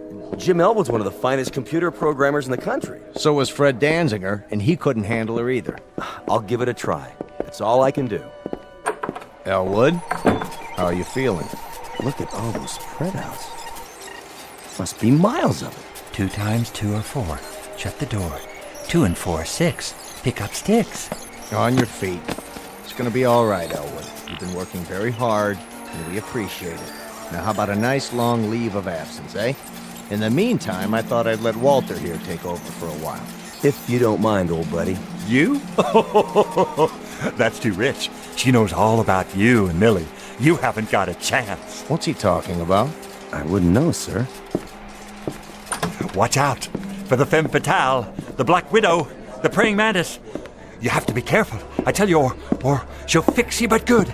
She'll clean your clock. She'll tell you lies, and then, just when she's got you where she wants you, she'll... Should we stop him? Let him go. The boys in the white coats are on the way. He was a good man. Well, do your best. Don't worry, sir. I'll have the answers in no time. It's just this little switch here. You did it! It was nothing, CW. I've had a lot of experience. Keep it up, man. Keep it up. Now, Agnes, isn't there something you want to say to me? Something about the Venus Project? What? All right, we can talk about other things for a minute. If you like, yes. I understand how you feel.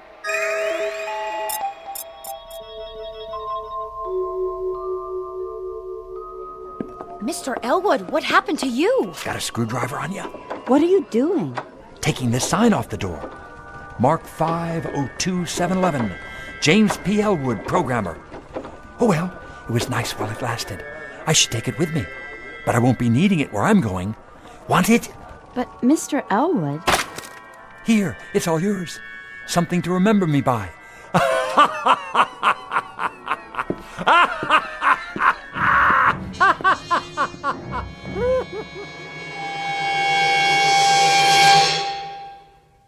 Advice to all future scientists of the male persuasion. Be sure you understand the opposite sex, especially if you intend to be a computer expert. A few extra courses in psychology might make all the difference. Otherwise, you may find yourself like poor Elwood, defeated by a jealous machine, a most dangerous breed of female, whose victims are banished forever to the Twilight Zone. More from the Twilight Zone after this. Hello, I'm Stacy Keach. I hope you're enjoying this edition of the Twilight Zone radio dramas. To learn more about this series, be sure to log on to our official website at twilightzoneradio.com. You'll find special discounts on our Twilight Zone audio collections, listings of our radio stations, links to other websites, and a photo gallery of our recording studio and some of our stars in action. Plus ways to contact us with questions or comments about the show. And for a limited time, when you log on to twilightzoneradio.com, you can send in for a free CD of the show. So be sure to visit us at twilightzoneradio.com.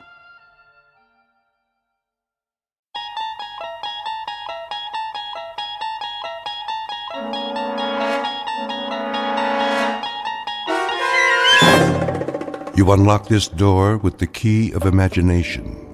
Beyond it is another dimension, a dimension of sound, a dimension of sight, a dimension of mind.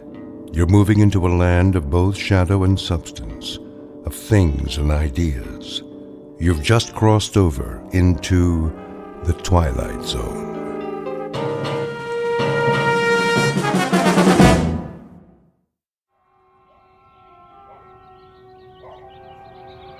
Letitia?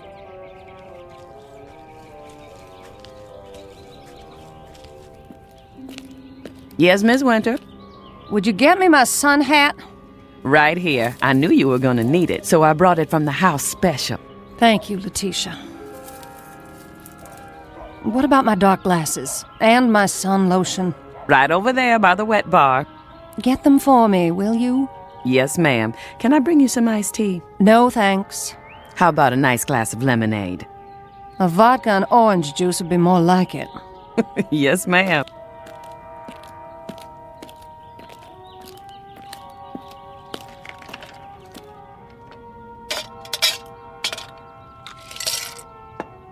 Where are the children? Still in their rooms? Well, now they were. Just changing into their swimsuits after school. They should be down in a minute. That's nice. Is my book over there? Sure is, right where you left it this morning. Bring it to me. Coming right up.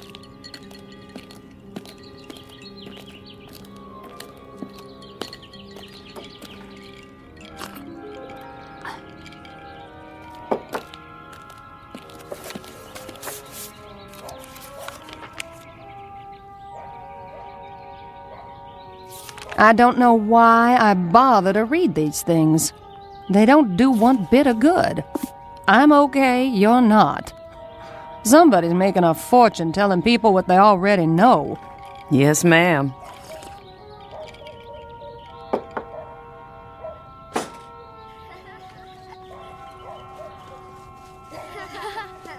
No running now.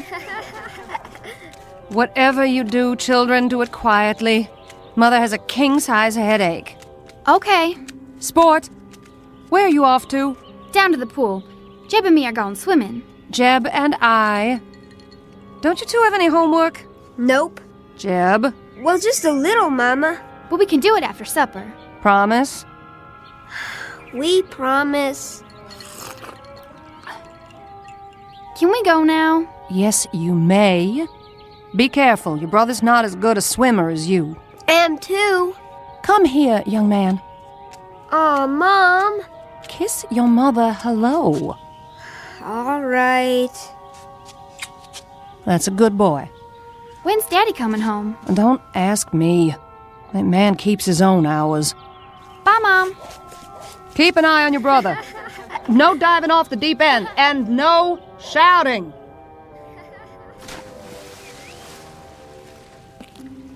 Will there be anything else, Miss Winter? Just one. Yes. Make me another drink. Yes, ma'am.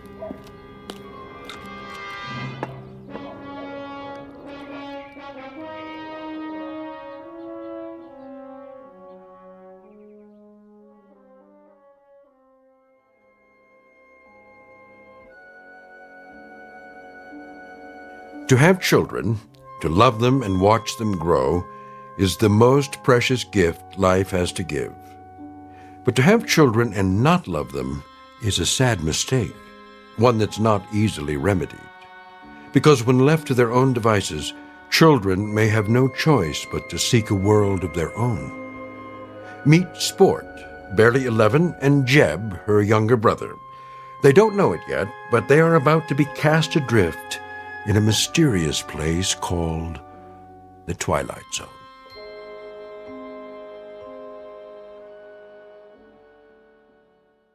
And now, The Twilight Zone and our story, Bewitchin' Pool, starring Karen Black with Stacy Keach as your narrator.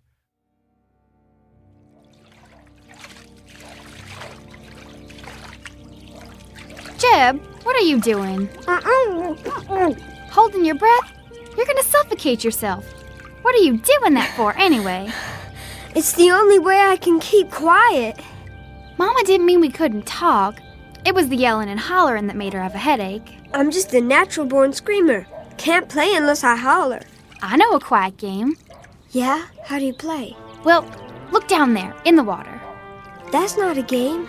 Jeb, come on. Okay, I'm looking. Now what? What do you see? A swimming pool. What do you think? Do I have to explain everything to you? It's a pretend game. Well, what do you see? A river. You and me floating on a raft, just like Tom Sawyer. No! Now we're coming to an island. What's on the island?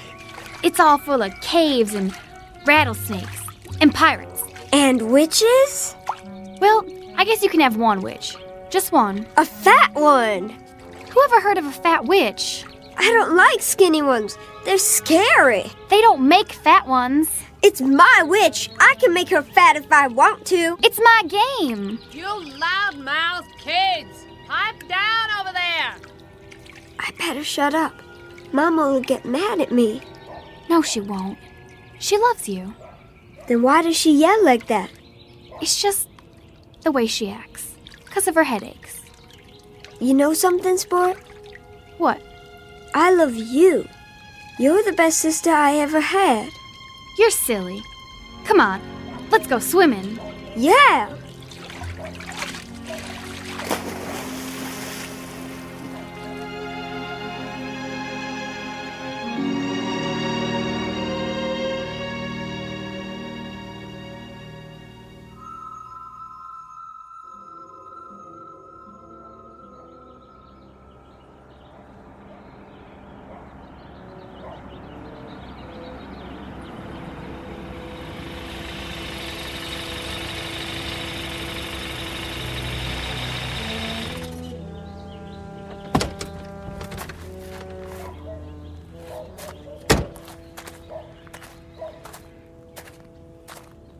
You're home early. What? I said, you're home early, darling. Where are the kids? In the pool. Who's watching them? Nobody. Is that right? Sport's an excellent swimmer. They don't go in the deep end. What were you doing in town today? Oh, now I'm being followed. I saw your car in the parking lot next to the TV station. I had an interview. Anything wrong with that? An interview? For what? I'm tired of my talent going to waste. Your talent? Show me one high-fashion model who can hold a candle to me. Is that what you are this week? A high-fashion model? Seems to me last week you were an artist. If they call me, I'm taking the job. You'll see.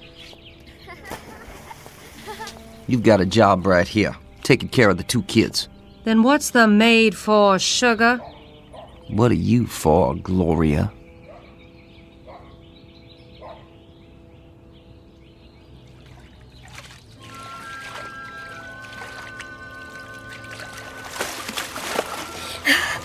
I can see it. Can you? Yeah. In the yard is a big old swing made out of a tire. You're good. Then what happens? Well, the little boy gets tired of swinging and goes in the kitchen. It smells like chocolate cake. There's a lady there. She picks up the little boy and hugs him. The little boy feels happy. The lady gives him a piece of cake and... You might as well know here and now I'm fed up with the whole mess. What mess are you referring to? I'm referring to the fact that I'm tired of footing a bill for your every little whim. Art school, modeling, dance lessons, guitar lessons, acting lessons. You've got time for anything and everything except being a mother. There's old Tom Sawyer again. He's in the cave trying to rescue Becky Thatcher from Injun Joe. See, Jeb? I think so. I got a business to look after. I know what kind of business you're looking after. Now Tom's leading Becky along the cliff. Must be about a 1,000,000-mile drop, but Tom isn't scared. Jeb, are you listening? If that's what you think, why don't you come on down to the office? Come down to the office. That's what you said when I married you. Well, I came down to that stinking factory of yours, and all I could see was pretty little secretaries flirting with everyone in sight. Are they yelling because we've been bad? Heck no. Maybe I was bad and I didn't know it. Don't worry. They'll stop in a while. I don't know why I bother even talking to you. Then don't. Hey! What's that? Hey, yourself. Who are you? Want to have some fun? Where'd you come from? Yeah, how'd you get in our pool? Never mind that. Just dive down. Come on.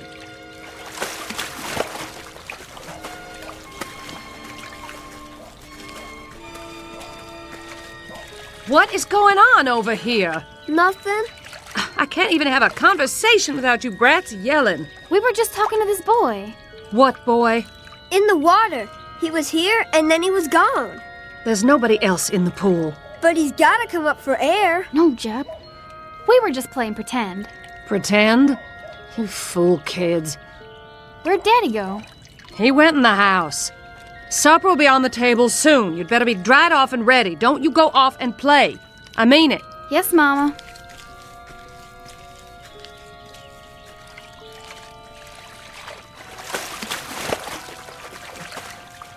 What's the matter with you guys? You coming or not? Where? A secret place. Secret? Where's that? Who are you, little boy? Where'd you come from? You'll find out. Let's go. Do we have time? Well... I'll have my supper now. You think I'd cook for you after the way you talk to me? You can drink your supper. Oh, like you? I wish I'd left you years ago. Well, what's keeping you? Come on, Jeb. Let's go with that boy. She said not to leave. When I think of the career I gave up for you, it makes me sick. Career? That's a laugh. I hate this house and everything in it. I hate you. They don't care what we do. What if they hurt each other? I'm older than you, and you have to do what I say. Now follow me.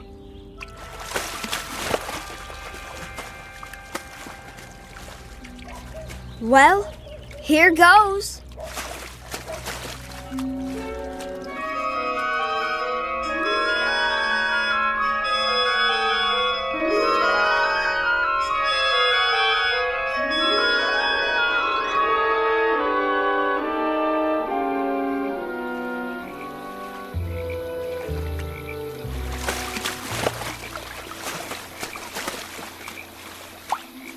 There he is, sitting on a rock. What's he doing? Fishing? Don't you know anything? Hey, you guys. Come on out.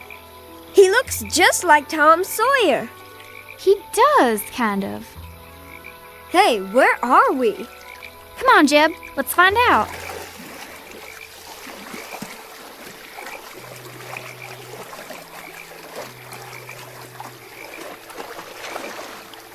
Grab my hand. There you go. Here, take these. One for each of you. Where'd you get these big old towels? Aunt T sent them along just in case. We weren't sure if you were coming or not. Aunt T? Dry yourself off, Jeb. Where are we? Aunt T's, of course. Where's that? A secret place. We sure got here funny. Just dived in our pool and came out here. Want to see a minnow? What's a minnow? A fish. Sure. I keep it in a jar over here. Where'd you get it? I caught him. You can catch all kinds of fish here. At least always when no one's swimming. Can I catch one? You don't know how. How do you know I don't know how? I saw where you live. Went to fishing hole for miles. I do too know how to fish. Don't die, sport. Boy, I want to know something. Don't call me boy. I got a name. What is it then? I told you. Wit. Wit who? Just Wit. I used to have a last name before I came to live with Aunt T, but I forgot it. What were you doing in our pool? Just looking. How'd you get there? How did you get here? I can't figure that out yet. I'm studying about it. Can I catch a fish, please, sport? We gotta find our way home. Aunt T will be mighty disappointed. Better stop in and say howdy. Well, I got no time to go around saying howdy to people. Sport, I'm cold. Yeah, the sun's going down. We can't be far from home. We'll get back there somehow. Sport, how did we get here? Well, the way I figure it, there's a hole in the bottom of our pool that nobody knows about. Maybe we got caught in the tide. That's a good one. Don't you laugh at my brother. I will if I want to. And don't you laugh at me either. You're just a girl. I'll chew you up and spit you out in little pieces, boy. Ha, let's see you. All right, then. You better put your hands up, boy, because I'm going to sock you right in the jaw. Ha, can't catch me. Just you watch.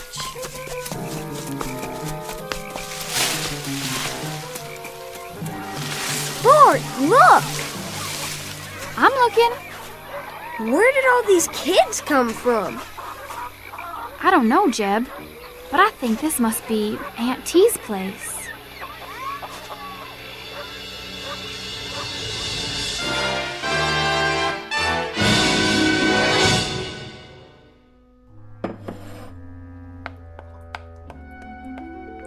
There. Lots of frosting. And a fine cake, if I do say so. Auntie! Auntie! Why, whatever's the matter with it? She's gonna beat me up, Auntie. I sure am, boy. She'll do it, too. Will you really, child? I aim to. Yes, ma'am. Very well. But I'll have to ask you to fight outside and not in my kitchen. You're liable to break something here. Auntie, it ain't fair. It is if it's a fair fight. Here now, you both take these boxing gloves. I'll keep some put away just in case. And remember, don't hit a man when he's down. No hitting below the belt. You know the rules. I do, but maybe she doesn't. My sister knows everything. Is that right, little man? What's your name? Jeb. Well, Jeb, I'll tell you what. While they're settling their grievances, you can finish icing the cake. Would you like that? Can I? And then, if those two have any teeth left in their heads, they can help us eat it. Go on outside now. Jeb and I have work to do. Is this real chocolate? Why, it sure is. Nothing but the best in my kitchen. Chocolate's my favorite. Mine, too. There you go. Use a knife and smear it right on. Oh, very accomplished. Have much experience frosting cakes? No, ma'am. This is my first one. Do tell. I'd never have guessed. Why, what are you two doing back here? Back already? We didn't go yet. No. Why not? May I try that too? And me?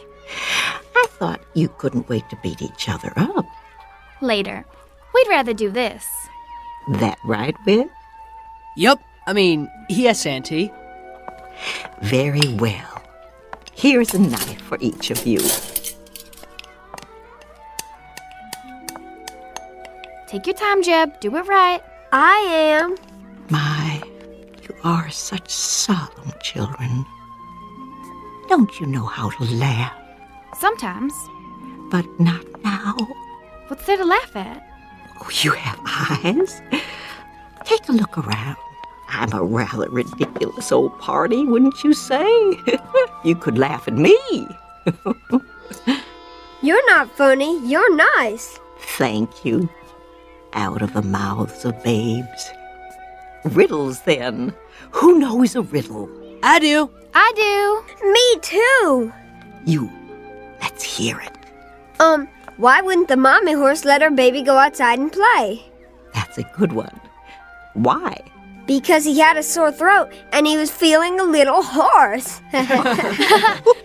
That's a good one, Jeb. Me next. Me. Young lady. What is the laziest mountain in the world? The laziest mountain in the world? Who has the answer? Give up? The laziest mountain in the world is Mount Everest. Oh. My turn. All right, Whit. What do you call someone who crosses the ocean twice and doesn't take a bath either way?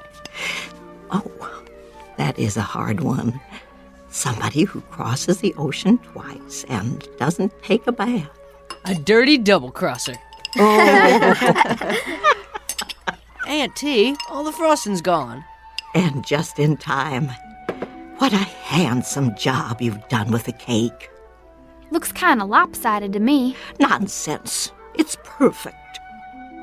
While it's cooling, I'll assign you new children your chores and show you where your rooms will be. Come along. This way.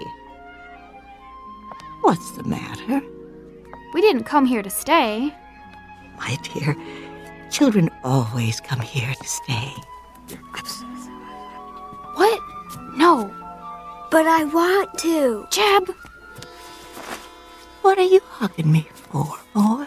I want to stay. You come back here. I'm staying with Aunt T. She's a kidnapper. Oh, no, my dear. Mind you, I've seen children I would have stolen if I could. What for? To get them away from unworthy parents. But I've always resisted the temptation. Then why are all these kids here? Because their families didn't deserve them. All they wanted was to be loved, so they could grow up right and get out on their own. But some moms and dads didn't realize what they had. Somebody needed to give these little ones a chance. How about me? Oh, I found you on a doorstep when you were only a few hours old. It was a lucky thing I came along on that cold winter's night. What did I look like? You were as red as a beet. From crying, you know. But you were so cold. Somebody had to do something. Sport! Jeb! They're calling us. Who is? Our mother and father. I don't want to go. You darn kids, where are you? It's that way for a lot of kids. We better go home now. These voices you hear calling. At first they seem quite strong, but they get fainter and fainter, and after a while they fade out. And one day you simply cannot hear them anymore. Sport! I'm calling you, young lady. Don't pretend you can't hear me. We've got to go home. Can you tell me why? I've got everything you need right here. Why, there's the swimming hole down by the creek. And the days are long, with all manner of things to do and see. And then there's always a hot meal and lots of children to play with. Blind Man's Bluff, Ringalivio and the Red Rover, all kinds of games. Some I bet you never heard of. See that little girl out there with the pigtails? When she came here, she never had smiled. Not once. All that changed pretty quick, let me tell you. Now all she does is laugh all the livelong day. Makes my heart glad to see them so happy. That's why I bake a big cake every day, just the way they like it. We've just got to. Because that's where we belong. They're children and they love us. And well, we love them. In that case, you must go back. No. You too, little man. Your sister's reasons are good ones. I cannot argue with them. Can you tell us one thing? What's that? How do we get home? Oh, the same way you got here. But I don't know how we got here. I think you do. Try to remember. It isn't far. Come on, Jeb. We'll come see you again real soon, won't we, Sport? No, my darlings, I expect this is our goodbye.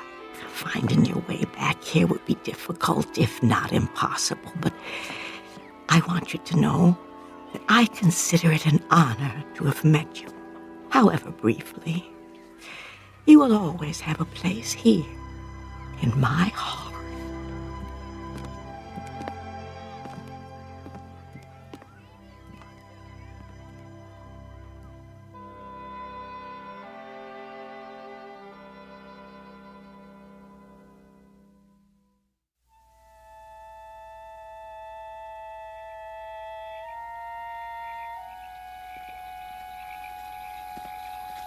Here's where he came out of the water. It's a good place to dive.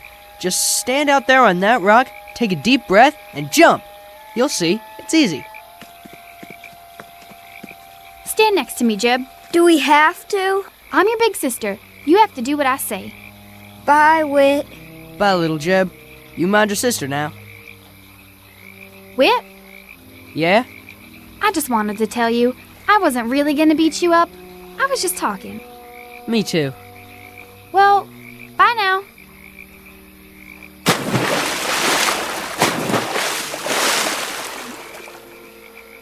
Bye, Sport. Don't let the bugs bite.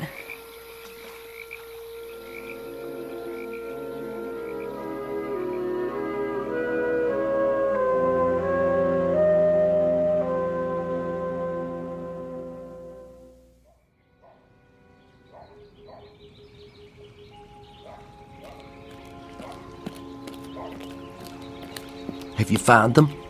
Not a sign. I told them not to leave the yard. I told them. Well, that's just it. They have no respect for you.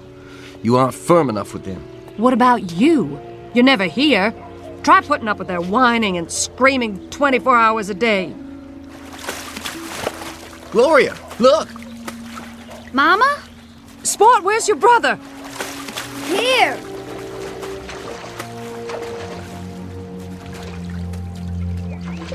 Where have you two been? We've been calling you for an hour. In the pool. You're lying. I looked in the pool. We really were, Daddy. And we came up on the other side and we helped make a cake with Aunt T. What's he talking about? And we caught a fish. He's not making things up, Daddy, honest. He's lying to cover up whatever devilment the two of you have been into. Jeb, come here. But it's true, Daddy. Come here, I said. Look at me. I want the truth out of you. No more lies. You understand? It wasn't a lie. It wasn't. Now you listen to me. Get in your room and stand in the corner till you can tell me where you've really been all this time. Do I make myself clear? Yes, Daddy. He understands now. It was a game, Daddy, that's all. Just a game. We were pretending. There isn't any Aunt T. I should hope not, but I want to hear it from him. Do as your father says. Go to your room. And forget about any dinner tonight. You've missed it. Both of you.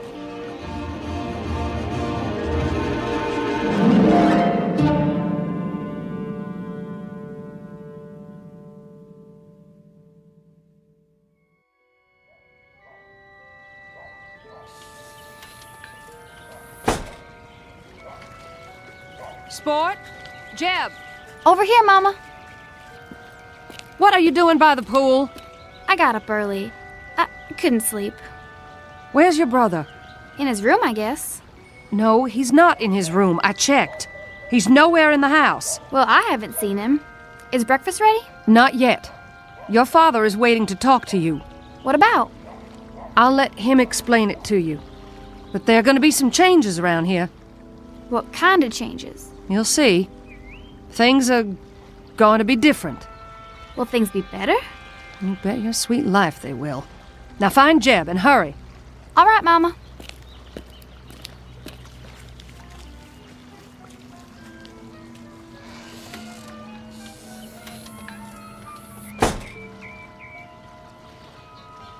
Here goes.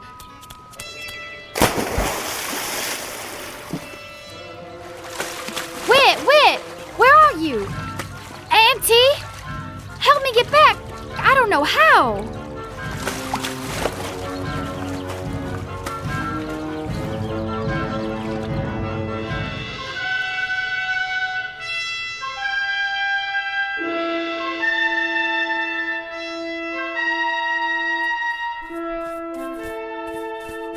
Aunt T? Yes, Jeb? What are you making that quilt for? Because we need quilts. Lots and lots of them. To keep the children warm and snug at night. Don't you know anything? Sure I do. I know lots of things. When you finish cleaning the shoes, your next chore will be to help Whit bring in the wood for the stove. Aunt T? Hmm? Why do they have to be chores? Every child must have chores to do. It teaches the value of work, the self-respect of doing a job well. Makes big muscles, too, like mine. Let's see. Roll up your sleeves. I told you. Big, ain't they? Wow. Keep working, boys. You have more shoes to clean. What are all the shoes for anyway? They're for the children, too, of course. Think of it, you and your sister didn't have any shoes at all when you came here yesterday. They all got holes in their swimming pools too, Aunt T? Oh, dear me, no.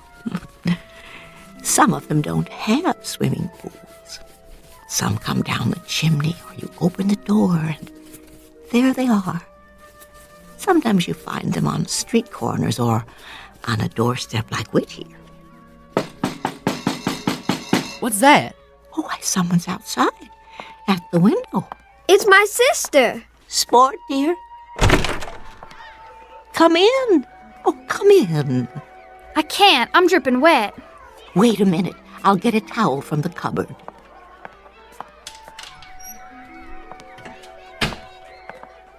Here you are, my dear. Thanks. I told you she'd come. I'm surprised that either of you made it.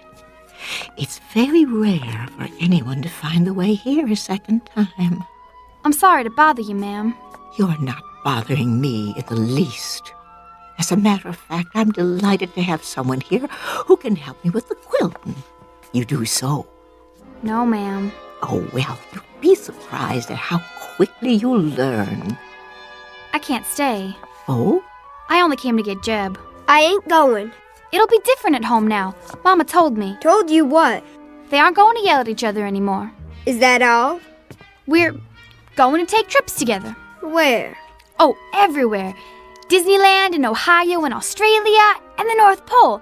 Anywhere we want to go. I don't want to go to those places. Jeb Sherwood, are you coming or do you want me to throw you over my shoulder like a sack of potatoes and carry you home? Have things changed where you live? Yes, ma'am. Everything's going to be better now. In what way? They're going to love us. Really? Mama told me, and she wants to tell Jeb too. You know, Jeb, it would look quite undignified if she threw you over her shoulder like a sack of potatoes. Don't you think so? If I were you, I would go willingly. I'm staying. If we live this time, we won't ever get back here again. Besides, I've got chores to do. If what Sport tells us is true, Jeb, then you're not meant to be here at all. You are meant to be home with your mother and father.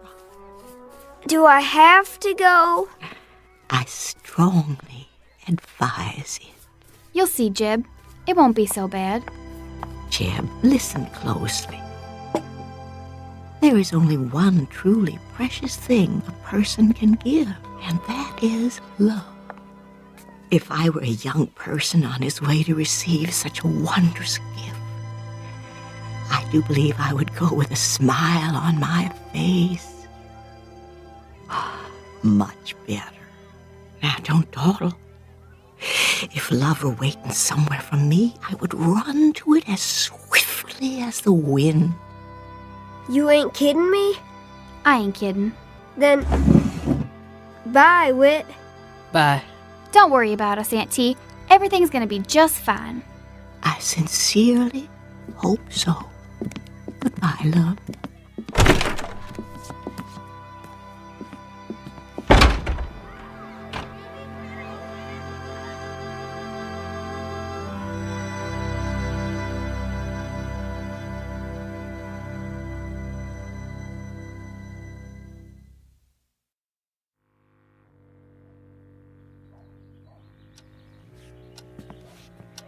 Maybe we should wait till tonight. No. You said you'd talk to them. Let's get it over with. I've got a half-dozen people waiting for me at the office. For once, just once, would you mind putting your family ahead of your work? I'm not the one, it's you. Lower your voice. Here they are now. Sorry. You're wet. I sent you to find your brother, not to play in the pool. That's where he was, in the pool. Do you know what happens to children who tell lies? We go to hell and get burned up. Well, you're here now. Sit down. Your father has some good news to tell you. Sport already told me. We're all gonna be happy again and go on trips and... I can't do this, Gloria. You tell them. Very well. Your father and I are getting a divorce. If you don't know what that is, it means he's going to live in one place and I'm going to live in another. Where? As far apart as we can get. But... What we want to know is, do you kids want to live with me, or do you want to live with her? I suppose we could split you up if you'd prefer. No! I want to be with Sport. It's up to you. Make up your own minds. We want it the way it was. Well, you can forget it. I'm into that. We'll be good. This time we really will. We won't fight or cry or make noise. We'll be so good. Won't we, Jeb? What are you talking about? It's all our fault. You hate each other because of us. Oh, that's not true. I'll tell you one thing. We wouldn't have stuck it out this long if it hadn't been for you two. You might show a little consideration. I don't have to stay with either of you. Me neither. Come back here. We're not through with you. Hurry, before they catch us. I can hold my breath a real long time. I've been practicing. I know you can. Get ready. On your mark. What do you think you're doing? Stop them. What if we can't get back? We've got to. Get set, go! Come out of there right now. This time you're gonna get what you deserve for good. Are you coming out, or do I have to drag you out? Auntie, help us! Help us, please! Auntie, I need you. Take us now. Get out of that pool.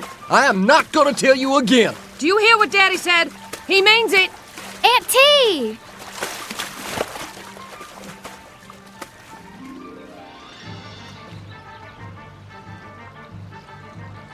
Gil, they're staying down there a long time. I know. Do something. They're drowning. All right. Don't let them drown. Don't let them drown. They're not down there. What? They've got to be. It's broad daylight. They can't just disappear. Where could they go?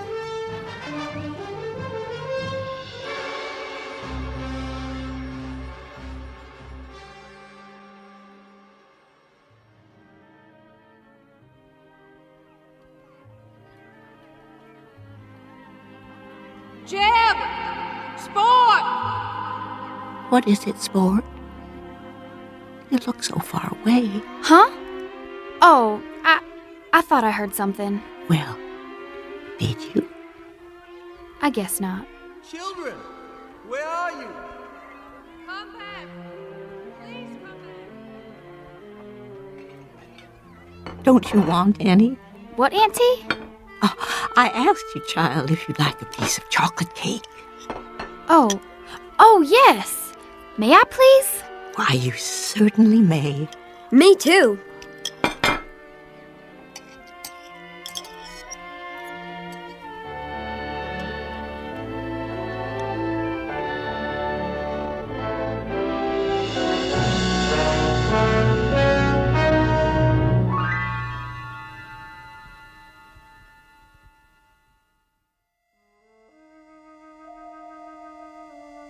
The end of an odyssey for two children who were cast adrift for a time. They took a chance searching for love and finally found it in the Twilight Zone.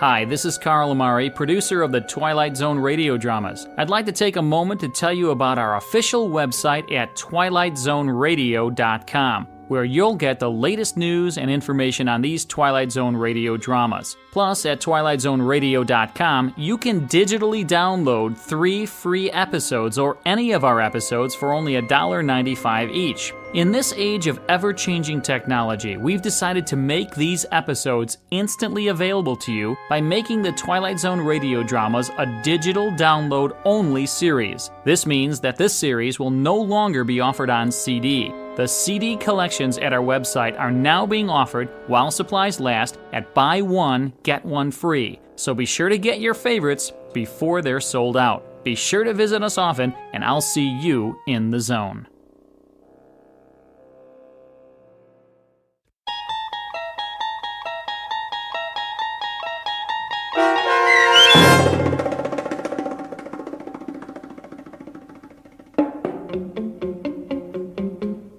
Bewitchin' Pool, starring Karen Black with Stacy Keach as your narrator, was adapted for radio by Dennis Etchison and written for The Twilight Zone by Earl Hamner Jr. Heard in the cast were Haley Nabig, Eli Newman, Evan Armacost, Kurt Nabig, Regan Alte, and Ora Jones. The producers of The Twilight Zone wish to thank CBS Enterprises and the Rod Serling Estate for making this series possible. This copyrighted radio series is produced and directed by Carl Amari and Jeff Lupetin for Falcon Picture Group and Westwood One. Sound design and custom Foley effects for The Twilight Zone by Cerny American creatives Bob Benson, Craig Lee, Matt Sorrow, Tim Cerny, and Todd Beyer. To learn more about The Twilight Zone radio dramas and to contact us, visit our official website at twilightzoneradio.com. Doug James speaking.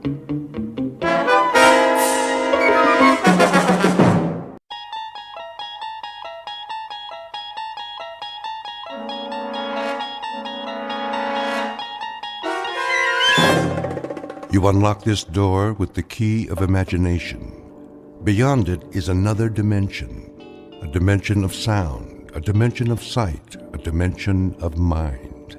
You're moving into a land of both shadow and substance, of things and ideas. You've just crossed over into the Twilight Zone.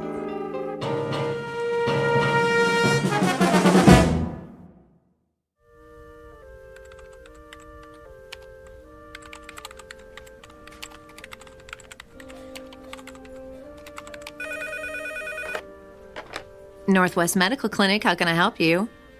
I'm sorry, Dr. Matheson is unavailable. He's taken a temporary assignment out of town. Can I make an appointment for you with one of our other physicians? Fine. Okay, let's see. How about next Tuesday at 2:45?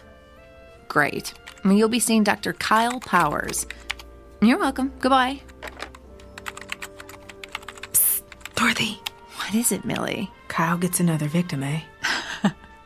I know, right? How many of Dr. Matheson's patients is he seeing? Quite a few, which makes sense. He's got the lightest patient load at the clinic. Gee, I wonder why. Shh, Millie, someone will hear you. Well, maybe they should know what they're getting into before they see Dr. Doom and Gloom. Excuse me. May I help you? I have an appointment with Dr. Kyle Powers at 10:15. Another one bites the dust. Shh. Okay, what is your last name? Callahan. Okay, Callahan, let's see.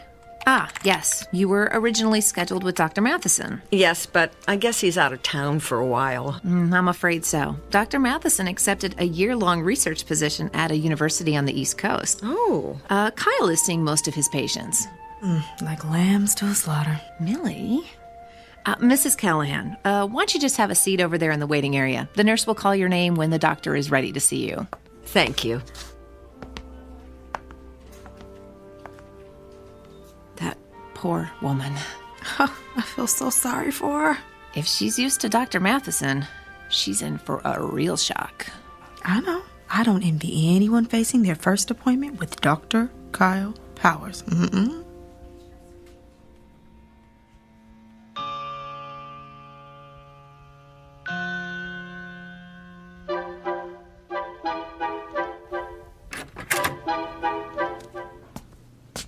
Mrs. Callahan? Yes? I'm Dr. Kyle Powers. It's nice to meet you. And why are you here today? Well, I'm concerned about this mole on my leg. May I see it? Of course. It's right here, see? On the calf. Dr. Matheson said I should keep an eye on it in case it changes. I think it looks a little bigger. What do you think it could be? A mole that changes like that is usually melanoma. Oh, melanoma? That's cancer, isn't it? Yes, it is. I'm going to need to ask you some questions. Oh, well, go ahead. When did you first notice the mole had changed? About a week ago. How much bigger is it? I'm not sure. 50%? No. 40%? 30? 10% maybe. Do you spend a lot of time in the sun? No. Has anyone in your family ever had melanoma? No, I don't think so. Did you ever have a severe sunburn as a child? No, not severe, no. Do you have a lot of freckles? No. Are you taking any medication that would weaken your immune system? Oh, I don't think so. What would weaken my immune system? Well, any number of meds. Azathioprine, benzotophine, cortithionate. I don't even know what those are. Doctor, please just tell me if I do have melanoma, what treatment is available? Well, that depends on what stage it's in. Surgery is typically the first treatment for all stages of melanoma. Surgery? And of course, if it spreads to the lymph nodes, those have to be removed. Late-stage melanoma also has to be treated with chemotherapy. Chemotherapy? If it spreads to the organs like the lungs or liver, there's not much that can be done. Nothing. Well, in that case, the focus is on relieving the symptoms and keeping the patient as comfortable as possible. Until what? Well, until the patient expires.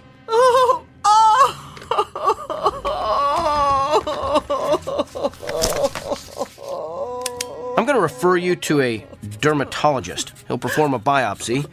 and then send a sample of the growth to the lab. If it is melanoma, the dermatologist will refer you to a surgeon for the sentinel lymph node biopsy. It's all standard procedure. Here's your referral. And Mrs. Callahan? Yes? I know there's something most patients worry about at this point, so let me assure you. Even if the cancer gets to the point where you can't function, your insurance should cover most of the medical bills. Keep in touch.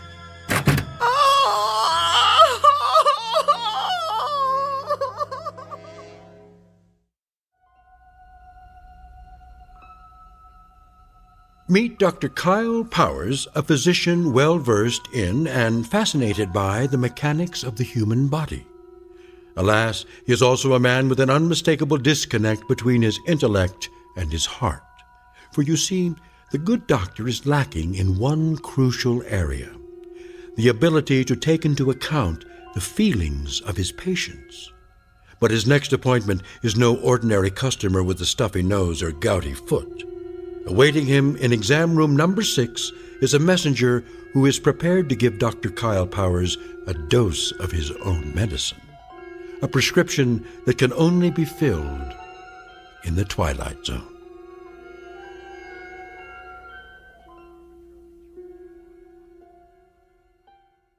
And now, The Twilight Zone and our story, The Amazing Dr. Kyle Powers, starring Sean Astin with Stacy Keach as your narrator.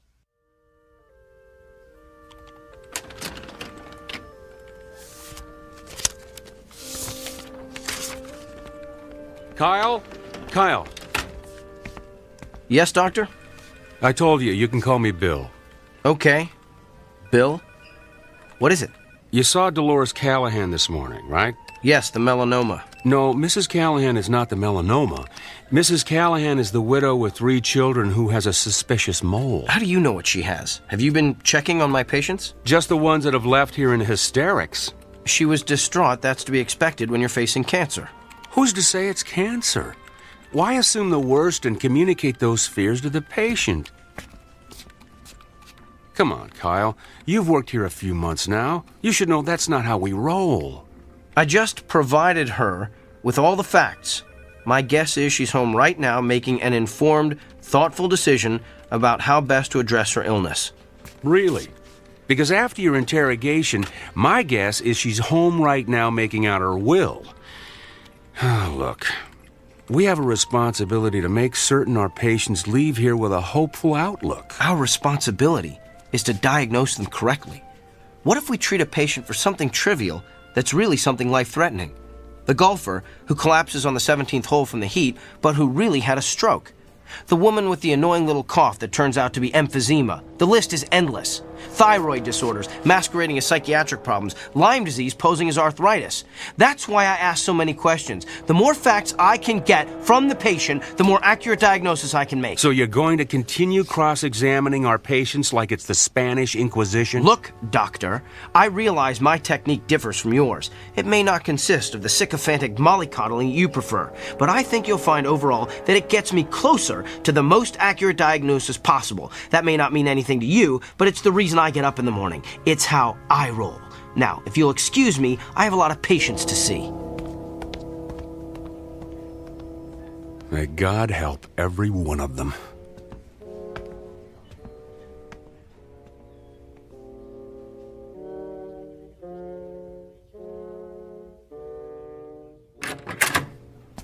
Good afternoon. I'm Dr. Kyle Powers. I'll be your physician while Dr. Matheson is... Oh! We are obviously not Eileen Richards. Obviously. The name's Beaumont. I seem to be in the wrong room, Mr. Beaumont. Let me just... You're in the right room, Kyle. You know me? Yes. You're not a quality assurance auditor sent to check up on me, are you? Did Dr. Bill T. Goodwin send you? No, but I am here as a representative. For who? Whom? I can read you the list if you like. Mrs. Barbara Kennedy, Mr. Emilio Rodriguez, Miss Dolores Delmonico, Mr. and Mrs. Samuel Stone. Those are all patients I've seen. Mr. and Mrs. Emil Saperstein. The very Reverend Arthur Buchanan. Some of them are patients I treated when I first started practicing. Mr. William Tanner. Mrs. Glynis Peabody. But how would you know I've seen all those people? The Sullivan twins. Katie and Kylie. Rabbi David Weisinger. The Honorable Judge Harrison J. Evans. Okay, I get it. You know every patient I've ever treated, so who are you, the ghost of Christmas past? Hardly. I am here to communicate a message on behalf of your patients. They are fed up with your lack of concern for their feelings. You keep them waiting long past their appointment times. You do not call them back with test results. You do not explain their illnesses in terms they can understand. And you do not make clear the side effects of the medicines you prescribe. They have described you as rude, disrespectful, insensitive, and tactless. As one patient so eloquently summarized, Dr. Kyle Powers has the people skills of Attila the Hun. I get it now. You're an attorney. You're representing all those people as a part of some kind of lawsuit against me. I'm afraid not. I am simply here to, how shall I put it, keep things in balance. Look, I don't care if you're here as an attorney, an auditor, or my fairy godfather. All I know is I've effectively diagnosed and treated hundreds of patients. That's how I gauge my success, not by the number of friends I've made along the way. In short, I'm not broke, so I don't need fixing. In that case, I'm going to need you to sign this. What is it? It's a standard affidavit, stating that you are willing to pay the consequences of your actions. I recommend you read the whole brief before signing. I'm not reading or signing anything. Well, you're going to be one of the difficult ones, aren't you? We'll have to settle for a non-written agreement then. A simple handshake has sufficed in the past. I'm not shaking your hand either. Come now. It's just a handshake. The sooner you shake my hand, the sooner you'll be rid of me. All right, if it'll get you out of here faster, here's my hand. Thank you. Ow! What did you just do? Good luck, Kyle. Wait! What did you do to me?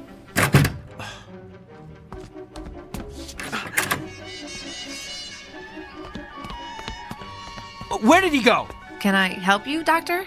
The man who just left this room, which way did he go? You're the only one who's left that room in the last 10 minutes. Well, that can't be. I was just talking to him. I can page him if he's still in the building. Who was he? Nobody. Just some prankster with a joy buzzer. Who's my next patient? Mr. Gianelli. He's in room 7.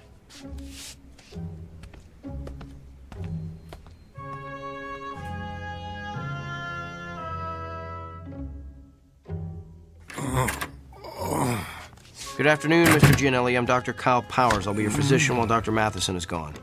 Are you in pain? Oh, yeah. Where does it hurt? The back. What part of the back? Down low.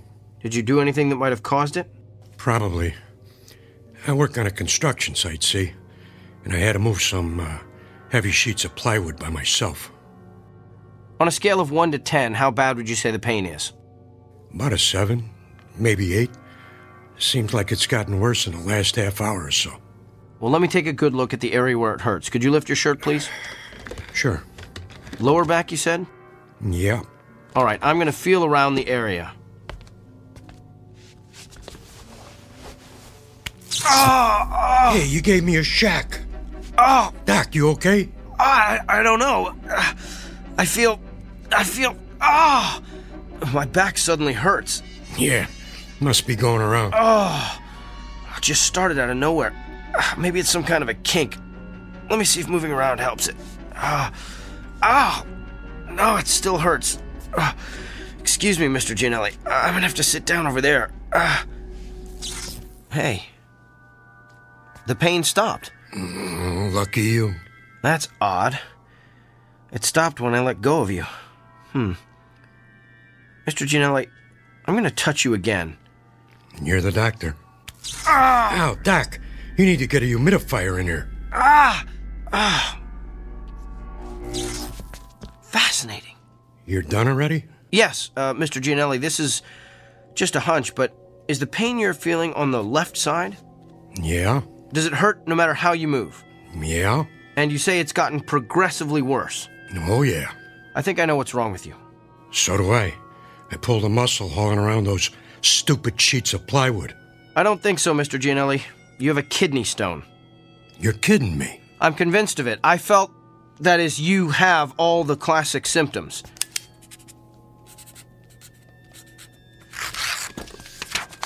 Here, this is an order for you to go up to radiology for an x-ray. That'll tell us exactly where the stone is, and we can figure out what to do about it from there. Hey, Doc, can I ask you something? What? How could you tell all that just by touching my back? Mr. Gianelli, I wish I knew.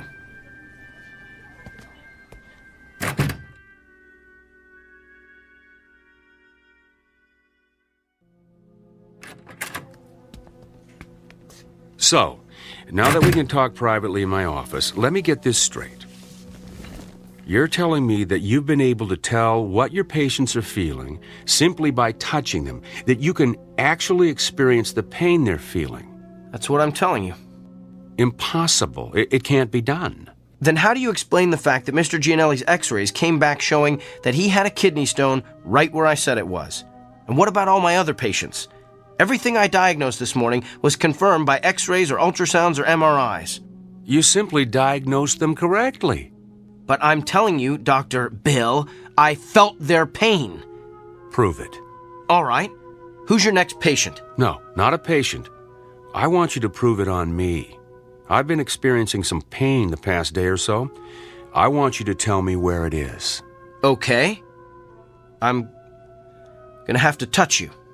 I knew there'd be something about this I didn't like. And it has to be on exposed skin. At least, I think it does. I'm still experimenting.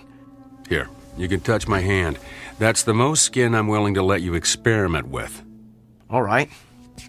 Ready? Ready as I'll ever be. Here goes. Hey, you gave me a shock. Yeah, that's what everyone says. Interesting. Well, what's your diagnosis, Dr. Kreskin? Well, I would hasten myself to a dentist if I were you. You've got a toothache. Top row, right side. I'd say second molar from the rear.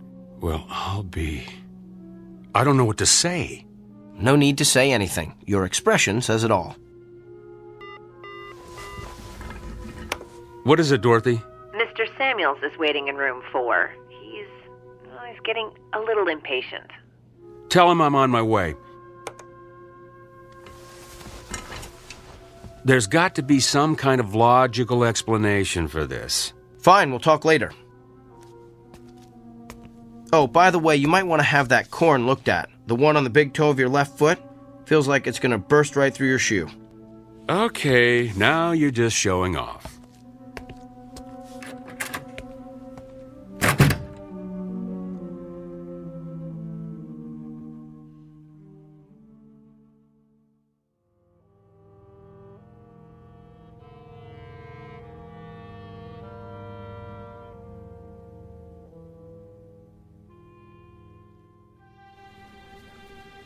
Okay, thank you. Northwest Medical Clinic, may I help you? I'm sorry, he isn't in yet. Can I take a message? I'll let him know. Thank you. Hey, Dorothy. Another reporter for Kyle? Yeah, that's like 25 now. Ever since word got out about his gift, he's become the most popular doctor at the clinic. I know. I can't believe he's going to be on that talk show tomorrow. Yeah, I am dying to see what Dr. Charisma is like on TV. Oh.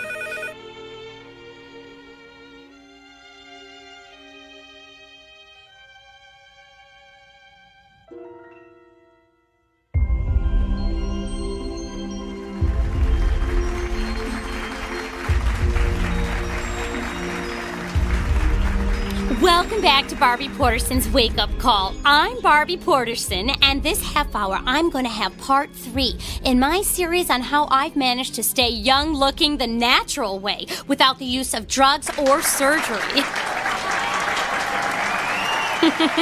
But enough about me. We have a guest with a rather unique gift. His name is Dr. Kyle Powers, and he claims that he can experience the same pain his patients are feeling simply by touching them. Doctor, it's good to have you with us today. Thank you. Now, why don't you tell us exactly what happens when you touch one of your patients? Well, in a nutshell, I experience exactly what the patient is experiencing. I can feel where the pain is in their body, how intense it is, what might be causing it, and I'm then able to provide an accurate diagnosis. Amazing! Would it be possible for us to get a demonstration from you? Of course. Do you have any discomfort or pain that's bothering you? As a matter of fact, I do. Let's see if you can guess what it is. Now, what do I need to do for this demonstration? Nothing. I just need to touch bare skin. Oh my, careful, doctor. We're a family show. You can just give me your hand. All right, here you are.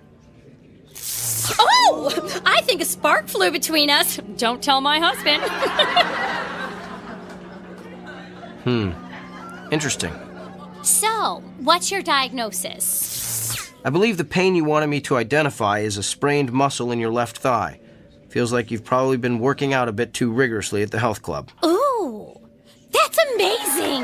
That's exactly how my own physician diagnosed it, but it took him 20 minutes. Doctor, you truly have a special gift. There's something else, though. What? Your head. You have a headache. Are you coming down with something? Of course not! I'm fit as a fiddle. I stay fit the natural way. There's definitely something there. In fact, it's not just a headache. There's pain in several very specific locations in your forehead. That's interesting. Well, thank you for being with us, Doctor. Wait. I know what I'm feeling. You recently had some sort of cosmetic injections, didn't you? What? Yes, the type that eliminates frown lines and wrinkles. Me? Cosmetic injections? What a ludicrous suggestion. Well, back with more of our Barbie Porterson's Wake Up Call after these messages. You know, a simple analgesic will help with that headache. No, I don't need it. Could we cut the audio, please?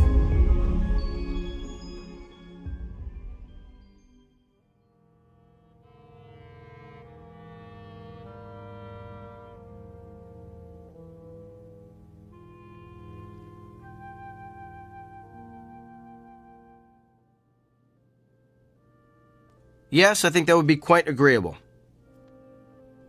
Well, to be honest, I wouldn't mind having a couple of days to think it over. Could you hold on for a moment? Come in. Kyle. Doctor, I'm on the phone. I need a moment with you. I don't have a moment. Make one. All right. I'm sorry, can I call you back? Thanks. That was extremely rude. And what are you staring at? You look so pale. Do you feel all right? I feel fine. Just a little stressed, and your intrusion doesn't help. So what's so urgent that it can't wait?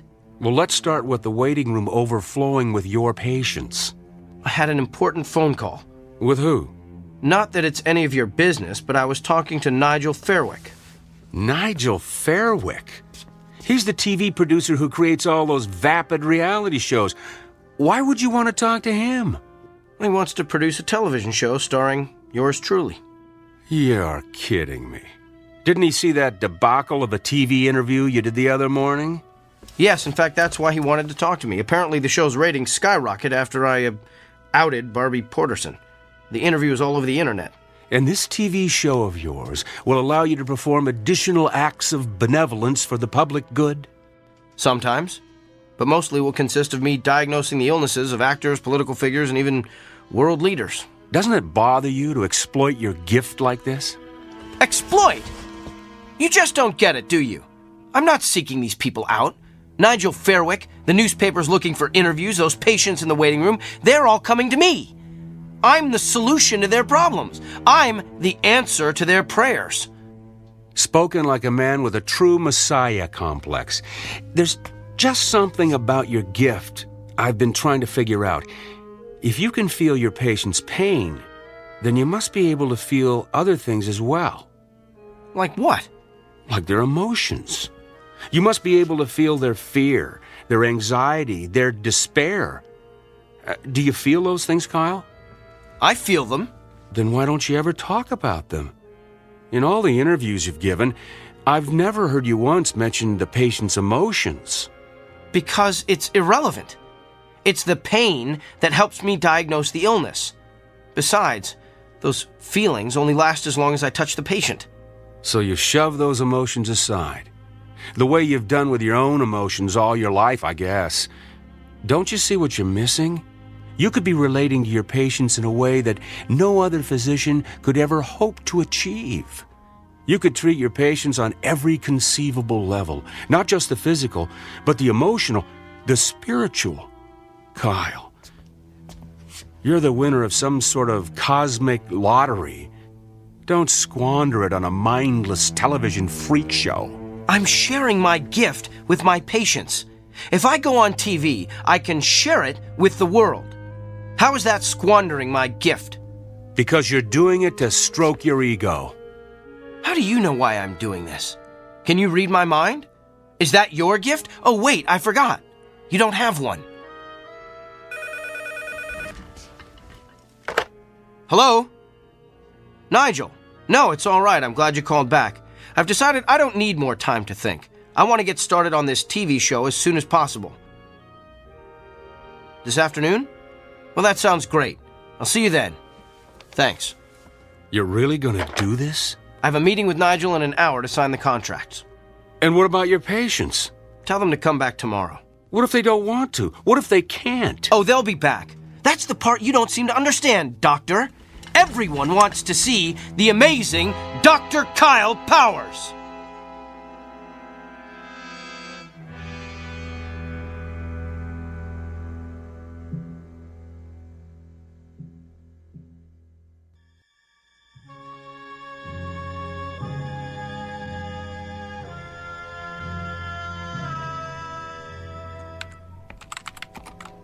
Well, Dorothy, my last patient has left the building. Let's start closing up shop. Way ahead of you, Doctor. Hey, I put the TV on in the waiting area. Kyle's TV show is about to start. Oh, I don't want to miss this. Oh, yes. We shouldn't miss the circus when it comes to town. Come on, Doctor, it started. I'm coming.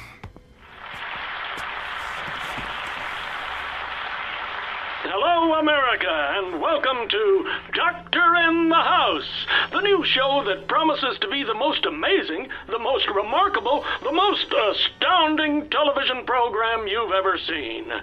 I'm Gil Montgomery, and I'll be your master of ceremonies. Master of hyperbole is more like it.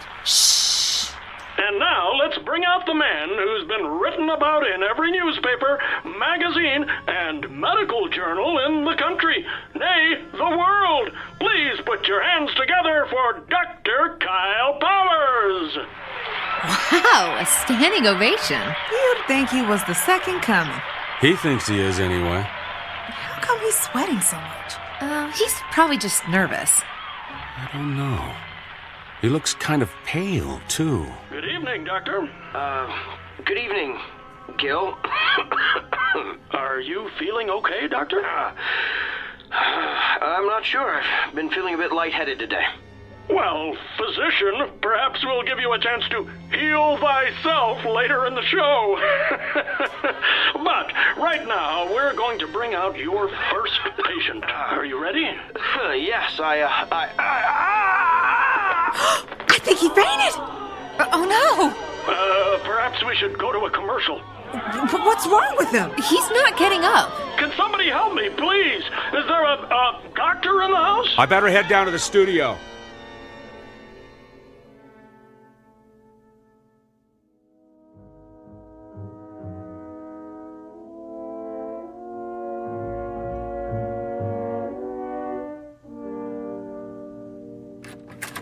Kyle, I've got the results of your tests. They're pretty extensive. Tell me. Well, simply put, your autoimmune system has completely broken down. Can you tell why? No, I can't find anything that would cause it. There was something about your results, though, that looked familiar.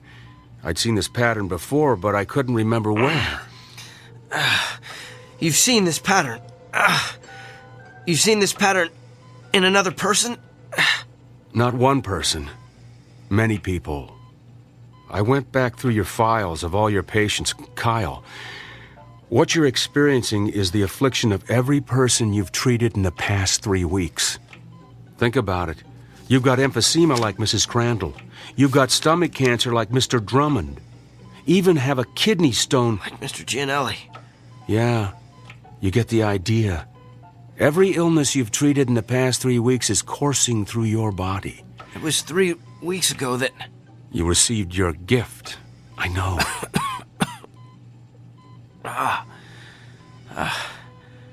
How long do I have?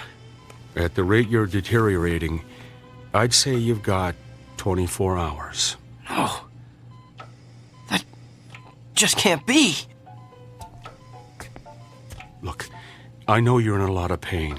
We're going to do what we can to make you comfortable. I want to run some more tests. There's got to be a way to beef up your immune system. Bill, after the way I've insulted you, why are you showing me so much... Compassion? It's part of being a doctor, right? Get some rest, Kyle. I'll be back.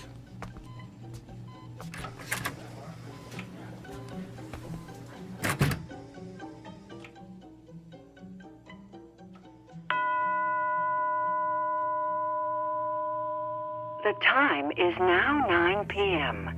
Visiting hours have ended.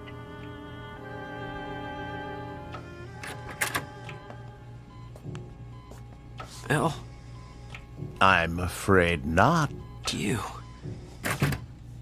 What are you doing here? I wanted to see how you're feeling. By the looks of you, I'd say you're knocking at death's door. You did this to me, didn't you? No. You did this to yourself. Remember our agreement? The one we shook hands on. The one you refused to read.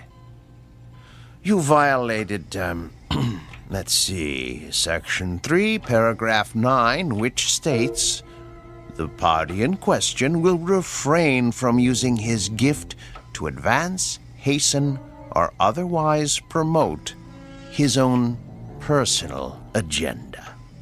You were given a gift intended to help you better understand your patient's feelings.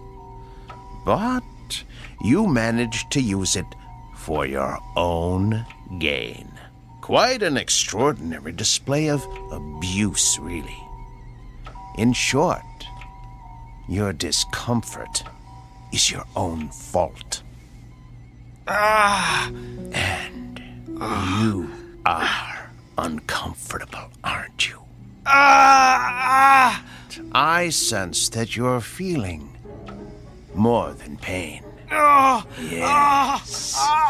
You feel the agony of every patient you ever intimidated or demoralized or humiliated.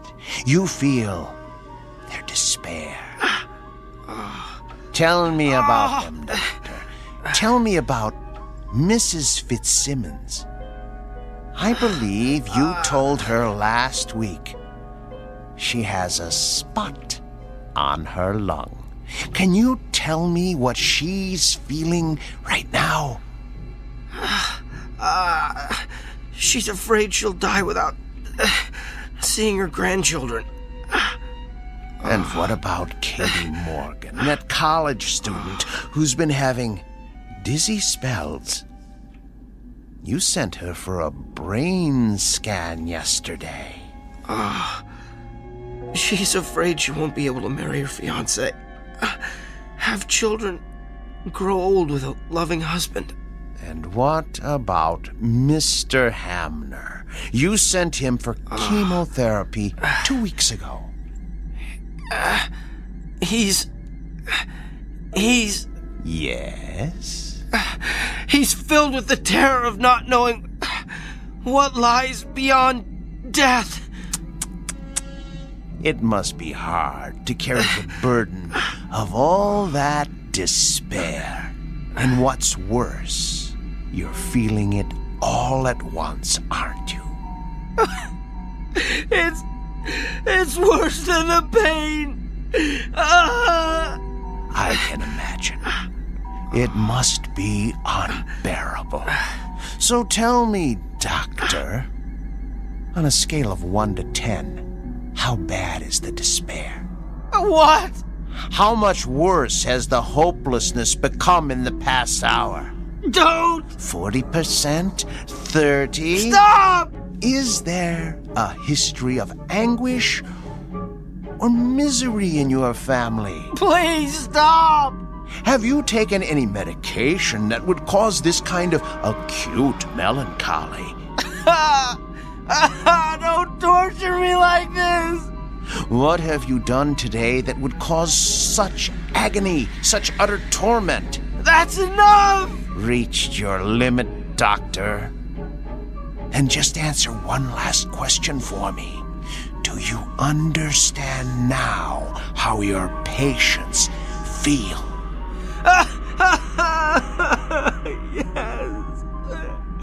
Yes. I would prefer death to this much despair. All right, then. Since you're already at the end of your rope, I suggest we end it as quickly as possible. I'm going to touch you one last time.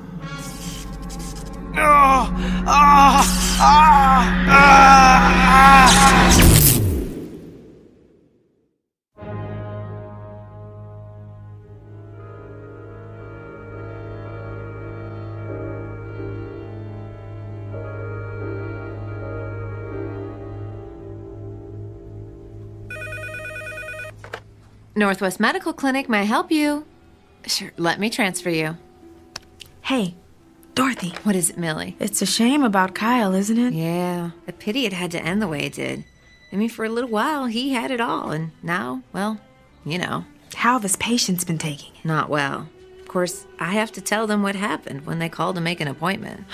That's a shame. But, you know, at least Kyle is at peace now. Yeah. Well, he seemed very peaceful when I gave him his messages this morning. I guess a full recovery will do that to you. That and a near-death experience. Yeah, but it is too bad he lost his, well, you know, his gift. Yeah. I wonder what it's gonna be like for him now. Just seeing patients as plain old Dr. Kyle Powers.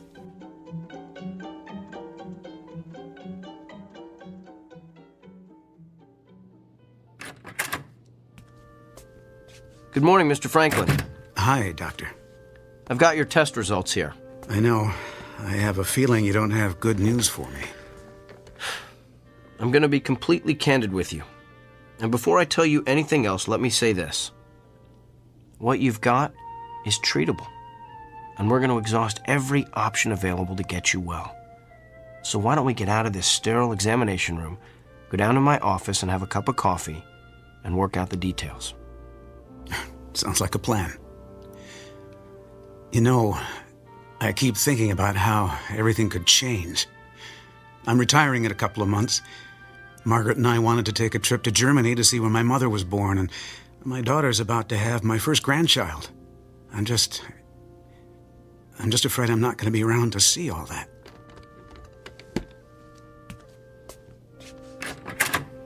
Mr. Franklin, I know exactly how you feel.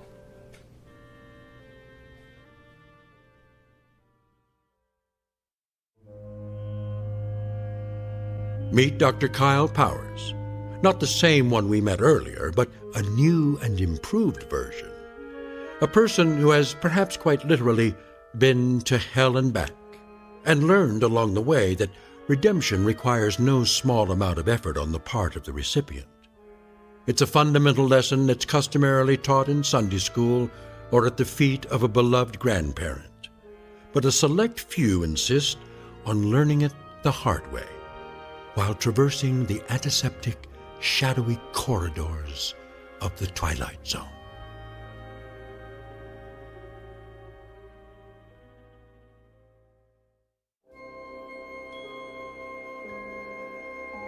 Hi, this is Carl Amari, producer of the Twilight Zone radio dramas. I'd like to take a moment to tell you about our official website at twilightzoneradio.com, where you'll get the latest news and information on these Twilight Zone radio dramas. Plus, at twilightzoneradio.com, you can digitally download 3 free episodes or any of our episodes for only $1.95 each. In this age of ever-changing technology, we've decided to make these episodes instantly available to you by making the Twilight Zone radio dramas a digital download-only series. This means that this series will no longer be offered on CD. The CD collections at our website are now being offered while supplies last at buy one, get one free. So be sure to get your favorites before they're sold out. Be sure to visit us often, and I'll see you in the zone.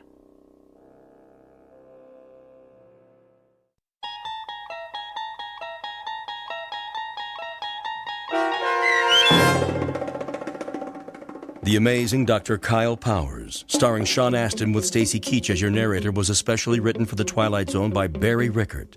Heard in the cast were Pat Fraley, Joby Cerny, Robin Moeller, Ty Davis, Ellie Weingart, Alex Sopener, Emmy Bloom Regali, Rob Riley, and William Dick.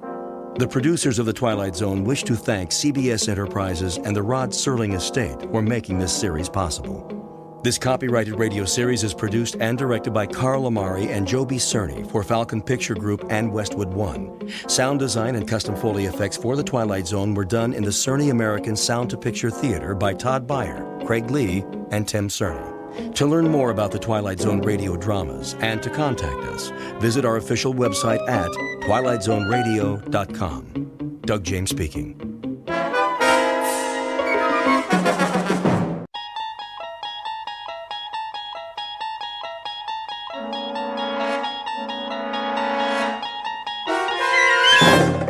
You're traveling through another dimension. A dimension not only of sight and sound, but of mind. A journey into a wondrous land whose boundaries are those of imagination. Your next stop, the Twilight Zone.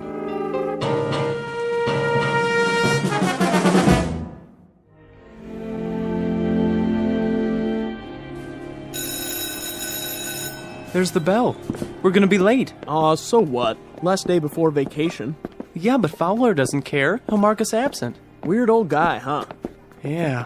How did you do on the test? Me? I aced it. You did? Nah. Did you study? Well, I read all the pages, but I don't know. I don't get this poetry stuff. Why can't they just say what they mean? All right, class, let's begin. I trust you've brought your books and that you have read the assignment. What's that? I can't hear you. Good, that's good. Now then, we've studied a number of poets this term, their themes and their methods, and we've analyzed their works, at least a sampling as time would allow. Is that correct? Got it. Today, I thought I'd talk about one of them, Alfred Edward Houseman. I'm sure you'll recall the name. Born what year? Mr. Graham? What year, sir? Precisely the question. Well, sometime in the last century, I think. Close, Mr. Graham, closer than usual. Mr. Graham's career is laid out for him. After the varsity football team, he will be a second assistant in the information booth at Grand Central Station. In the interest of time, let me refresh your memory. The date of A.E. Houseman's birth, Mr. Graham, and for the benefit of the rest of the class, was 1859, a long time ago. So long ago that it happened before our own Civil War, in fact. I could, of course, ask you to tell me about the war between the states, but I choose not to press my luck any further. In any event, the subject of this class is literature, not history. His death occurred in what year, Mr. Butler? Well, I would say around Around 1900, sir? Upon my word, young Mr. Butler, it seems that you and Mr. Graham are kindred spirits. You are both masters of inexactitude. So allow me to enlighten you. Alfred Edward Hausman died in the year 1936, but we are concerned here with his achievements rather than the circumstances of his death. And perhaps his best-known work was A Shropshire Lad, which, of course, you know well by now, since it was part of your latest assignment. Nevertheless, I thought I might take it upon myself to read just a bit of it aloud. When I was 21, I heard a wise man say, "Give crowns and pounds and guineas, but not your heart away. Give pearls away and rubies, but keep your fancy free." But I was 21, no use to talk to me. The heart out of the bosom was never given in vain. 'Tis paid with sighs a plenty and sold for endless rue.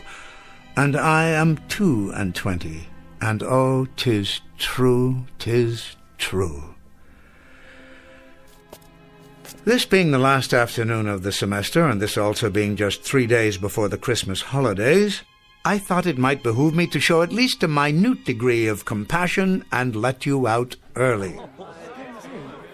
I might add here that while your final exam papers are not ready to be returned, you have all, amazingly enough, passed. My delight is surpassed only by my sense of shock. It is rare, young men, that in some 51 years of teaching I have ever encountered such a class of dunderheads.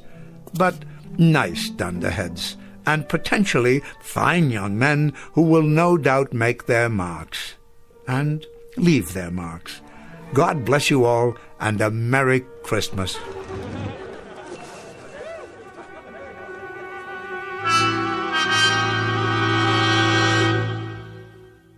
What you've just witnessed is not the end of a semester. It happens to be the end of an era. Professor Ellis Fowler, a teacher of literature, a gentle, bookish guide to the young, is about to find a package under his Christmas tree, and not a pleasant one.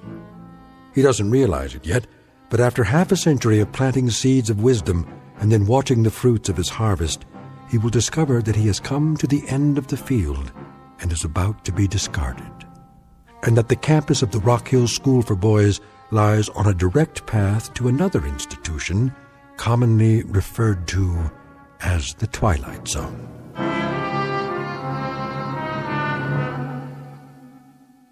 And now, The Twilight Zone, and our story, The Changing of the Guard, starring Orson Bean, with Stacy Keach as your narrator.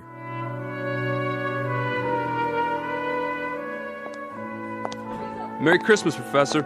And the same to you. Thanks. Yes, of course. See you next year. Yes, indeed, yes. Is that you, Fowler? Oh, good afternoon, Headmaster. Good afternoon to you.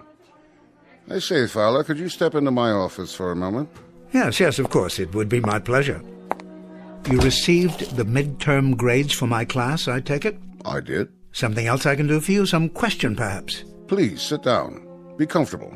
Thank you, I will. You don't mind if I smoke, do you? By all means. I smoked a pipe for many years. I still love the fragrance of a good aromatic blend. Like spice on the air. Sometimes I think that's what I miss most, the aroma. It makes a room feel lived in. Quite right. At least for those who can tolerate tobacco these days. Of course, yes. Am I keeping you? What? No. There is going to be a broadcast of The Messiah at 5 o'clock. Is there? But I have plenty of time. It's a lovely piece, don't you think? It certainly is. Always very Yule-like. I agree. Well then, I suppose we should get to the matter at hand. Very well. This won't take long. Of course not.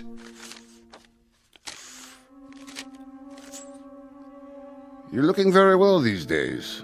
Thank you, sir. I had a bit of a head cold, but it seems to have passed. Happens every winter. And you? What?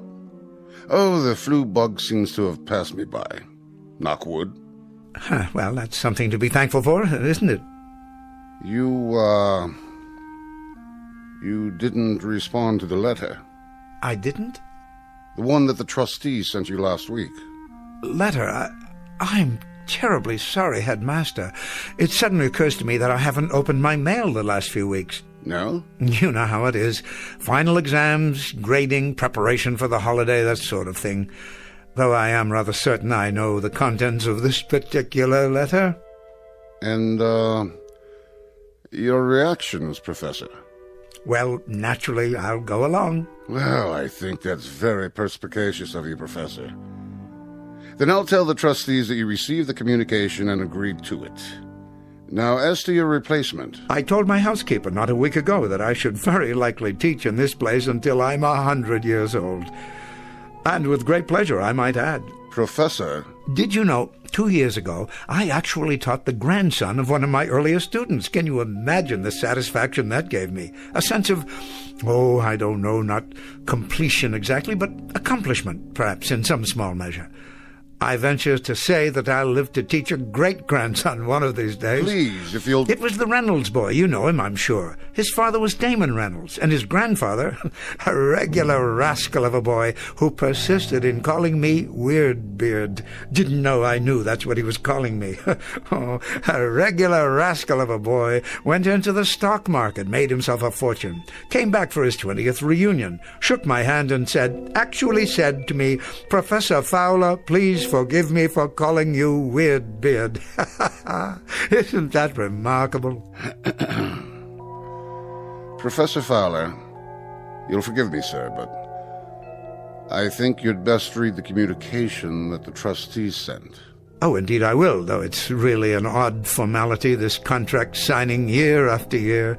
You can tell them for me, Headmaster, old Fowler won't depart the ship. Oh, no, indeed. He'll stand at the wheel through fair weather and foul, and watch the crews come aboard and then depart, come aboard and depart, as they always have. Professor Fowler, please, hear me out. Yes, was there something else?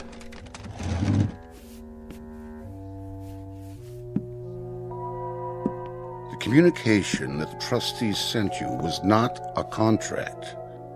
Not this time.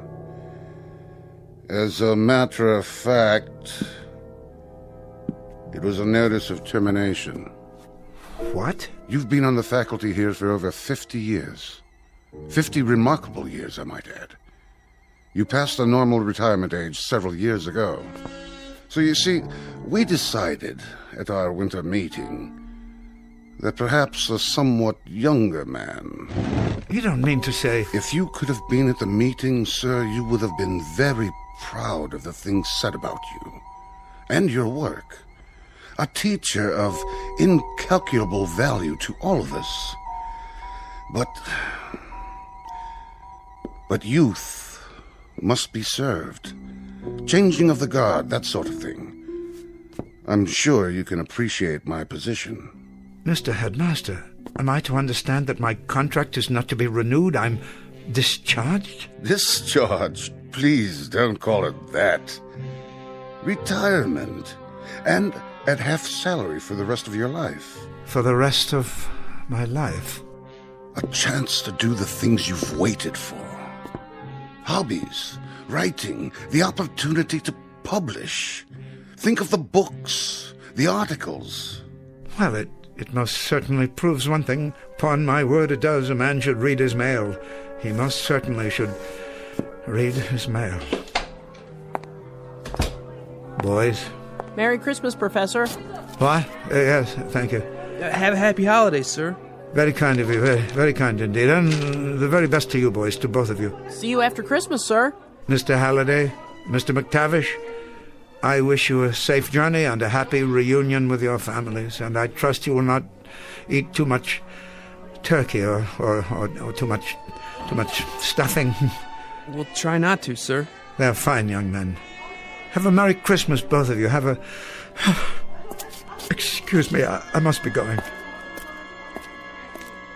What's the matter with old Weirdbeard? He was crying. Did you see that? No, not him. Yeah, he was. He was crying.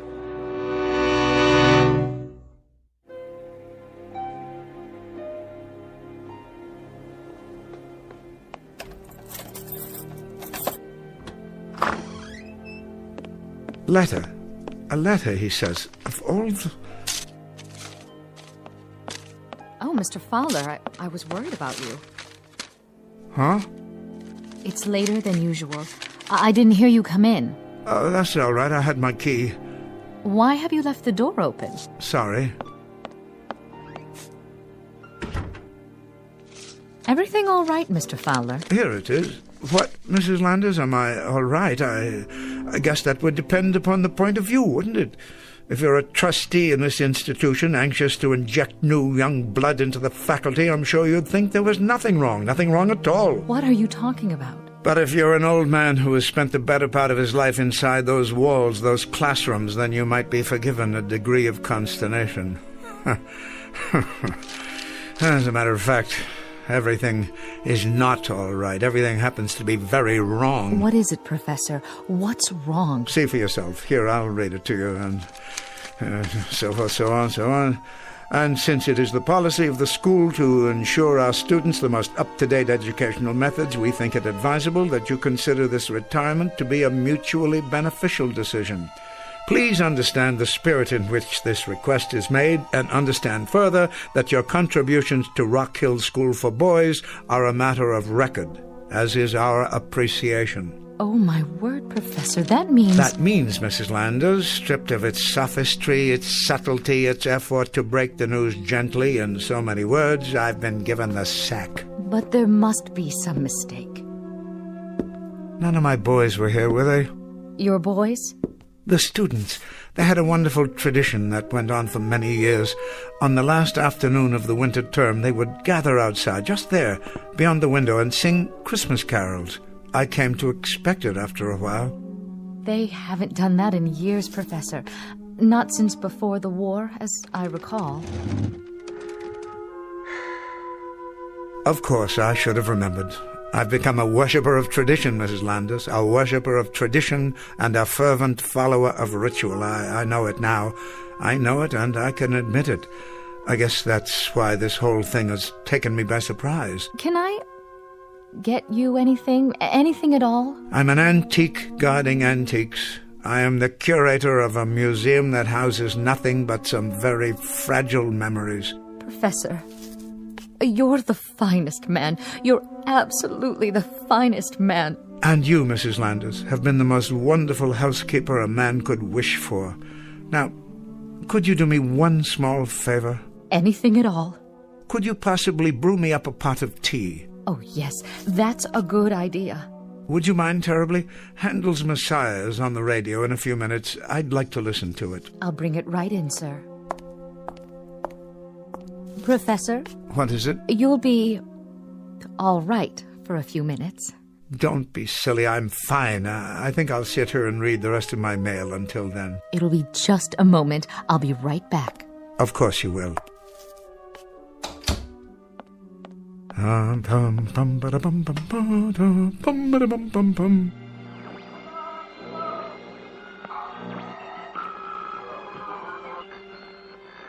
almost ready for our annual symphony broadcast of the air.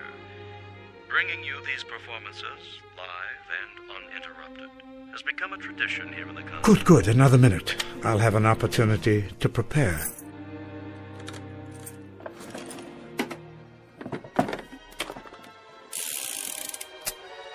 There. Now I believe I'm quite ready.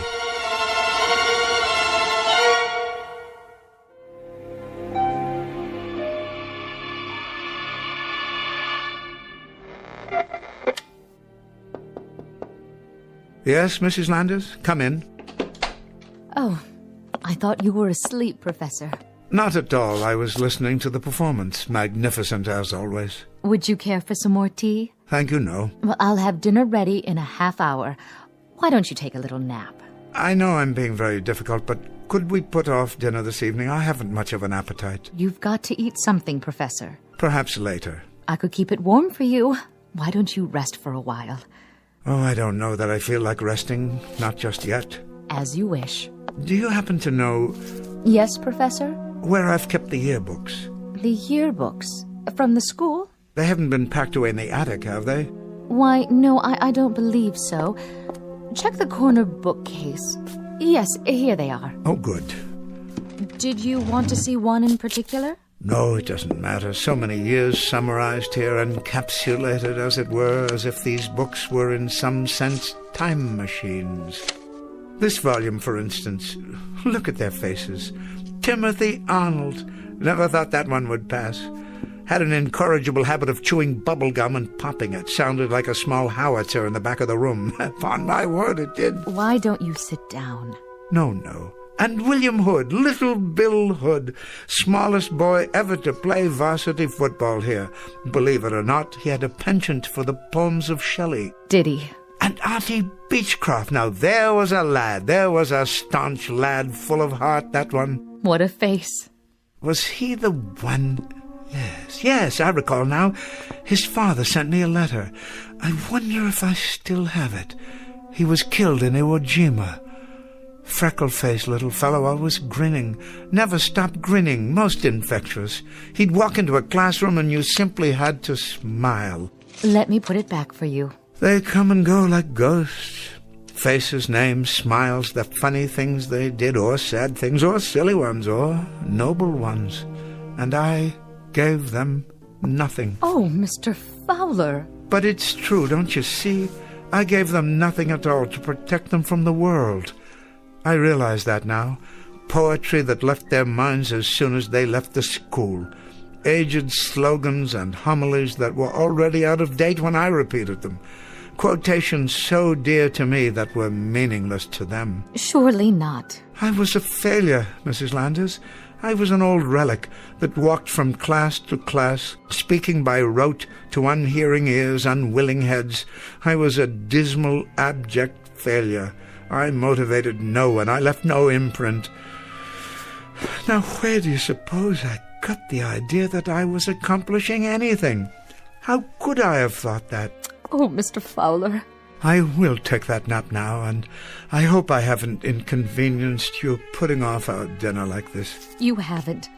You haven't done anything of the kind. I'll straighten up for you. Don't bother. There's nothing on my desk of any importance. Dear Mr. Fowler. Oh, of course I'll straighten up for you. The least I can do. It would be my pleasure. What's this? Bullets and an empty holster. Empty? Professor? Professor, are you in your room? Professor, are you out there? Where have you gone?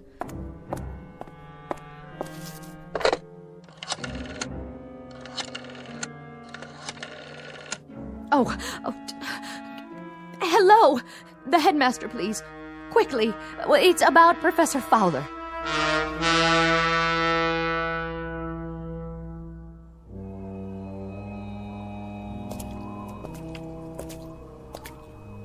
Hello? Yes? Who's that? It's Ellis Fowler. Hello, Tom. Oh, hello, Professor. Working late, are you? No, just out for a walk, and you should be home yourself, Tom. I will be soon enough. A few chores before I lock up for the holidays.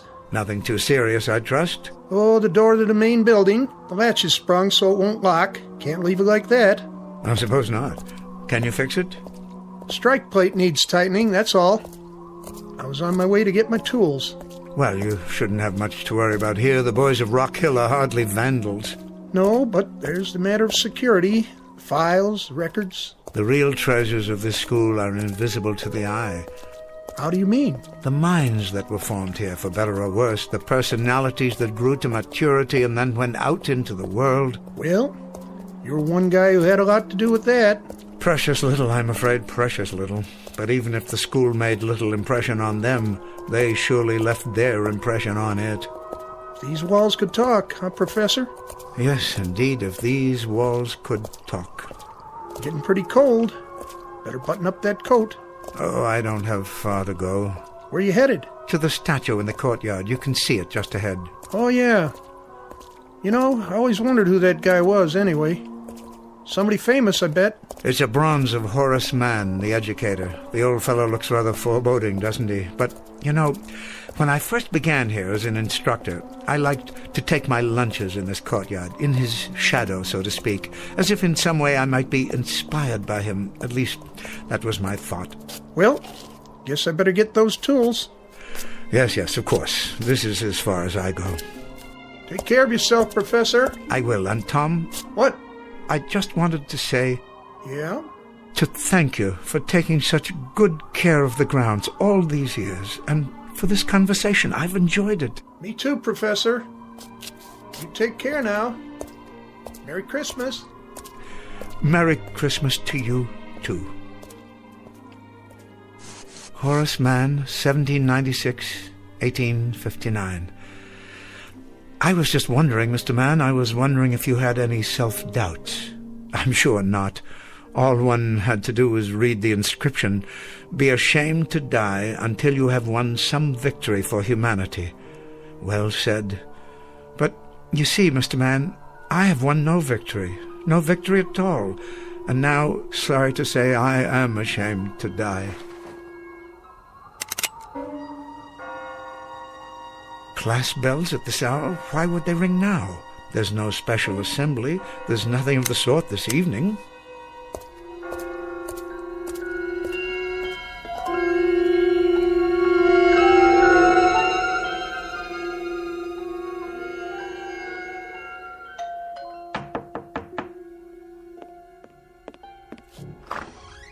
Oh, Headmaster. I came as quickly as I could.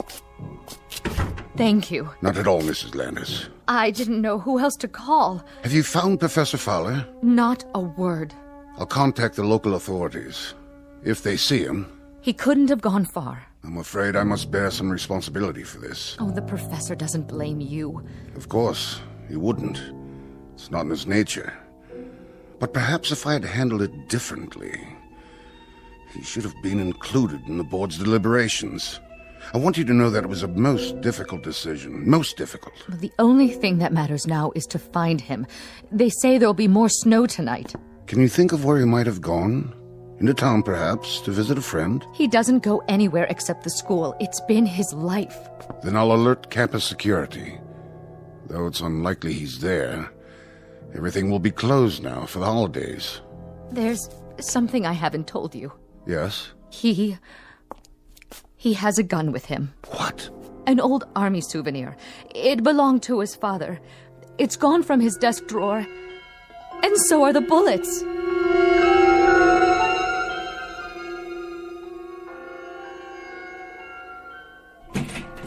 Old Tom hasn't repaired the door yet. But why is the class bell ringing? There are no classes at this hour.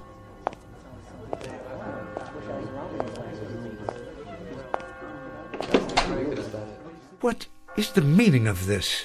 Come in, Professor. We've been waiting for you.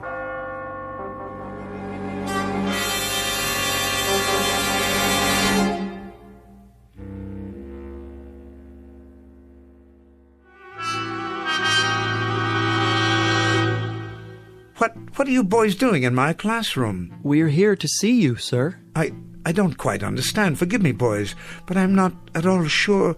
What I mean is, I don't recollect how... Artie Beechcroft, sir. Second form, class of 41. How have you been, Professor? How's that? How's that again? You say you're Artie Beechcroft? Yes, sir. Of course you are. I'd recognize you anywhere. And I'd recognize you, sir.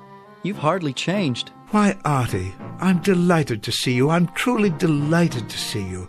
I've thought of you many times over the years, and I've missed your presence. And I've missed you, too.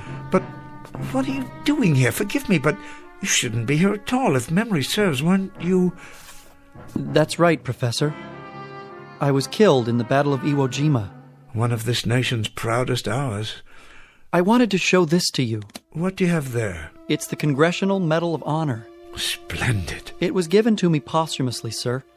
My father was very proud. Oh, my, and a very prideful thing it is, Mr. Beechcroft, a very prideful thing, and I am indeed proud of you, too. Thank you, sir. That means a great deal to me, more than you know. You were always a fine young man, but I don't understand. How can you be... Professor? What's that? It's Bartlett. 3rd form. I died in Roanoke, Virginia. I was doing research on X-ray treatment for cancer. You were? I was exposed to an overdose of radioactivity and contracted leukemia myself. Such a sacrifice, Bartlett, a terrible price to pay. But think of how many people have benefited from your efforts, your courage. Perhaps a few, sir. I hope so. I remember, Bartlett. I do remember. I read about it. That was a brave thing you did. An incredibly brave thing. I kept remembering, Professor. Something you'd said to me. A quote from a poet named Walter. Yes, Howard Arnold Walter, wasn't it? He said, "I would be true, for there are those who trust me. I would be pure, for there are those who care. I would be strong, for there is much to suffer. I would be brave, for there is much to dare." I never forgot that, Professor. It was something you left me. I never forgot. How very decent of you, Bartlett, to say that. That's why I brought the medal to show you, Professor Fowler. Yes, Mr. Beechcraft? Because it's partly yours. Not at all. It is. You taught me about real courage. You taught me what it meant. Why, how incredible. Professor? Why, it's Weiss, isn't it? Dickie Weiss. You were the first one, Dick, to... The first one to die in World War II, Professor. I was an ensign at Pearl Harbor, on the Arizona. Yes, you were. I remember you, Dick. It was in all the papers and on the radio. You saved a dozen men. I did my best, sir. You certainly did. Got them out of a boiler room after they were trapped and lost your own life doing it. You were at my elbow that day, Professor. What? You may not have known it, but you were. But why? It was a poem you taught me by John Donne. Any man's death diminishes me, because I am involved in mankind, and therefore never send to know for whom the bell tolls. It tolls for thee. Thompson, sir. 2nd form. Class of 39. I died on New Guinea, but you taught me about patriotism. Rice, sir. 3rd form. I died in the Battle of the Bulge. You taught me about duty, about never giving up against impossible odds. Hudson, sir. 2nd form, class of 1951. I did my service in Korea. You taught me about loyalty. Whiting, sir. 4th form, class of 53. I became a civil rights attorney. You taught me about ethics and honesty. I'm overwhelmed. We have to go back now. So soon, Artie? I'm sorry, Professor. Go where? To the place where we belong. But we wanted to let you know that we were grateful, that we are forever grateful, and that each of us has in turn carried with him something you gave us, something that lives and will not die, not ever. We wanted to thank you, Professor. Yes, thank you. We won't forget. Take care, Professor. Take good care. You don't know how much. Goodbye. Goodbye. Must you go so soon, please? Can't you stay a little bit longer? Artie, I'm reminded of another poem by Shelley, if I can recall. It goes like this. Peace, peace, he is not dead, he does not sleep. He has awakened from the dream of life.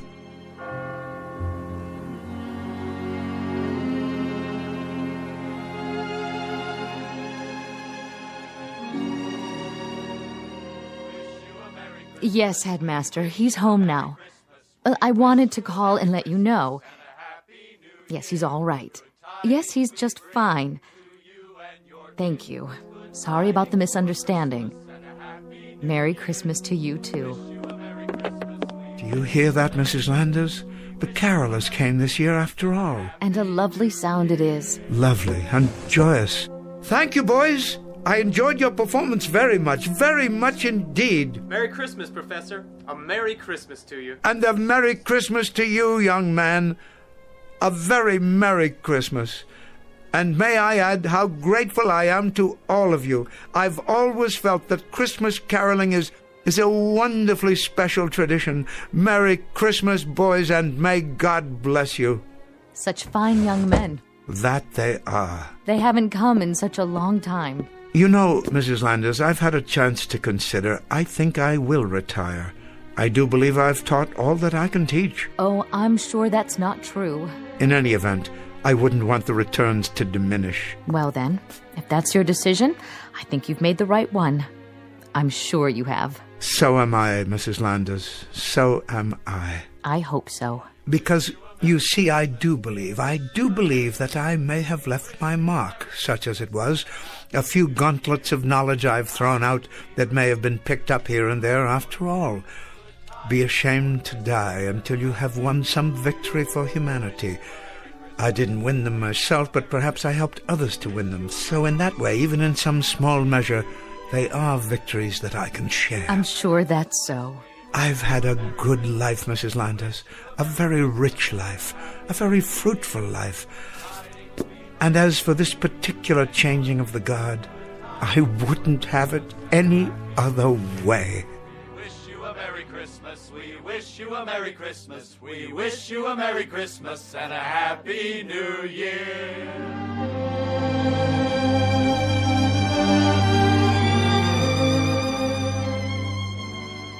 Professor Ellis Fowler, teacher, who discovered rather belatedly something of his own value, that the quality of a man's life is not measured by his personal achievements, but rather in the effect he has on the lives he touches and the contribution he makes to humanity, one that lives on long after he reaches the end of his tenure. A very small scholastic lesson, but an exceedingly important one, from the campus of the Twilight Zone.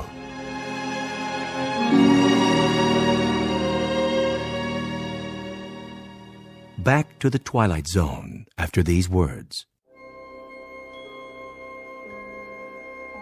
Hi, this is Carl Amari, producer of the Twilight Zone radio dramas. I'd like to take a moment to tell you about our official website at twilightzoneradio.com, where you'll get the latest news and information on these Twilight Zone radio dramas. Plus, at twilightzoneradio.com, you can digitally download 3 free episodes or any of our episodes for only $1.95 each. In this age of ever-changing technology, we've decided to make these episodes instantly available to you by making the Twilight Zone radio dramas a digital download-only series. This means that this series will no longer be offered on CD. The CD collections at our website are now being offered while supplies last at buy one, get one free. So be sure to get your favorites before they're sold out. Be sure to visit us often, and I'll see you in the zone.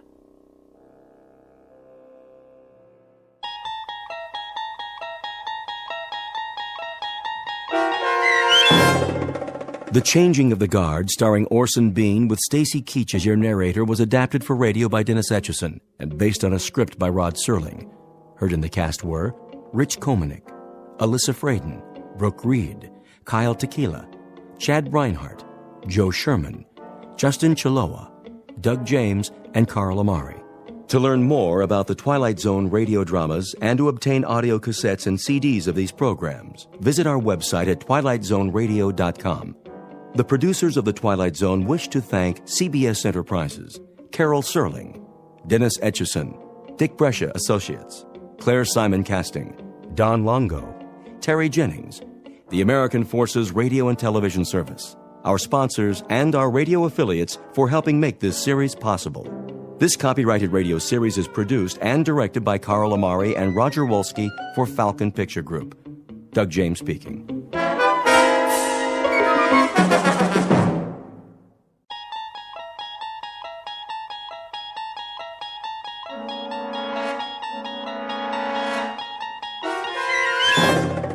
You unlock this door with the key of imagination. Beyond it is another dimension, a dimension of sound, a dimension of sight, a dimension of mind.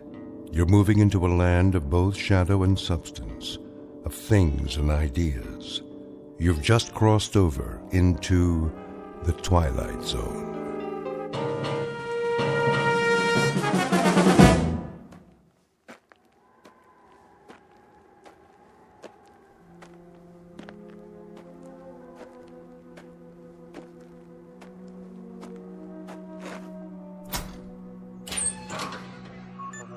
Hank?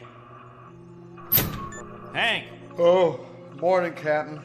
Anything on the radar? Not yet. No signal at all. Try 4.0, true. It'll probably come from that direction. I had her on that all morning, sir. Still nothing. You're past your time, aren't you? Who's your relief? Al Baines, Captain. Baines? I'll see what happened to him. Yes, sir.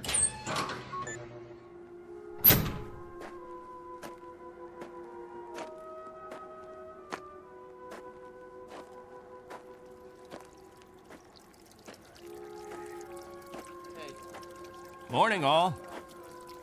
Anything yet? Afraid not. They lost, you figure? There's no telling. Okay if we fill our containers now? Go ahead, as long as the water supply holds out. Be a while till the next batch is ready. Julie, where's your husband? He was sleeping, Captain. Get him, Julie. Is something wrong? There's something wrong. Yes, sir. How does it taste today, Henry? Same as always, hot, flat, and unforgettable. But wet. Suffer it a little bit more. 6 months from now, you'll be drinking chocolate ice cream sodas.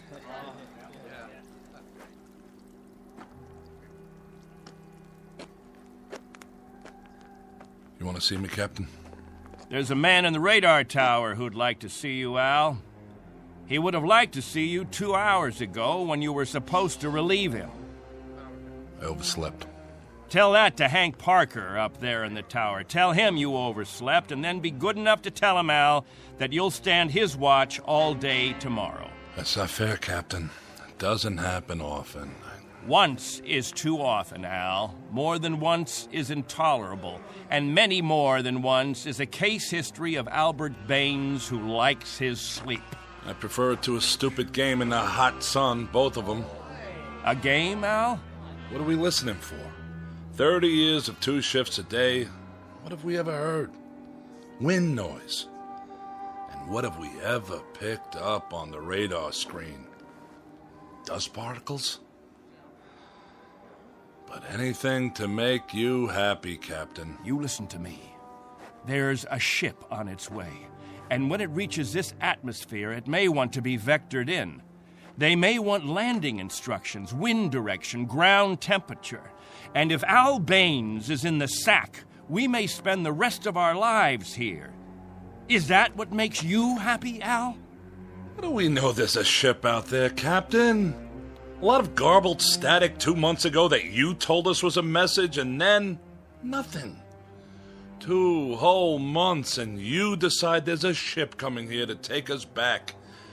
You make the rules and set the watches and plan the days, and now you tell us the Messiah is coming.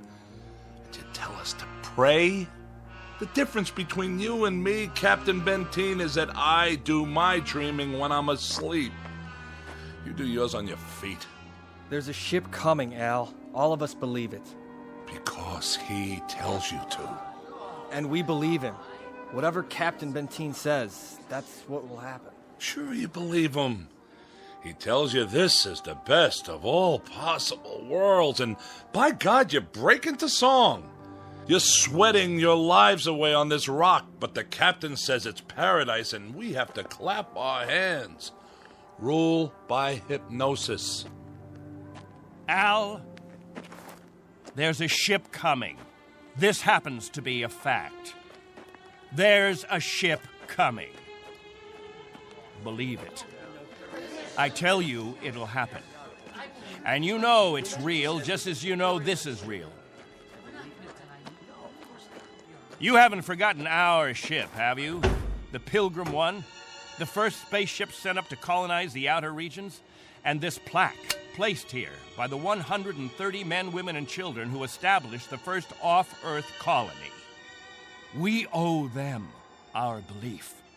Because they had faith. Don't ever forget that. Now, if you'll excuse me, I better go check on the generator.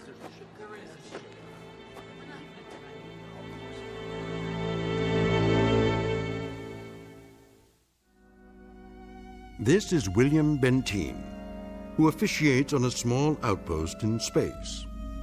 An outpost slowly disintegrating under the heat of 2 suns, with the holes, the cracks, the fissures that are the residue of despair.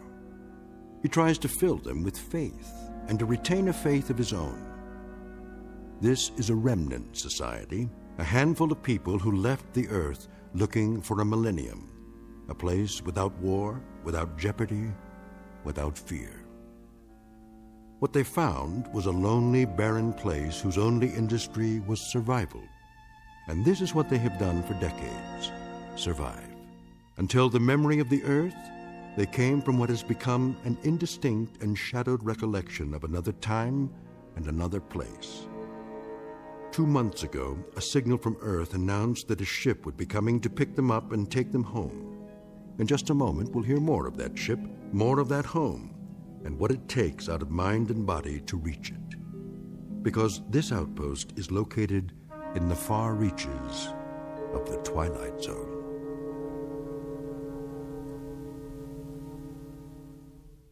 And now, The Twilight Zone, and our story, On Thursday We Leave for Home, starring Barry Bostwick, with Stacy Keach as your narrator.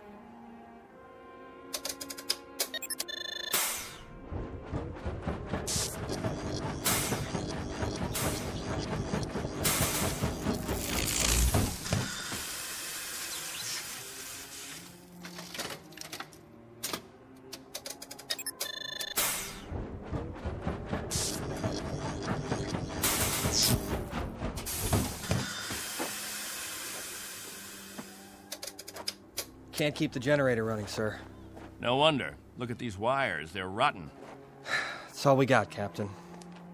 No backup? This is it. Any insulation? That's all gone, too. We used it on the converter belts.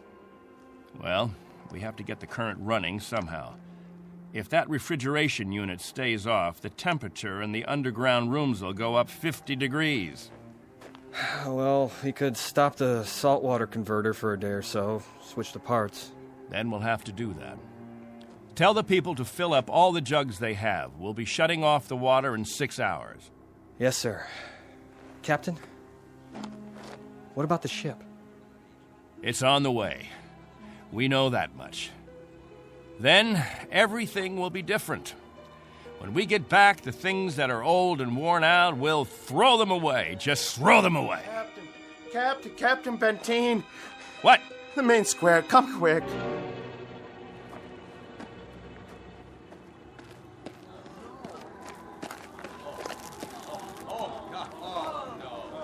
It's Mrs. Rodale.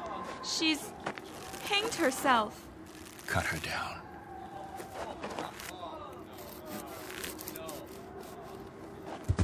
Oh! Mommy, what happened? Is that lady all right? Get them out of here. Come, children. God have mercy on her. You men there, prepare her. We'll bury her in an hour. Yes, sir.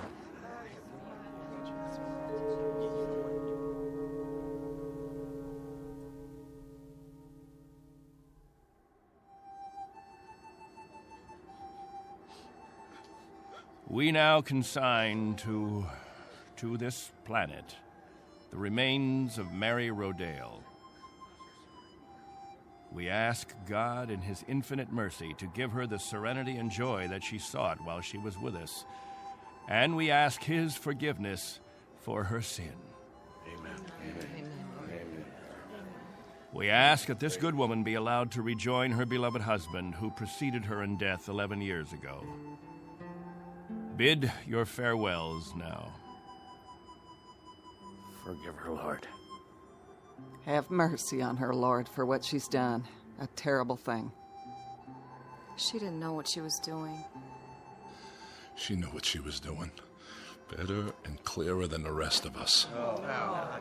This is a funeral, Al. The 9th funeral in the last 6 months. Nobody talks about it. We just let it go by. But there have been 9 people who thought that maybe heaven is a place where they can get a drink of water without salt in it, where they'll be able to breathe air without choking on the heat of it. If you want to talk blasphemy, Al, take it away from here. I'm talking truth, Captain Benteen. I'm saying that this woman and the others, they took their own lives because living became intolerable. And I say that dying was their right. Anything else? Just this question. I put it to everyone here. Al, please. No. Isn't living tough enough that we don't have to do it by the book? Isn't it hot and blinding and miserable enough that there shouldn't have to be rules? So that we shouldn't have to suffer by the numbers? Will anyone make the simple observation that there's far more happiness going into that hole than what's left above ground? There's more peace of mind in that dead body than in all you mourners put together. All we've got here is anguish. Captain Benteen, let us live with it or die from it in our own way.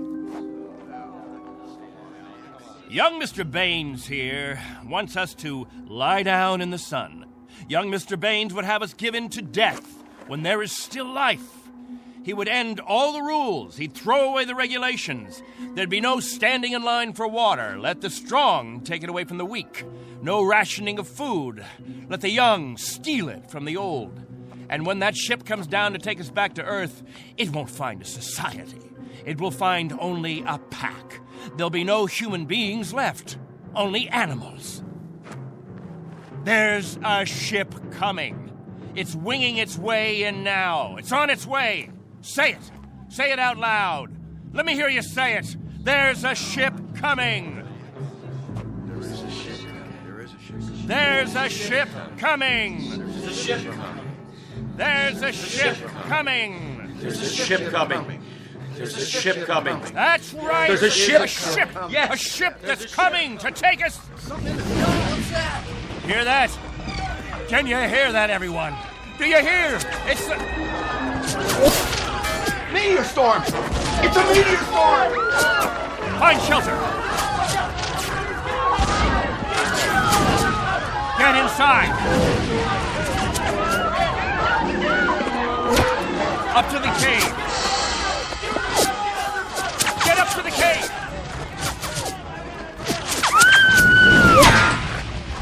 Julie! It's Julie. She's bleeding. Quickly, we have to move. I can't. Something hit my arm. I think it's broken. Stand aside, I'll carry it.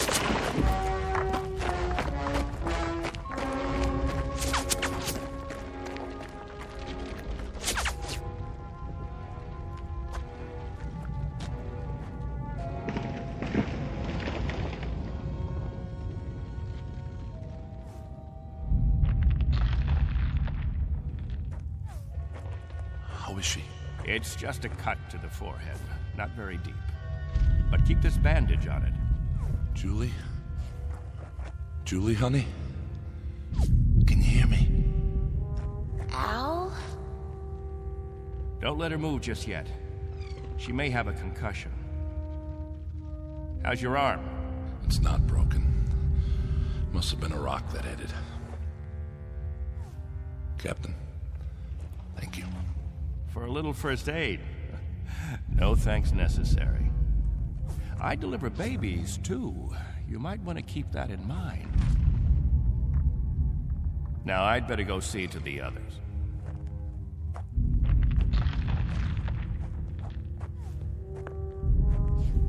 Will it go on much longer, Captain? I wish I knew. It sounds like it's spending itself. I've seen meteor storms before, Captain, but nothing this size. What about the damage, Henry? 2 underground cells destroyed. At least, that's what it looked like from out front. Everybody accounted for? I think we're all here, Captain. I've checked. Nobody's missing. Thank God. Everyone try to stay calm. The worst of it is over.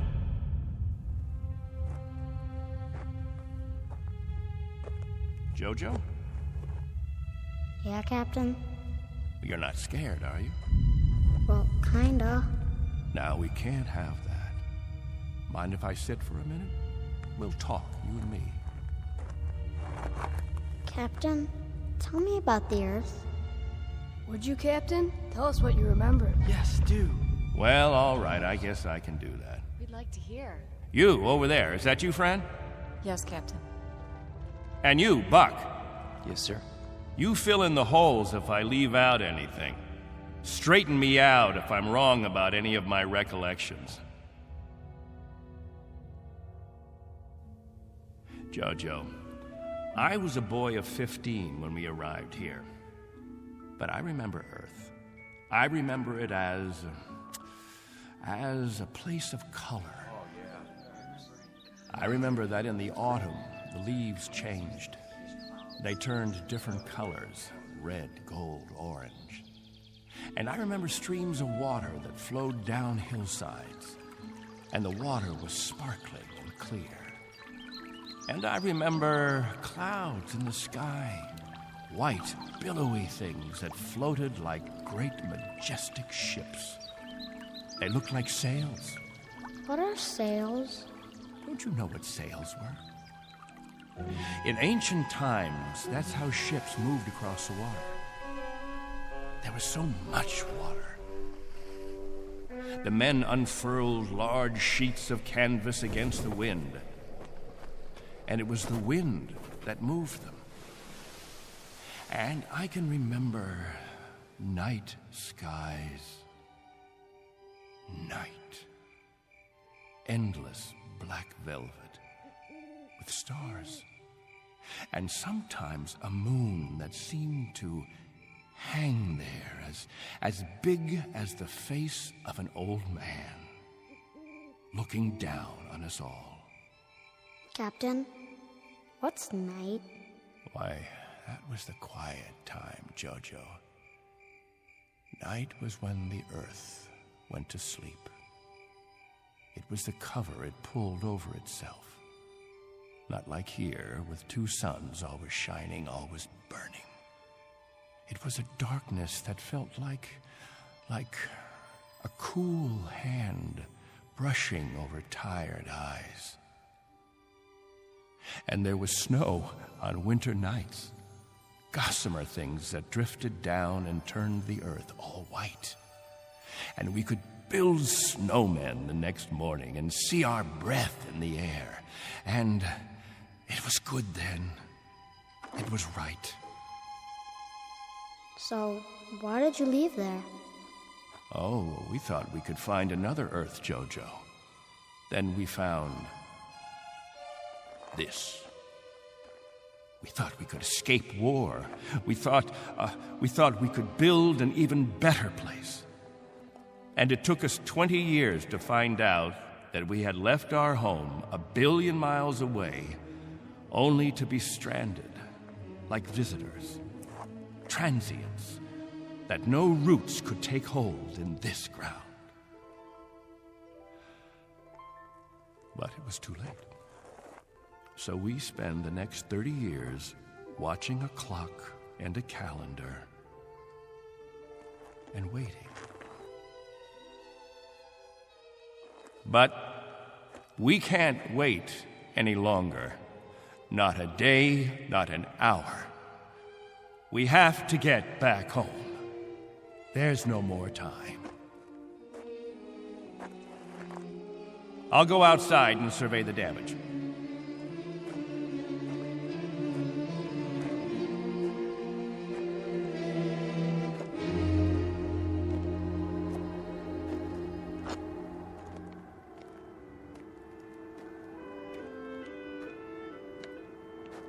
Not much harm.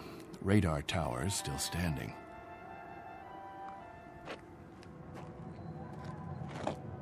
What? Why, it's... Al! Al Baines, do you hear that noise? All of you, come out here. Do you hear it? What is that? That's not a meteor. That's not a meteor. And it's not wishful thinking. Not this time. Those are rocket engines. Look, I remember the sound of it. That's the ship. The ship has come at last.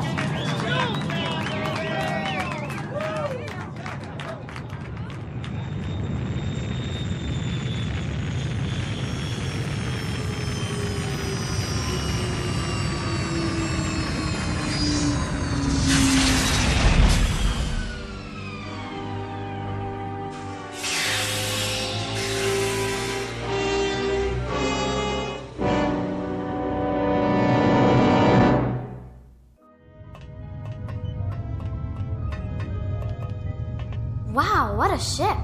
How fast can it go? Oh, pretty fast. Watch your step. Looks like you got plenty of room for everybody. Do you have any water? Clean water? We have enough. Oh, doesn't that sound wonderful? Delicious. Careful. I better talk to your leader. You have one, don't you? Sure do. Captain Benteen. I don't see... He's standing over there. Hey, Captain, come see the ship. Mr. Benteen? I'm Benteen. Colonel Sloan. I command the Galaxy 6. Our orders are to transport you all back to Earth. Colonel, what took you so long? 6.5 months, Mr. Benteen. 100 times that. We've been waiting for 30 years. Does it all look like this? Salt flats and scrubby mountains. 2 suns, hot and perpetual. 30 years of it. 30 years. The children have never seen Earth, and some of the older ones don't even remember it. They'll see it now. Our orders are to get you aboard as soon as possible. We figured that we should be able to lift off on Thursday. Are you still using Earth time? Of course. Good. That'll give you 3 days to prepare. Unfortunately, your people will only be able to take what they can carry. Over 200, aren't there? 187 men, women, and children. It may be a little crowded, but we'll fit you all in. You've been used to a lot of space, Mr. Benteen, haven't you? Space? Room to move around. That's all there is here. That and the heat. I can feel it. They'll make the trip standing on their heads if necessary. I'm sure they will, but I don't think that'll be necessary. Do you know, can you understand what a godsend this is for all of us? It's hard to imagine. I can only say your country's very, very proud of you. What of the Earth? Has it changed? Not too much. Still green? Still green. And the cities? The cities still stand. And war? As always, I'm afraid. One dies down, another one springs up. But through some miracle and the grace of God, we never had the big one. Now, Mr. Benteen, all things considered, I think you'll find it very much as you left it. Captain Benteen. Captain? That's what the people call me. This place, their very lives, it's all been my responsibility. You've done quite a job, Captain Benteen. But you can rest easy. I'll take over the responsibilities now. No need. I'm used to the job, Colonel. The living quarters, they're underground? I was saying, Colonel, I'm used to the responsibility. I wouldn't quite know how to function without it. Is it cooler there, Mr. Benteen? I'm sorry, I didn't... Your underground rooms, are they much cooler? Yes, they're refrigerated. It's... Captain. Morning, Captain. George. The best morning ever. We just wanted to say thank you, Captain. Why? For what? For keeping us alive all these years. That's right. Without the captain, none of us would be here. That's not necessary. You better believe it, Colonel. I do. I do believe it. Captain Benteen. Go ahead, Colonel Sloan. That's all right. I'll see to the others.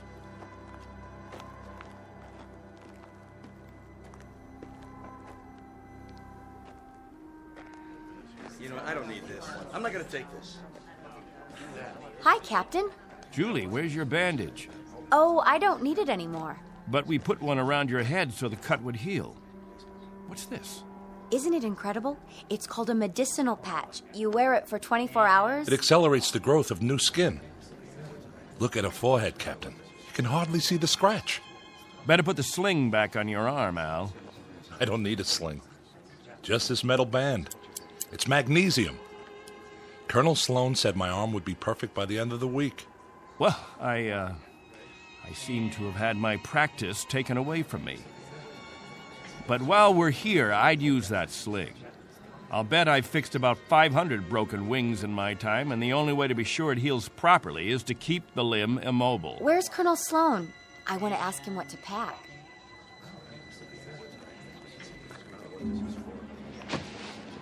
Eleanor, let me help you with that bundle of clothing. Thank you kindly, Captain. I'll carry it for you. No, thank you, crewman. I've got it. Here you go, ma'am. I don't know how to thank you. Are all the crew as strong as you? That's our job, ma'am. Nothing to it.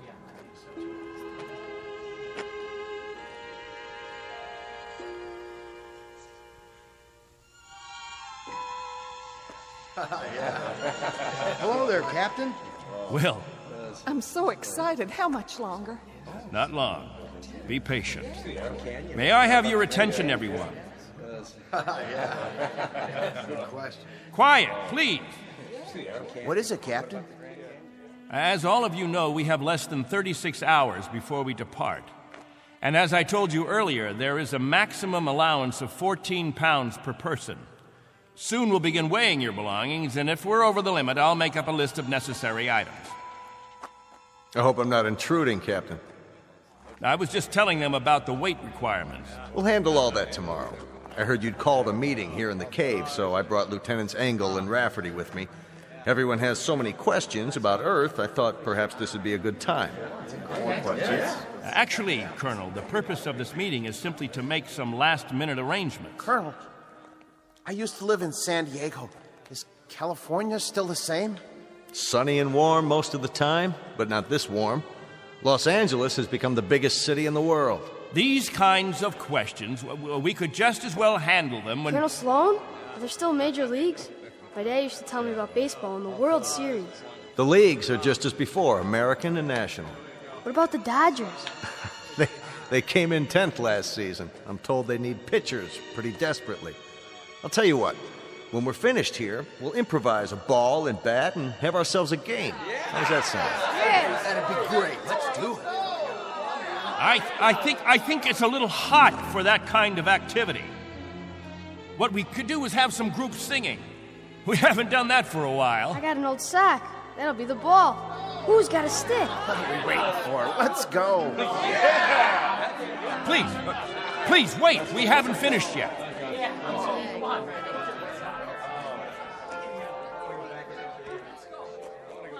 Jojo, I haven't told you a story in a long time. How would you like to hear a story about... What have you got there? This is what they call candy. One of the spacemen gave it to me. It tastes... Sweet, Jojo. It tastes sweet. Yeah, sweet, Captain. Want a bite? No, thank you, Jojo. Back on Earth, we can get all we want. Something, Captain? I'm not sure. I'm not at all sure. You've promised them all candy. You've made it sound as if that was what the Earth is made of. Sugar and spice and everything nice. Maybe they ought to be told the truth.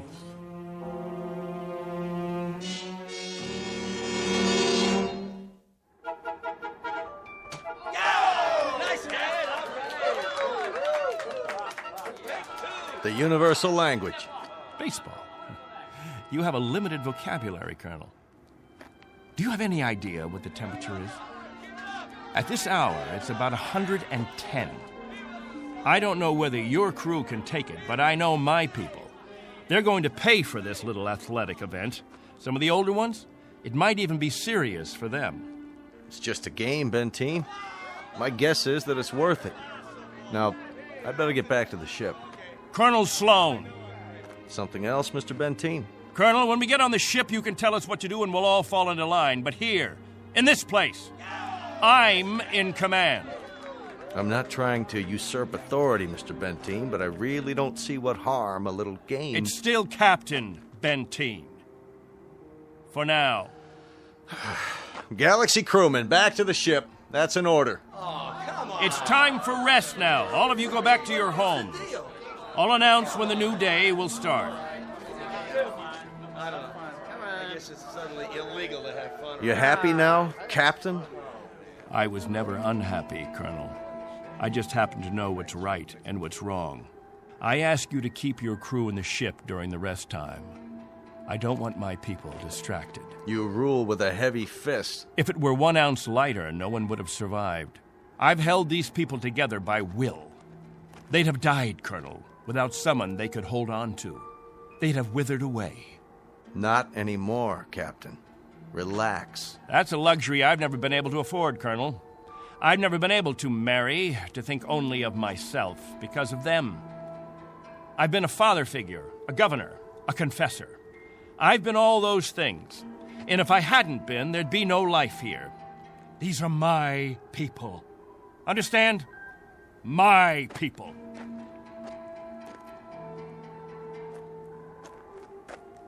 What's with him, Colonel?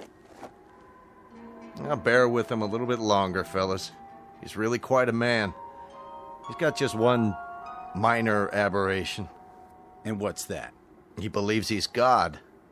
As far as he's concerned, we're booting him out of heaven.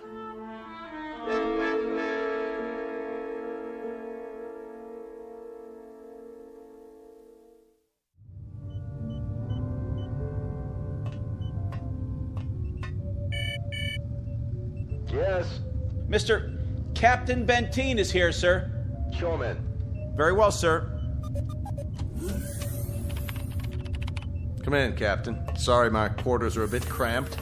Please, sit down. Colonel Sloan, this is a list of all passengers with their approximate weight and the weight of their belongings after each name. The scale we have is pretty beat up. My guess is that it underweighs by about 4 or 5 pounds. Fine. All I wanted was an approximation. We'll weigh them in on our own equipment before blast off. This is Wednesday, 12 midnight? I keep getting confused with the constant light. When do the people get up? About 2 Earth time. The hours from 7 until 1:45 are the hottest. That's when we try to stay indoors. Then we have our meetings at the cave about 2 hours afterwards. We've had to improvise our own schedule. You've improvised very well, Captain. I looked at the saltwater converter, your electro plant, the sun shields you put up over the crops.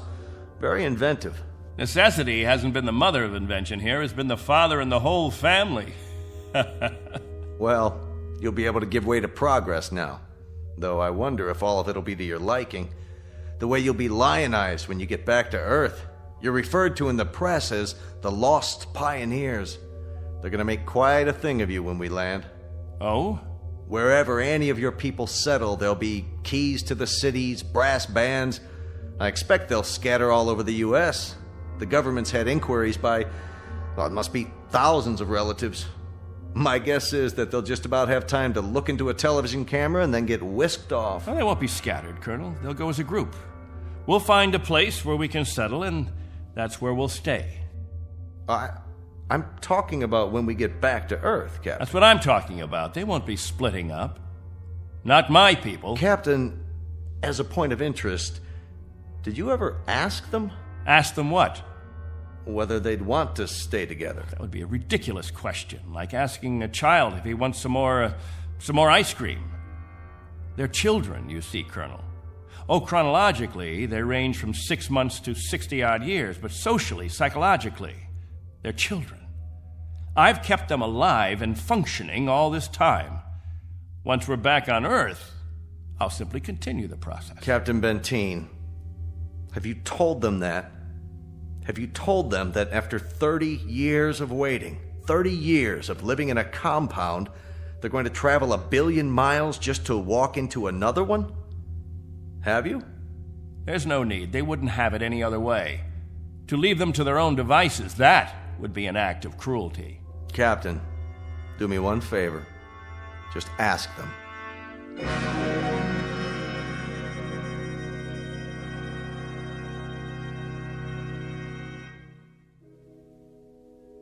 Naturally, we won't have to concern ourselves with the colder climates, the northeastern states, the upper regions of the Great Plains. We'll find an area much farther to the south, perhaps Florida or Texas. Southern California has a temperate climate. Captain, you better tell us about frostbite treatment, because I'm moving to Wisconsin. That's where my family settled originally. What about Oregon, Captain? That's where Joan and I plan to settle. I've heard about the forest there. New York. Please, wait a minute. You don't understand. Let me make this clear. All of you will have a chance to meet your relatives. I see no reason why visits can't be arranged, perhaps even for a week or more. But naturally, we'll remain together as a community in whatever land grant we obtain from the government, or whatever given area we can arrange. I can assure you of one thing, and I hope put all your fears to rest. I'll remain as your guide. your consultant. And I guarantee that no one will lack for my help or my advice. Captain, Julie and I were thinking of farming. Why, that's a fine idea, Al. We'll farm just as we have farmed, but much more easily. The rainfall back on Earth is so plentiful. And as I told you, there's only one sun, so you won't have to shield the crops. Of course we'll farm. Certainly, we'll farm. Julie's got relatives in the state of Washington. You couldn't take the cold. None of you could. But I guarantee that wherever we settle, the farming will be good. I'll see to that. What's the matter? Don't you understand? We don't plan to stay together. You don't understand, Al. You've never understood much of anything. If we split up, I seriously doubt that we'd survive. Al, explain it to him. Go on. We'll survive, Captain. If anyone wants to stay together, that'll be their right. But if they want to go their own way, that'll be their right too. Am I wrong, Colonel? You're not wrong. We're to take you back as a group. Once on Earth, you can do as you please. Colonel, let us settle our differences in our own way. There are no differences, Captain. There are differences. There are. Changes that have taken place on Earth. Things we aren't prepared for. Oh, the Colonel has made it sound like a big holiday. The good life just plucked off a tree. Well, friends, I don't want any of you disillusioned.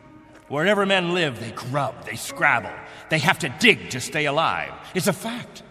But together, that's the word, together. We've got to stay together. Think of that word now. Let's say it out loud. Everybody, now. Together. Together. Together. Together. Together. Looks like the congregation isn't with you anymore, Captain. What's the matter with all of you people? Wait.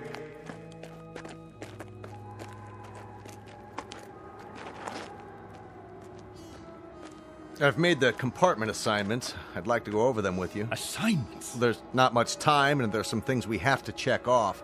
There's a decompression problem that we've got to tell them about, and a moment of weightlessness shortly after we leave the atmosphere that I want to explain to the children. Do you know what we called you while we waited for you to come? We called you the Messiah. Did you? You were supposed to bring freedom, but that's not what you brought. You brought selfishness, dissatisfaction, divisiveness. With all the misery we've had here, those germs never infected us. I brought nothing but a ship and a crew and a means of escape. You've had no diseases, no viruses. Did it ever occur to you why? You've lived in a test tube, Captain. Antiseptic and germ-free and sterile. Sure, you're a group, a cell, but that's all over with. Now it's time for you to be what God meant you to be, individuals. Time to break the test tube. Time to rejoin the human race. What I'd like to know is why in the name of God you're so reluctant about it. Because I remember the human race. This is incredible. Oh, it's really incredible. I was wrong, Colonel. I've been telling them about an Earth that doesn't exist. An imaginary garden. No. We can't go back. It's too late. Captain, really?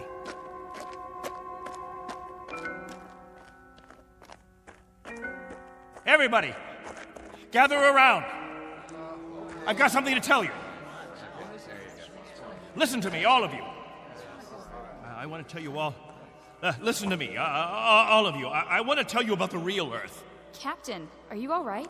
Let's talk about the diseases. What? The viruses, the cancers, the floods and the freezing, the wetness and the cold. And there are other miseries, worse than anything we've experienced. Hatred, jealousy, violence. Listen to me. It's an Earth we don't know. We can't leave here. We'd be committing suicide. We'd die of things we've never been exposed to before. We'd die of the loneliness that animals get in a zoo. Because we don't belong. We don't belong to his kind. Do you understand me? We don't belong there. Captain Benteen, why don't you let your children vote on it. Only if they know what's waiting for them. Only if they understand that Earth isn't any garden. It's never been, and it never will be. That's fair enough. I'll tell you what Earth is. The same as it's always been. It's a race struggling to survive, just as you have survived. Captain Benteen is right when he tells you that it isn't all a place of beauty. There may still be wars and prejudice and strife. I suppose there will always be jealous men and angry men and unforgiving men. But it has one thing you don't have. Every man is his own master. There won't be anyone telling you when to eat and when to sleep and when to meet, what to sing and how to play. Instead of heat, you may feel cold, and instead of thirst, you may feel hunger. But you'll be men and women. You won't be sheep. You won't be a kindergarten. And when you pray to God, his name won't be Benteen.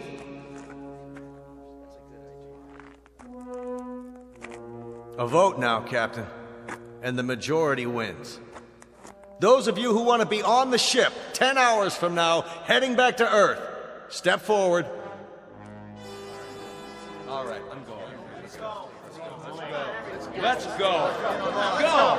That's it. I suppose that makes it unanimous, Benteen. Even you, Jojo? Well, I want to go with the Colonel. Give me something, anything. Give that sledgehammer. Here. No, let it go. Angle, Rafferty. There, sir. Stop him. He's running from the ship. No. Captain, no, please.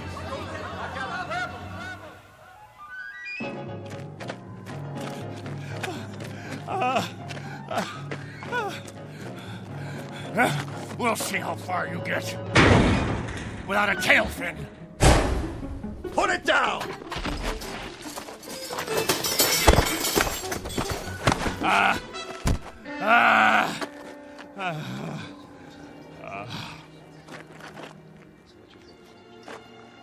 You all right, Colonel? I'm fine. What about the ship? Just a couple of dents, nothing serious. Lucky you stopped them when you did. Captain Benteen, let go. For everyone's sake, loosen your grip and let go. God help you. God help you all. Tomorrow you think you're getting on a ship headed for paradise. What you don't realize is you're heading for hell. What about you? I'll stay here. That's right. This is my home. This is where I belong. This is where you belong. You just don't have the brains or the guts or the sense to know it. This ship leaves at 0800 tomorrow. If you're not on board... I want no special privileges, Colonel Slow. No special treatment. If you're to blast off at 8, you blast off at 8. As for the rest of you, you can go on the ship or you can remain here with me. I'll be at the cave. Any who want to remain can meet me there.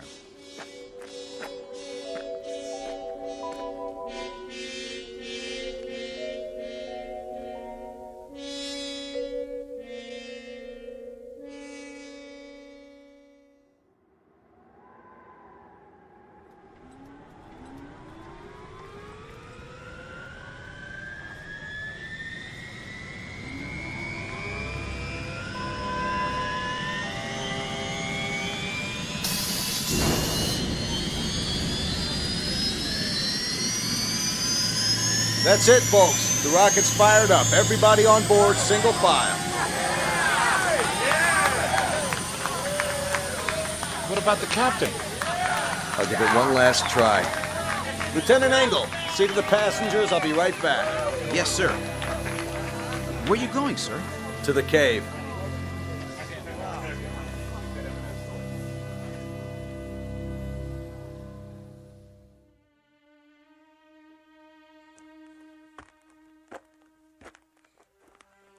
Captain?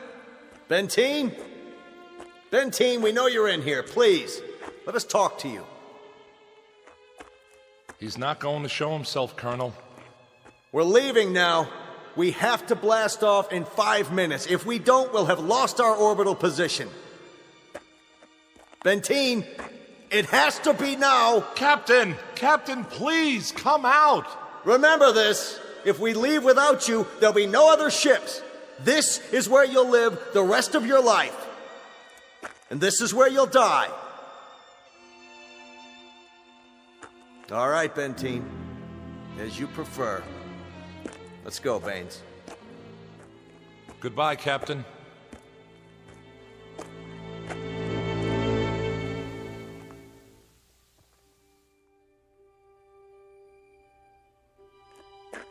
Hello, friends, all together at the meeting place. Any new business today? No? Jojo, I'll bet you want to hear about Earth. About the rivers and the seas, the blue skies, or the night, the stars and the moon. Which do you want to hear about this time? There's color on Earth, the change of seasons. And the wind brings the smell of the ground, the plants, the seeds, the roots, flower petals, sap from the trees, and the smell of the weather, the rain or the mist or the fog. And on the earth, there's green, the color green, the feeling green. There's something fresh about it, something living. Earth. It's called Earth. Don't leave me. Please. Oh, don't leave me.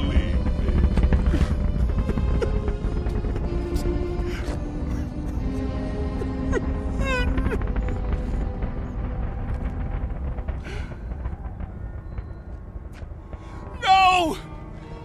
Don't leave me behind!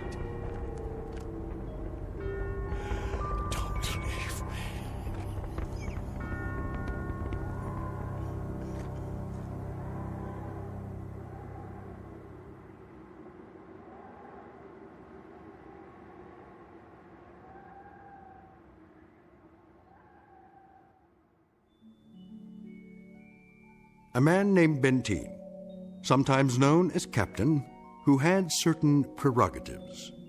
He could lead, judge, legislate, even dictate. It became a habit, and finally, a necessity. William Benteen, once a god, now a population of one, on a distant outpost in the Twilight Zone.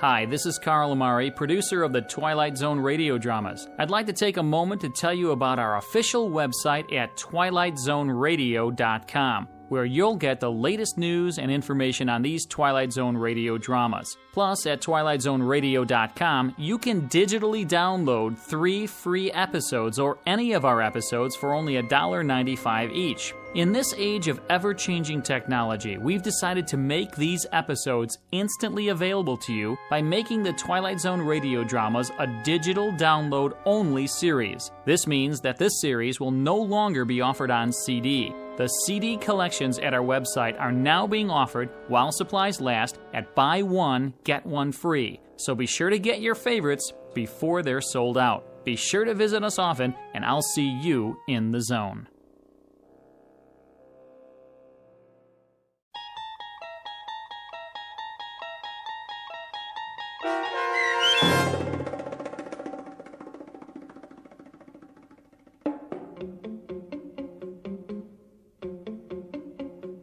On Thursday, We Leave for Home, starring Barry Bostwick with Stacy Keach as your narrator, was adapted for radio by Dennis Etchison and written for The Twilight Zone by Rod Serling.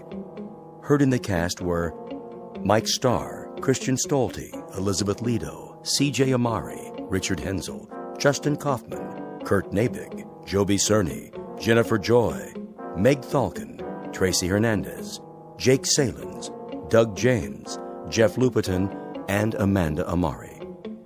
The producers of The Twilight Zone wish to thank CBS Enterprises and the Rod Serling Estate for making this series possible. This copyrighted radio series is produced and directed by Carl Amari for Falcon Picture Group. Sound design and custom Foley effects for The Twilight Zone by Cerny American creatives Bob Benson, Craig Lee, Michael Slaybach, and Matt Sorrow.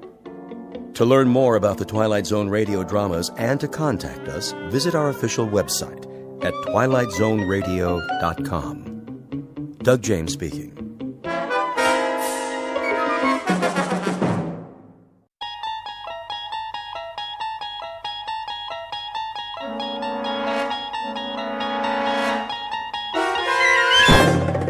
There is a fifth dimension beyond that which is known to man. It is a dimension as vast as space and as timeless as infinity. It is the middle ground between light and shadow, and it lies between the pit of man's fears and the summit of his knowledge. This is the dimension of imagination. It is an area which we call the Twilight Zone.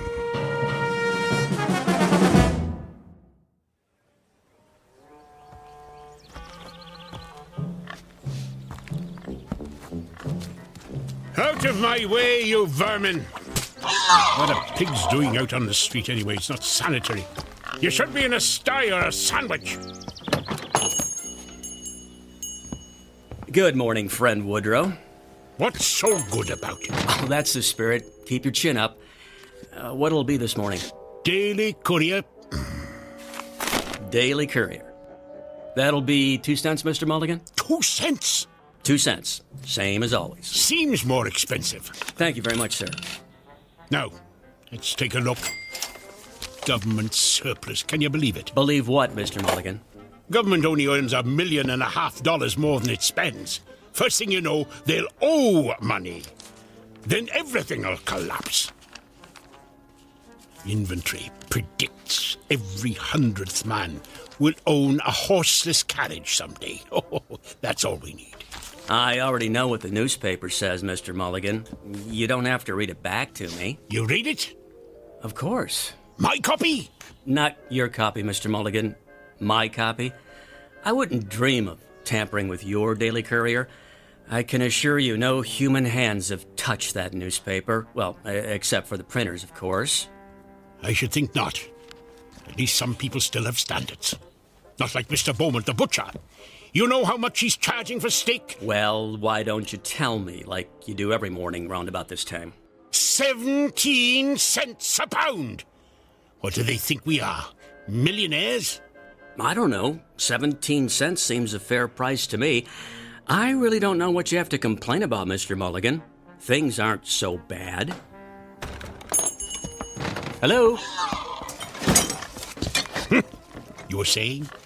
The only customers you've had in your store this morning are me and this here pig. Thank you for the overpriced newspaper, Mr. Swanson. Always a pleasure, Mr. Mulligan. Get out of my way! Out of my way!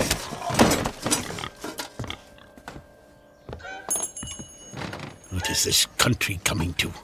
It's a madhouse, I say. Hey! Something the matter, officer? Something's the matter, all right. Don't you ever look where you cross the road, Mulligan? Look! What are you talking about? Can't you see that horse and carriage coming? Where? There! Oh, yes, I see it. Damn nuisance if you ask me. Well, I didn't ask you. No one's asking you. I ought to run you into the station house. That's what I ought to do. What did I ever do to you, O'Flanagan? It's Officer O'Flanagan. And why don't we start with causing a public nuisance by standing in the middle of the street waiting to frighten the horses? Just watch your step, Mulligan. You watch your step.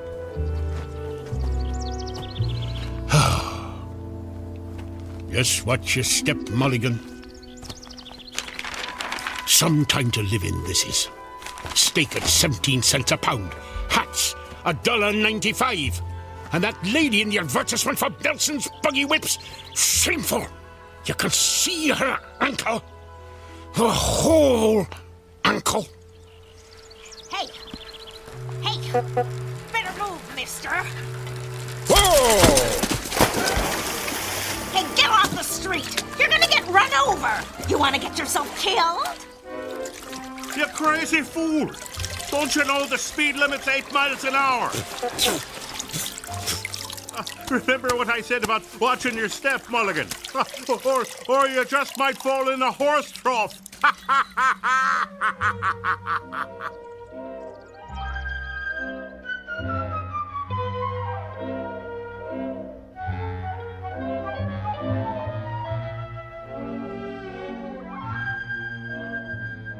Or you might just fall in a horse trough. Well, howdy, ha ha ha. Look at me. I'm a working man, an honest man, a prideful man. And here I am working as a janitor for some crank of a professor and drying out my soaking pants in a wringer. Where's the dignity? Whole world's going to the dogs. That's where it's going. Nothing but trouble everywhere you look. Chickens and pigs walking in the streets like people. Crazy bicycle riders who don't watch where they're going. Government spending money like a drunken man. Racing bicycles on the streets at cost of living. And noise, noise, noise! What the Sam Hill? Never heard a ringer make that noise before. Why is it doing that? Wait a second, that's not the ringer. Something in my pants pocket. What is that? Oh, it's me harmonica. Oh, that's just swell. Just my luck. Ruined. Better hang it up to dry next to my pants, I suppose. I guess I should run the newspaper through the ringer too. Might be able to save it. Not that there's ever any news worth reading, but 2 cents is 2 cents. There you have it. Hot off the press. It's down here, Fenwick. I want you to be the first to see this. Professor Gilbert? Oh, can't let him see me without my pants on. Here it is, Fenwick. Huh? Well, what do you think? Why, it's astonishing, Professor Gilbert. I've never seen anything quite like it. Me either. What the heck is that thing anyway? So this is it, Professor. Yes, Fenwick. I call it the Helmet of Tomorrow. Well, that's a stupid name. If this invention's any good, why not call it the Helmet of Today? Very interesting. Just think of it, Fenwick. You put this helmet on your head. Twist this dial. Press here to activate. Here? Oh, not now. And you can visit any year you choose. Any year? You could even travel into the far future. Future. How about 1891? No, farther than that. 92? No. Think far into the future. How about 1970? Now you're thinking. Incredible. But there is a time limit on its operation. There is, Professor? There is. Purely a precautionary measure. No man should be allowed to interfere with the course of history. Well, how long a period would it function, Professor? 30 minutes only. 30 minutes? That's almost half an hour. Yes, it is. 30 full minutes in which to study the events of whatever future date we care to witness. Professor, you're wonderful. Eh? I said it's wonderful. Indeed it is, Fenwick, indeed it is. Are you ready to test it? In good time, all in good time. When I'm ready, I shall take my first journey into the future. To the year... 1962? Oh, who knows what wonders mankind may have achieved by then. Very likely I'll find the world deserted and everyone living on the moon. Or perhaps we'll have a woman president. Well, I hope civilization will progress, Fenwick, not descend into madness. But now, before I embark upon my test journey, we must toast this moment with champagne! Champagne! Champagne! Come, Fenwick! Come!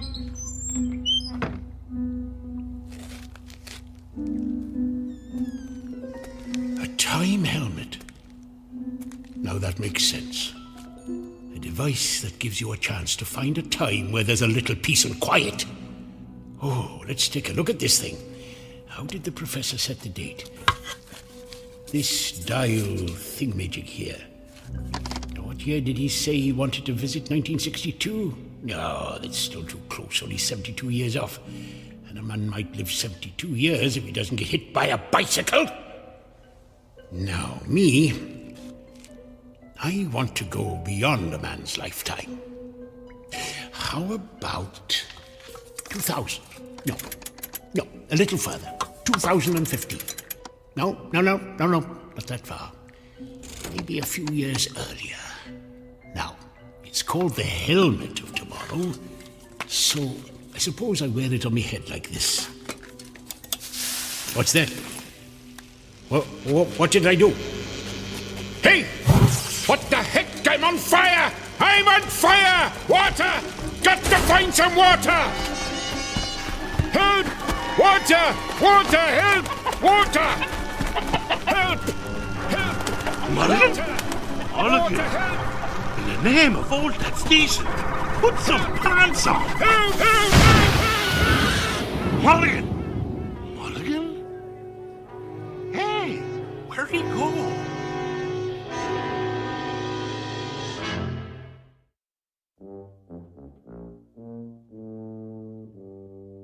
This is our hero, Mr. Woodrow Mulligan, a disgruntled citizen of a small town called Harmony, New York, circa 1890.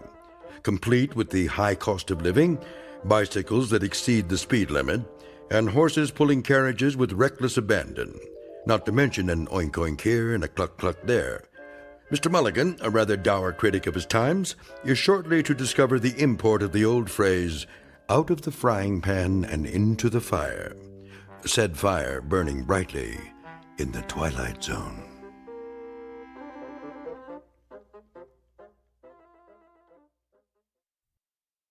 And now, The Twilight Zone and our story, Once Upon a Time, starring John Rhys Davies, with Stacy Keach as your narrator.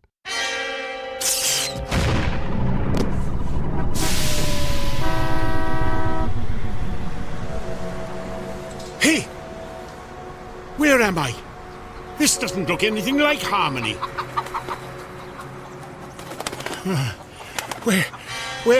Where the heck am I? Oh, well, wait a minute. It must have worked. I'm in the future. Shoo, you dumb bird! Now, what time is it? It's 10 o'clock. 10 o'clock. I've got half an hour to take a look around. Oh, what's he doing? Better move, mister. Get off the street. You're gonna get run over. You want to get yourself killed? Oh, missed my turn. I better make a hand signal. Watch out! Hey! The time helmet! Let go of that! That's mine! Hey! Give it back! You got it hooked on your arm! Oh, I was trying to turn right. Oh, can't get this thing off my hand. Oh, there, got it. There it goes. Oh, it's rolling down the street right in front of that kid. Awesome! A new helmet. You there, boy! That's mine. Give that to me. Finders keepers. It's mine now. Come back! No way, you freak! This is crazy. How are you supposed to catch the little brats if you put them on a board with wheels on the bottom? Got to catch him. Hey, kid! Come back! Flanagan to headquarters. Hey, Clancy, the emergency at the drugstore was a false alarm. There's not a thing going on here. It's as quiet as a... Hey, hold on there. Pull you back, Clancy. I got some lunatic in his underwear chasing after a kid on a skateboard. I'm in pursuit. Stop, police! For God's sake, put some pants on. Flanagan? Oh, no, book. No good. The boy's getting away. There's no way I can... Ah! A bicycle! Now we're talking. Hey, that's my bike. Sorry, lady, I just need to borrow it. Thanks. Somebody stop that jerk! He stole my bike. Wish everyone was living on the moon. Streets are more crowded than ever, and he's still too far ahead. I'd take a shortcut through this thing. What is a car wash, anyway? Ah! Hey, I get getting all wet. What the blazes is this thing I'm in?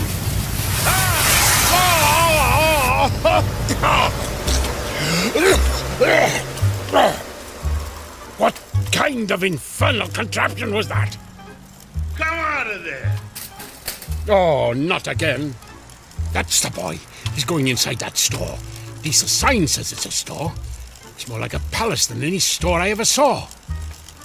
Oh, look out, you people! Here I come! Hey, watch out! Hey! Who closed the doors? Somebody help! I'm gonna crash! I'm gonna crash! I got through. Do they have invisible doormen in this century or something? Hey, kid, give me that helmet back, you little thief! Take it. It's stupid anyway. Catch. Whoa! Whoa! Whoa! Whoa! Whoa! Oh. I got it. And it's not damaged. I can go home. I can go home again.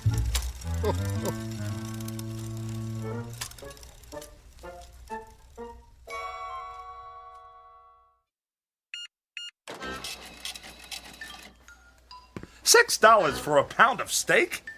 Madam, do I look to you like a millionaire? Look out! Look out!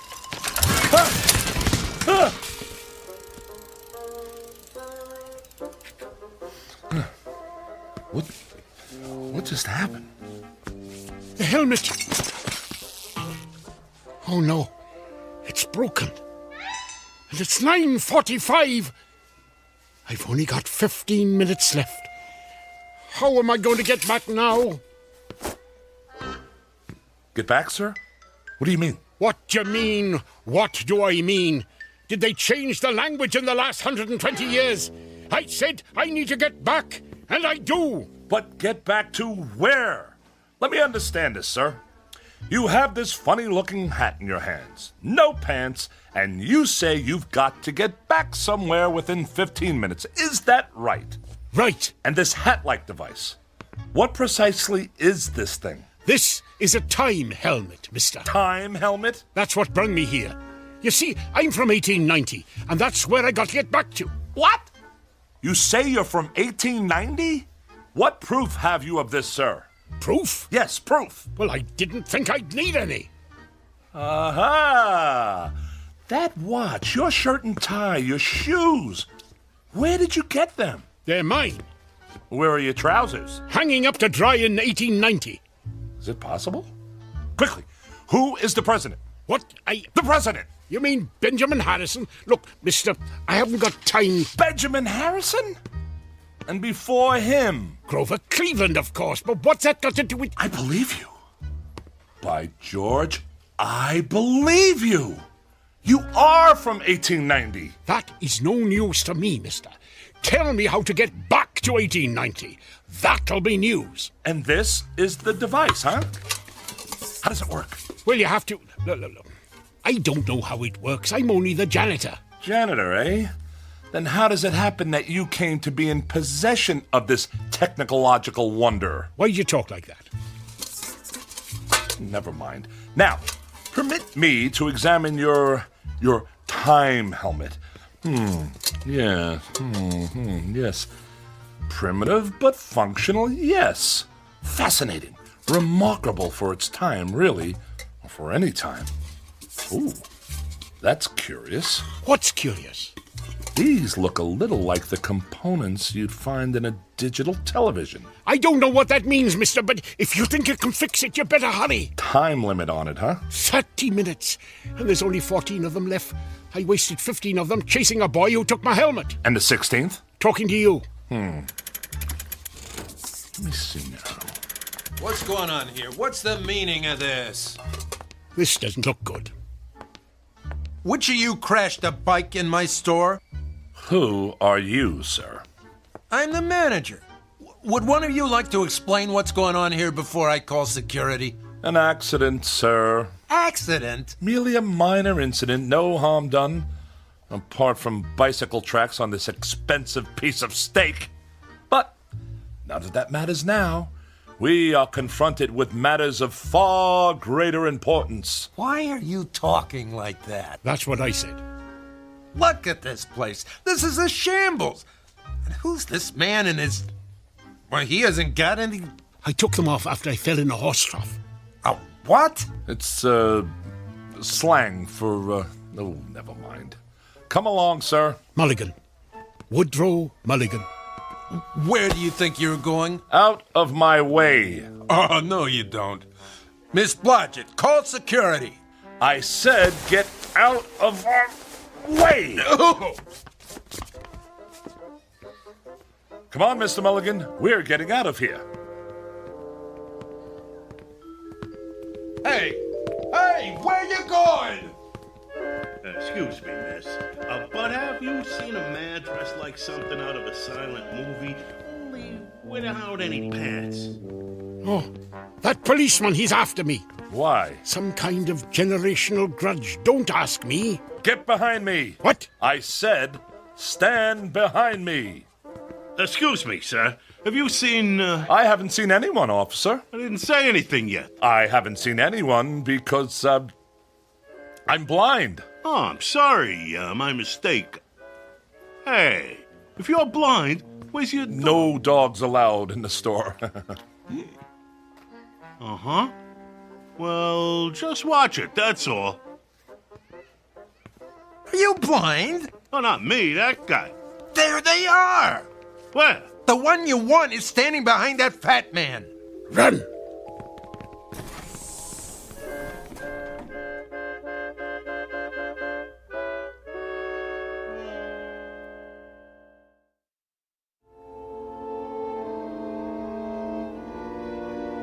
What's the time, Rollo. My name is Rollo, and the time is, almost 9:50. Sorry, madam. I guess you still need pants in the 21st century, huh? Not in Europe, I believe, but in this country it's still considered polite. Lend me a coat, will you, Rollo? Oh, of course, here. Excellent! The home entertainment department. We should find the replacement parts we need here. Keep watch, this'll only take a moment. It'll have to.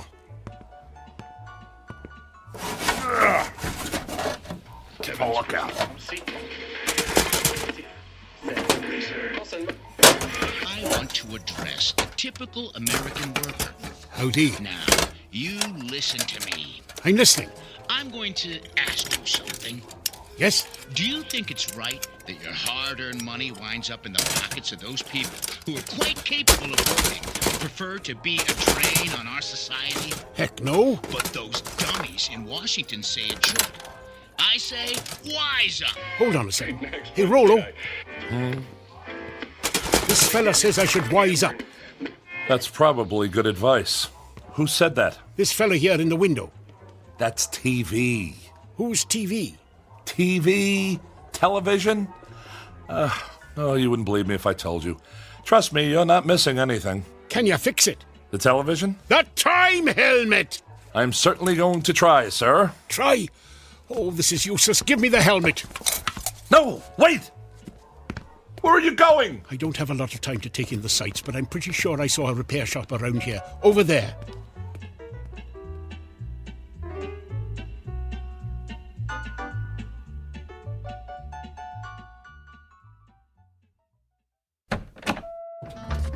Proprietor! Yeah! Swanson? Logan Swanson? Is that you? Swanson's my name, buddy. Jack Swanson. What can I do for you? Would you come here for a moment, please? Whatever. I have something that needs your urgent attention. And these are the components you should need. Can you fix it? I can fix anything. Good. Leave it with me. Come back Thursday about 2 o'clock. Oh, very kind. Yes, we'll be back on Thursday?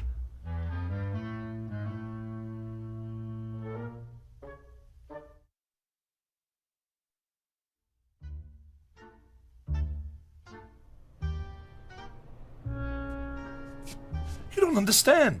This man must get back to 1890. 1890? That's right. You're in the wrong block, pal. This is only 1600. No. You don't understand. You see, this device here is a time helmet, and this man here, Mr. Woodrow, is from the year 1890. What are you, some kind of nut? Look, I'm a scientist, young man. Young man? I'm 38. If you'll just lend me those tools, I'll... Hey, don't touch the tools. But this is... Don't touch. Do not touch the tools. I can't stress that enough. I'd let you sleep with my wife if I had one before I let you touch my tools. Mr. Swanson, do you mind if I read your newspaper? Knock yourself out, pal. Does that mean yes? Yeah, that means yes. We barely have 10 minutes to get this man back to his, time continuum. Now, if you'll let me demonstrate, it's a straightforward but delicate operation. All we want is this soldered to that... Don't touch! Do not touch the tools, will you? Can you see that sign? I can see it, yes. It says we do not accept checks. Yeah, well, I'm going to replace it with another sign that says, Don't touch the tools. Right. Excuse me. What? Who is this? That's the president. This is the president? Uh-huh. Of America? That's right. I have been away for a long time. Can we return to the subject at hand? You don't seem to understand, sir. What I'm trying to say is... Sorry, are you deaf? This is the last time I'm going to say it politely. Don't touch my tools, if you don't mind. Allow me to show this to you. Don't touch the tools! What in the world is this contraption?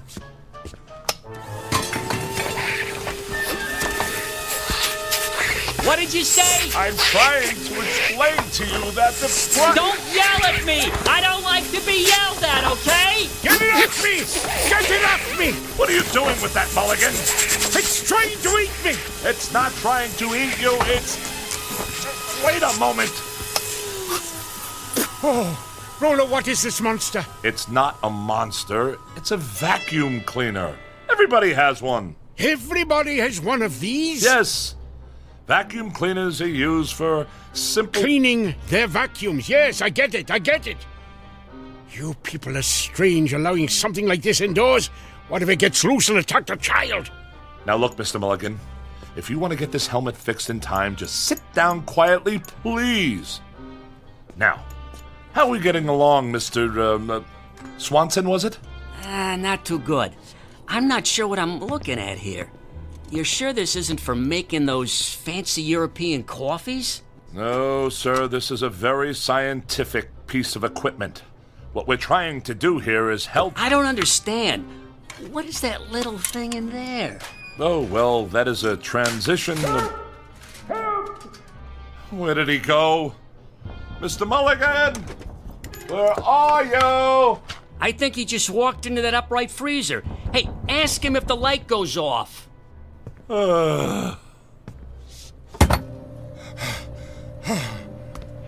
What on earth were you doing in there? Don't you know how dangerous that is? I thought it was another room. It's not another room. Just stay away from everything. Sit down if you must, but everything else is out of bounds. Now, sir, where were we? Beats me. Yes, and I wanted to draw your attention to this node over here. Don't touch my tools if you don't mind. You see, I'm merely trying to point out to you that in order to facilitate... Don't point with my tools, please! Would you allow me to please make this clear to you? All we have is... Don't you understand? I assure you I do understand. This happens to be mine. Oh, just a moment. What now? Now, where's he going? Stay here.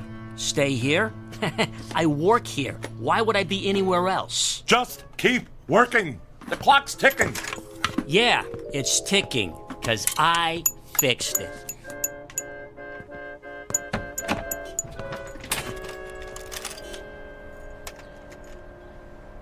Mulligan, what are you doing out here? I thought you said time was of the essence. It is. But I don't want to go back to 1890 without any pants, so I thought I'd take a look at 21st century fashions. Have you seen these prices? Is this what you pay these days? I have to pay slightly more. It seems that the hefty gentleman must be continually punished by our judgmental society. Now, come on, back inside before someone sees you. Well, is it ready? Pretty much, I think. A couple of small, minor adjustments, and you'll be all set. Good. Finally I can go home, and not a minute too soon. No offense. None taken, I assure you. In fact, I would go so far as to say that I envy you your trip, sir. You sure he's the one from 1890? Well? Because you sound like Masterpiece Theater here. Keep working. Yes, 1890 is a wonderful period, Mr. Mulligan. I never used to think so till now. A time of simple, practical values. No traffic snarls, no income tax, no terrorists, no computer viruses. Only peace and quiet. Time to contemplate. Income tax. I am a scholar of that period, sir. That is why I've cultivated this mode of speech, appropriate to that time. Huh? The 19th century has a charm, nay, a fascination for me. The very thought of having lived in those halcyon days. I'll sure to be glad to get back there, Rollo. If I ever do. How much time is there left? We've got less than 5 minutes. 5 minutes will be more than adequate. Tell me about your town, Mr. Mulligan. Where, for instance, might a scientist find employment? You are a scientist? Yes. Are there any in your town? Well, the only one I know is Professor Gilbert. I work for him. Oh. There you go, guys, all fixed. It works? Sure. Why not? Good. Well, what'll we do now? Pay me. I was talking to Mr. Mulligan. I know. That's why I said it. I didn't want you to forget. Pay the man, Mr. Mulligan. Pay the man. With what? I don't carry any money in my shorts. Oh, very well. Here's a 50. Thank you. Now, Mr. Mulligan, the time helmet. How does it work? I already told you, I don't know. The year. How do you program in the year?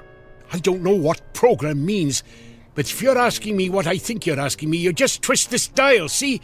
1890. Good. And if I'm correct, and I usually am, to activate the device, you just have to...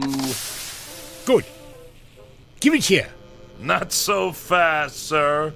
Hey, what you doing? Don't put it on! I intend to use it myself in exactly 3 minutes. What? Well, you can't do that. Well, I am doing it, sir. I'm returning to that time of bliss and simple pleasures. And you're just going to leave me here? Your fate is unimportant, sir. You are only a janitor. I am a scientist. Why, I... Stand back! In less than 3 minutes, I shall have escaped this age of madness. Wait, look, Rollo, I just thought of something. Well, congratulations. Look, I brought a chicken with me, all the way from 1890, and all I did was hold it. We can go back together. You're lying, sir. I am not. Oh, no, the copper. Ah! Now I gotcha. What's the idea of running around the street with no pants on? Rollo, take me with you. Get off me. Too late. 1890, here I come. You're under arrest. Aw, shoot.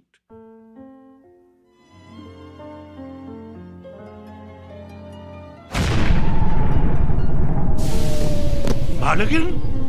Where in the name of St. Pat did you spring from? I'm back. I'm back! For pity's sake, man. You're still not wearing any pants. Officer O'Flanagan, you are a sight for sore eyes. Ho, ho! Ho, ho! 1890. Charming. Charming.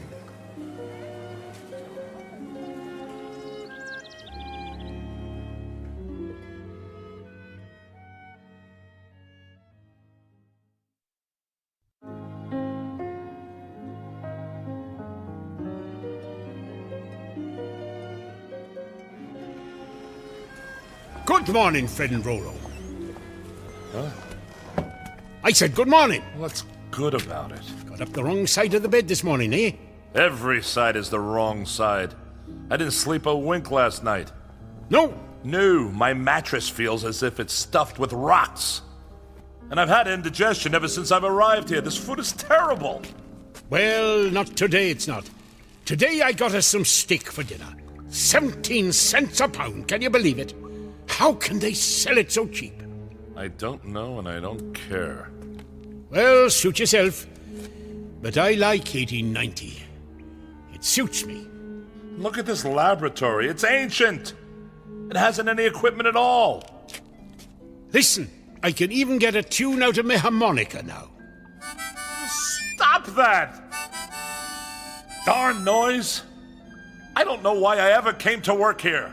I don't know why I ever wanted to live here, this barbaric, primitive wilderness. What an utter fool I was to think I'd be happy living in 1890. Of all the dull, miserable, impossible periods of time, this one takes the prize. No sanitation, no facilities, no spring mattresses, air foam pillows, or electric blankets. Oh, sheesh. This guy is worse than my mother-in-law. No comforts, no frozen canapes, no microwave meals, no swimsuit edition of Sports Illustrated. You know what, Rollo? I think you'd be happier some other place. Or maybe some other time. What are you blabbering about? 2000, 2001, 2002, 2003. There you go. Now, here, try this on for size. Ow! There you go. A perfect fit. Oh, no. You can't send me back. You don't belong here, Rollo. Any more than I belonged in your time. I'll just press here to switch the helmet on. Get this blasted thing off my head! Goodbye, Rollo. I hope you'll find the peace and quiet you're looking for. I know I will. Now...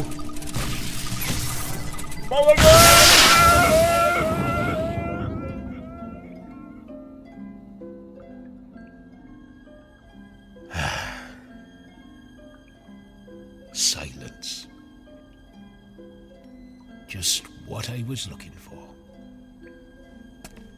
Well, this laboratory won't clean itself, unless Professor Gilbert invents something.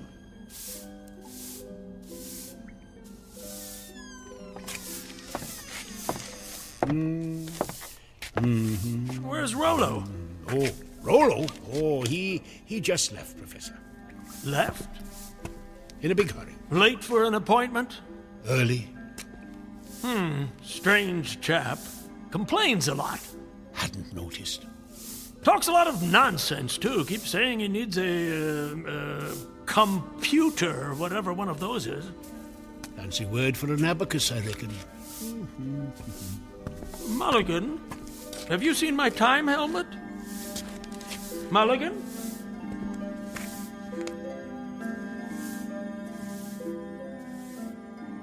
To each his own. So goes another old phrase to which Mr. Woodrow Mulligan would heartily subscribe. For he has learned, definitely the hard way, that there is much wisdom in a third old phrase which goes as follows: stay in your own backyard. To which it might be added, and if possible, assist others to stay in theirs. Via, of course, the Twilight Zone.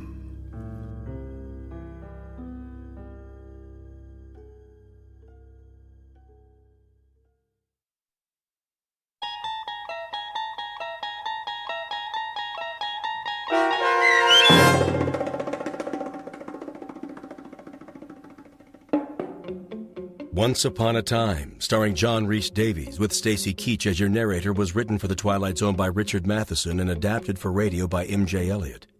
Heard in the cast were Mike Starr, Rob Riley, Michael Teshua, Malcolm Rothman, George Adams, Jim McCants, Beth Jacoby Deitch, Randall Steinmeier, and C.J. Amari. The producers of The Twilight Zone wish to thank CBS Enterprises and the Rod Serling estate for making this series possible. This copyrighted radio series is produced by Carl Amari and directed by Joby Cerny for Falcon Picture Group. Sound design, custom Foley effects, recording, and editing are done in the Cerny American Sound to Picture Theater by sound designers Craig Lee, Bob Benson, Todd Beyer, and Tim Cerny. To learn more about the Twilight Zone radio dramas and to download episodes, including 3 free episodes on our homepage, visit our official website at twilightzoneradio.com. Doug James speaking.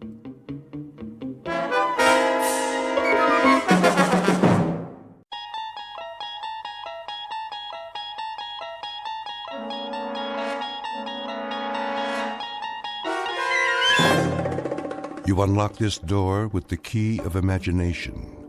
Beyond it is another dimension, a dimension of sound, a dimension of sight, a dimension of mind. You're moving into a land of both shadow and substance, of things and ideas. You've just crossed over into the Twilight Zone.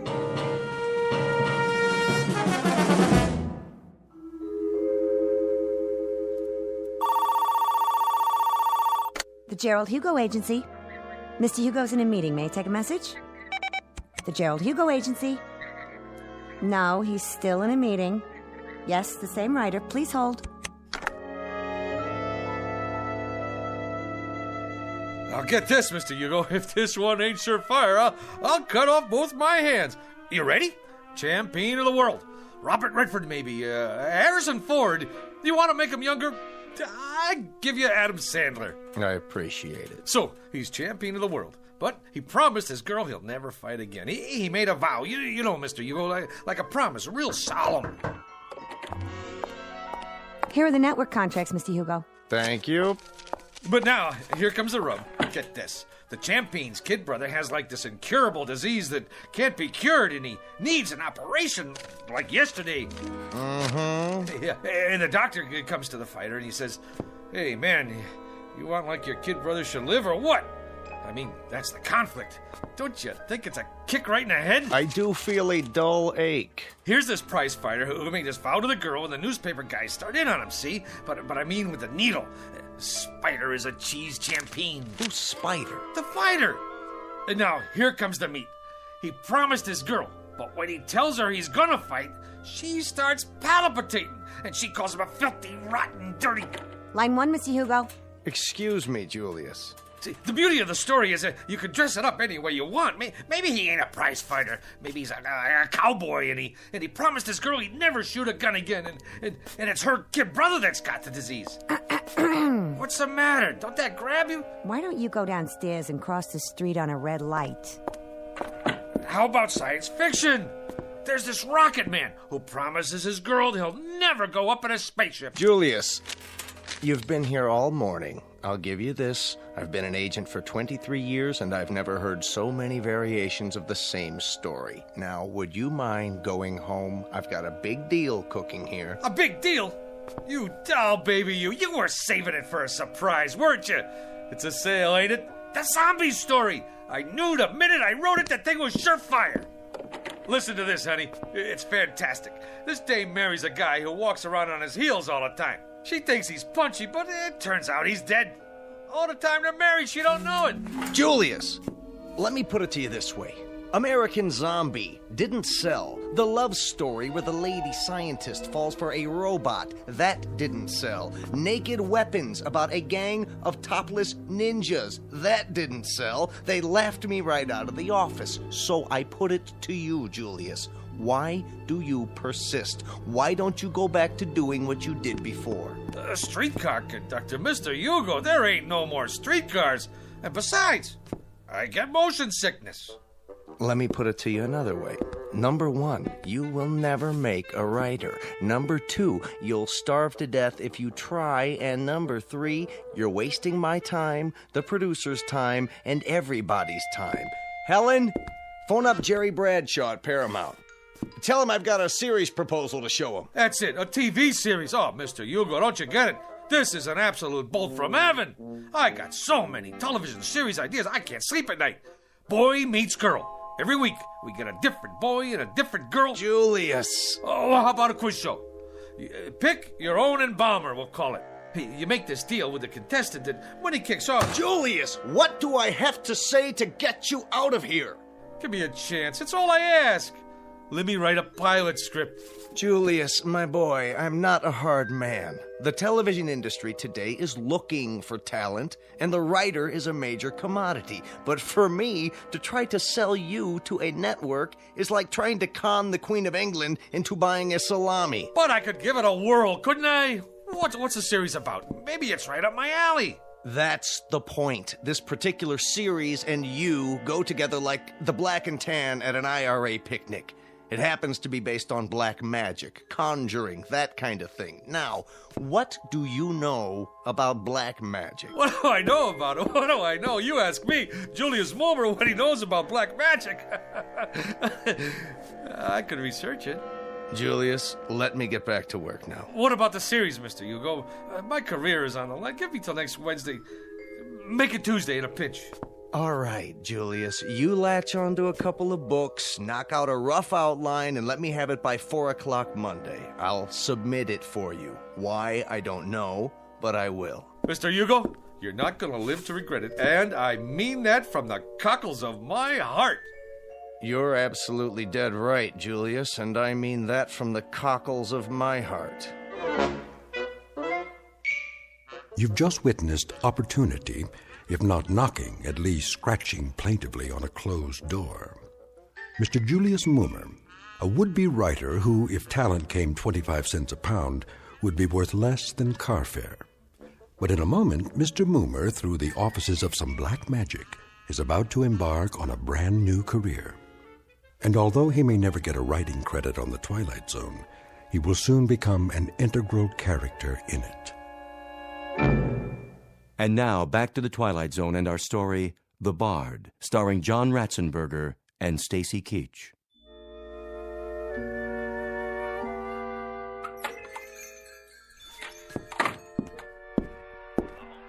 Hello?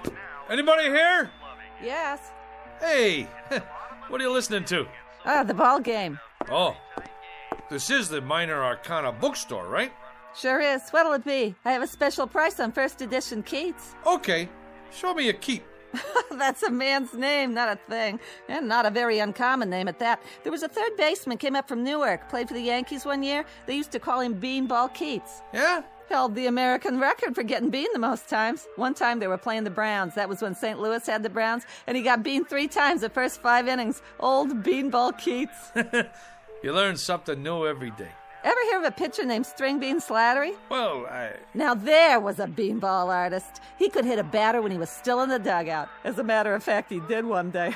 Hit a third base coach, played for the A's. Fellow named Lefty Mahoney. Old Lefty was just taking a drink when String Bean wound up and tossed one at him right on the noggin. It seems there was a feud going on between them when they played for Binghamton in the old NYP League. Mahoney used to wipe the spit off String Bean's pitches. Mahoney was catching at the time. String Bean's father used to be an outfielder for Syracuse in the International League. I don't need no book about baseball. You don't? Oh, how sad. It's a wonderful sport, you know.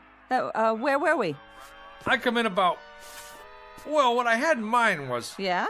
What do you got on black magic? You have an interest in the black arts? You bet I do. See, I'm Julius Mulmer from television.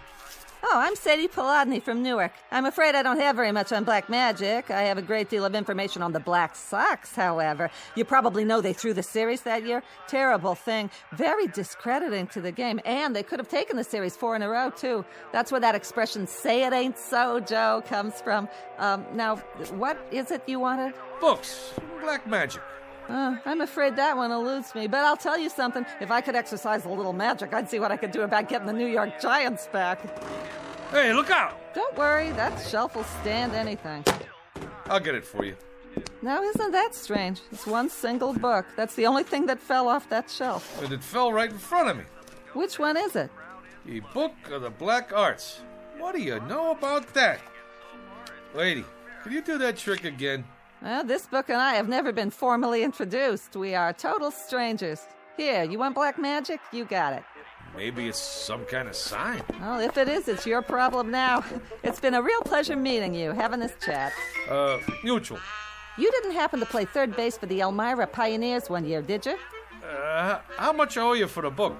Nothing. Accept it as a gift. You're a wonderful ball player and a credit to the sport. It's been great. Now, bye.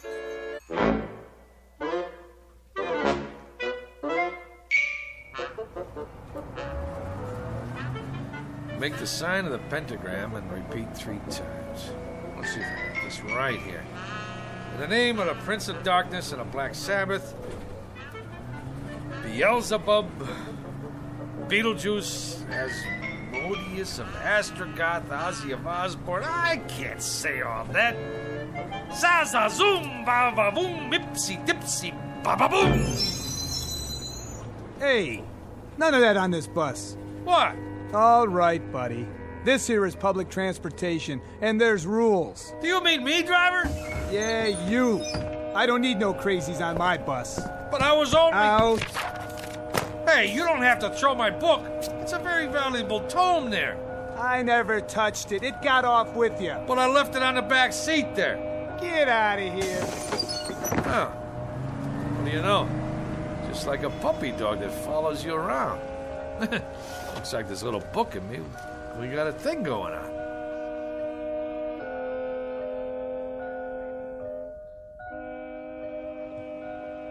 Seven times 7 be thy number, but 666 be thy fate.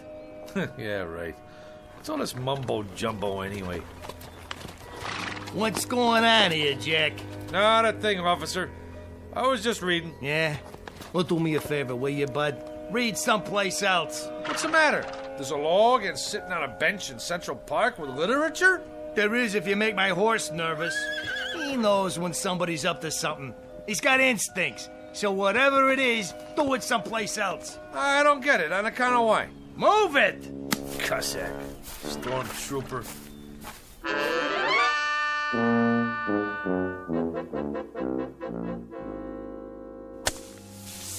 There. All right. Now I gotta draw a symbol in this here sand. Hey, Julius. What's the bit? What are you doing? Whatever it is, I wasn't doing it right. Magic schmagic. There's more here than meets the eyeballs. I've done everything it said, and nothing. Ye Book of the Black Art, being a step-by-step education in conjuring. So tell me, Faust, to what end? You don't dig? Cora, I'm standing on the threshold. I mean hovering. The only thing that stands between me and the secrets of the universe is 4 pages of Latin. Listen to this. The Black Art, consisting of necromancy, turgy, demonology, devilment, hoodoo, voodoo, conjuration, enchantment, spiritualism, manifestation, materialization, astral body and ectoplasm, mesmerizing, magnetizing, and fascinating. Like you name it, I got it. My mother isn't gonna like that sand all over the floor. You tell your mother she should pay me for the privilege of having me in this building. Yeah, you may also tell her that out of 10,000 writers in this town, they pick the absolute cream of the crop. And who's that? Who do they choose to write a big-time television series of black magic? Modesty prohibits. Not Julius Moomer. In the flesh. Big deal. Go ahead and scoff. But one of these days, you're gonna scoff on the other side of your mouth, Tootsie. There's gonna be a big, long limousine parked down below with 2 Lazarian coachmen. Liveried. Huh? Yeah, that's what I mean. In uniform. And they're gonna rap on your door and invite you and your old lady downstairs for a night on the town with their boss. And who will you find in the back seat smoking a Cuban cigar? Modesty prohibits. Just as a point of interest, Julius, what are you doing? I'm conjuring, baby. Conjuring. Conjuring who?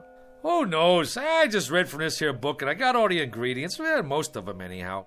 3 tufts of feathers from a falcon. Yeah, I got them from a pigeon. Sand from Egypt. Yeah, I got some of my sneakers from Jones Beach. 3 legs of a spider. I found me an ant. Well, anyway, what with a few improvisations, I got a spell working here. At least I think I do.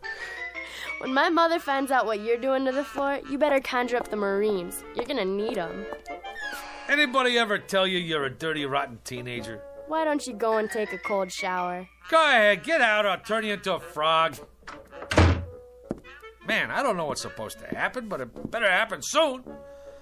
Za-za-zoom, alikazam, va-va-voom.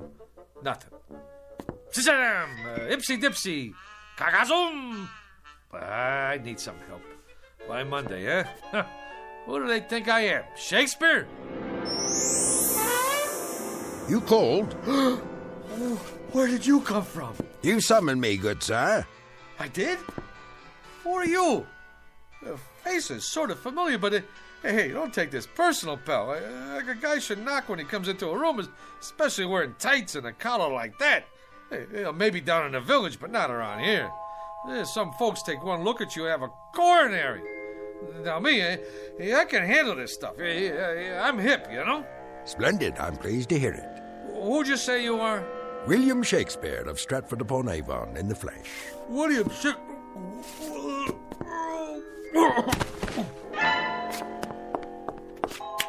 Good sir, I await your pleasure. What do you want from me already? Prithee, good sir, ask not what I want of thee, but rather what dost thou ask of the Bard of Avon? Would you try that one more time? It seems I must speak in the parlance of the time. Your time. I simply said, good sir, it was you who conjured me up, and I'm at your service. What would you ask of me? On the level, Pops. You mean to say you're the Shakespeare? Man, you've been dead 1,000 years. 'Tis true, of course, but death be not proud. You required a service of me, hence I am at your disposal. Well, He speaks, yet he says nothing. Romeo and Juliet, Act 2, Scene 2. Quaint surroundings, decidedly so, if squalid. And this, an ancient printing device, perhaps?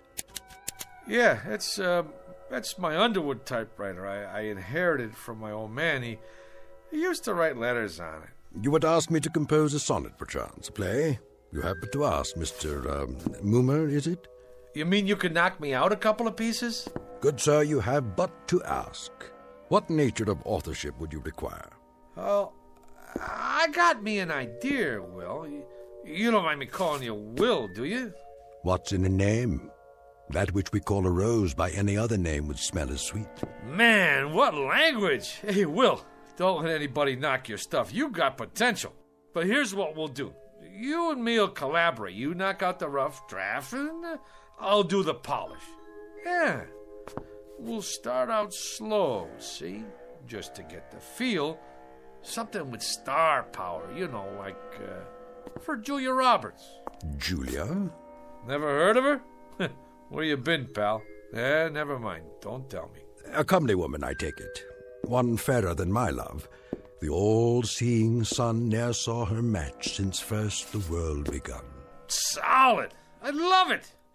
Now you start writing. Anything. Maybe a twist on the old Romeo and Juliet thing. You know, like West Side Story. Oh, swear not by the moon, that crazy, crazy moon. Yeah, take it, booby. Right. If you don't object, I prefer my own writing instrument. A feather, huh? A quill pen, actually. Will, baby, I don't care if you write with your feet. Go, man, go. Create. I'll just make us some coffee. Gilbert and Sullivan, Rimsky and Korsakov, Lennon and McCartney, Moomer and Shakespeare. I like it.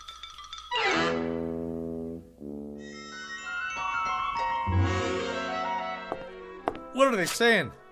I presume they're talking about your script. That's the point, honey.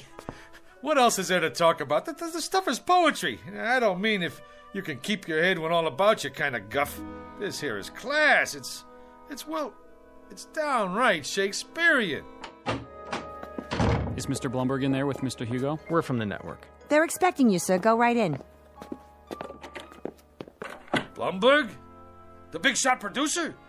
The two guys from the network? It's a shoo-in for the Emmy. Just a little something I knocked off for a couple hours. You know, I didn't know it was that good, but that's me, honey. Never did know my own worth. I mean, Monday I knocked myself, Tuesday I knocked myself, Wednesday... Have you got any openings for Thursday? I'd like to make an application. I'm Mr. Dolan. This is Mr. Nolan. We're from the ad agency. Go right in, sir. They're expecting you. Come in, gentlemen. What were you saying, Mr. Bloomberg? I don't know. That's our feeling too, Mr. Blumberg. Our take, too. Sponsor-wise, the thing requires some noodling. That is, we can't afford to jump off a bridge with this one. I concur. It's so archaic. I mean, language-wise, it's... Well, it's still rough. Fresh as a bridegroom and his chin new reaped, showed like a stubble land at harvest home. He was perfumed like a milliner, and twixt his finger and his thumb he held a pouncet box, which ever and anon he gave his nose and took it away again. Well, you gotta say this for it. It has imagery. Right, Mr. Blumberg. Imagery it has. I was going to comment, the thing did possess at least a modicum of imagery. Right, Nolan? I concur. What's the time slot? Yes, what about the time slot? Thursday, 10 to 11. And what's the lead-in? The Indefatiguables. Solid show. The private eye with insomnia never sleeps. Ratings-wise, it's a solid smash. May I? Please. And if the boy have not a woman's gift to rain a shower of commanded tears, an onion will do well for such a shift. Onion? Could be a sponsor conflict. I concur. Could we make it, turnip? Solid thinking. Everybody knows about turnips. You say turnip to the lady in Dubuque, she's with you. I like it. A shower of commanded tears. Shower. Suggest inclement weather. And people don't shop in inclement weather. Make it a sunshine of commanded tears. Solid. I concur. I think we could call the writer in now. A tremendous talent, prodigy of mine. What are his credits? He was a streetcar conductor, an observer of the passing scene, an incredible judge of human beings. You can see that in every line. A modern-day chronicler of human foibles. Solid. Send in Mr. How are you, Mr. Hugo?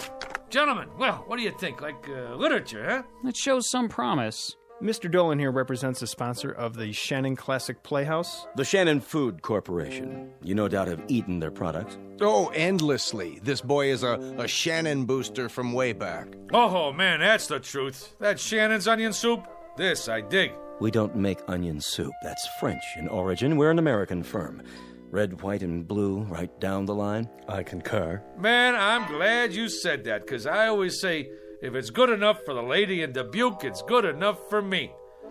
Now, let's get down to some business here. The Tragic Cycle, written by Julius Moomer. Act 1, Scene 1. The camera fades in on a shot of the garden. You know, like with turnips.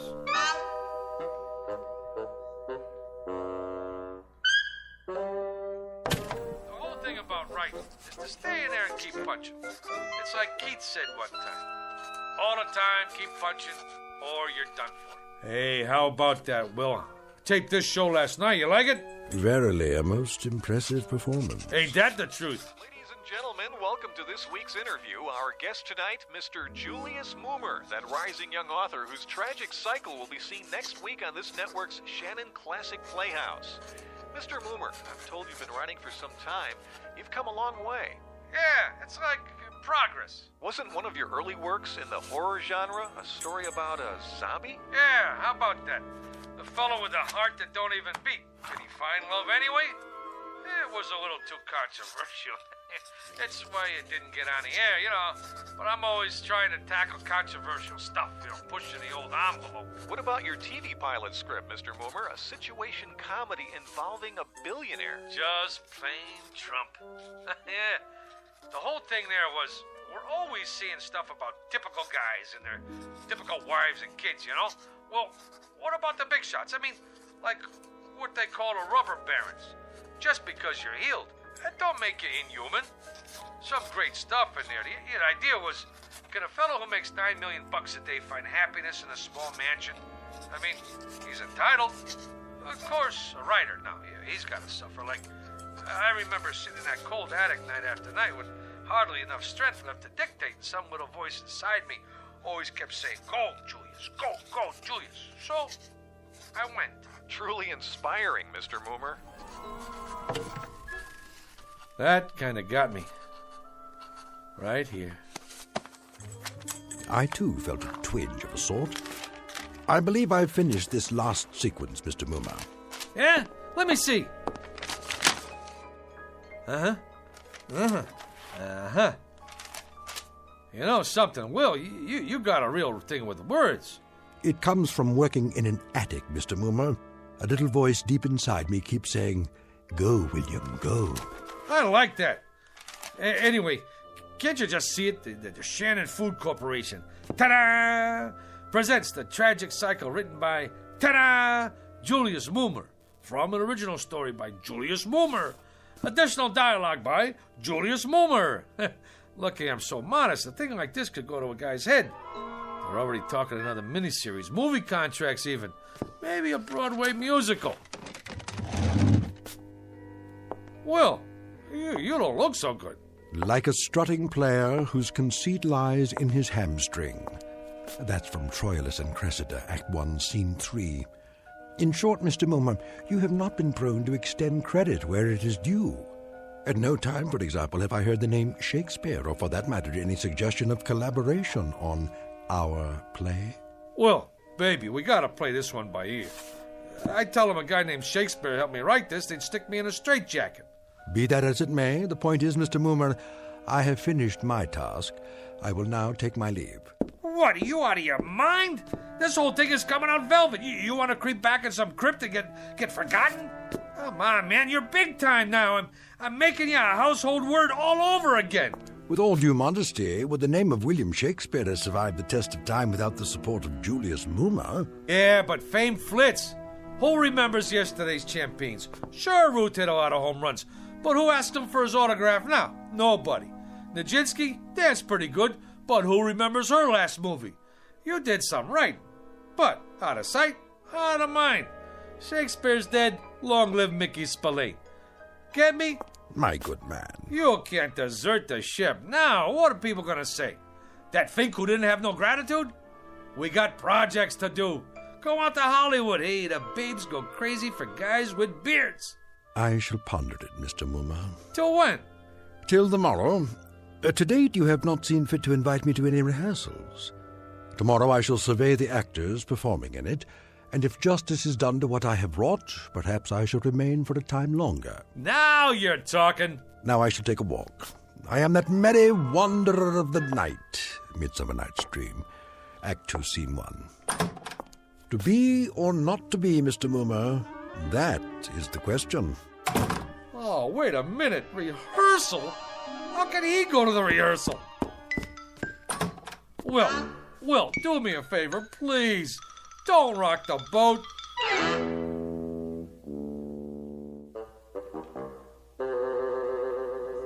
Comfortable, Mr. Shannon? Well, these seats are kind of hard on the old derriere. Mr. Shannon, before we begin the rehearsal, I'd like to say we're fortunate, sir, to have secured the services of the hottest young actor in the business, Rocky Rhodes. Rhodes, schmodes, I sell soup.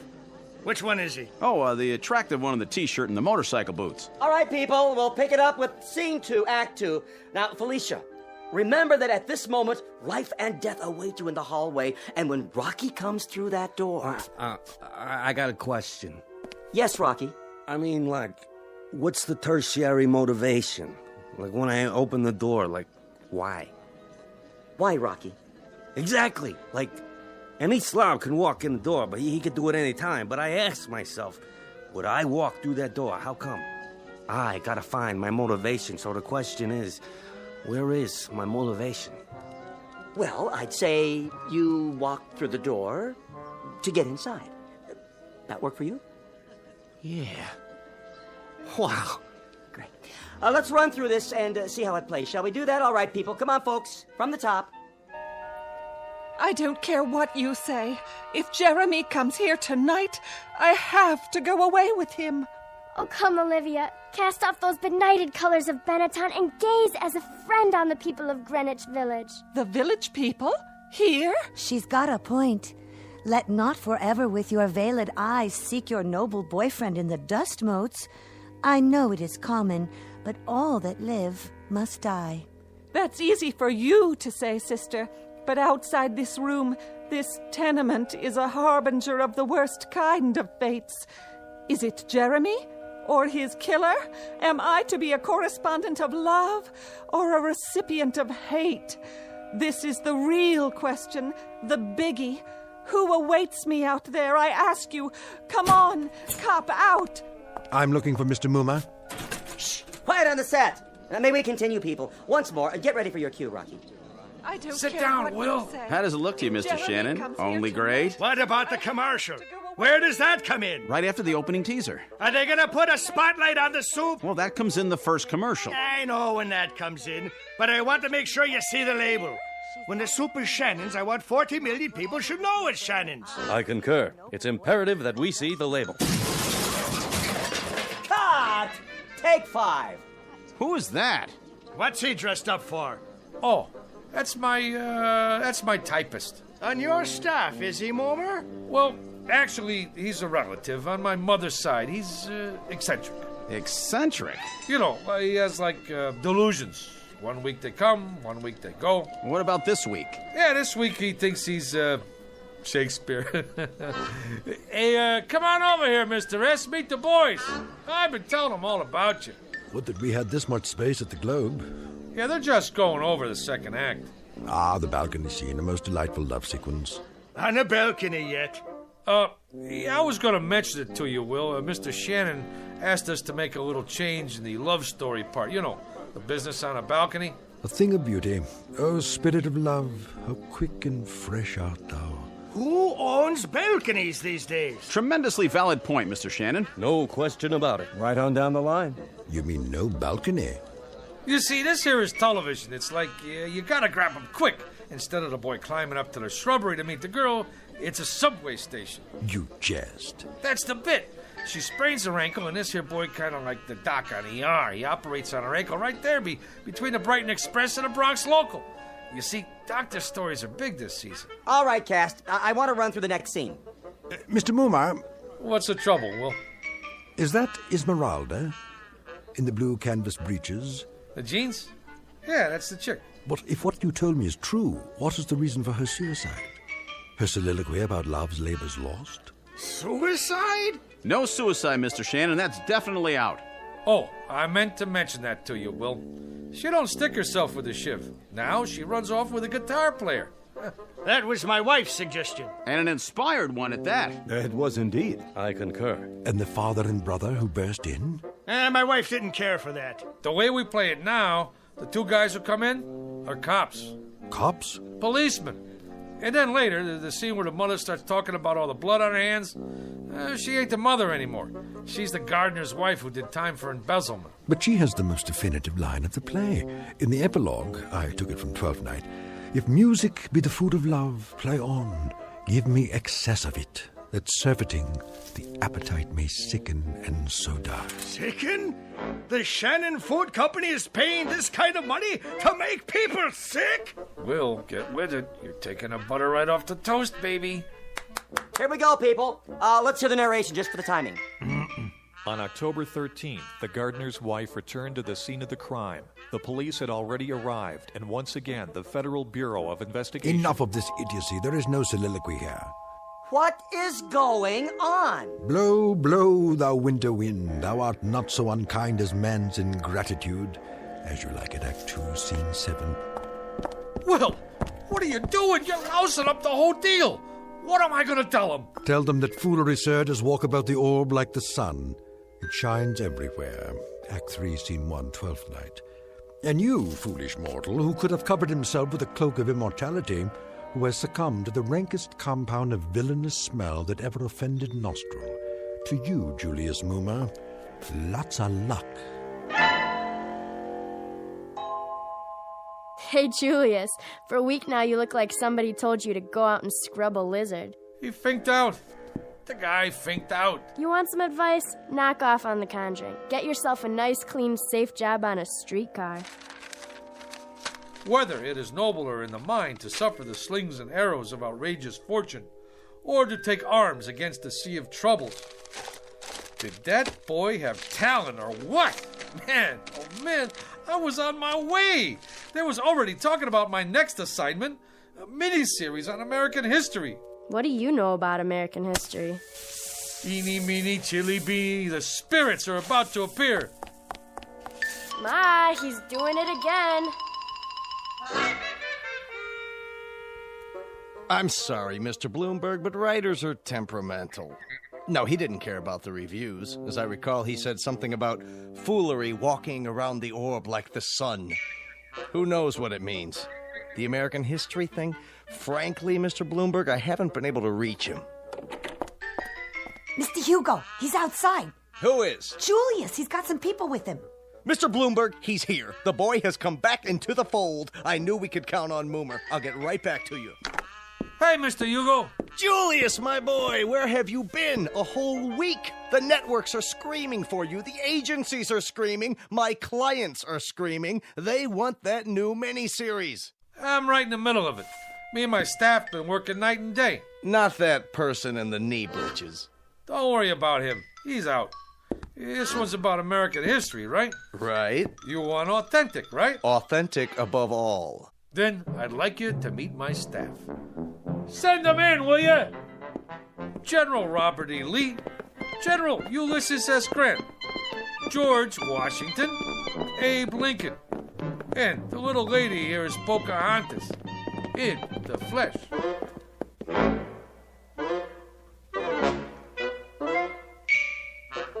Mr. Julius Moomer, a streetcar conductor filled with desire for the special, if somewhat risky, rewards of authorship.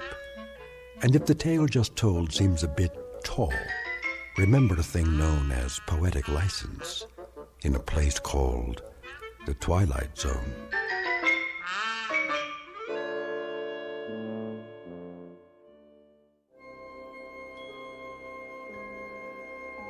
Hi, this is Carl Amari, producer of the Twilight Zone radio dramas. I'd like to take a moment to tell you about our official website at twilightzoneradio.com, where you'll get the latest news and information on these Twilight Zone radio dramas. Plus, at twilightzoneradio.com, you can digitally download 3 free episodes or any of our episodes for only $1.95 each. In this age of